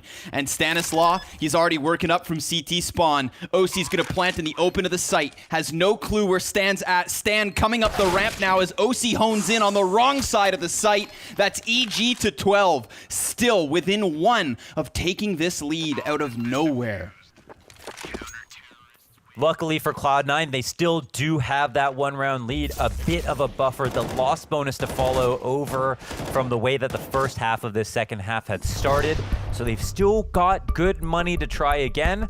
But again, losing a clutch like this in a moment where EG have won like basically 11 of 12 rounds or whatever it is, 9 of 10 rounds, I don't even know what the comeback was, the stat line, but in that situation, you know, you don't want to drop a 1v1 like that. That's a tough loss for Cloud9 to try to stomach. A T-side tack pause called as Cloud9 stop and talk about things. They lost the opening kill 5v4 and still managed to get the bomb down on A. But honestly, from Cirque's position, there was not a single flash and the team to help fend him off the angle. He just missed a couple of wide open shots. Another spot where it's technically Cirque's information or positioning that leveraged Cloud9 into the round.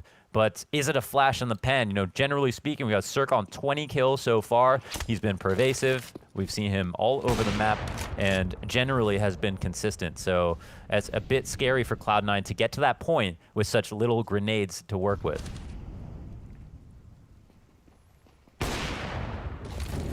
There's the first one. The moment JT gives Cirque a shot, he's gonna land it.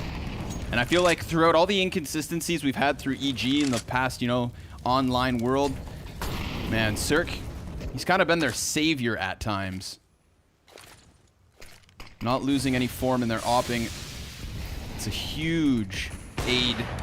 And Cirque gonna grab himself another. Can't manage the third one as OC bests him in the straight up op fight. Stan, he's trying with Ethan here to deny Modem any further footing, but Modem, he gets Ethan. Now Stan's very much pinned in the back of the site and OC jumps up to take him. A 2 versus 2 unfolding here at B, and CTs have to collect their thoughts before they move their feet forward. Yeah, awkward spot. Tarek, he's looking to make sure he doesn't get off, but also move up forward. But yeah, they've got the split on now. There's a smoke and 2 flashes. He throws one as Breeze comes in. Now Modem, he's gonna need the 3-piece in the round. He's being toyed with on the door. He takes to the top of Plat and Breeze slips through, crouching around the side of the box for Evil Geniuses to tie this game. 13-13. They had 3 rounds on their T side and only 1 for Cloud9 thus far. They must be sweating. See Modem chewing harder on that gum every single round, trying to get whatever out of it that he can. And yeah, Cirque opening it up again with 5v4. They almost are able to bring this in with the op. They have the op and the 2v2. They have OC big box, but it's a flashbang to help EG out in that retake. And again, once again, the tactics take precedent. Sonic close smoke. Oh no. Cirque. What did he shoot him through? Must have been just the side of the floor. It was a floor bang. Yeah. Yeah. Can you do that? Is that allowed? Cirque not playing by the rules, it seems. He jumps up. This could be a great chance at a collateral. Flashbang's not going to hop over the ledge like he'd hope, but Modem getting a shot through the elbow, still stands, tries to cross over. Floppy's done after 1. Cirque's been taken out of the equation, but not Breeze. And JT denied from Car. We have EG not just tied, but actually in the lead. Yeah, what is this? The first time in the game that EG have been in the lead. The first time in the game in round 28. Round 27. One of the last tack pauses is going to be and one of the last tack pauses is going to be called here. And yeah, we're in the waning moments now. And the loss bonus, it's not doing Cloud9 enough favors here. They're going to be trying to buy, but they've got a 1 Galil on Sonic, and the rest of them are trying to figure it out. I don't know if they're going to drop 2 AKs and half buy in this spot, but it is a terrible position to be in to not only have lost this many rounds, but now have to defend against match point with some of the worst guns in the game. Do you remember at halftime when I said, wouldn't it be the most NACS thing for EG to make this comeback happen? I regret saying it. I'm sorry. Okay? This is never supposed to happen. This was supposed to be Cloud9's revenge trajectory. Oh, the redemption arc seems to have been ruined, unless they just wanted to make us all sweat for it. Sure. If it makes you feel better, you know, both teams had a pretty terrible T side. So it's not like, you know, the second half just means EG are the better team. They both definitely having poor T sides for whatever reason. Close on the smoke is Tarek. It's just the pistol players on the other side. That one Galil on Sonic. It's all the way over on long. Tarek, he's going to try to catch him while they're flustered by the flames. Is that why? I don't know who taught him that strat. Here's Floppy. Ooh, double deagle. God. He lets the accuracy reset, drops Breeze, takes the man advantage. And because they got those kills so deep on the catwalk, yeah, they have an AK now. Stanislaw, he's going to be trying to hold back what was the mid-peak. And he also has to go over to the solo B. So we have Cloud9 spreading EG so thinly across this hold that the numbers advantage looks way too much to hold back. This is the first time in forever that a man advantage has been in favor of Cloud9 into the mid-round. And oh, there's an op chance for Cirque. Whoa, he'll get pushed off. Whoa, hold on a second. Have they crossed elbow already? Yeah, Prius playing with our emotions on dropping X-Ray and showing us the awkward position that Cirque has found himself in. Crossing wide are 3 players on the T side. It's 4-1 now to come back. Floppy. And Floppy alone cracks this one open. I mean, you saw them aggress in. You know, Tarek, he was very much activated. He was right next to the smoke. And, well, we saw how wild of an antic that was. Evil Geniuses maybe feeling the comeback a little too much because Floppy made them feel the wrath of his Deeg. But OC gonna close this one. 3 kills for Floppy, a bunch of free weaponry as well for Cloud9. And now that we hit the 29th with neither team securing the 15th and half of the points at least, this is anybody's game. And it's, of course, yeah. I mean, we talk about this within tripping distance, right? I mean, that's one of those examples.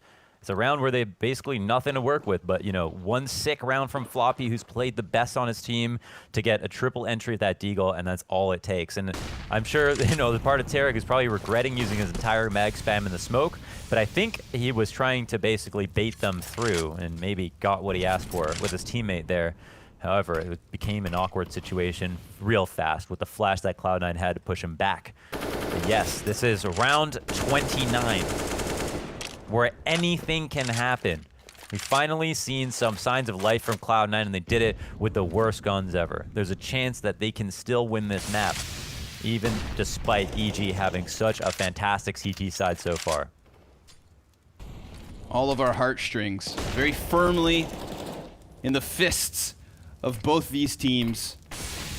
Every single round seems to be a surprise. Nobody knows what to expect next. But they were able to use Catwalk last round because of Floppy, so how about they go ahead and try it again?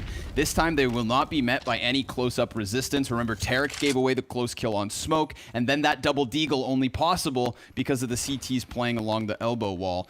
And right now, there's no opening. There are options open, but there are no advantages open at the moment. Oh my god. Yeah, I think this might be a gamble by EG to assume it's going to be a mid to B. We don't know that Cloud9 are committing off of this. They've tried to pull Cirque here in the past. It's worked out. But this time, more of a commitment towards Cat. Two B players left kind of stranded, relying heavily now on Cirque to deliver. Yeah, see, once he gets flashed off of the angle, he has to retreat, but that first player dies with no effective flash versus Cirque.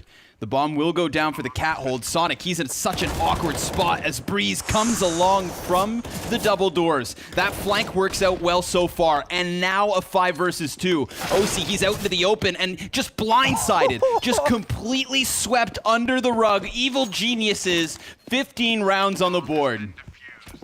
not a single death, even though they had a setup that was most prepared for mid to be. Cirque putting up 1 kill, everybody else rotating through CT spawn. Breeze plays an instrumental role in using his long control to also become the flank towards Cat, and EG give them no chance in hell. They've got them in the noose. All they need now is to kick out the chair. Cloud9 in round 30. They've got the full buy, but do they have the heart? Do they have the grit to pull this back? They do not look good right now.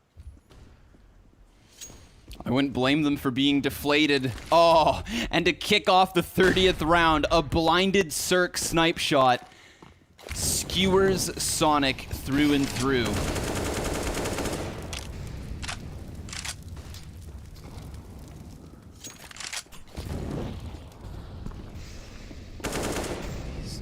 Cirque has got to be man of the match so far. You know, if Cloud9 won, it would have been floppy, but he has had miraculous impact now on the CT side. That's just completely, just cannot be understated. Oh my God, a flashbang on top of it all. Floppy's out.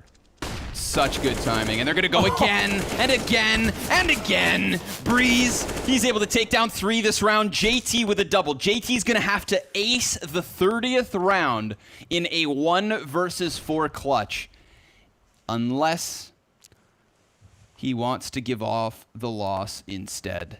This is a tough one to swallow for Cloud9. A 12-3 half on the CT side. We thought they needed to play Dust 2 with absolute improvement compared to what we got versus Triumph yesterday. And at that end of the first half, you were thinking to yourselves, how is this the same Cloud9 that we watched falter just yesterday?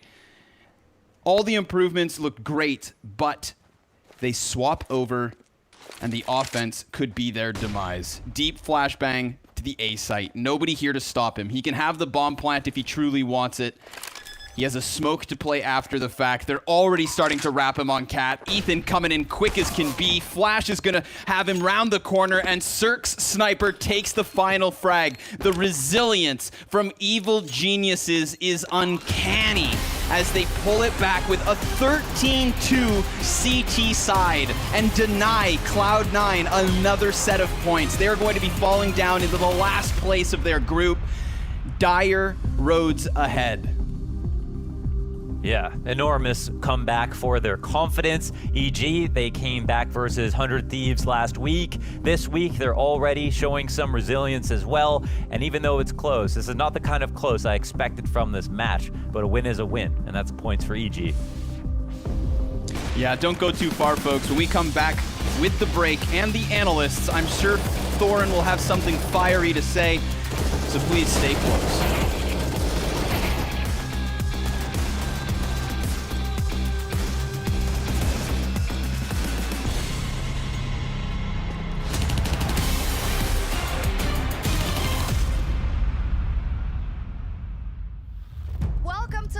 For week 3 of Blast Premier, we've got some top tier Counter-Strike coming your way. The 100 Thieves and G2! Down now, 2 quick kills. They should not lose this game right now. This is not a team that yet has the pedigree to beat an EG. It is Valentine's Day, guys, but what happens under the desk stays under the desk. Dad and Dad, we're back together again. So what we have to do, we will win this game. Deal? But they're coming in from long as well. Beezer's gonna be there. What an upset. It took all 3 maps. And this is gonna be a spicy one. 100 Thieves versus EG! They take them down in overtime and win the whole series 2-0. A banger of a match between G2 and OG. Chance for this, and it's down the 1v2 to close it out. EG versus OG for a spot in the straight finals in Moscow. We are legends of this game. We will rip, shoot hits, deal, that's all, Alexi. It was an upset last time and everyone was shocked, but here we go. OG absolutely living the dream, and they will take them down for a second time. Let's focus, boys. Let's focus like we played first time against them. Yeah. They've done it. They've bounced back on Dust 2. We're going to the final map of Blast Premier Spring Series, baby. Let's take it just like this. Let's go, G2, let's go! And G2, 1 frag away, 1 HP away from shutting down the dreams of OG. There we go. G2 Esports first place in Group C. Fantastic stuff. We'll see you in a couple of months, of course, for the showdown. And for now, enjoy the rest of your evening. There we go. Bye.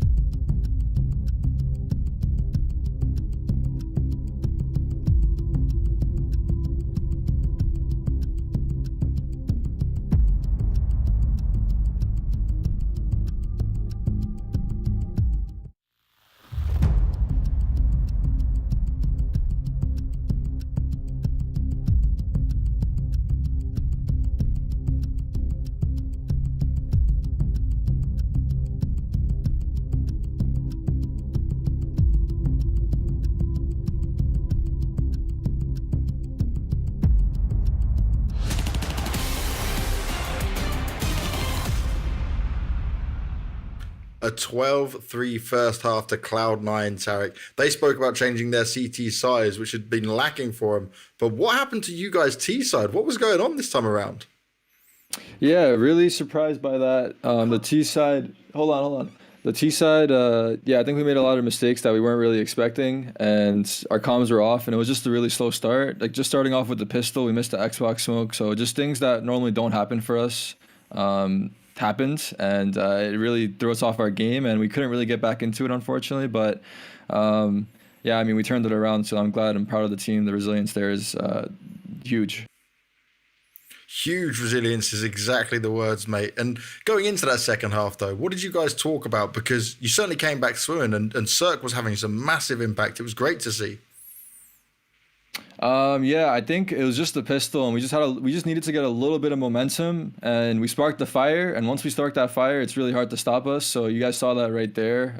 We've been working really hard lately, so I'm glad that our work's been paying off. I know a lot of people have been sleeping on us lately because we have had some, rough losses or a rough stint, but I think the wins, like I said before, the wins are coming, and they did come, and I think they're going to keep coming like this, and hopefully when things return to LAN, we could continue to improve our form there as well, but right now all we have is online, so we just got to make sure we keep doing our thing. Solid. I like this attitude here from Tarek. I'm wondering if this is Zeus's addition to the team, because they certainly were showing some frustration recently online after their results. They were going against them, and online, you had some of these guys tweeting that they didn't know what to do. Well, don't know if that's Zeus or not, but this is a different DG, and this is also a perfect example of why you should never give up in a match of CS. Every round counts. What a run back from these beasts. So, Maniac, what did you take away from this match? Well, there are many takeaways. I mean, the first one is, as you say, a great mental reset from the side of EG, right? I was listening to their comms on the first half, and just let me tell you this, it wasn't great. It wasn't great. The atmosphere was quite down. They were getting frustrated. Okay. They didn't really understand what was happening, why they weren't winning rounds. But they actually had the possibility to bounce back. And one of the men that I want to talk about and actually have a clip ready for you guys is Tarek. I think that his positioning toward that city side was absolutely stellar. We begin here on this journey with the entire round. Nothing special for that. He was a round. But then look at this. The catwalk comes in. He's already in Gandalf position. He has nothing to do but to wait patiently for opponents to come in his back. That is going to be hello there. 2 easy kills for him. But that's not the end of it. Then again, later on in the half, he reads the B split coming in. This time he's on that wood position. And there you have it. Maybe it is an Intaiko, but it doesn't matter. His position was always right on the money. He's been rotating around the map, almost always taking the right decisions, and once more, round after that, he's goose when the A side hits. So, as a position in general, Tarek did a fantastic job on the CT side. He really did stand out, and there are so many opportunities here. Cirque and Breezy sitting at the top. Everybody really seemed to have chimed in at the end there for EG. Duncan, though, what went wrong for Cloud9 here? What allowed for EG to come back in this second half and run over them? Let's start with the veto. I mean, they have a saying down in Texas. Okay. I don't know if they have it in Tennessee.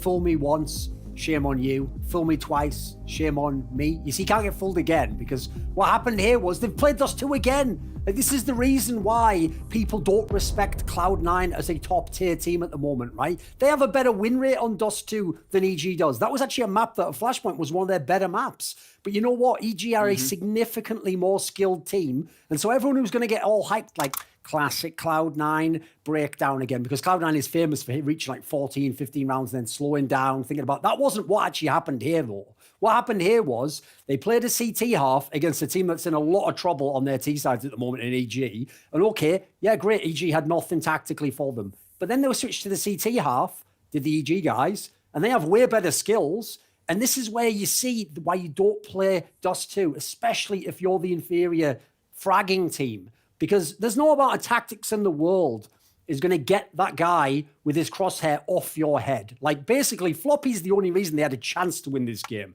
The guy went absolutely ham on the CT side. He pulled that Deagle round completely out of the nether regions. I don't know even what that was. Otherwise, it would have been game over already.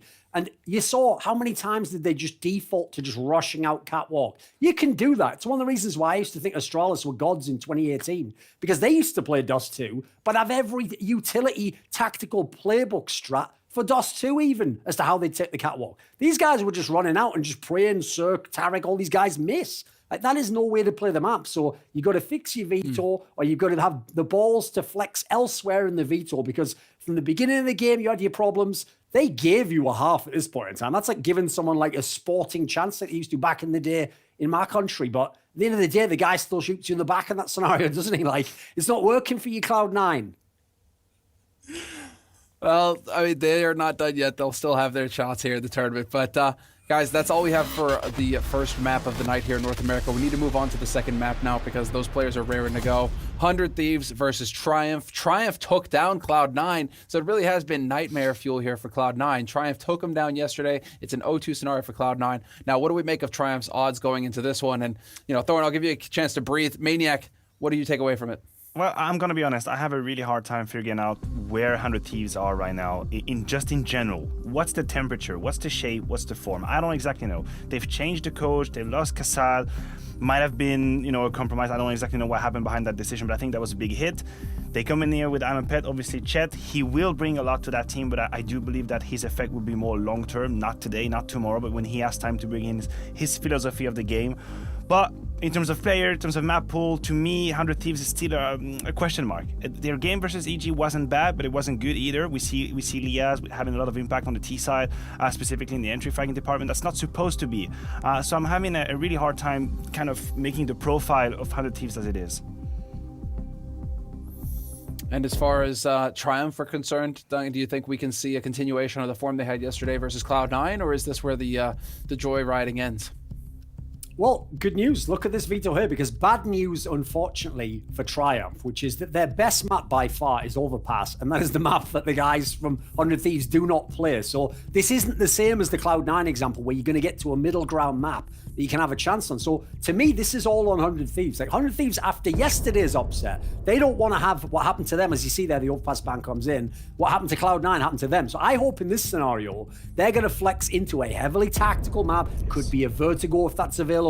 Could be the trains or nukes of the world. Whichever one it is, go to that, use your experience, use your strats, use the fact that these guys can't know what map you're going to take here. You've got the control to veto, so they can't anti-strat you, make them have to just out-frag you. Yeah, 100%. I don't see how 100 Thieves can get out-vetoed in that scenario. It's just not possible. That team have been together for the longest time. They have more experience. Sure, they changed the coach, but it doesn't change the strat book. So there you have it. Very tactical map again, Nuke.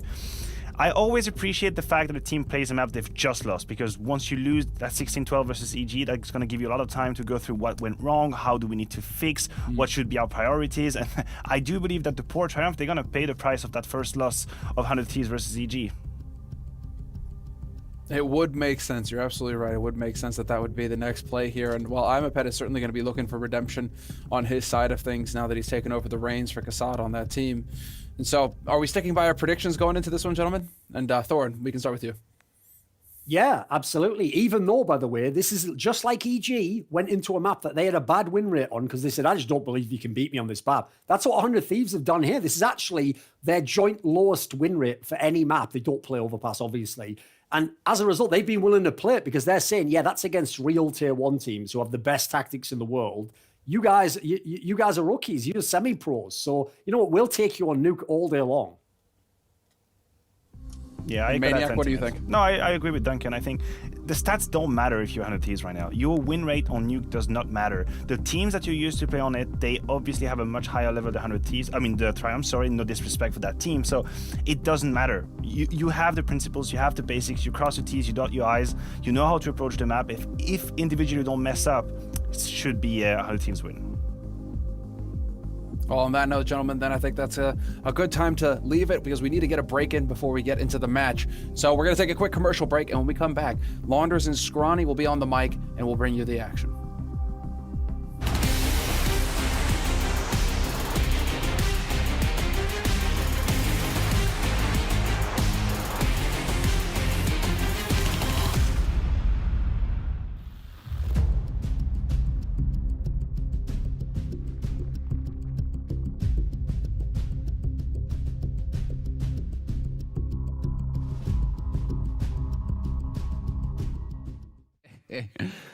You got to draw a line somewhere, I guess. Only good for that 1 week. NBK is going to be in for a bit of a tight time here. Nicely done. Point blank finds one, gets a second, a third, looking for it, and he gets the fourth as well.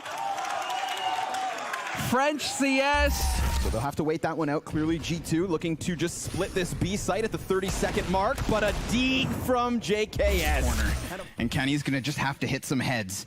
He's hanks for them, and it's just the first. He's able to fall back. He's got to put his weapon back together.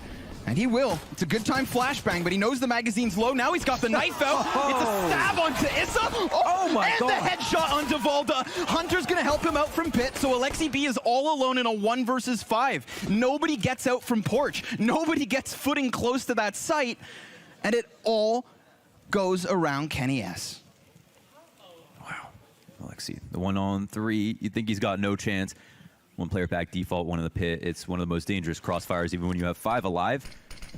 Saw they struggled in that situation. Headshot through the wall. Alexi's out of the round. What a round from Kenny S, though. He's getting back around ramp. He needs clean kills, and he takes down Kenny.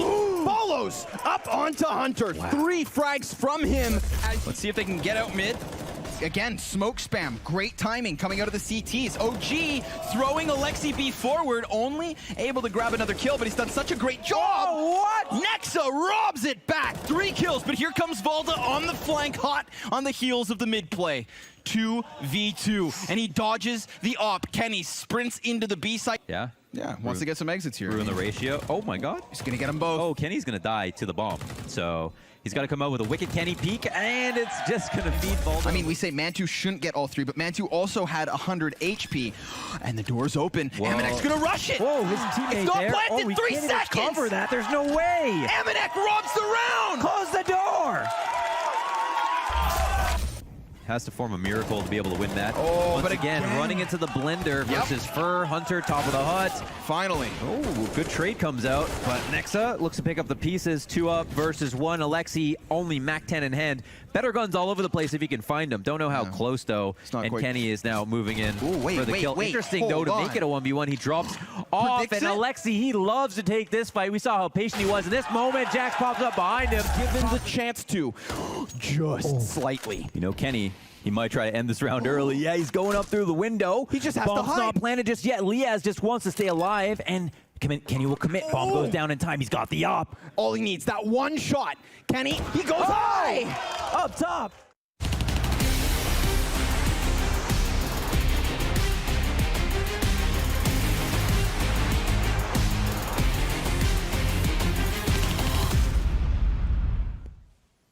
Welcome back, everybody, as we are getting ready for the second North American matchup of the evening. 100 Thieves, clearly the favorites over Triumph, but Triumph beating Cloud9 yesterday and sitting at a 3.80 odds based on Betway.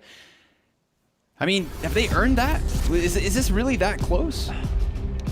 Yeah, it's like, oh yeah, I don't know if that makes a whole lot of sense. I think, yeah, I don't know. I have people predicting what the scoreline would be. What do you think? What's your prediction for this match in terms of scoreline, just to have some fun with it? What are you thinking?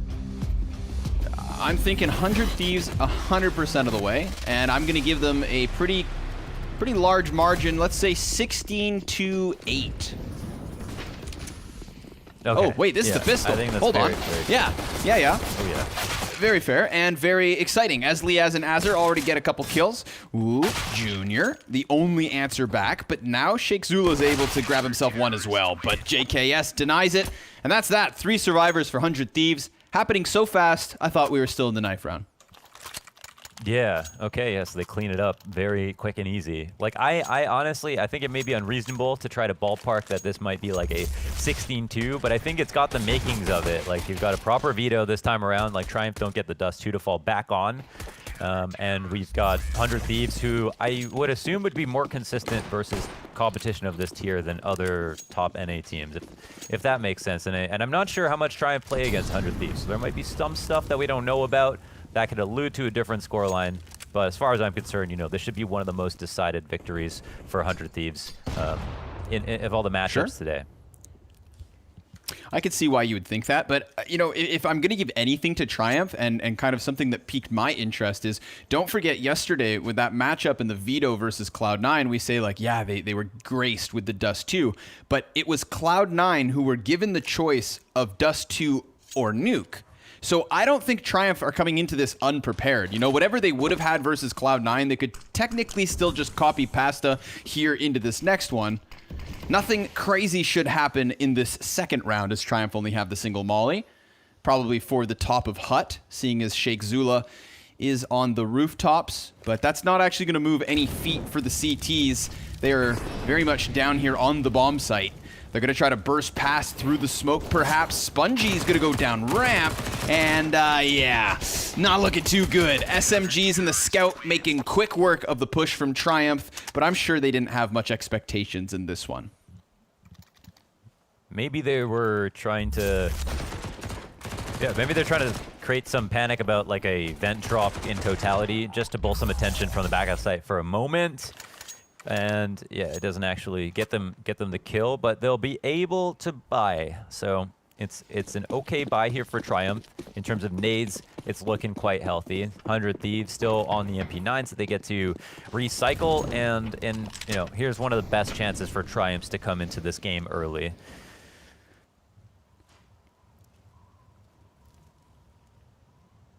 Sheikh Zula's got a bit of timing here, a little gap on the smokes.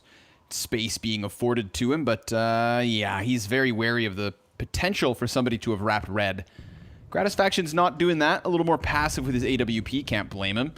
But it won't be easy getting him out of secret, and at any moment, if these Ts try to extend outdoors, he could just blindside them. Identifying holes in the CT setups is incredibly difficult on this map. Usually results in you giving up kills in order to do so. Gratisfaction likes to change it up. He's actually a very good outside opera, I'd say, on Nuke, from what we saw in the previous match on Nuke. Did a good job. Kind of was the only reason that they even were able to stay in the game, even though they ended up losing versus EG. And here, time ticks down off the clock. Triumph not making a move just yet. Gratisfaction does finally find Sheikh Zula, and that pushes the T's towards ramp. Oh, but a great entry from Curry. JKS. Not even an opportunity to fall off. Nope, just sliced off of the box. We already do have the footsteps downstairs on B, but Triumph not going to head that direction. Instead, opting to climb the ladder into heaven. Now, Liaz, he has tucked himself over towards the vent, as we saw, playing on the squeaky door. And there's also a second CT over towards the mini. So they could go ahead and plant back bomb site. Grim's going to go ahead and pick up a kill. And it's going to be way too tough for Liaz to get back into that site, especially as Grim still gives cover from above. Gratisfaction sets up the man advantage at the very start of the round, and then nothing more from it. Triumph, just immediately after they lost that first player to the sniper, sprinted over towards ramp. Spongy hiding in the corners, kills Azur. So this round goes from bad to worse for 100 Thieves. Triumph are on the board early.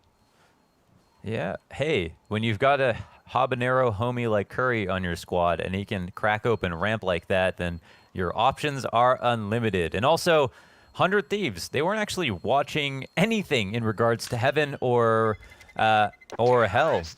JKS, certainly that wasn't his job, so you wonder where the rotation was in that part. And yeah, Gratisfaction, pretty much the only player to deliver on this round. And that is just a fantastic opening frag. You know, the way that JKS is playing on the railing is such that he's going to fall off as soon as he takes one shot.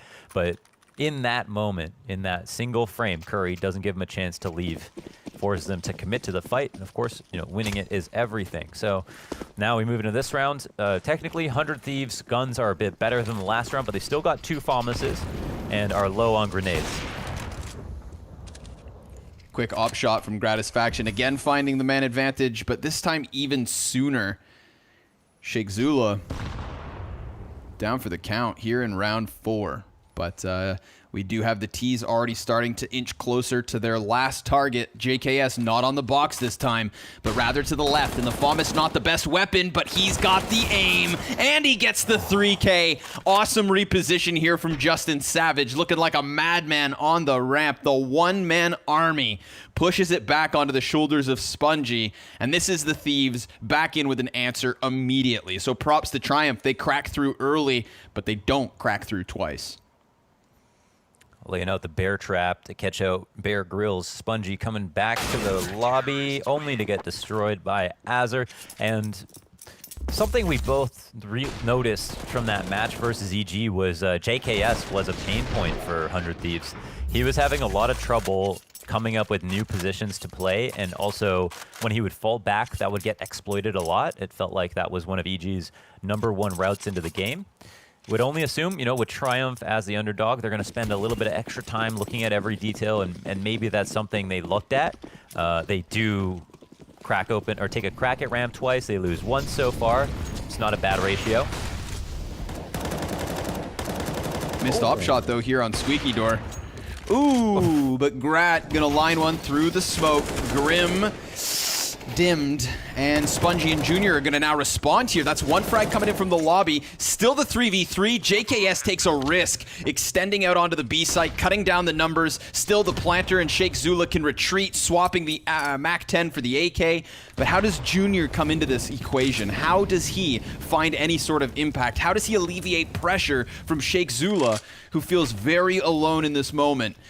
They're completely unbeknownst to the ramp player, but Junior peeks right into it. They're going to stick this defuse down to the half second. 100 Thieves not even panicking. Oh, Liaz taking one down. Wow, Liaz, yeah, turning on his own. JKS gets killed. But yeah, 100 Thieves come out that one pretty clean, and considering Triumph get down vents very early. So good to find a bomb plant. Always nice to know that you're able to drop through the vents. I mean, that's a scary thought for the CTs. And you know what? I mean, I'm starting to think a little bit more about that last series versus EG, and how 100 Thieves, they went off to a flying start, but their T side fell off dramatically. You know, are they prone to that again? Dude. Well, there's some, yeah. Trust no one. Trust no one. I'll leave it at that. Yeah, man. There was clearly holes in 100 Thieves' T side last time around, but also maybe it's for the best that they had that to look back on to say, okay, well, maybe we could fix this and this before this match happens. But right now, Triumph, they've got just the Deagles, Sheikh Zula weaponized with the AK, and a full kit. And they'll just, I think, maybe just spread out, look for some kills if they can find them. Probably gonna, if they find them, be at the hands of Sheikh Zula. The guy has, excuse me, everything he could ask for. Full belt of utility, AK, Kevlar. I mean, that's a 10-on-10 purchase. But how about a 10-on-10 execution? His job's not going to be easy if he heads outdoors. Gratisfaction sitting very patiently back inside of Garage with the op, of course. Jacob's ready for the vent drop. Some of the, I'd say, like, the funniest frags can happen on Nuke if people drop into the M4. Azur, he's going to be burned off of Hut. Very consistently playing around this A site, Azur. And Liaz back behind vent. What a rock-solid hold. That AK comes up empty-handed. The corpse is piled high on the exit of Hut. The real tough part about, you know, playing teams that are better than you, of course, is doing everything you would normally do while thinking, and then also coming up with ways to game rotations. And I think, you know, the more silence, the more comfortable 100 Thieves get. Is Triumph are not working as hard as some of their, you know, better competition at trying to make things a bit more foggy as to like what's actually going on. But again, we'll see. Everyone can be susceptible to an upstairs rush every once in a while, and they didn't have the greatest guns. Junior, we saw him have some very amazing op kills, honestly, versus Cloud9 on Dust 2, and Sheikh Zula finally gets some revenge. It's not a Gratisfaction, but it is outside, and it is the opening kill. Yeah, and Grat could be his next target because Grat's trying to watch the side of red, but I think he may have just saw a foot on the side of smoke. Hard to know for certain, but he's wary of it. Now, ooh, Sheikh Zula's gonna try to wrap into the mini. They know there's a player here, and he gets the assist with Curry. Junior, double op shot. He burns to a crisp, but Gratisfaction stops bomb and ducks back out the mini with minimum HP. He has 18 health to play with, still all of his grenades, and 2 targets lie ahead. Now, Grim plants bomb and immediately starts to walk back by hut. So I think if Gratisfaction just plays timing, doesn't let them think that this position's a possibility, then he could very honestly clutch. He gets the first one. Grim just on the other side of the silo. Gratisfaction's gonna stick this, and Grim comes around to shut it down. Triumph finding their second. Awesome attempt there from Grat. Definitely, man. He looks so smooth. I mean, it felt like, I mean, Grat's playing with a lot of clarity right now, and just recently on Nuke especially. Want to credit him for sure. And yeah, he's been picking up slack outside. He looks super smart in that 1v3. He got that first kill just with a lot of confidence to peek through the Molotov, but of course it comes at a very stark price. And man, that Molotov comes down. Grim's in the hut. He's dead. He doesn't have that much health to work with. So good reposition from Grim to win this clutch round and Triumph. Yeah, they put a second on the board here. So that's something pretty good. Gratisfaction, open line of sight outside. The op comes in. Junior had some sick combat opping as well on the upstairs site last round. You know, we didn't get to see exactly what happened, but you know it's not easy picking people out of heaven when you're the guy who's beneath them coming out of hut.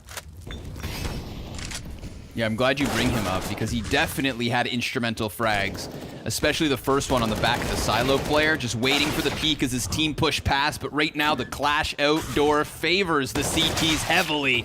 Ooh, Spongy, Mac 10 loses way too much HP to more than likely walk away with a clutch, and he's distracted by the mini-men. Many men all around him. 100 Thieves, 6-2 CT side, 3 survivors in this one. So, you know, starting to shut down the offense despite their best efforts. But I love the change of pace we've seen from Triumph. I like the change of direction. We've had fast ramp hits. This time it looked like they were going to cross secret lickety split. But so far, it's been varied. And a varied T side is something I can get behind. I know you said mini-men and corrected yourself, and we know they aren't like short people, but were they not mini-men that he was distracted by? They were in mini. I think you were right. Yes, that was intentional, my beloved co-caster. There was the men in mini, and then after there was many. Okay, yeah. Mini-men everywhere. But I'm glad I tricked you. You did that, yeah. You got one over me. Oh, Gratisfaction. 1, 2, 3. I don't know why I read it like that. It's 123 ADR. It's been doing pretty good. Doing pretty good. Hey, look, you rearrange those numbers and you get Jacob's ADR too. 21.3. Oh no. Oh no. Yikes. Well, maybe they'll need him more if this game gets any closer. Ooh, wow, he hits Junior. that. Grat, not making it easy for Junior, but look at these Betway odds as well. 100 Thieves now still heavily favored. Understandably, as this CT side starts off strong and the terrorists have to go for the old deco. Always good for the highlight reel, at least. Let's see what they've got.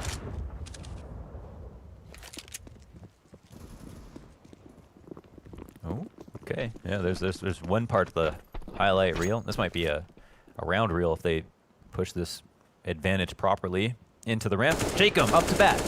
12 ADR. It's coming up. He's at 30, 40 ADR. Yeah, gets a kill. Azar also grabs one. More chance here for Jacob to get some of the easiest ADR that he possibly can grab. Instead, it'll be Azar. Good 3. Yeah, he just scoops He's it won all some up. important duels. Shovels it in. Too. Agreed. Yeah, he's been floating. I mean, I think Azur's a player that you should definitely watch some POVs of if you're trying to improve on A-Site Nuke. A consistency on top of Hut, floats around the floor quite nicely. He's really good at dodging the utility too, so keep an eye on that. More of that. I want to see some opping from Junior. He's got a challenge in his hands right now with Gratisfaction being so damn on point, but there's also pressure being applied to the A side at the moment, so we see the CTs kind of contract a little bit here. Gratisfaction not taking risks, playing over towards Hell.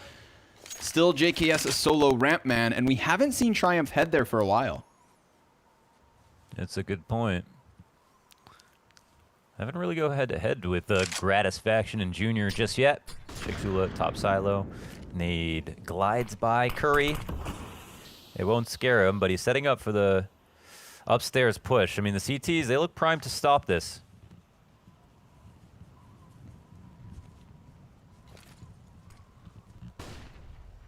A flash of their own out mini, so Gratisfaction just looking to fish for information, and there's nothing for him to find outside. Jacob gonna activate because Curry's throwing grenades and nobody is there to hold him. And as they come out from Hut, they don't think about the rafters. Liaz, good for one, as Azur again dodges the incendiary, moves out of the way of danger, and finds impact in yet another round. But you could see, I mean, Triumph doing a really good job of at least flustering the top of Hut. And the thing is while Azur normally plays there, we also have Liaz on the actual rafters even higher up. And that was a key piece of this round as they lost the squeaky push and all flooded from Hut. Yeah, they had no one there to help with Curry, and they didn't do the due diligence of clearing out close squeaky as well. Jacob kind of stayed put for that entire time. And that was, Triumph just respecting a smoke but committing to their exec. But again, not really working on any other map control prior to that, and 100 Thieves just feeling very confident about the rest of the map as long as they had upstairs on lock. So the pistols are out here for Triumph, and Grat takes his attention towards the outside. I mean, love watching him because it just seems like the kills are coming his way more often than not, and he's playing, clearly with a lot of confidence here. So maybe he could put on a show for us on this eco. One of the beauties of getting to cast from home is that we're all signed into GOTV, and we get to see the individual crosshairs of some of these players. Gratisfaction has the most matchmaking looking crosshair I have ever seen. It's unreal. I'm going to screenshot it and post it somewhere because everybody has to see this. For somebody who's so damn good, I mean, I guess it's because the sniper doesn't need the crosshair per se, but another clean sweep here from the Thieves. Don't be so kind, man. It's awful, right? Crosshair is absolutely, it's horrendous. Yeah, he's got, well, I'll put a screenshot on Twitter. First of all, it's a black crosshair, and black absorbs the most colors, so it's literally the least efficient color that you could possibly have. And then it's a dot with the lines about 4, it's worse than Summit's crosshairs. It's got like size 4, with no draw outline, all black, and has the dot on top of being enormous. So it's just like, it's got nothing really going for it. Yeah, thank God he's the scope. Maybe that's why it looks like a scope. It looks like an op scope. Right, yeah. You're onto something. It legit does. Oy. I've been like holding off saying anything for quite a while, so do it. Get it out there. Yeah, I'm gonna put this on Twitter really quick so you guys can see for yourself. I mean, I'm kind of going hard on this crosshair. I'm sure you guys have some weird ass crosshairs too, but this is definitely for pro level. I can't believe it. Black crosshair with no outline. Yeah. Not that the outline. If you want to see it, black at Scrawny CG. Yeah, he'll retweet it. Quick Molotov through the roof, and Gratisfaction, the man in question, he's getting a little more confident here, a little more comfortable. You can see him as opposed to playing inside of the garage, back behind blue, now around the smokes. Now he wants to dish it out. And there are certainly targets to shoot at because we have the vast majority of Triumph outside. Yet again, trying something that they've gotten away with at times, but it is no easy task trying to go head-to-head versus Gratisfaction. Yeah, he's proved that an innumerable amount of times. Probably literally like 5. the second flashbang's the key. You saw Gratisfaction go for the first peek, but then didn't stick around, waits a moment, and it all pays off. So man advantage here, but Triumph, they are going to take the ramp room, which we've seen before, and we've also seen this adjustment where, as opposed to going down to the B site, they head up into the heavens. But even once they get there, it seems like Jacob's got a solution to the problem. Deep grenade to blow Curry into tomorrow's. Spongy's lobby flank could be huge! He gets 2 kills, but Liaz bests him still. So Junior, trading that one back right away, has the bomb to try and plant, but 25 seconds, and this CT gets closer and closer towards Mini. So Junior going down to the B site, this is perfect for him. Yeah, we've seen how calm Junior is, honestly, in these clutch rounds. Doesn't seem to be scared of nobody. So what is the play? He's probably going to jump up top. Yeah, plant it right by the boxes. In view, of course, the op probably makes this a bit more nerve-wracking, but this is his gun of choice. As or how does he scope this out? Looks like if he goes to the window, that's what Junior wants the most. Oh, so close off the first. He hits the flick. Junior with the 2-piece and the 1v2 clutch. A third round for Triumph coming off of his individuals. We had some big rounds for him yesterday in that Cloud9 upset, so it's good to see him hitting the shots when they absolutely matter. Prius, give me the Gratisfaction perspective really quick. I'm having the hardest time for some reason. All right. Going up on the Twitter. Yeah, Junior, we saw him on Dust too. He was real good, man. He was actually doing some stuff, and I think the most important part was that he wasn't scared. You know, that was the part that stood out the most about his opping, that when there was a lot of chaos going on, he was still hitting his shots there.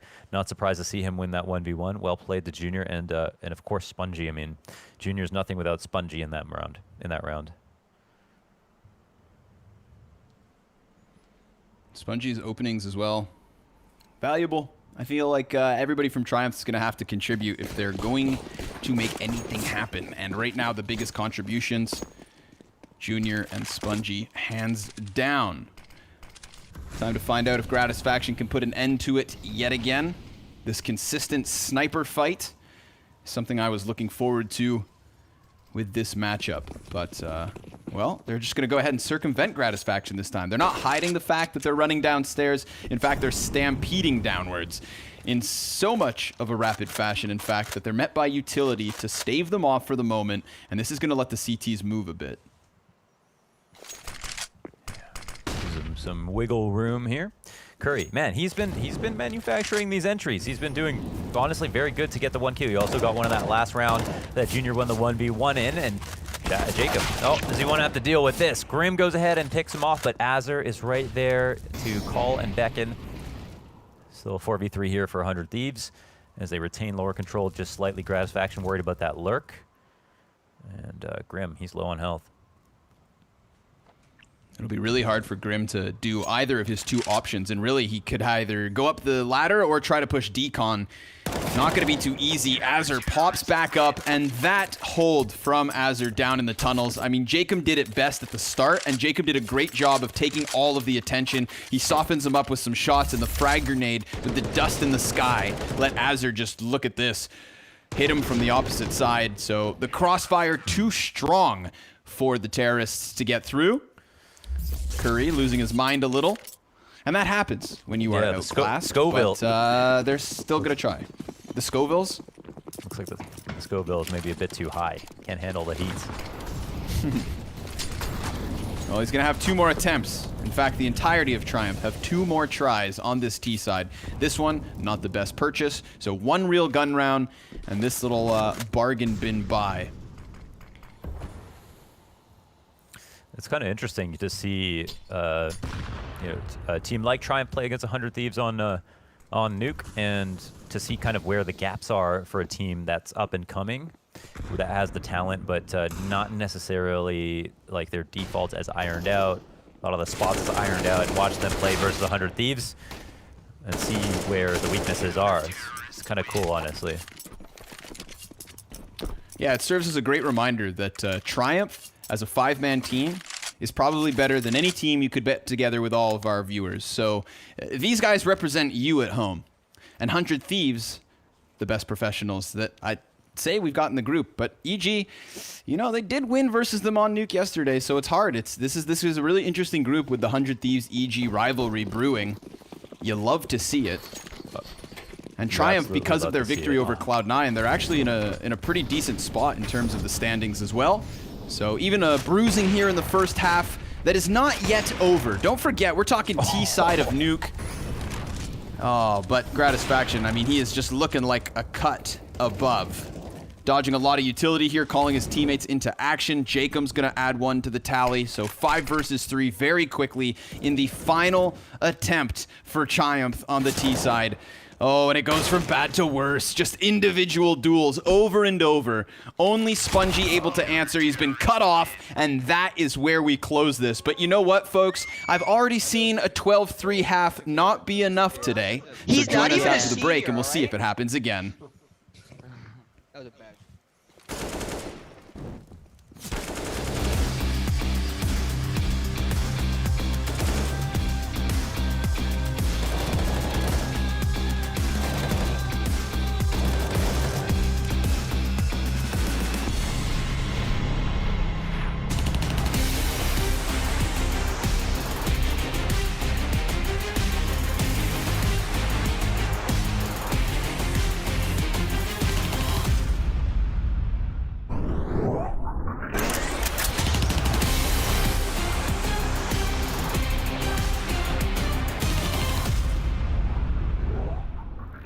Go guys. I've played this map before.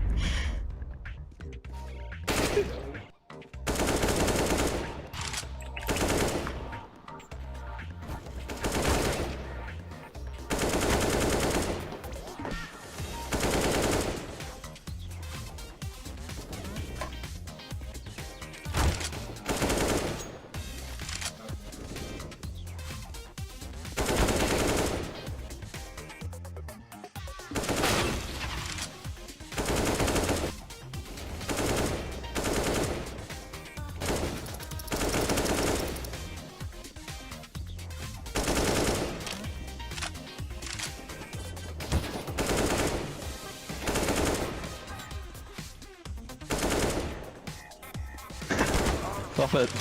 You okay?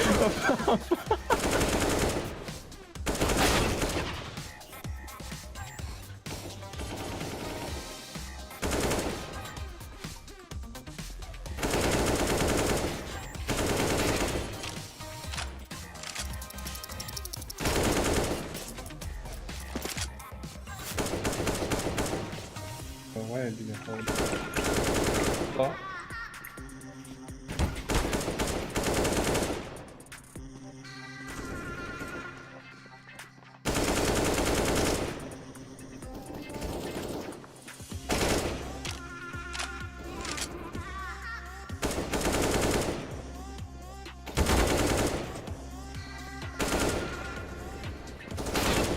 Hello, Per?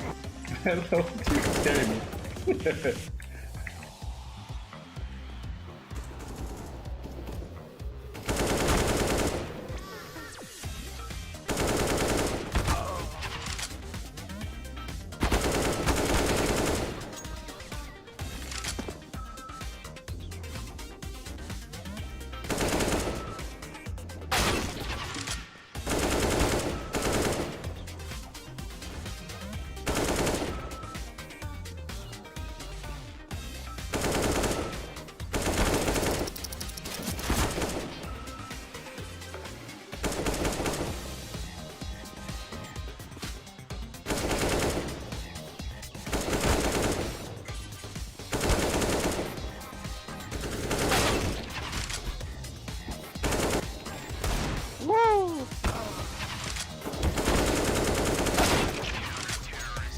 I got it! Let's go!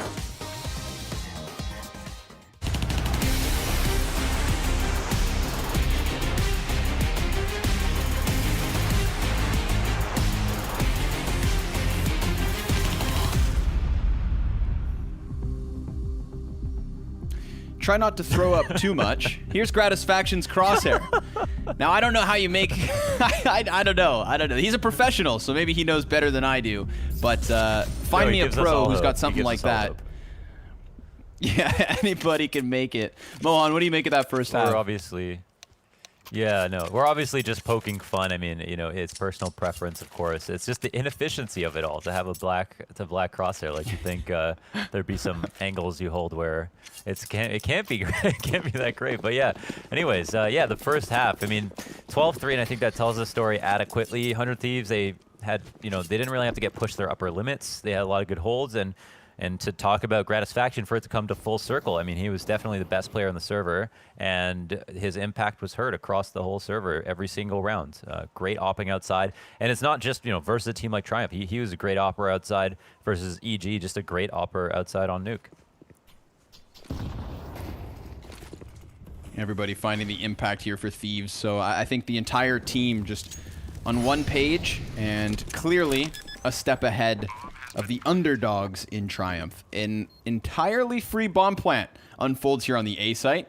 So the retake is coming in hot. And it's got that double flashbang kit for Sheikh Zula.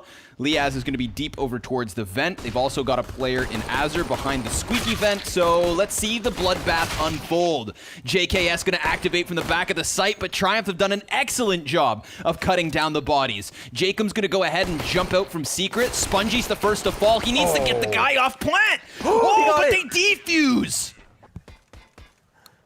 Oh, Jacob, he at least gets some ADR, but wow.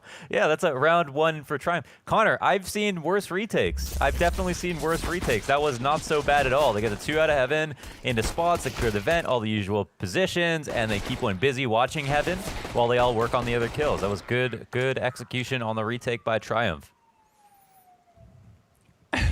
Look at this sigh of relief from Grim.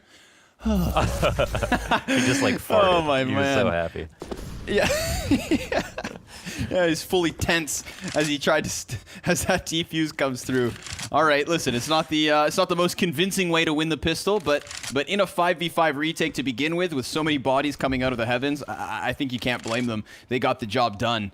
Now that the job is done, they've got to follow through, however. And 100 Thieves going to make that as hard as possible. With such a scoreline, they've got the wiggle room, the margin of error to make a couple risks. So they go ahead and throw the AKs over to the Kevlar players, and Liaz dying's not the biggest deal because that was one of the 2 deagles that they also have around the rifleman.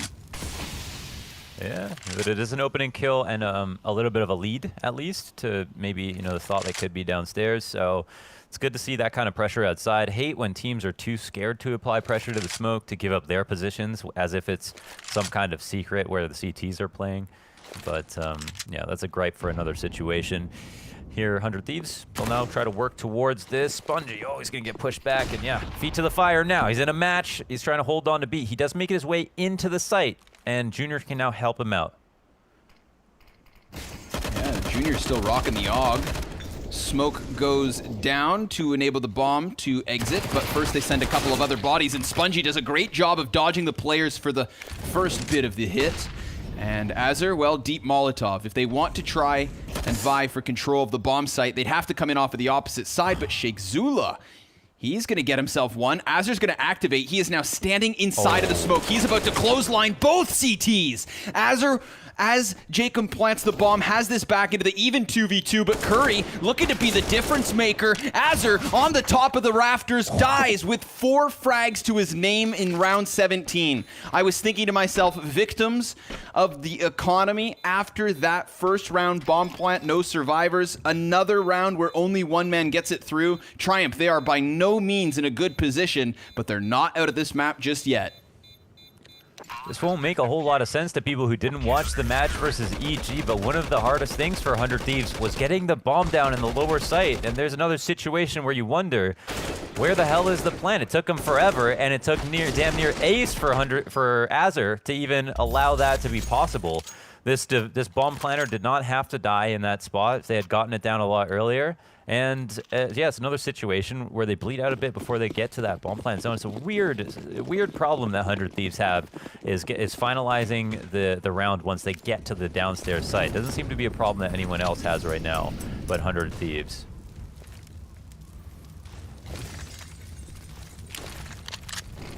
Buy right back in, of course. 100 Thieves just going to keep trying to flex the muscle. Here comes Curry.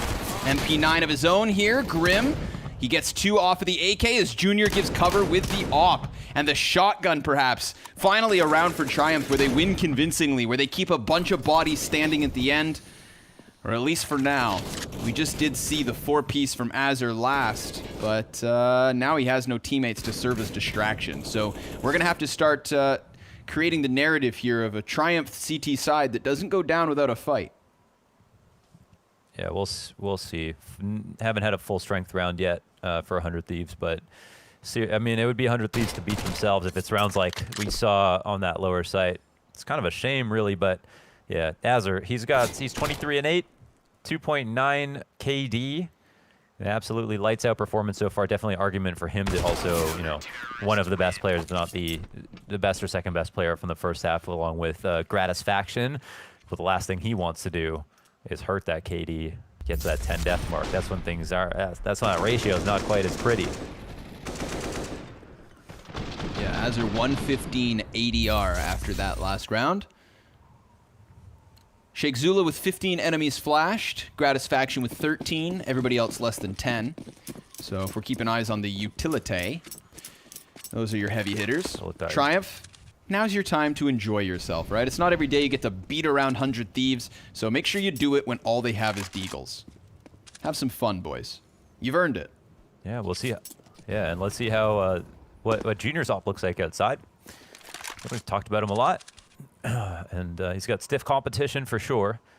But yeah, let's just see how he positions himself. And I wonder what's on the menu for 100 Thieves on this round. They're looking to press some action outside. Junior, will he be with vision? There's a player crossing. Ends up being a bit too quick for his scope. Misses a second, will fall back. Molotov's good. And yeah, forces them back out of the window. But now they might take control of Heaven. Good push into lobby. Now that Heaven control has been taken, it's appropriate response here from Triumph. And where do 100 Thieves go from here? Seems like they could head up to the A site, but don't forget, check out the radar. Somebody forgot the bomb. So very heavily relying on the frags here.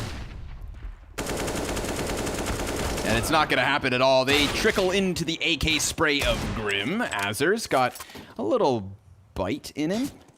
Come on now. One more deeg for good measure.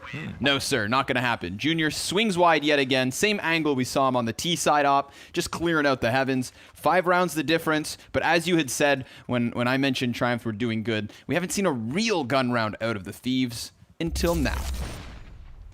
Yeah, well, let's see. And this whole kind of narrative of 100 Thieves in the bomb is starting to make me wonder, man. This is just, what is with them and not being able to get this bomb down? Let's see if they solve that problem. 100 Thieves, and in this round, this would definitely tell you a lot. If 100 Thieves lose this, it'd be 12-8. Buy save all the way to a tie. Jacob fast outside. Junior opening op kill for him, and he's not dead just yet. How will he respond now that he's gotten a first frag? A second one goes down to him. And Gratisfaction takes some damage crossing. It's not a very worthwhile trade here for 100 Thieves. But JKS could be something, a point of pressure here that they're not expecting. Unless they will. You know, he's been known to play outside the vents in rounds like these. Sheikh Zula going to get the info of the trajectory on the smoke. And a follow-up. Now the thing is that's just one player. Actually, no, excuse me, it is 2. Shoulder to shoulder. So on top of one another that the radar lies. No, they didn't see him. They didn't see him. They're going to keep going. Sheikh Zula, if he peeks out, look, you could even see the barrel on Gratisfaction's screen, just a smidgen of it. He's going to start to swing out the side and clotheslines Gratisfaction. Now, Liaz good for just the 1 kill, and JKS all the while still in his position, doesn't know where to look. And Grim comes around the corner. Triumph now within 4 and 3 survivors. They're recovering from that shaky economic start. Yeah, it's a nice round from Junior outside, again, to get the 2 kills before getting traded out. And then from there, you know, they bait him back, but the entire time that they're sitting here at the end of Secret, it's Sheikh Zula to collect so much information for them inside of the big garage. Sitting there, waiting, and he doesn't peek at all. I mean, it's to the point that he doesn't give away any shoulder, which is huge. And even though his teammates become in danger a little bit there in upstairs, maintains the man advantage and also gets a kill. Uh-oh. Whoa, Spongy. Yeah, he hasn't felt pressure like this. Sheikh Zula is able to grab 2 frags before Liaz Tech-9s him down. Grim swings wide from Decon, and Liaz already has such low HP that it's another swept under the rug. We are very quickly getting into the realm of a comeback here. 3 rounds make the difference. Yeah, They've gotten through the gun rounds. They've dispatched the anti-ecos. This is looking actually solid from the CT side. Yeah, it is definitely, and yeah, like that's they have actually great kind of adjustments on this map when, like, we saw the immediate rotation to push into lobby on that eco round where Heaven was unsafe, and that shut down what could have been the Heaven play. Oh, run boost here for Junior to get a little bit of extra sight. Gratisfaction, one of the first pure duels for him versus Junior in this half. Junior has been good. Can he deliver versus the op now? Oh, that's the question everyone wants answered. Gratisfaction, he seems hungry for it, but will the situation present itself? There's, of course, some luck involved as to whether or not these oppers meet up in a more pure fashion. Yeah, Junior's initial position was given up because he could only hold it while Silo's Molotov'd. He is just a sitting duck once the terrorists can come off the top rope. So he takes a more passive angle, and we'll give them a chance to take a little map control here. They throw up the entire wall of smoke from the Thieves. And now Junior goes back to his position. He's still not exposed to Silo, and he takes down a big scalp in JKS. 5 versus 4 for Triumph, looking for double digits. But Azur is looking for him. And he's fallen back, actually, all the way over towards ramp. So if he's not careful, when he comes back to this initial position, he may be caught off by the close proximity of the T's. I mean, he has given them all of this map control. All of it. Wow. Yeah, expecting a lot of respect, and that's not what's being given. Spongy's going to take a look back. Oh, comes into the crossfire. Very fortunate, I think, to even get one there. The double peek comes out. Op adjustment from Junior. Shuts down that ramp pressure. Sheikh Zula. Instant headshot. Almost 2. It's a 1-on-3 for Liaz. He's already down half HP. Oh, but he almost catches a second player inside of the vent. Doubles back for the plant. That's a fake. Looks for Junior. Final chance. He has to commit to this. So Junior, he should just have a line of sight. But Liaz has actually been given a chance to fall back. Yo, this starts to get a bit too wild. There is all of the utility in the world here for Triumph, but Liaz, he's not wasting any time. They think he's still over on double doors, and he has taken the back of Grim. Junior's position won't keep him pinned. Grim closing the door now gives way to this, so they know exactly where he's at. Grim's gonna try to stick the defuse down to the 2-second mark. Liaz so close, but so far. And Junior shuts it down, giving Triumph their 10th. Oh, he plays it perfectly and doesn't and is not rewarded with the blood to come out of the smoke. So unfortunate there for Liaz. That was one hell of an attempt. But screw all of that. This is a great round from Triumph. You know, this is an opening op kill from Junior, pretty much all you need to do. They give up a lot of space, but even when it gets to a tense moment, Spongy, with not aiming in the right place, not assuming that they're around that corner specifically, you know, adjusts and finds his kill. Sheikh Zula does 1.5 in damage. Oh, JKS, he's missed the vent drop. Oh my god, he ends up dying, not realizing that he hadn't made it down. Oh, he just walks right into the open. What a fatal error to make in the 23rd round. Especially considering they bought back up. You know, this isn't one of those like half-armored Tech-9, just try to get vent for a plant. No, sir. This is the full-fledged rifle round with no money saved up after this. And Triumph are about to, if they hold on to the man advantage, be within 1 round. And now we'll take a look at the Betway odds to see the update. It's getting a bit closer here. It's creeping up now. Yeah, I think it's about fair. You know, 100 Thieves still the favorites. 100 Thieves just looking for the solution. But very clearly, Triumph are no slouch. I mean, even last round, when we saw Junior give up all of that outer control, I thought it was going to be the end of them. But even Spongy was prepped when he went back to hell to stop it. Curry, who we haven't seen really tested, has Grim on the hut door. Gratisfaction, last man, also shut down. 4 survivors. This is getting realer and realer. It is. No doubt. I mean, listen, Grim is the guy that we knew most about before this match. I mean, you might know this team better than I do. I only knew really of Sheikh Zula and Grim. And yet, even though they won that match versus Cloud9, we didn't really have any Grim rounds where we're like, whoa, this is, you know, the sick round from Grim while he's really carrying the team. It was mostly other people that were really kind of lighting it up. But here, you know, Sheikh Zula and Grim have had their fair share of the successes on the CT side, making some good informational plays. Grim with just a very clean 3K on the upper hold there. And yeah, they're matching 100 Thieves. Now, yeah, I guess the worries about 100 Thieves T-sides and them beating themselves are still real. Some of their flaws are clearly still haunting them from their, you know, performance versus EG, or just maybe this has always been a problem for them. But yeah, the CT side is looking good enough to take them down at the moment. Still chances to play here for 100 Thieves. And a mark of a great team, of course, would be to be able to adapt. But let's see if they can actually do it. Hyper aggression, just stampeding into the A site. 2 players get past Hut, and that's what they needed. They try to entry with the single AK of Liaz. Oh boy. So now the question becomes, all right, the question is not, does Triumph have a weak CT side? We got the answer. This is already a solid defense. There are no slouches on Nuke, clearly. But they also haven't had any type of you know, troubles. There has been no worries. There has been nothing but success for the CT side. And now they just get steamrolled on that A bomb site. 100 Thieves going to extend their lead back to 2 unless the retake happens. Whoa. I thought maybe they were going to call this off. Oh, I mean, they're waiting to try to get them out to rotate. Oh, man, that was actually really smart. I mean, that's a kind of play you can make for the retake, is to wait long enough that like at least 1 or 2 people, maybe even searching for you.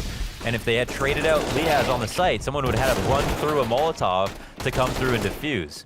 So it's round 1 by 100 Thieves, but off the back of Liaz here. I mean, in this situation. We don't know if they would have won, but yeah, it would have gotten even more sketchy. Nice try. But you're right, you know, the Triumph, they peaked in high school. They've had nothing but success up until this point, and so any rejection would be the end of the world. And maybe that eco round will be that rejection. We'll find out if they have a lot more potential and resilience than to just falter after one of these eco round losses. Because so far, they've had a lot of great rounds that we can look back on, say they have a good CT side. Oh, collateral. And the follow-up shot, the patience by Junior to ensure he hits the second bullet too. 5 versus 3 out of the sniper. Sheikh Zula's gonna hold on Mini. Curry's turning over towards the hut door, and it's flawless. I don't think that one eco loss had any effect on these CTs. No, they look very calm, and yeah, it's 100 Thieves. Yeah, they're really doing more of this. I mean, I don't even know, man. You know, this is not a situation they should be in. They should not look like this. They should make the rounds look a lot easier. But nothing but respect for Triumph in this spot. Definitely putting up their end of the fight. I mean, I think that's a consistent thing that we talk about. It's like, yes, one team can look worse, but if the other team is putting up their end of the fight, that's kind of the end of the story. You can't take away from that comeback. It's really on 100 Thieves to prove differently. To show us that that shouldn't be possible. Now, 100 Thieves have a lead, yes, but from what we've seen, that doesn't seem to matter at all. They'll be buying here 2 AKs, a couple of pistols, and it's actually just to even out the money. And we saw how ferocious they can be on these rounds. Honestly would be a shame if Triumph dropped another round to guns like this. But yeah, because 100 Thieves are so close to the finishing line, rounds like this could mean the world and are entirely possible to win.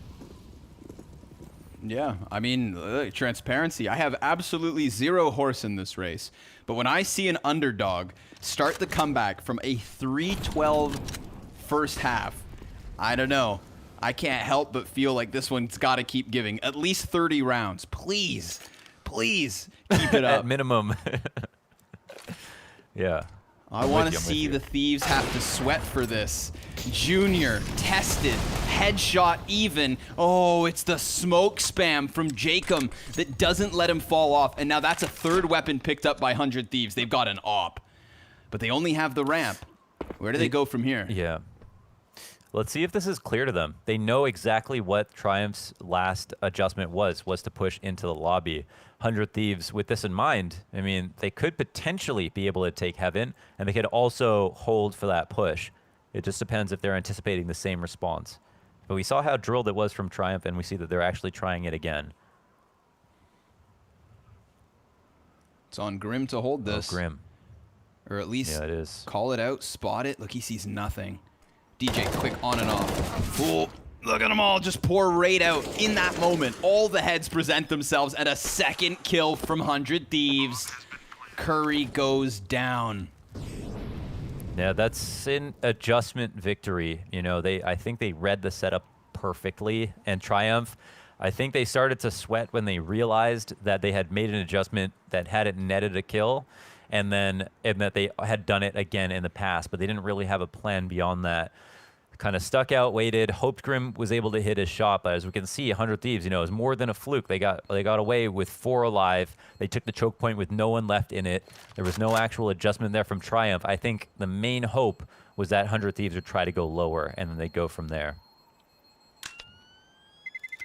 So called out, using that 1 kill versus Junior, flexing up into Heaven, everybody side by side. You know, sometimes you just got to keep it simple. Liaz denying the player inside of HUD as well. I think that was the big one from Curry. He could have come back somewhat. Oh, poor Grim. Yeah, it's Grim. You Come know, on, Grim boys. realized he's there to take the fight. He was super close. Yeah, you know, head up, man. They're definitely playing well, and that was just a very small percentage chance of like going. I mean, in terms of the margin of difference, is like very slim. You know, one day he hits that, one day he doesn't. Today he loses, but there's still hope, and there's still hope right now. You know, screw tomorrow, screw the next matchup. This one's not over. Not at all. Had it been over, it would have been over long ago. Triumph have earned this attempt. Still down by 2. But every time there's that 2-round lead, they cut it back to just 1. They've got the bye to hold it off here as well in the 27th. Spongey's going to tuck back by Dark. T's playing outer. Sheikh Zula is amidst them all. And if he goes over top of this smoke, he could find the perfect timing for a massive multi-kill. He gets just the first one, doesn't actually hold off long enough, but now he has all this information. That's 3 players down the secret stairs, and they're joining JKS, so the entirety of the Thieves down towards B. We have to ask ourselves, this is what they wanted last round, right? Spongy, he gets flashed off the position. They're gonna go ahead and try to plant within it. A Dink versus Azur, a robbery of a frag. AK bests him. And do they go for this? It's gonna be so strong on ramp. 3 players for the retake, plus 1 in vents. You'd think, even though he has to drop down into the vents, it's only Azur on 11 health. Sheikh Zula, this kill could make the difference so that they can actually go into the site with a split, but he's buying his time as the other CTs are still just sitting back. I think they forfeit this. Yeah, they didn't have enough time to push man, through. Whoa, I'm kind of shocked. Yeah, I guess they got a little bit nervous there. They decided not to go for this, even being close to the action, and in danger of losing the players too, man. Everybody who dies in an exit situation could have been there attempting the retake. So they'll take that loss. They have enough money to put together, I think, still the semblance of a decent buy and try again. But that's a bit worrying now for Triumph. The 15th rounds here for 100 Thieves, solving their problem a little bit. And I was about to laud the fact that Triumph, they get a kill every time outside. Either Junior, Sheikh Zula this time makes a good play outside. And 100 Thieves, they had a lot of problems getting the bomb down early in the B site. This time they get it down right away. And it's, of course, Spongy, who finally, with too much pressure upon him, can't get his 1 kill, which he's usually good for. Curry's fully blinded, starts to shoot off on the ump, so they know where he's at, isolate him, and ice him, but Grim, big frag to be taking here. He keeps it even at the 3v3, and while we have 100 Thieves running, Jacob, that could be a huge mistake. He gives Spongy a gift of a frag. A man advantage now up for Triumph, and what's left of the Thieves is separated. Gratisfaction alone and gone as Spongy grabs another, and unless Azur clutches 1v3, this map keeps giving.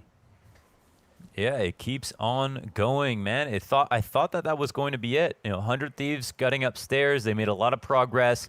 They traded out 1 for 1, and they probably could have committed upstairs and had a better shot at winning, but they underestimated the rotation times for Triumph and maybe just overestimated how much they would rotate in general. And now Azur, yeah, in the 1-on-3 situation, he gets tags on 2 people. I don't know if he's going to respond to that second guy, but I'm pretty sure he saw him in plain view. Now Nate comes his way. Ouch. And this is probably the end of his story.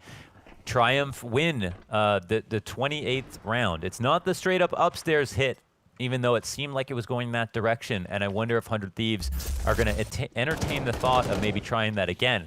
But that was most definitely their best chance of ending this game. Now Triumph have much better guns to hold than they did last round. They were in economic woes last round, but now round 29, they've got the op up, 2 AKs, and full nade kits on everybody.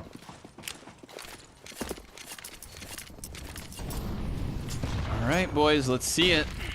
Gonna keep this one rolling pretty quickly here. T-side already taken over on the red box. Junior, oh, that's such a sick little flick, and he's ready for the other peek, but he misses that follow-up shot. Now Azur's chance, but it's shut down by Spongy. 21 frags for him. Whether it's the rock-solid B-hold in the last round, or apparently plugging the holes of Junior as he dies outside.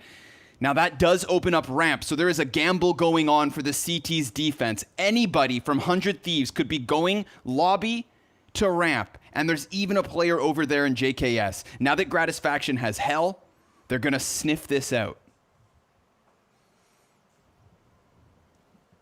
And it's granting them a lot of access, opening up ramp. Triumph, they stay frozen in position, just making sure to see if 100 Thieves are gonna make a mistake. Curry patrolling between a couple of angles, but man, ramp, I mean, this is a gaping hole at the moment. And Sheikh Zula, he could potentially make up for this from his spot, but if control room gets taken as soon as this bomb gets planted, it's going to be another difficult retake. And we saw how scared they got the last time around they tried to retake the B site.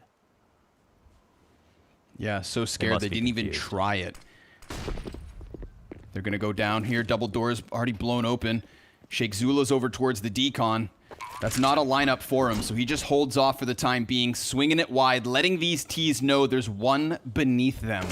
And well, the others, they're trying to come out from vent. Now there's a good timing here for Grim and Curry. They could get the best of 2, which they will. Grim making up for his past transgressions. JKS from the rafters. Oh, almost lining up those other 2, but it is the 29th round in the back pocket of Triumph. We have gone the distance. There's no OT, but they could split the points right here if the CTs can just add 1 more to the board. Yeah, just a single 1 more, and they already have a win versus Cloud9. And I mean, this is the storyline at this point is all about standings. And Triumph, they could surprise everybody by being able to tie here, take a win over Cloud9. I mean, this is outstanding. To be able to do this, in a LAN setting is obviously a whole other ball game, but that's not the situation we're in. And if it is the case that Triumph prepared like hell to play against 100 Thieves and predicted nuke and everything like that, and it was on 100 Thieves to prepare just as much to make sure that an upset like this is not nearly possible. Even if Triumph lose this round, they had a fantastic nuke to look back on, and yeah, nothing but praise so far from what we've seen. But a lot to be decided in terms of how the points go here with this round. Round 30, and as close as it's been, and as great as Triumph's CT side has been, no points are available if they don't get this round. 2 maps of North American Counter-Strike so far tonight, and none of them have had a T-side half with more than 3 rounds so far. This would be the 4th for 100 Thieves, so looking to break the ice. Sheikh Zula pressured by the Molotovs, but they don't seem ready for him. They're just going to walk right in. Sheikh Zula, there's more bodies on the other side, but he holds. He holds off on the trigger, and it looks like he wants to make a move. He's going to cheat around the smoke. They're so hyper-focused on the stairs that he's standing in the open. Gratisfaction turns his head back and trade frags. We're into the 4v4. There's 40 seconds left. We've got the bomb over towards the secret stairs, and JKS, the last man, standing inside of the lobby. So 100 Thieves, more than likely, looking to sink their teeth into the lower site. But they can't take the rotate down vent. Curry, that might be tantalizing, but he has JKS to hold this off.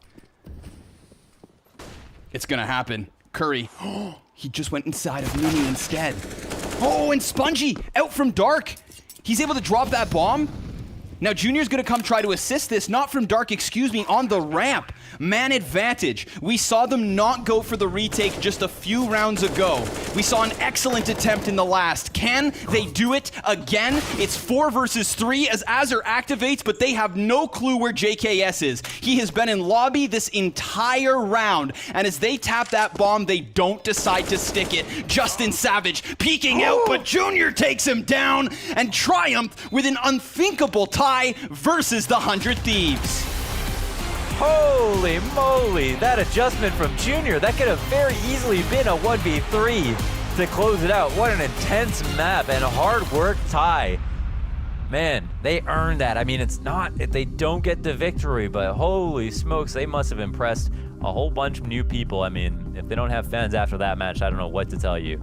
They definitely came and showed. And a match that comes in the same way of their victory versus Cloud9, off the back foot after the first half, an incredible comeback and just very crucial tie. In terms of the standings, it matters absolutely the most. We're gonna go throw this to a break, be back with the analysts. I can't wait to hear what they have to say about this awesome matchup.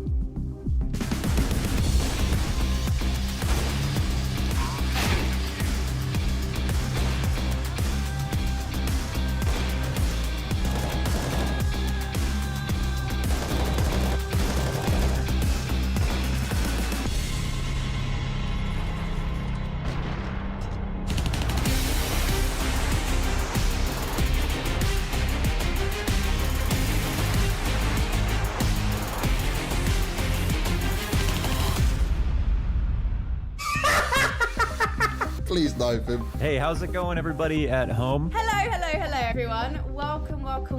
For those of you guys who are tuning in, I want to give you a gist as to what this is. It's an interview about games inside a game. I've got 2 more victims this week, and I can't wait to introduce them to you. Yeah, you called me a noob. You called me a noob in 2016. Maybe it was just a joke. And then after that, I liked him again. Jonas Gunderson is joining me today on the Hot Seat, the show where I'm going to ask very tough questions about NIP. I'm a bit frightened by your intro there, but it's alright. There's an internet cafe owner that paid me in Snickers bars to help fix people's PCs. I usually have 20 to 25 minutes just stretching out the body.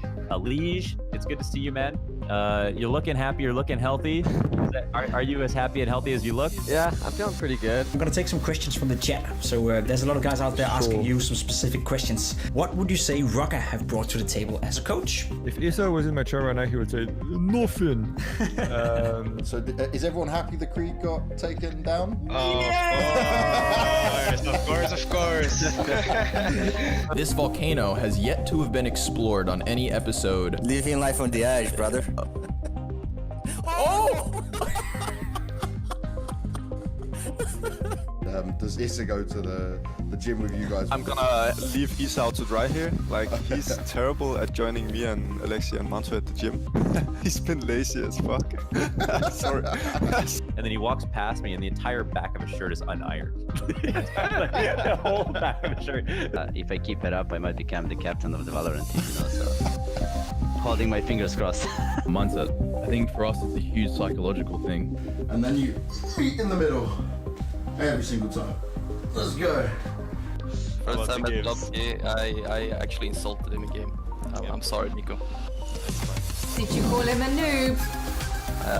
I actually did. Okay, so Actually, I go first. Okay, you can do it. I'm right behind you, man. I'm right behind you.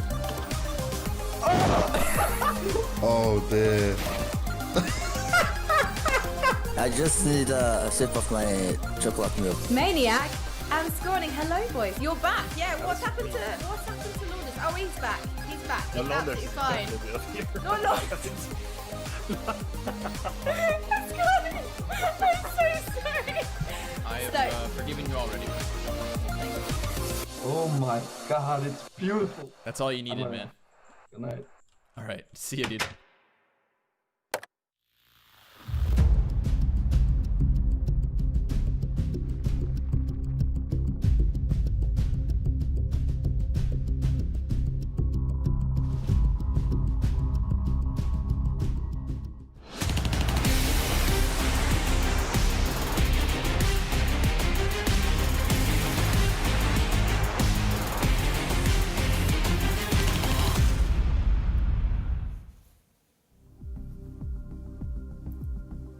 Well, they were certainly hype.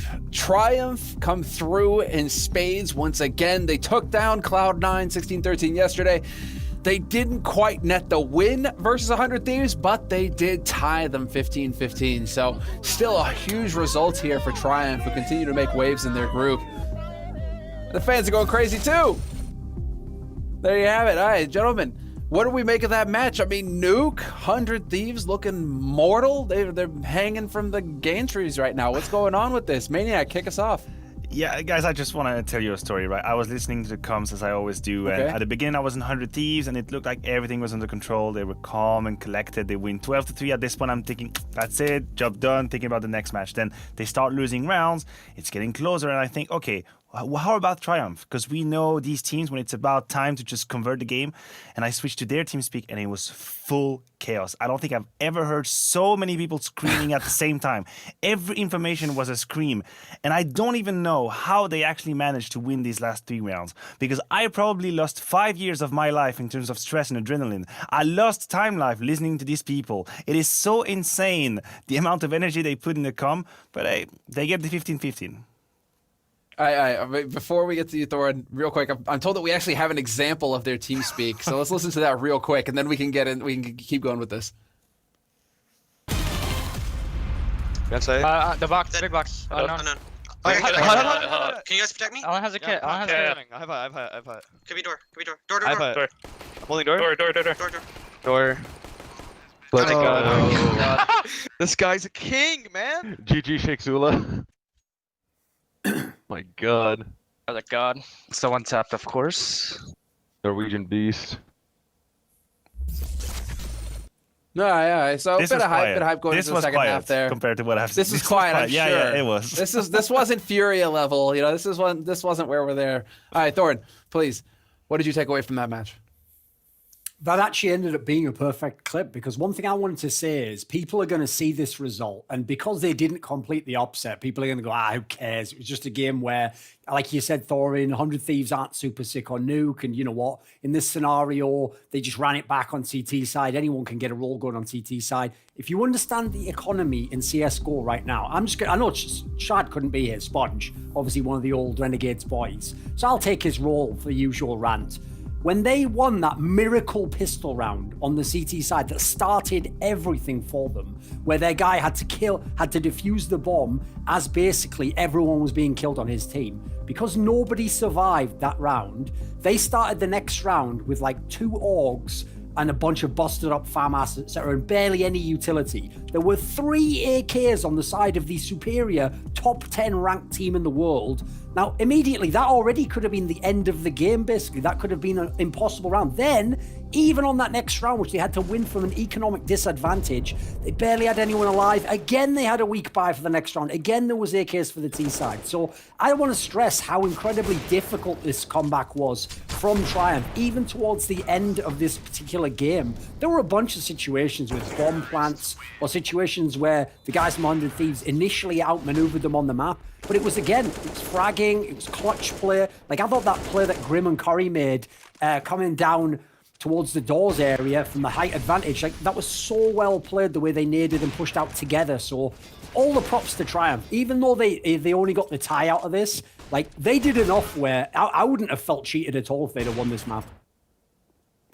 They certainly would have given us the performance, and 2 upsets would have been fantastic.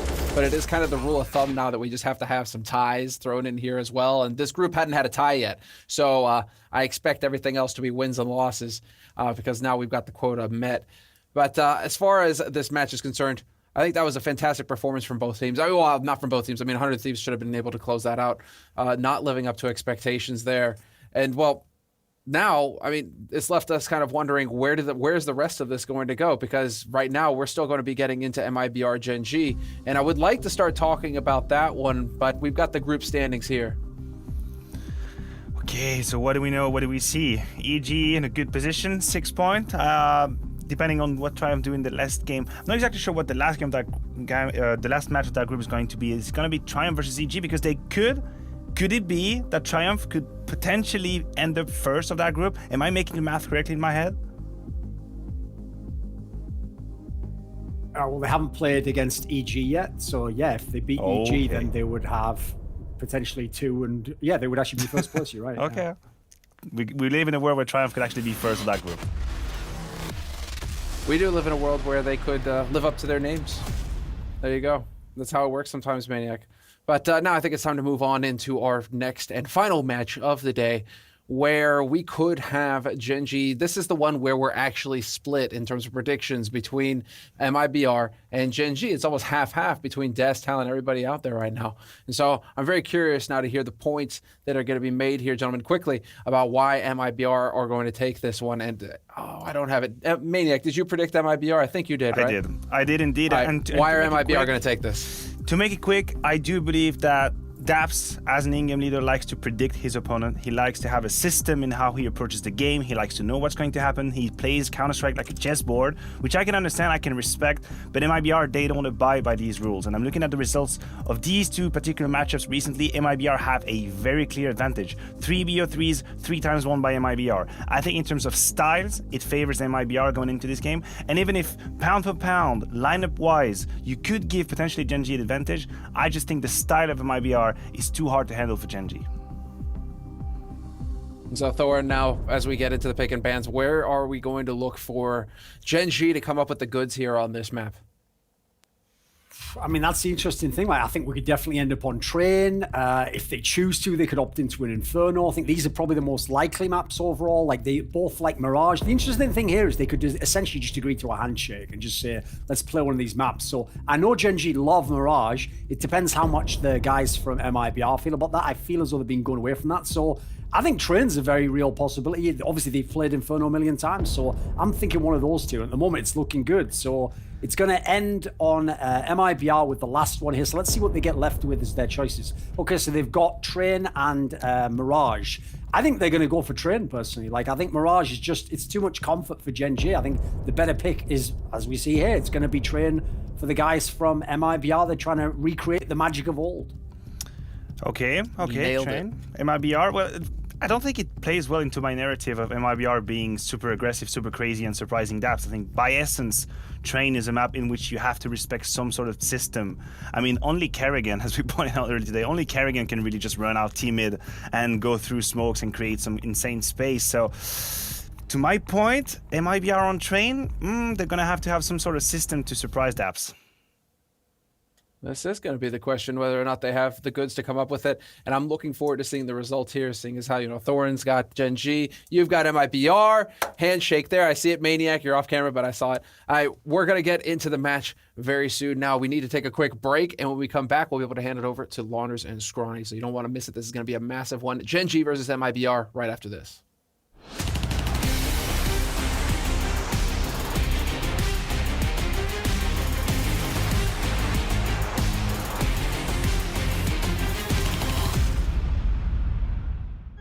Could be a whole new direction for this team. We don't know where they're going. We don't know what maps they're prioritizing. We're about to learn with the rest of the world here. So I think that's fair enough. People probably underestimate how dominant they were. I'm sure statistically they probably have all the records. I don't think they'll ever be beaten, quite frankly. NIP were just an amazingly fun team to watch. It's going to be really interesting in the beginning. It's a new lineup. A lot of the younger players, less experienced players than I'm used to working with in the past. Well, now we have to see what this new NIP roster without any of the legends on it, you know, what they're going to be capable of. Whenever you got to cast NIP back in the day, it felt like you'd won the lottery because you're always going to get just one of the very best games. almost impossibly good. I mean, it legitimately is the case that when they would win those 87 maps in a row, and what people forget is that was just like the first, I think, 6 months or something. Because on every level, NIP could dominate, and they're similar to some of the teams that we have today, where there's just so much raw talent on the team. It's kind of like Astralis when they were in their prime. Yes, someone could beat them, but that was actually the unlikely scenario. And in fact, you knew if they played that team in the next tournament, they'd just go and get revenge immediately and be right back on top. And they had a bit of that hive mind Swedish element, the way that Fnatic had it in 2015, somewhere around there, right? It wasn't like there was a fixed strategy to it. It was just, oh, look, GetRight got 3 kills because he somehow managed to sneak all the way onto the opposite B site and then backstabbed everybody. And you could expect that every game. It was the meme where, oh, where's GetRight? Look behind you, because that's where he is. And 9 times out of 10, he was shooting you in the back. Forrest is Forrest. He could just do it all. He was a god. Freiburg, fearless. He had the trust of his teammates, the king of banana, coming up with the big plays, opening up bomb sites, taking over entire sections of the map. But what was great about that team was that you could always tell that it was like a brotherhood in that team. In terms of how important NIP's era was, so I actually thought it really established CSGO as a game, because at the time it was considered an inferior game to CS Source and CS 1.6, and most people thought it was a joke. So I think actually to have some big legends from 1.6 come in, dominate the game immediately, therefore showing there's something to this game. There's a reason it's not just a different team winning every event. I think it actually legitimized the game, and then even though they were very, very dominant, they were only dominant for the first couple of years. So then finally, once the game had built its way up, then other people got their chance and we got to have more of an open scene. They were such a special team, and they had that magic around them. You almost can't overstate how dominant they were.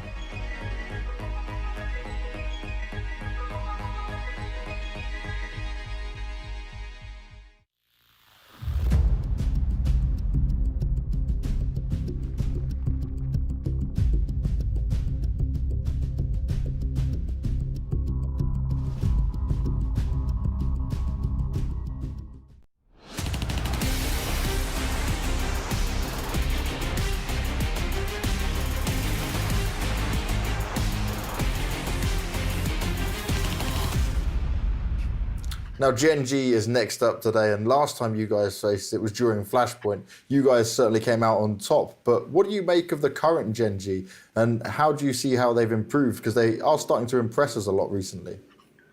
Yeah, Gen.G is a very good team. They managed to win the last Road to Rio tournament. They won DreamHack Anaheim as well. So Daps is definitely someone who can create winning teams, and they have been playing super well lately. I think on the last series we played against them, we had the upper hand, but in between those tournaments and now, we think we played a lot of practice against them, and we could see that they were improving, getting better.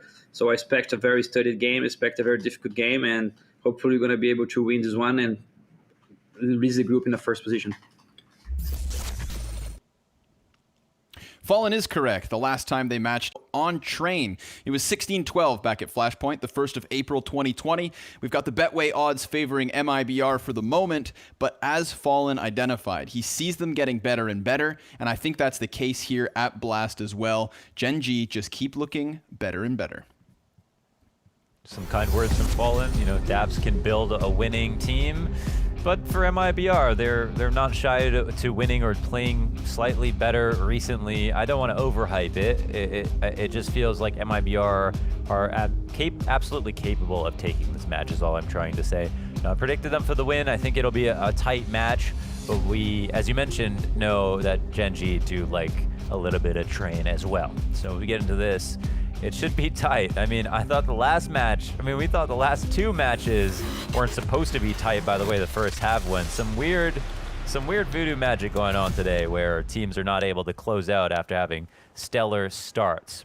I don't know if that'll be a problem in this game, but I was anticipating a tight scoreline with tighter sides. Well, time to find out, folks. Final map of the North American Blast action coming at you hot. Pistol underway. We've got Gen.G over to the T side, and what we've seen from them as of late has been, some meticulous, well thought through T sides at times. They like to spread out, get their map control, calculate their executes, and then come in as a team.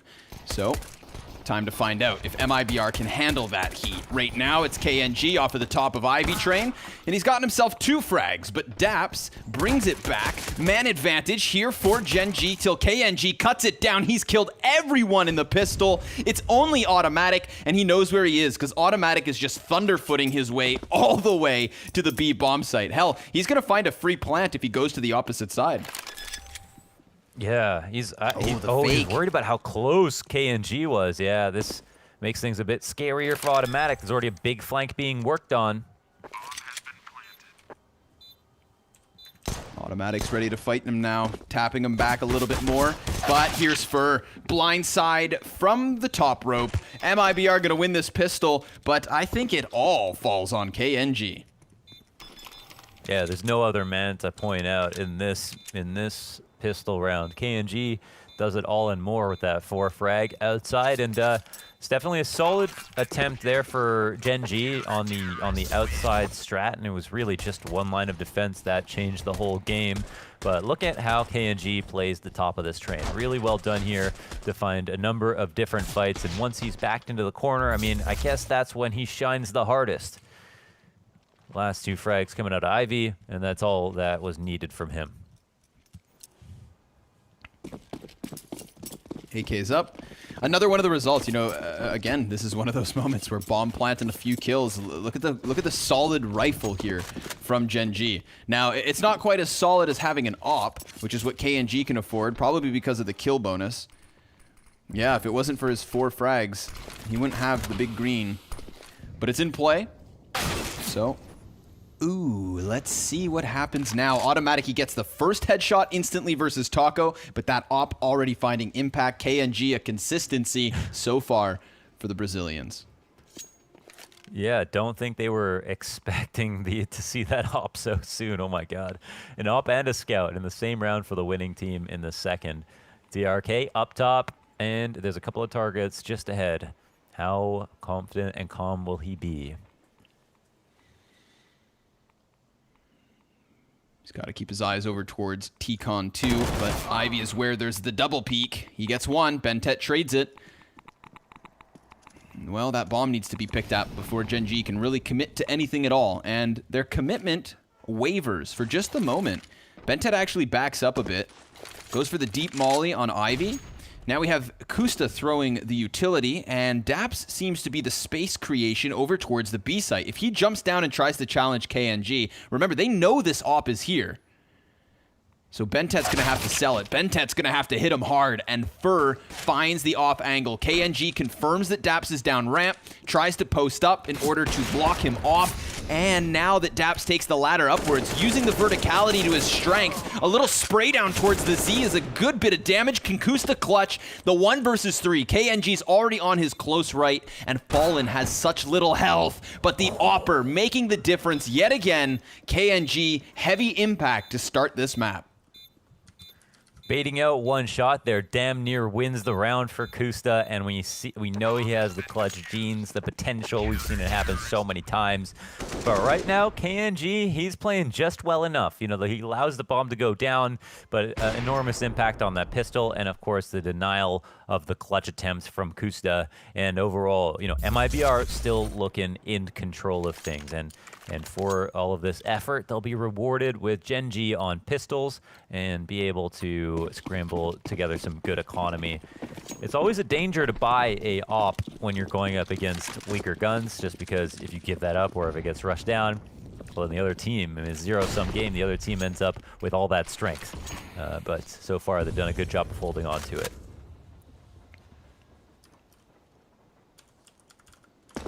Smoking a molly. Some of the most minimal utilities you can go with on a B hit, but it could always be enough. Smoke down the ramp, of course, molly for Z. It's a classic. It's not always successful, but it is consistent. They're going to be met by a Molotov just as they decide to jump down. They actually move past with minimal losses, and I think it's because they don't use those utilities. This is an unannounced hit, but those other players are going to lose a little bit of HP. They do throw the molly onto Z, and it works out because Kusta catches a kill off of it. Man advantage even for Gen.G. Kusta, he's going to be wielding the M4. And he sees the trajectory of the utility, so he's looking for a frag here, but his teammates are falling all around him. Fallen with the scout shots from hell. Som, however, picks up the M4 from the corpse, and he walks into Gen.G, who was ready and waiting. This is the cool part about Gen.G, is the fact that they have the strats, but they don't always use them. And of course, if you do a contact play, that means that you keep a lot of grenades for that post plant. You can make rounds like that look competitive, highly competitive, in fact. They were a moment away from, and a couple of frags away from getting kills and winning the round. It was super close. Som's reaction, I feel like I've seen that exact reaction in a photo somewhere on the internet. You know, he was thinking to himself that when he came on that 1v3 flank, that he was going to go big. He was ready for it, prepped to step up to the plate, but Gen.G a little wiser. So here we go. First real gun round of the map. Gen.G with an op on automatic. All the grenades in the world.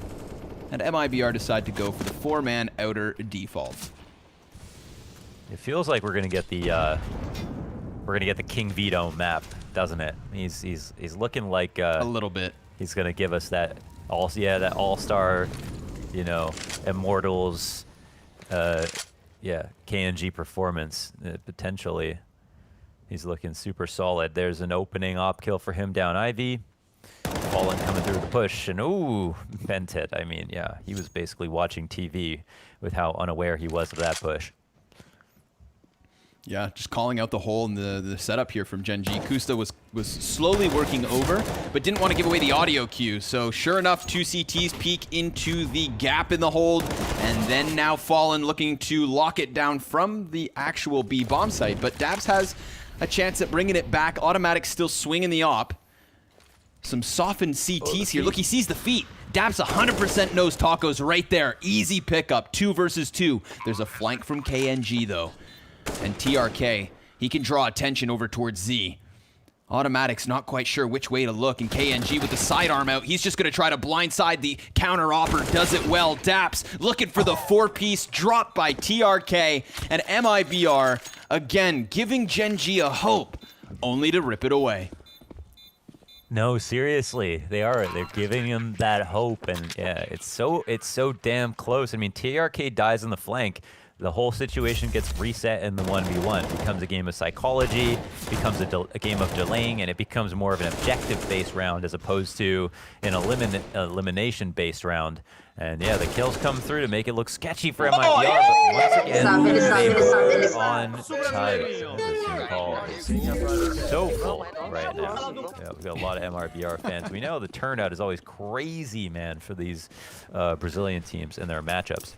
Shout out to Wallace, peaking over 200K on his stream in MIBR versus Furious. Astronomical numbers that we're all proud to, you know, have, like, to be able to see.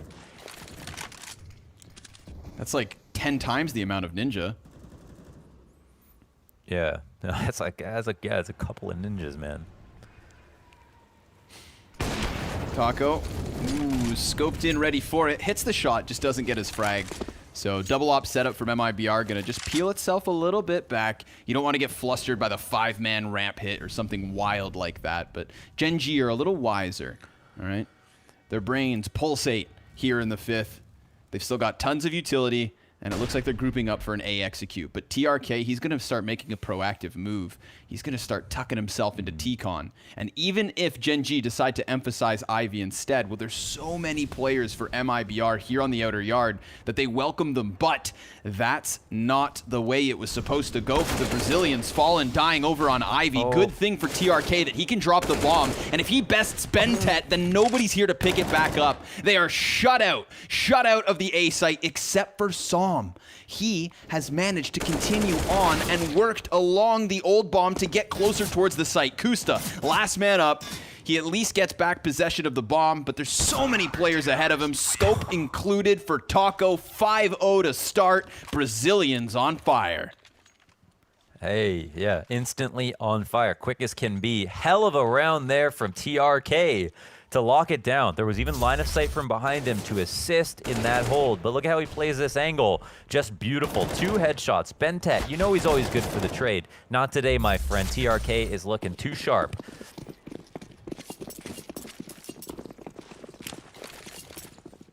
Relegated into the pistols, little couple pieces of utility looking kind of worse for wear. But we've seen Gen.G still create openings with stuff like this. Remember, not long ago, they didn't even use their grenades to get onto that B site. It's going to be heavy emphasis on Ivy. Fallen fell last round. Let's see if he can lock down the defensive line.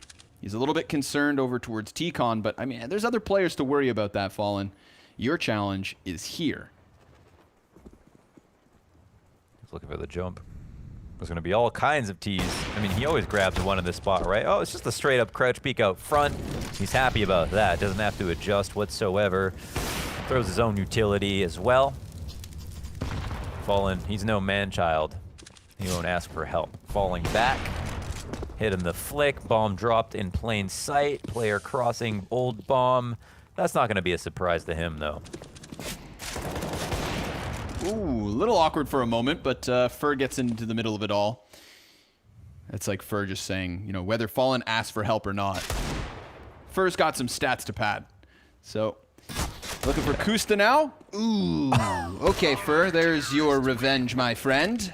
Dirty Deagle from Kenneth to take it back a little bit, but MIBR still closing with the round, never even in question. 6-0 spree on this CT side.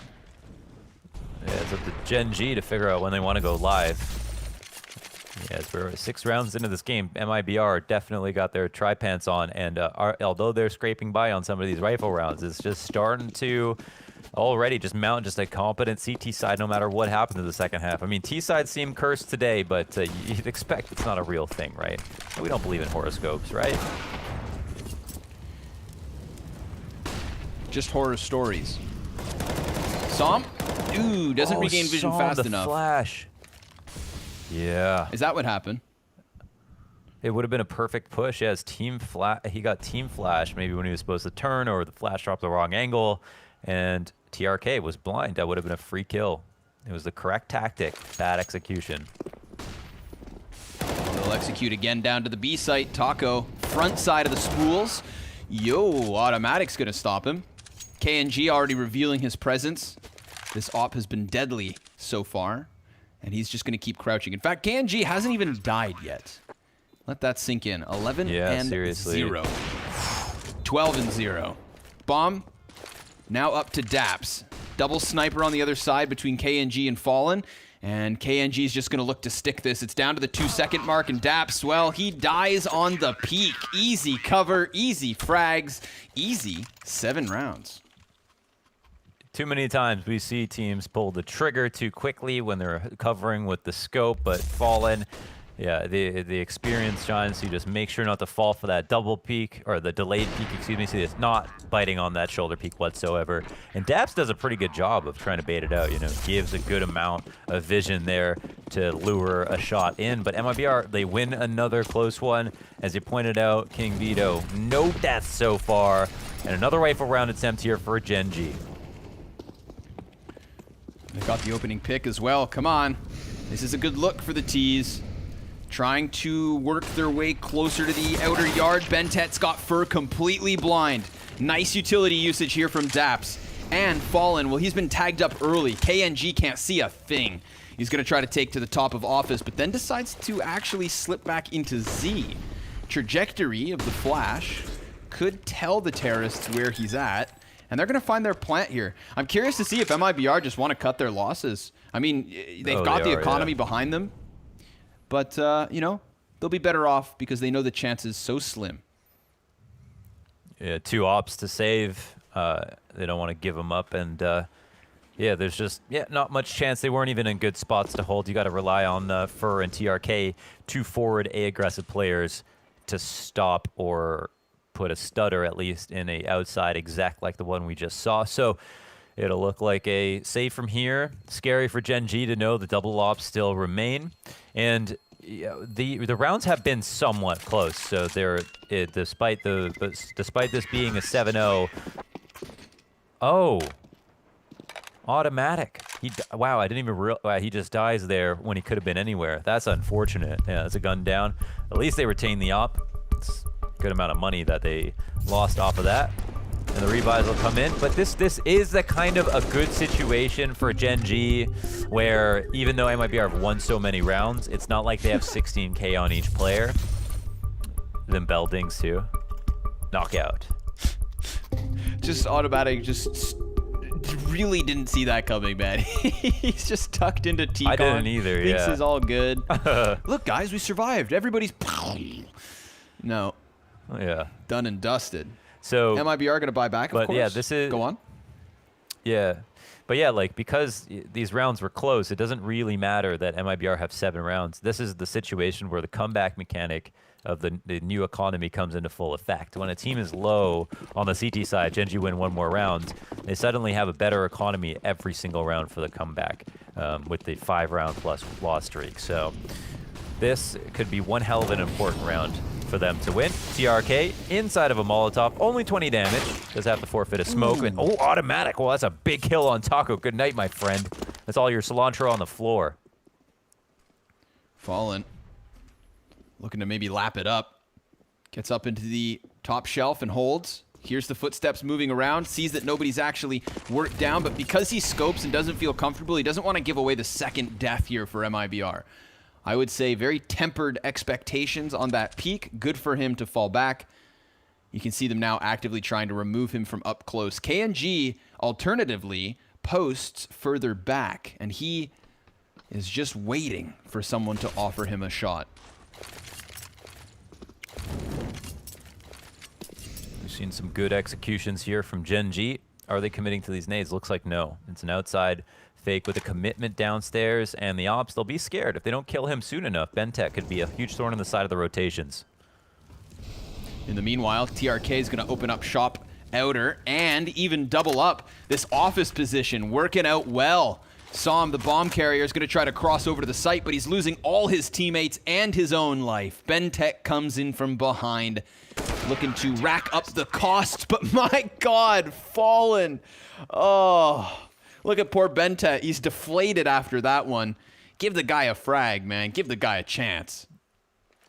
Yeah, he does his job, stays alive in the B site, holds 2 rotators that entire time. There's only 3 outside, and there was a 5v4 advantage. So sorry, there was only 2 players outside, TRK and Gen.G, or TRK and somebody else, excuse me.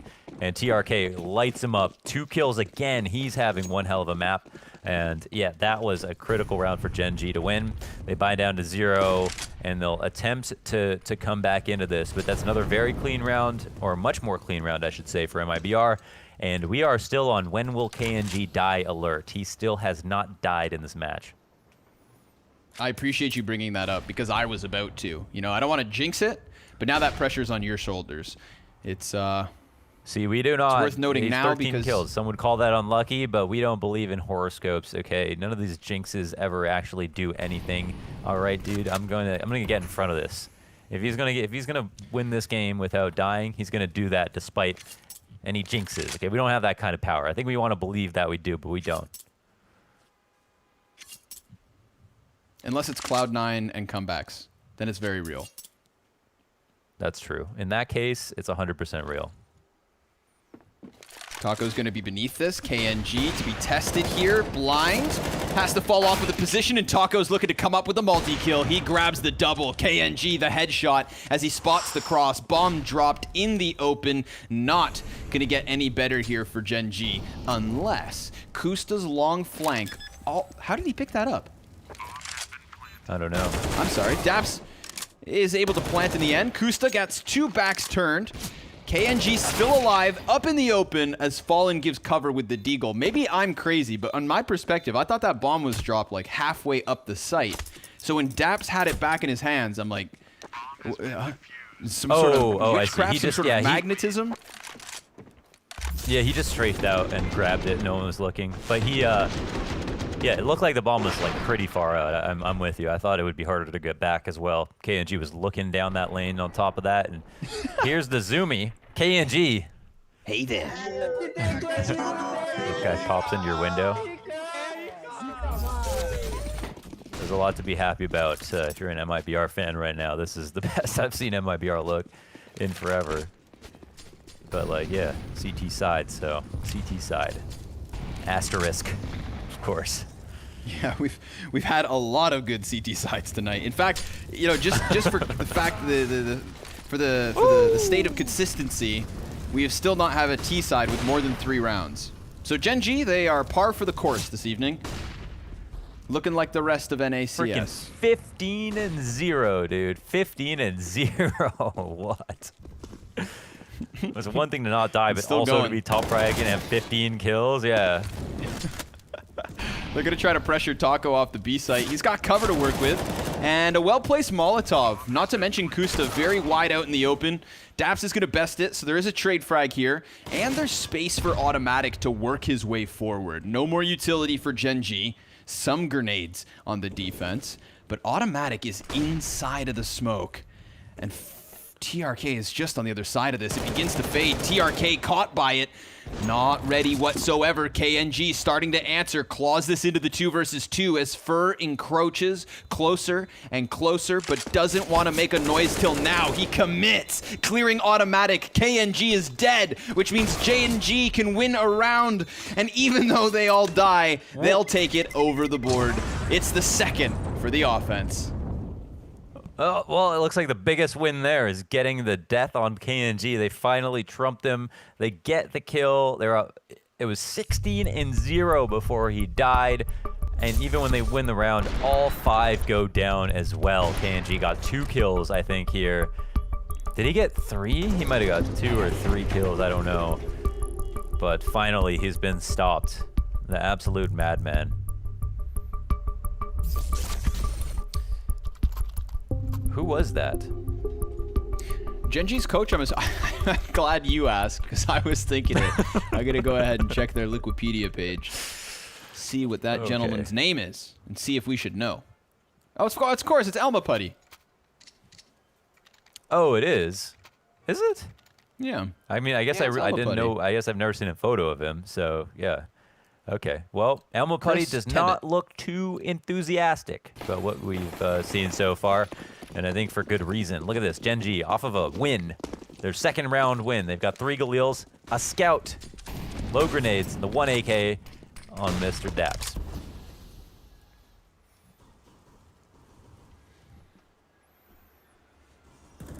All right, Gen.G, let's go. Double up. You've got the CTs against the ropes. You made the point about the economy already. Well, that still plays a factor here in the 12th. Smoke grenade to block off Ivy. All the actions delayed.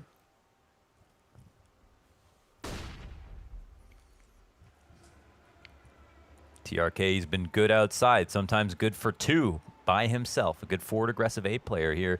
Big shoes to fill in that role. FNX for these kinds of players play up there. Taco up close. He'll snag a free one. Oh, 2-piece with the Falmus, and he wins his life. Doesn't have to fall back through the Molotov. KNG, I said on the bomb.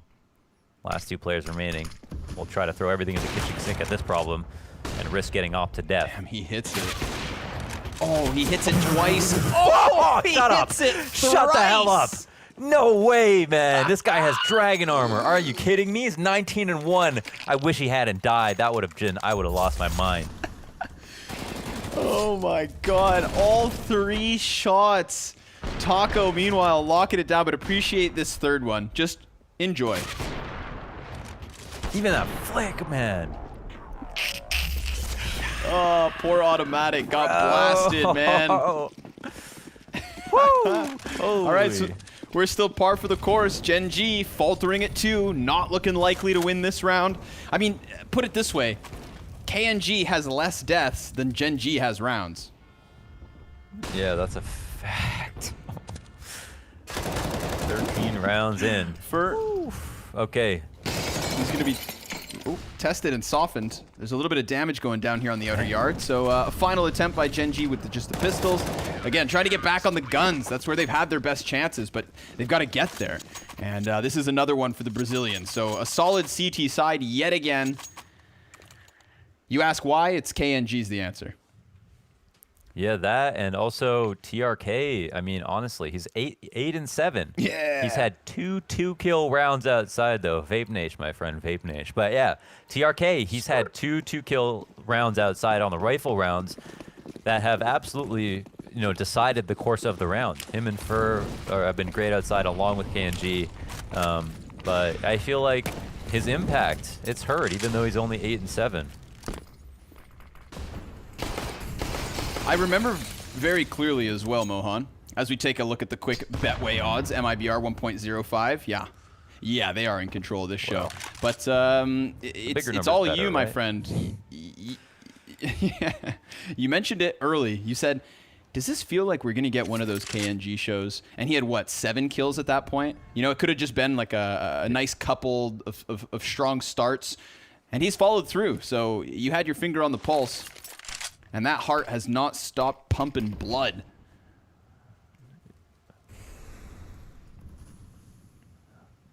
Watch, he's going to get another. Yeah, I mean, he's like extremely likely he hits every shot at this point. Oh, could have covered Taco.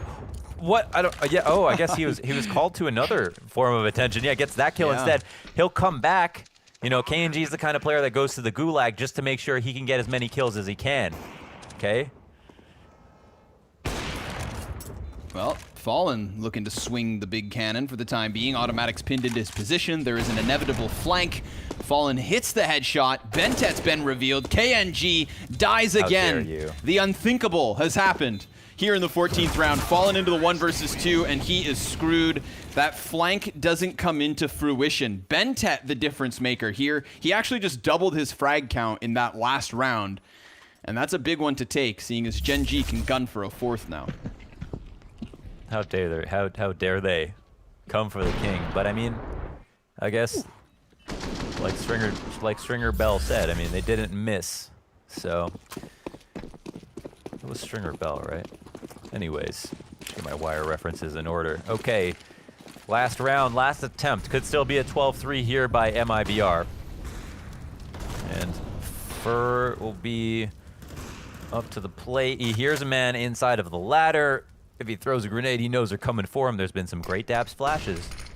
Well, actually, team flashes outside of Daps here. Daps actually one of the ones entering. Fur's in a very good spot. However, Bentet wins the duel versus him.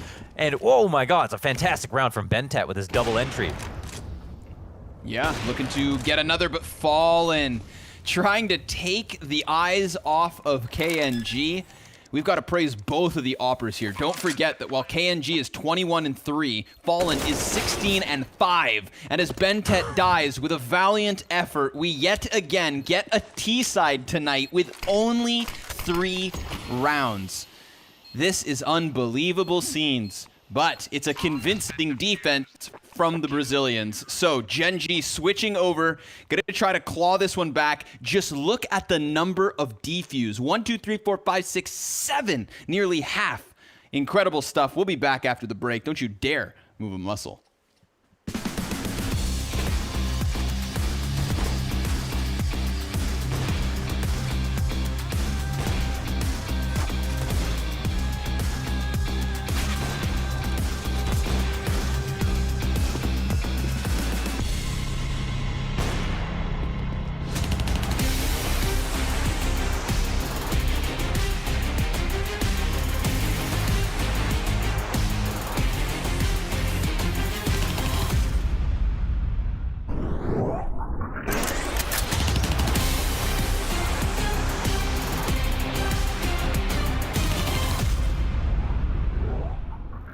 Go guys. I played this map before.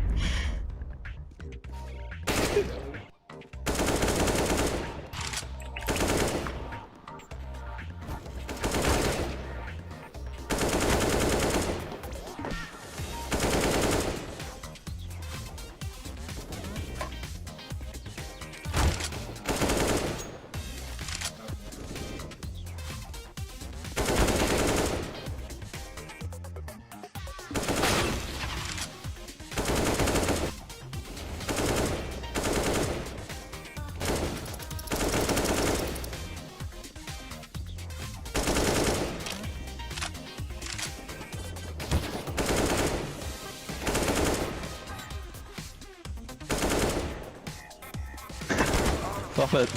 You okay?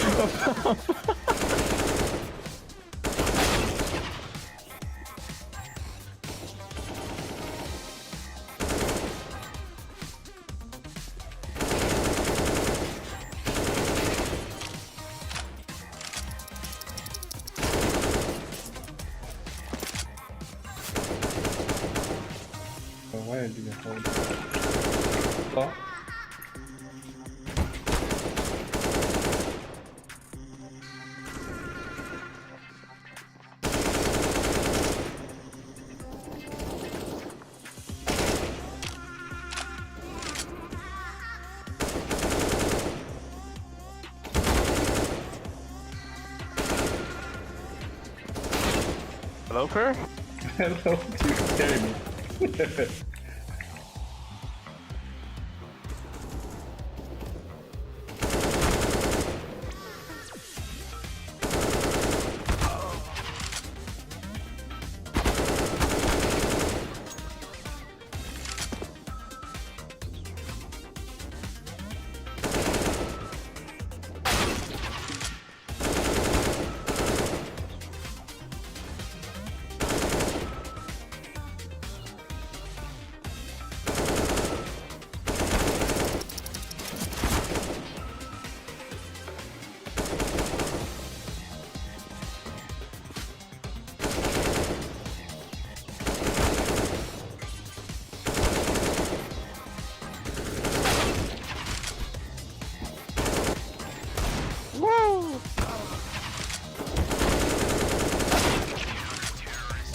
I got him!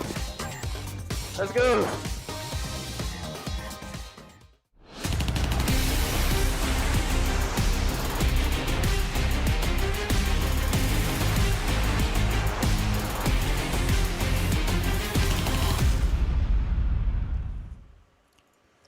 Gen.G 21-3 as MIBR take 12 rounds on the CT side, 7 of which by way of defuse, 5 of those where they had only 2 players left standing. So never did it boil down to the 1v1s, never did MIBR look too shaky on the defense, and now all of the questions and all of the pressure lie on the holds of Gen.G. Welcome, folks, to the final map of this broadcast. The North American Blast Showdown has actually given us a hell of a night of Counter-Strike. We've had wild CT sides and pretty flat offensive halves, so let's get into it. The Brazilians kicking it off deep towards B already with the numbers, with the aggression, and yet they then hold. They've got the utility to actually piece the execute, so the smokes go deep, the mollies follow suit, and Gen.G are gonna have to try and hold it back. Som, he moves inwards. He wants to be amidst the chaos.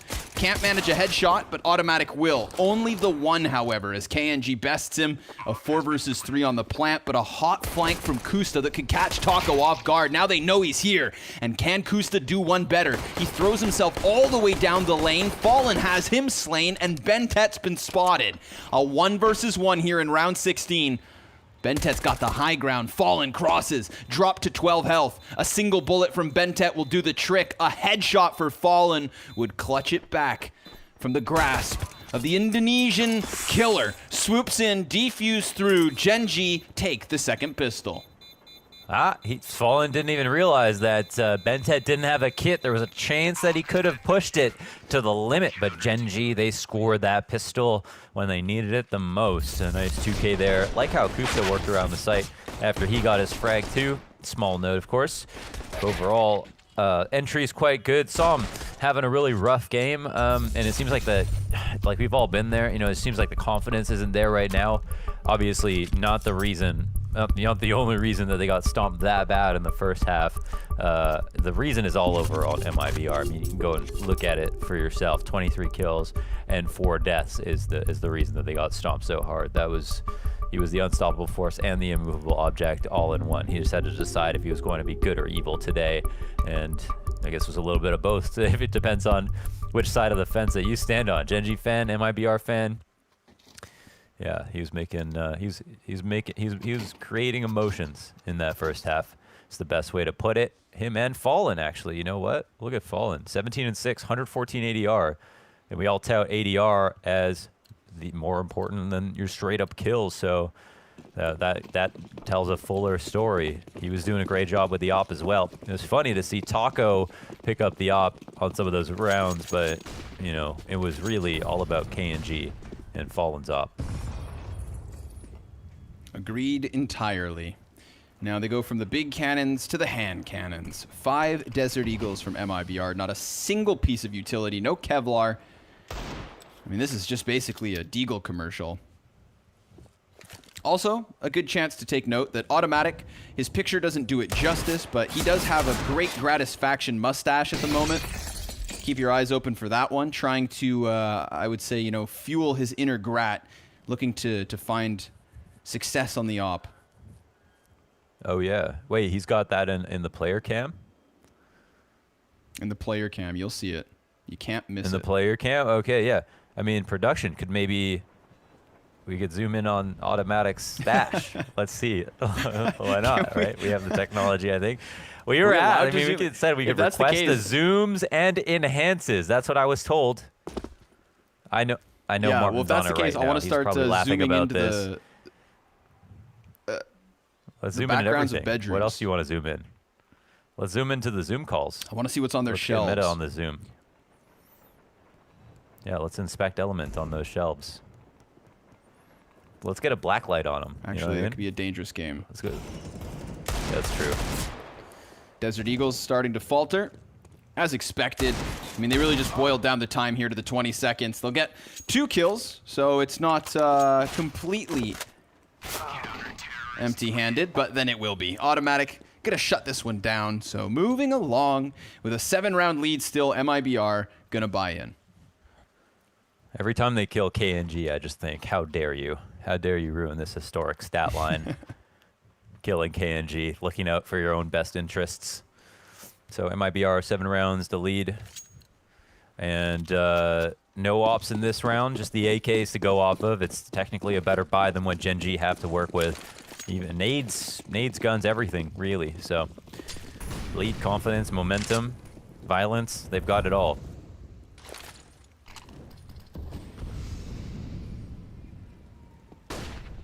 No ops though, and that was instrumental to MIBR's defense. So obviously no longer the same half, but that's what they do best, at least in the case of Gen.G. Although, being fair, it's not like he's limited to just the sniper. He's an all-around pretty damn good player. Dabs is looking for a flash, perhaps, or just trying to hold this one dry. Oh. The better weapon bests him. 2 HP was the difference. That is unreal. Unfair, almost, in fact. Taco's patience pays off as Bentet walks right into the crosshair. Gen.G is going to be swept away, and then so is Fallen and Fur. This is a 1v2 attempt for Som. He's got 1 kill in the round already. Finished the first half, I think, with just literally 1 frag. I didn't even notice until you brought it up, but let's see if he can clutch. Yep, and they're going deep. Now TRK is going to have to double back towards ramp. He's already tapped the bomb once. Another kill for Som. He has the kit, but he fakes it. Trying to get Taco to go for the peek, and Taco calls your bluff, kid. Som's going to do it once more. Now worried about the ramp. Taco still tucked, and Som plays himself. That's MIBR taking it. A 13th round on the board.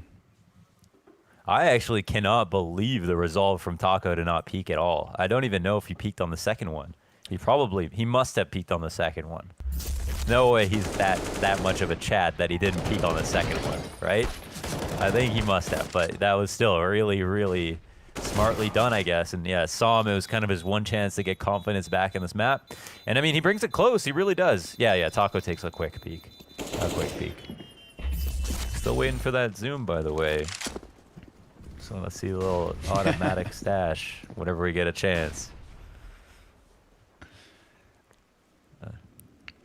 They're probably just clearing up the pixels and preparing the shot, probably drawing a border up for it and everything. I know it's only like or wishing for commentators that weren't so fixated on mustaches.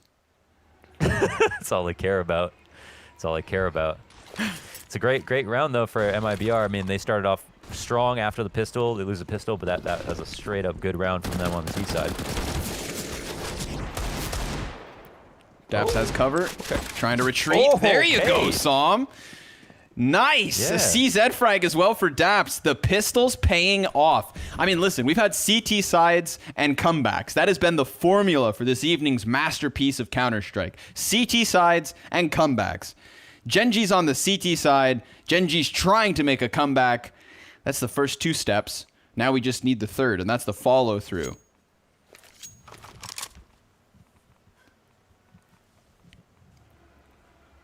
For Aga, what's his like extended name? Like the name, you know, how Cold, but Cold Zera. Fur's had an extended name, right? He's like added. I thought it was just Fur. Name, probably. Yeah, it is, but I thought he's added some letters at some point on Steam or somewhere else. You know, like here, I got a question for you while we have a little time. What's his extension? Yeah, go for it. If there was one player in this server, I'm going to tell you a player's name, and you're going to have to try to tell me who it is, all right? The name is Hansel Ferdinand. Oh, it's the Polish legend Bentet. Of course. But I was trying to say maybe it was Ferdinand, Fur for Ferdinand. I tried to trick you, but it didn't work. Here's the Deagle zoom. Ooh, okay. That's a nice one. Yeah. Oh, if he had another bullet? Looks like if he had another bullet, he probably would have got another kill there. Oh, MIBR, they keep Fur's Galil, at least. And B1B exec looked good. Betway, odds fly in. Gen.G. Looking unlikely for Gen.G so far. For now. 4 Glocks up, single Galil. Should have absolutely 0 chance. So, we're just waiting for Gen.G to get 5 more rounds so that we can actually treat this as the comeback it's going to be. I am not clairvoyant. However, I think we're onto something here. A 7th one for Gen.G, looking really easy as well. So MIBR, they're not even finding footwork when it comes to these lopsided rounds.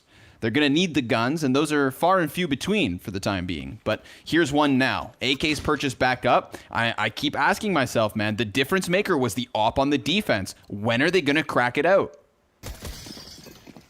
Yeah, it depends if they want it. They have some weird protocols on the T side for who ops and when, and like Gen.G is like, I don't know if he prefers it over Fallen. Sometimes Fallen, like King of Train, he likes opping with it, so I'm not exactly sure who's meant to op on T-side train, but I think it is also up to their discretion based on what kind of train T-side they want to play. But, maybe Fallen would have had an op on this round if he didn't have a Deagle. Fur on the walkout. And they lose that trade. Kusta in flux between 2 positions. TRK, though, flies out, makes up for it. Som, he's chiming in. Kusta's on the bomb site right in the middle of it all. Low HP, though, so he doesn't want to offer himself up despite Gen.G planting just beneath him. That grenade is excellent, and he actually gets the job done with the gun, but the bomb's planted in the meantime. So this kind of puts the play back into the hands of MIBR, although it all falls down onto Taco. He's lost TRK to the op. Oh, and the drop from Daps, too good. Gen.G taken 8th, a gun round with 3 survivors by way of retake. The second time they've had to defuse a bomb. And the second time they've done so successfully. It's a new milestone for Gen.G. The first time they've won rifle versus rifle.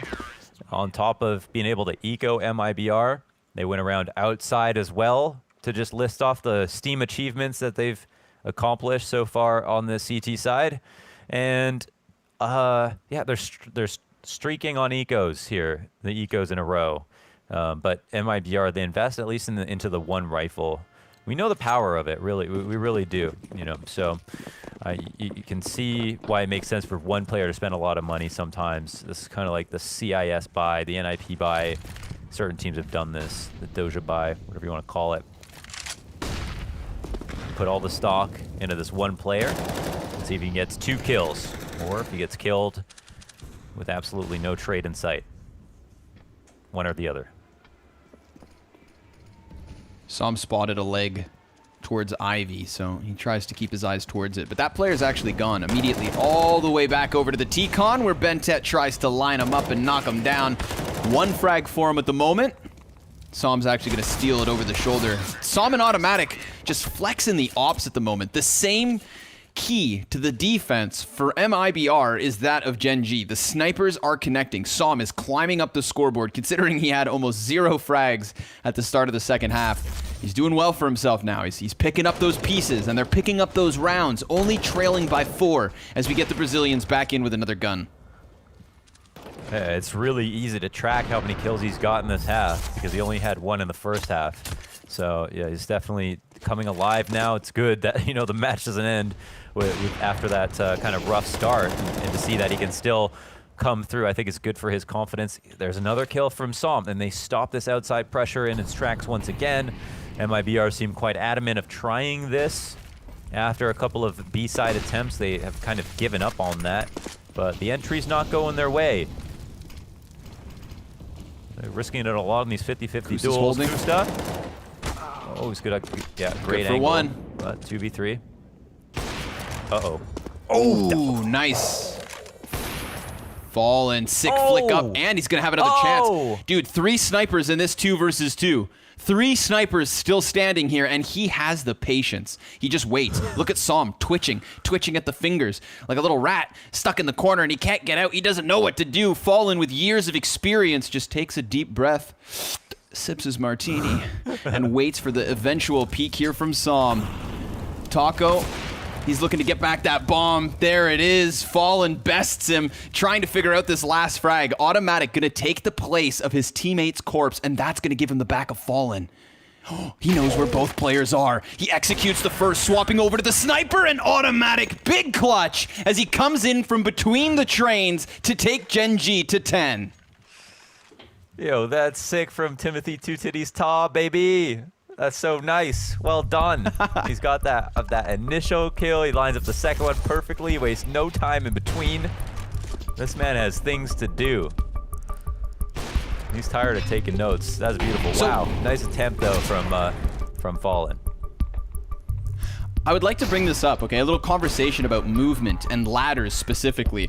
Yesterday on a cast, you brought something up that Thorin agreed with, and that was like, you know, more developed movement in Counter-Strike, something along the lines of like, if we had movement acceleration in the air, etc. And I tried to bring up another point that I love talking about when it comes to Train, and that's the verticality of both of the bomb sites. You see Fallen in that last round using the ladders to go for those jump peaks, right? You climb halfway up, you dup out, and he gets this flick up into the office. There's no other map in Counter-Strike like Train when it comes to vertical angles by climbing on top of things or movement tricks because of ladders. I think another good example other than what Fallen just pulled off is Floppy on the B site of Train as well. Constantly using that vertical movement, and man, it's just my favorite thing to watch. Yeah, definitely, and you can tell which players have good movement, because like players who have bad movement are not good at ladders, because that's kind of the most intimidating thing for players who are learning movement to learn. And you can see players like Cirque, like Electronic, like Rops, they all have really good ladder movement, and yeah, it shows. And yeah, no, the sad part is though, they've nerfed ladder movement, the speed of it, and even Train. If you go look up this video that I did with Blastava, well, he did, it's called All of Train. You can see what good ladder movement looked like back in the day before they nerfed the ladder movement in CSGO. They nerfed the ladder speed so that the animations would look better.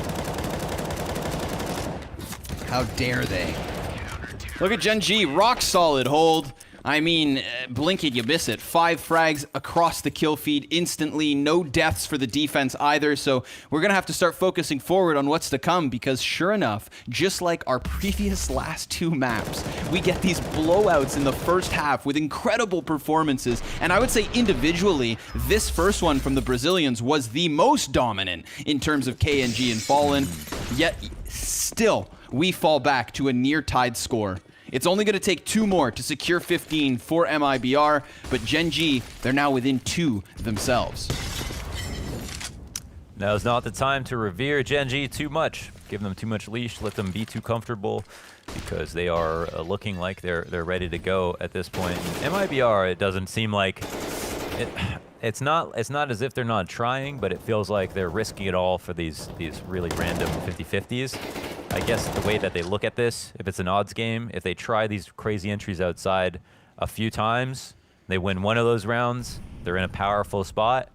But so far they haven't won any of them. Gen.G's outside defenses has been stolid. And yeah, you know, of course, there's always a chance. People could die to one peak. It's just not looking like that's the case right now. And so let's see if MIBR can work together and work a little bit harder to try to manufacture that opening kill, as opposed to just swinging on E-Box and saying, Gen.G, go kill. Closest they've gotten was that outer play when Fallen and someone else got clutched on by Automatic. So let's see if they can get it at the A site yet again. Som finds one, Bentet activates, nobody down the ladder to stop him. No Molotov to flush him out, nothing. Disjointedness in the timing. Like moments earlier, they could have come out from T-Con and we would have seen Bentet flustered by the utility that was 100% being thrown down on him. Or Taco jumps down the ladder as the players come out with T-Con, even without utility, to at least blindside it or something. But just disjointedness is the word I'd use to describe these last few rounds.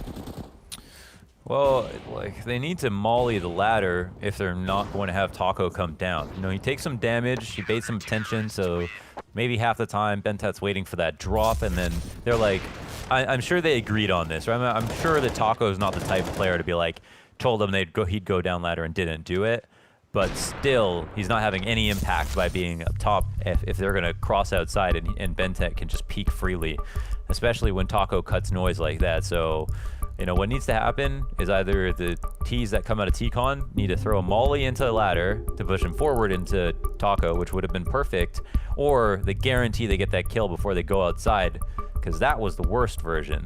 leave Bentet there, have him scrape a few health points off of Taco at the top of ladder, and then allow him to fight T-Con for free.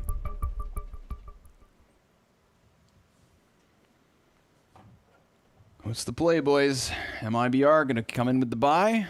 Fallen's gonna be limited, so no op in play. They're just going back to where they started their T side, on the rifles. They're about to lose their lead if they can't close this one. And then it's anybody's match. And that's something I would have never expected after the complete and utter blowout of a first half. Yeah, we said that 3 times today. We have said that 3 times today. Yeah, exactly. It's like, I don't understand. I haven't seen lopsided CT sides like this since before the Krieg nerf. Like, have we gone back in time? Something's broken, but I think it's user error, you know, which is the sad part. It's yeah. Humans are broken right now. All right, well, a little bit love to Ivy might be what they need to do. I'm kind of glad to not see them trying to just force the issue on T-Con once again. They are a very good Ivy-taking team. This is a part of the map I feel like they have really laid claim to since the SK days, and have showed other teams how to be a nuisance on Ivy and have made it part of outside. So here they put the presence down to draw CT presence, and hopefully, I think in their eyes, they can now read the outside setup a little bit better. Where do Gen.G fall into outside? Som's back against 5, watching Ivy, and we've got Kusta in the same spot as he was last time. And still Bentet inside the ladder room. So he's going to keep Taco back. Som collateral. Oh. What perfect timing for Som to pick up the collateral. He stops them. And now he even hits the leg shot. Gen.G dodges, but Som hits him. A follow-up. This is ridiculous. Talk about a return to form. Som was getting bullied like it was a playground in that first half, and now he is just laying down the law. 13 rounds apiece. Gen.G tying this up. I mean, there's no reason to think MIBR are gonna break through this. I swear we have another comeback. He said, yeah, we had more. Well, yeah, I mean, like, the score is tied right now, but who's won more CT rounds? Who's more one more rounds in this half, I should say. That's clear. It's Gen.G. Som has over 1 KPR in this half. To put that in perspective, that's a 1 kill per round. In the first half, he had 1 kill in the half. So yeah, this is the greatest bounce back since LeBron's hairline. It doesn't look like it's gonna slow down. That offing looked unlimited. Yeah, look, even when they get close, even just with these pistols, they've managed to get close, but whoa, this is not the round for them to lose. Oh, not like this. Som's still standing with Daps on site. Gen.G falls back, 3 health, that's it. And they have that route to the B site. They find timing. They skate away all the way into inner. Oh, I spoke too soon. I jinxed it again, I think. This was the CT side that just didn't stop giving, and now MIBR break through because of a handful of CZs and Deegs. It's like somebody reached into the crack of the couch and just pulled out whatever they could. MIBR take that and somehow, or not, manage this round. There is still time for the retake. Flank's going to be coming in quick. Both Daps and Som with kits. Daps, if he wants to try it, he needs 2 kills real quick. But he second guesses his chances, and I understand why. MIBR rotate in time, a 14th round on the board for them. But how consistent can this be? It doesn't need to be is the problem. Again, you know, like if you can win a round like that, anything's possible. Now, this was still winnable. I actually feel like Daps should have just gone for the kills and tried to get as many kills as he could there. That's a flash in the pan for MIBR, and Gen.G definitely have built up a pretty good economy, particularly on Daps. But I guess he does see, you know, 3 rounds to go, and you could lose all of it, so plays it safe. I guess it's better to err on the side of caution from that perspective. It was an extremely clear cut. Gen.G trying to catch a rotate. Wow, he does do that. Bentet. That was a thorn on the side for MIBR, getting ladder room control every single round. Taco had no way to deal with this guy, and now he won't have to. Yeah, Gen.G takes the responsibility instead. Taco's still a little hesitant with it. He could have dropped down like a long time ago. PTSD. It's like even with Bentet dead, man, he still lives on. But here's like, Gen.G at it we got again. 2 outside. Oh. Is that enough for you to go down ladder yet? Taco still doesn't go down. Everybody else is going to push past. They're taking the A site by storm. Automatic. He's still got this very crucial line of sight, but one player gets crossed. Ooh, fur close. Trade frag. That's good. MIBR finding their 15th. They've done it. They were playing with our hearts, playing and pulling on the strings of our emotions, and now they go ahead and take it. But the question is how? The answer is Gen.G again. That op finds fruition here in the 28th round. Yeah, the opener and the closer. Good to see Gen.G popping off. MIBR. It really didn't feel like they were they had any control in this half whatsoever. And you can see it just by how scared Taco was. You know, he didn't believe it. He didn't believe that this kill meant anything. He didn't believe that this kill meant anything. He was not ready to help with this outside exec.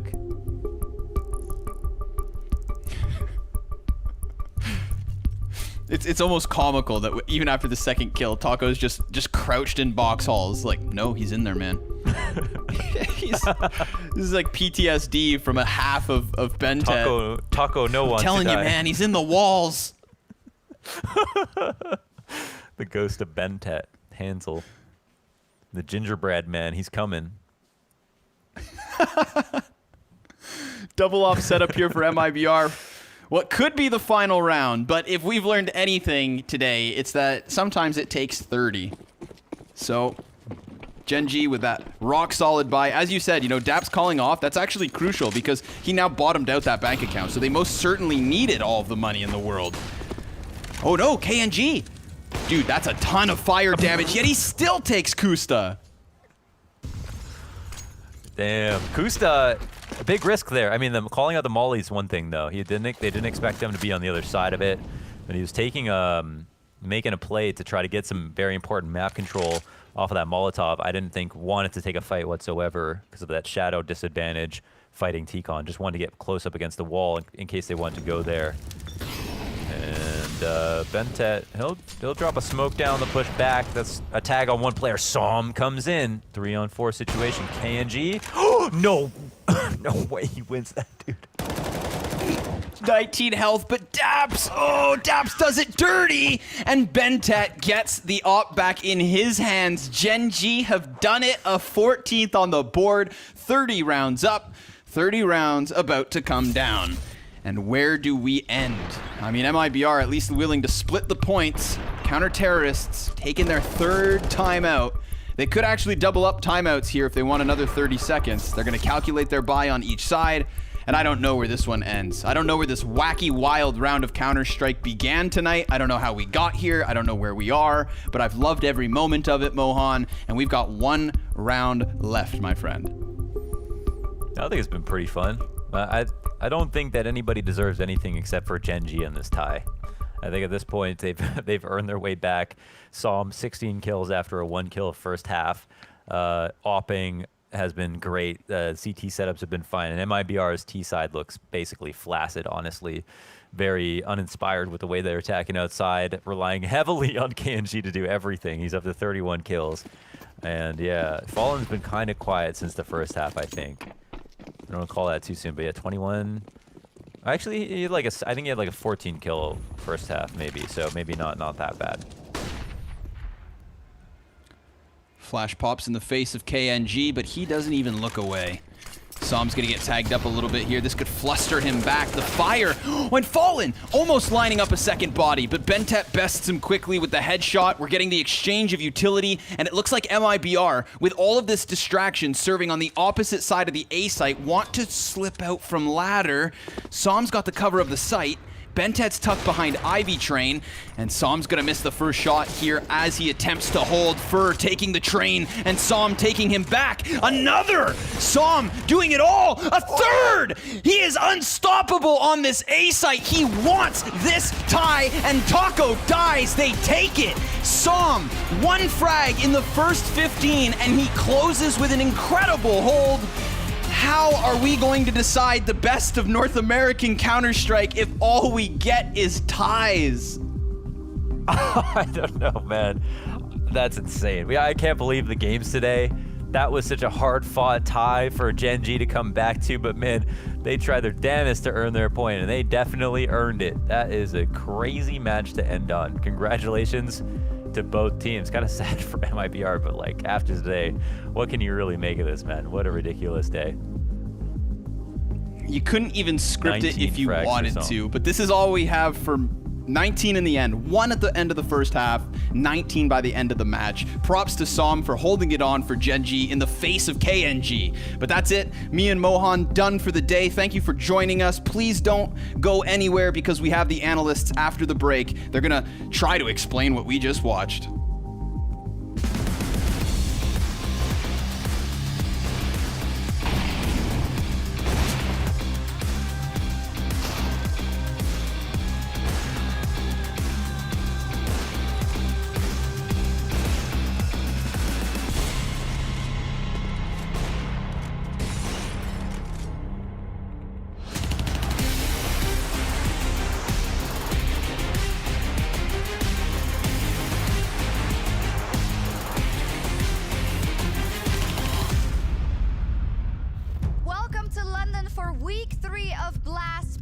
We've got some top tier Counter-Strike coming your way. The 100 Thieves and G2!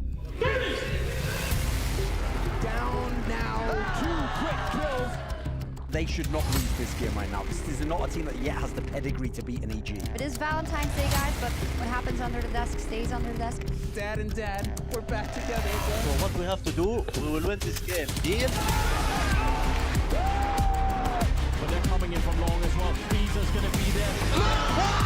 What an upset. It took all 3 maps. And this is gonna be a spicy one. 100 Thieves versus EG! They take them down in overtime and win the whole series 2-0. A banger of a match between G2 and OG. Chance for this, and it's down the 1v2 to close it out. EG versus OG for a spot in the straight finals in Moscow. We are legends of this game. We will rip, shoot hits. Deal? Let's go, Alexi. Go. It was an upset last time and everyone was shocked, but here we go. OG absolutely living the dream, and they will take him down for a second time. Let's focus, boys. Let's focus like we played first time against them. They've done it. They've bounced back on Dust 2. We're going to the final map of Blast Premier Spring Series, baby. Let's take it just like this one.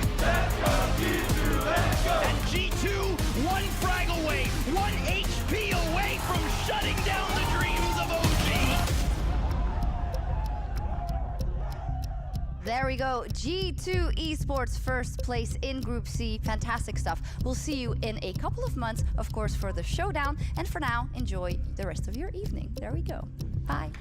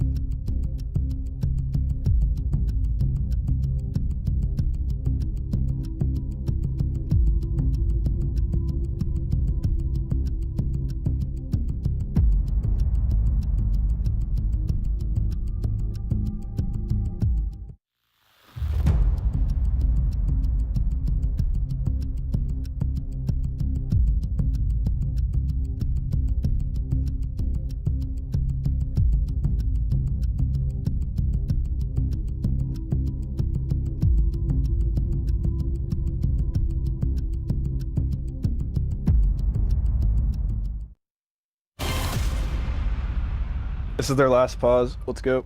Yeah. They don't know what to do. Let's lock them out. They're getting desperate. Keep expecting maybe They heavy Ivy. have a half buy with an AK this round. They might force fully, but watch for something scrimmy. Yeah. They're really Okay. desperate right now.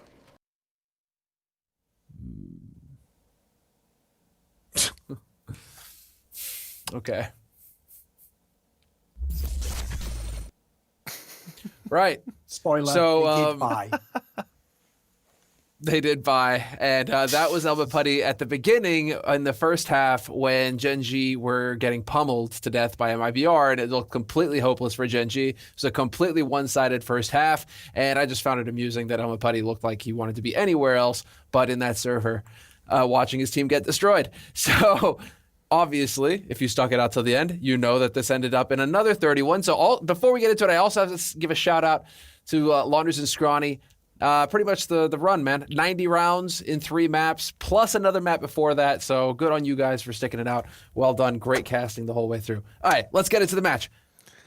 The hell happened? That was looking like it was all going to be MIBR's way the first half, and then in the second half, all of a sudden, Gen.G starts coming through. It's like everybody forgot how to play T-side today. Thorin, let's start with you. I memean, Semla, I'd heard this ridiculous thing about participation culture in America, you know, getting trophies. Like, this is ridiculous, mate. I didn't know you took it in Counter-Strike as well. So, no, listen, this was basically, if I boil it down as simply as possible, a tale of 2 CT AWPers. Obviously, Gen.G was basically in God mode. I mean, he actually should have basically died way earlier than that, but the guy could not miss, as you saw by those no-scopes. And then, this is the crazy thing. The guy with the least kills on Gen.G, Som, looks like he had a terrible game. He had a terrible first half. The second half, he went nuts himself. Like, right towards the end there, that is both the folly and the strength of youth. Is some of the AWP shots he was taking on that last round were so inadvisable and irresponsible, like point-blank no-scopes, that you have to be basically in your rookie year at tier 1 to even attempt that. But I tell you what, if you hit all the shots with those 17-year-old reflex twitch fiber muscles, you also can win the round. So what a ridiculous game this was. It was all over the place. That last round with Som is particularly crazy. This one from Automatic was nuts as well. But yeah, Maniac, I mean, what are you thinking, man? I saw you kind of waving your hands in the air there for a second. It was a hard game for me to follow. You know, momentum based. Obviously, Duncan said it. The AWP reigned supreme, and obviously the double AWP from both ends on the CT side was completely dominant. KNG fallen, and then you have Automatic, and some on CT side. It's just it wasn't enough for either T side, honestly, and MIBR, when they win that round with the pistol, I mean, the force bite they had on the T-half, probably round number 13 or 14 for them, I'm thinking that is it. They've broken the curse. They've taken Gen.G by surprise, but it just wasn't enough. I'm going to give props to Gen.G for actually keeping their cool in that moment, because I thought that their backs were broken. I thought that was it, but no, another 15-15. I agree with you there, and that's them ending it. I mean, that's the last match for Gen.G. Ending at 1-1-1. It's going to be really interesting to see how it goes. And real quick, we've actually had an interview with Kusta, so we're going to have a quick word with him and see what he has to say about this match. Now, Koos, the MIBR demolished you in the first half, 12-3. What was the feeling in the team after that half, and what was Dap saying to you guys? We weren't really too worried. I think the general feeling across the team was that they were just playing really aggressive and individual. Like Fallen and Gen.G were just walking into us with their ops in situations where you normally don't expect an op there. And so they were just catching us off guard a lot. Now you grab pistol going into the second half, that 1v1, Bentet taking on Fallen. Then you get the follow-up rounds, but they manage to claw one back, and obviously it starts to get scary at that point. But then you just come back with 8 in a row. At that point, we all expect you guys just to be able to win it out. But MIBR, they have this ability to really push, and when the going is tough. At that point, did you guys feel like, okay, we're starting to let this slip away? What was the feeling? Did you believe that you could have even clawed back and get it to a 15-15? Yeah, after that initial run of that string of rounds, we definitely thought that we were going to win. Never really felt like, after we brought it back, that we were going to let it slip out of our hands. Boa. Vamos continuar, hein, guys. Bora. 14/0. Vamos que vamos. Igual foi então, Kelly, pra comemorar.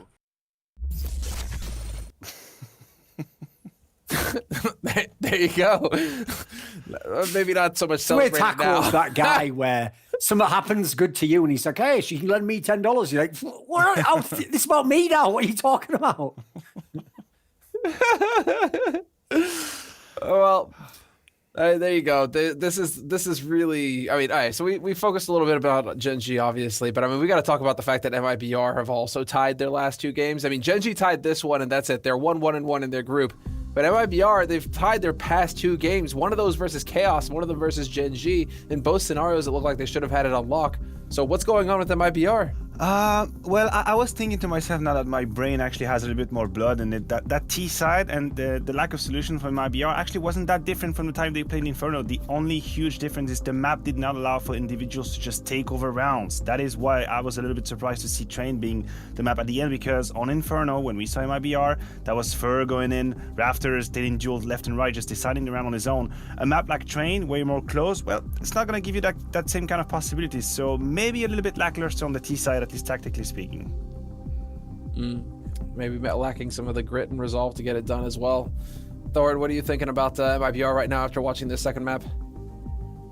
Well, if you saw there, even though they were top of the group, they had a round difference of +3, because after 2 ties, well, guess what? The other one was a super close game against Furia, which looked like Furia were going to win, or that could have been a tie. So I would say one of the defining factors for me was, in this game, Gen.G was actually able to steal a couple of those clutches away. That's, again, we point this out, that can't be a win condition, is like win all the clutches. That's ridiculous. Like, it works against some of these teams that are less experienced, sure, but in this particular game, like, I think what you saw was the Gen.G guys could actually go head-to-head fragging-wise with these guys. So I have to say, it's weird because, obviously, I think you have to describe MIBR as one of these Jekyll and Hyde teams. They're either on, and then they look like, wow, this is a top 10 team. Like, maybe they can do something with Gen.G and Fur, and Fallen still has it. But the problem is when they switch over, I mean, I did it the wrong way around there.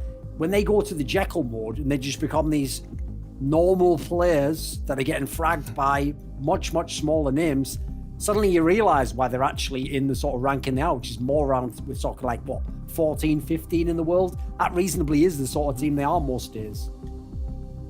I mean, you could see, thanks to these numbers here, Gen.G and Fallen, you can really see that double op coming into play for these guys and how heavily they rely on them, considering, you've got 2 of them top 5 in terms of op statistics so far in this group. Yeah, it is one of the strengths that they might have, right? So you'd want them to have these numbers up there, and it is even more frustrating when Fallen actually has some of these. He had one clip. Fallen had one clip on that Train T side, which reminded me of the SK Fallen when he goes out of timid, gets the first duel against Stop Sign, then aims at tower, another one, then the third one. That was classic Fallen, right? But that should be the round. That should be the round. There's no way around it. And when they lose that round, yeah, it's just not going to happen. They're not going to make it past the finish line. That's it. When you had that clutch play from Automatic, that was pretty slick on his side. The 1v2 brings it back himself. I mean, just plenty of explosive rounds. But what else has been explosive have been the predictions, because I think this has put you actually. Let's take a look real quick here. But we all win all the time. I've been saved. I've been saved. Oh, I'm so mad. This works still. Okay, 19-19. Let's go, boys. You and I still in the lead. And so far, analysts looking pretty good. Play-by-play commentators and our journalist has to, they got to step up a little bit here. Any surprises here, or should we just talk about tomorrow's schedule? No. I mean, let's be real. I think the obvious one you have to point out as a surprise is that Triumph almost literally beat EG. Not EG, 100 Thieves rather. That was a game that very much that was looking like they were going to get that. So I feel like that the big surprise has to be that Triumph is not just competing with, they are in the mix to potentially win this group, and that is ridiculous.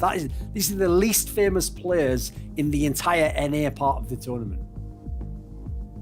They could go with it. It's looking like, Evil Geniuses are 2-0 right now in that group. Triumph, 1 win, 1 tie.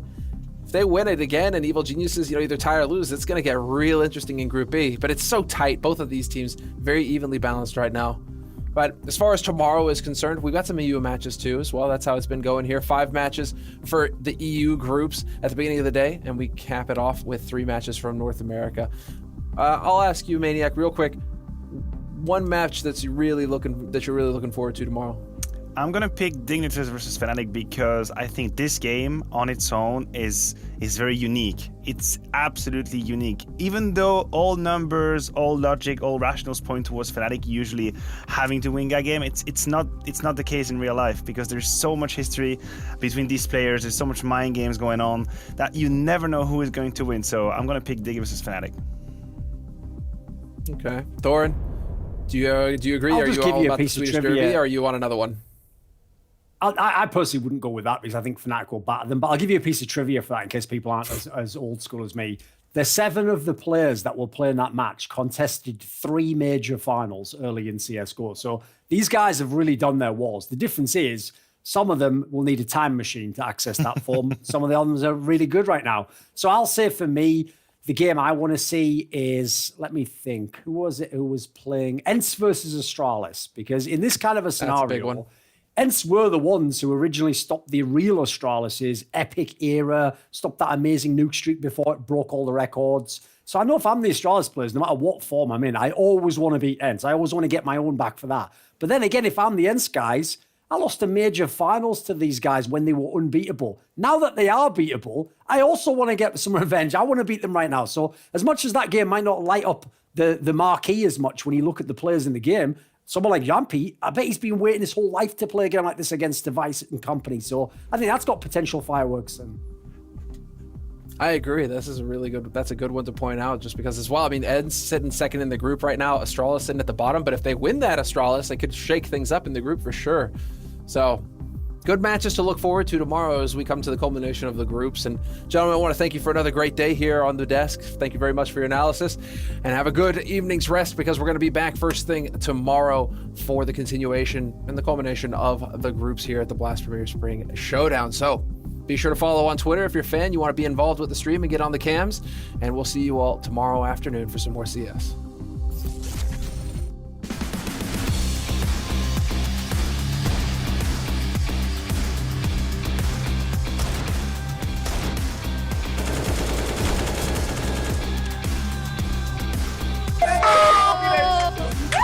Dude.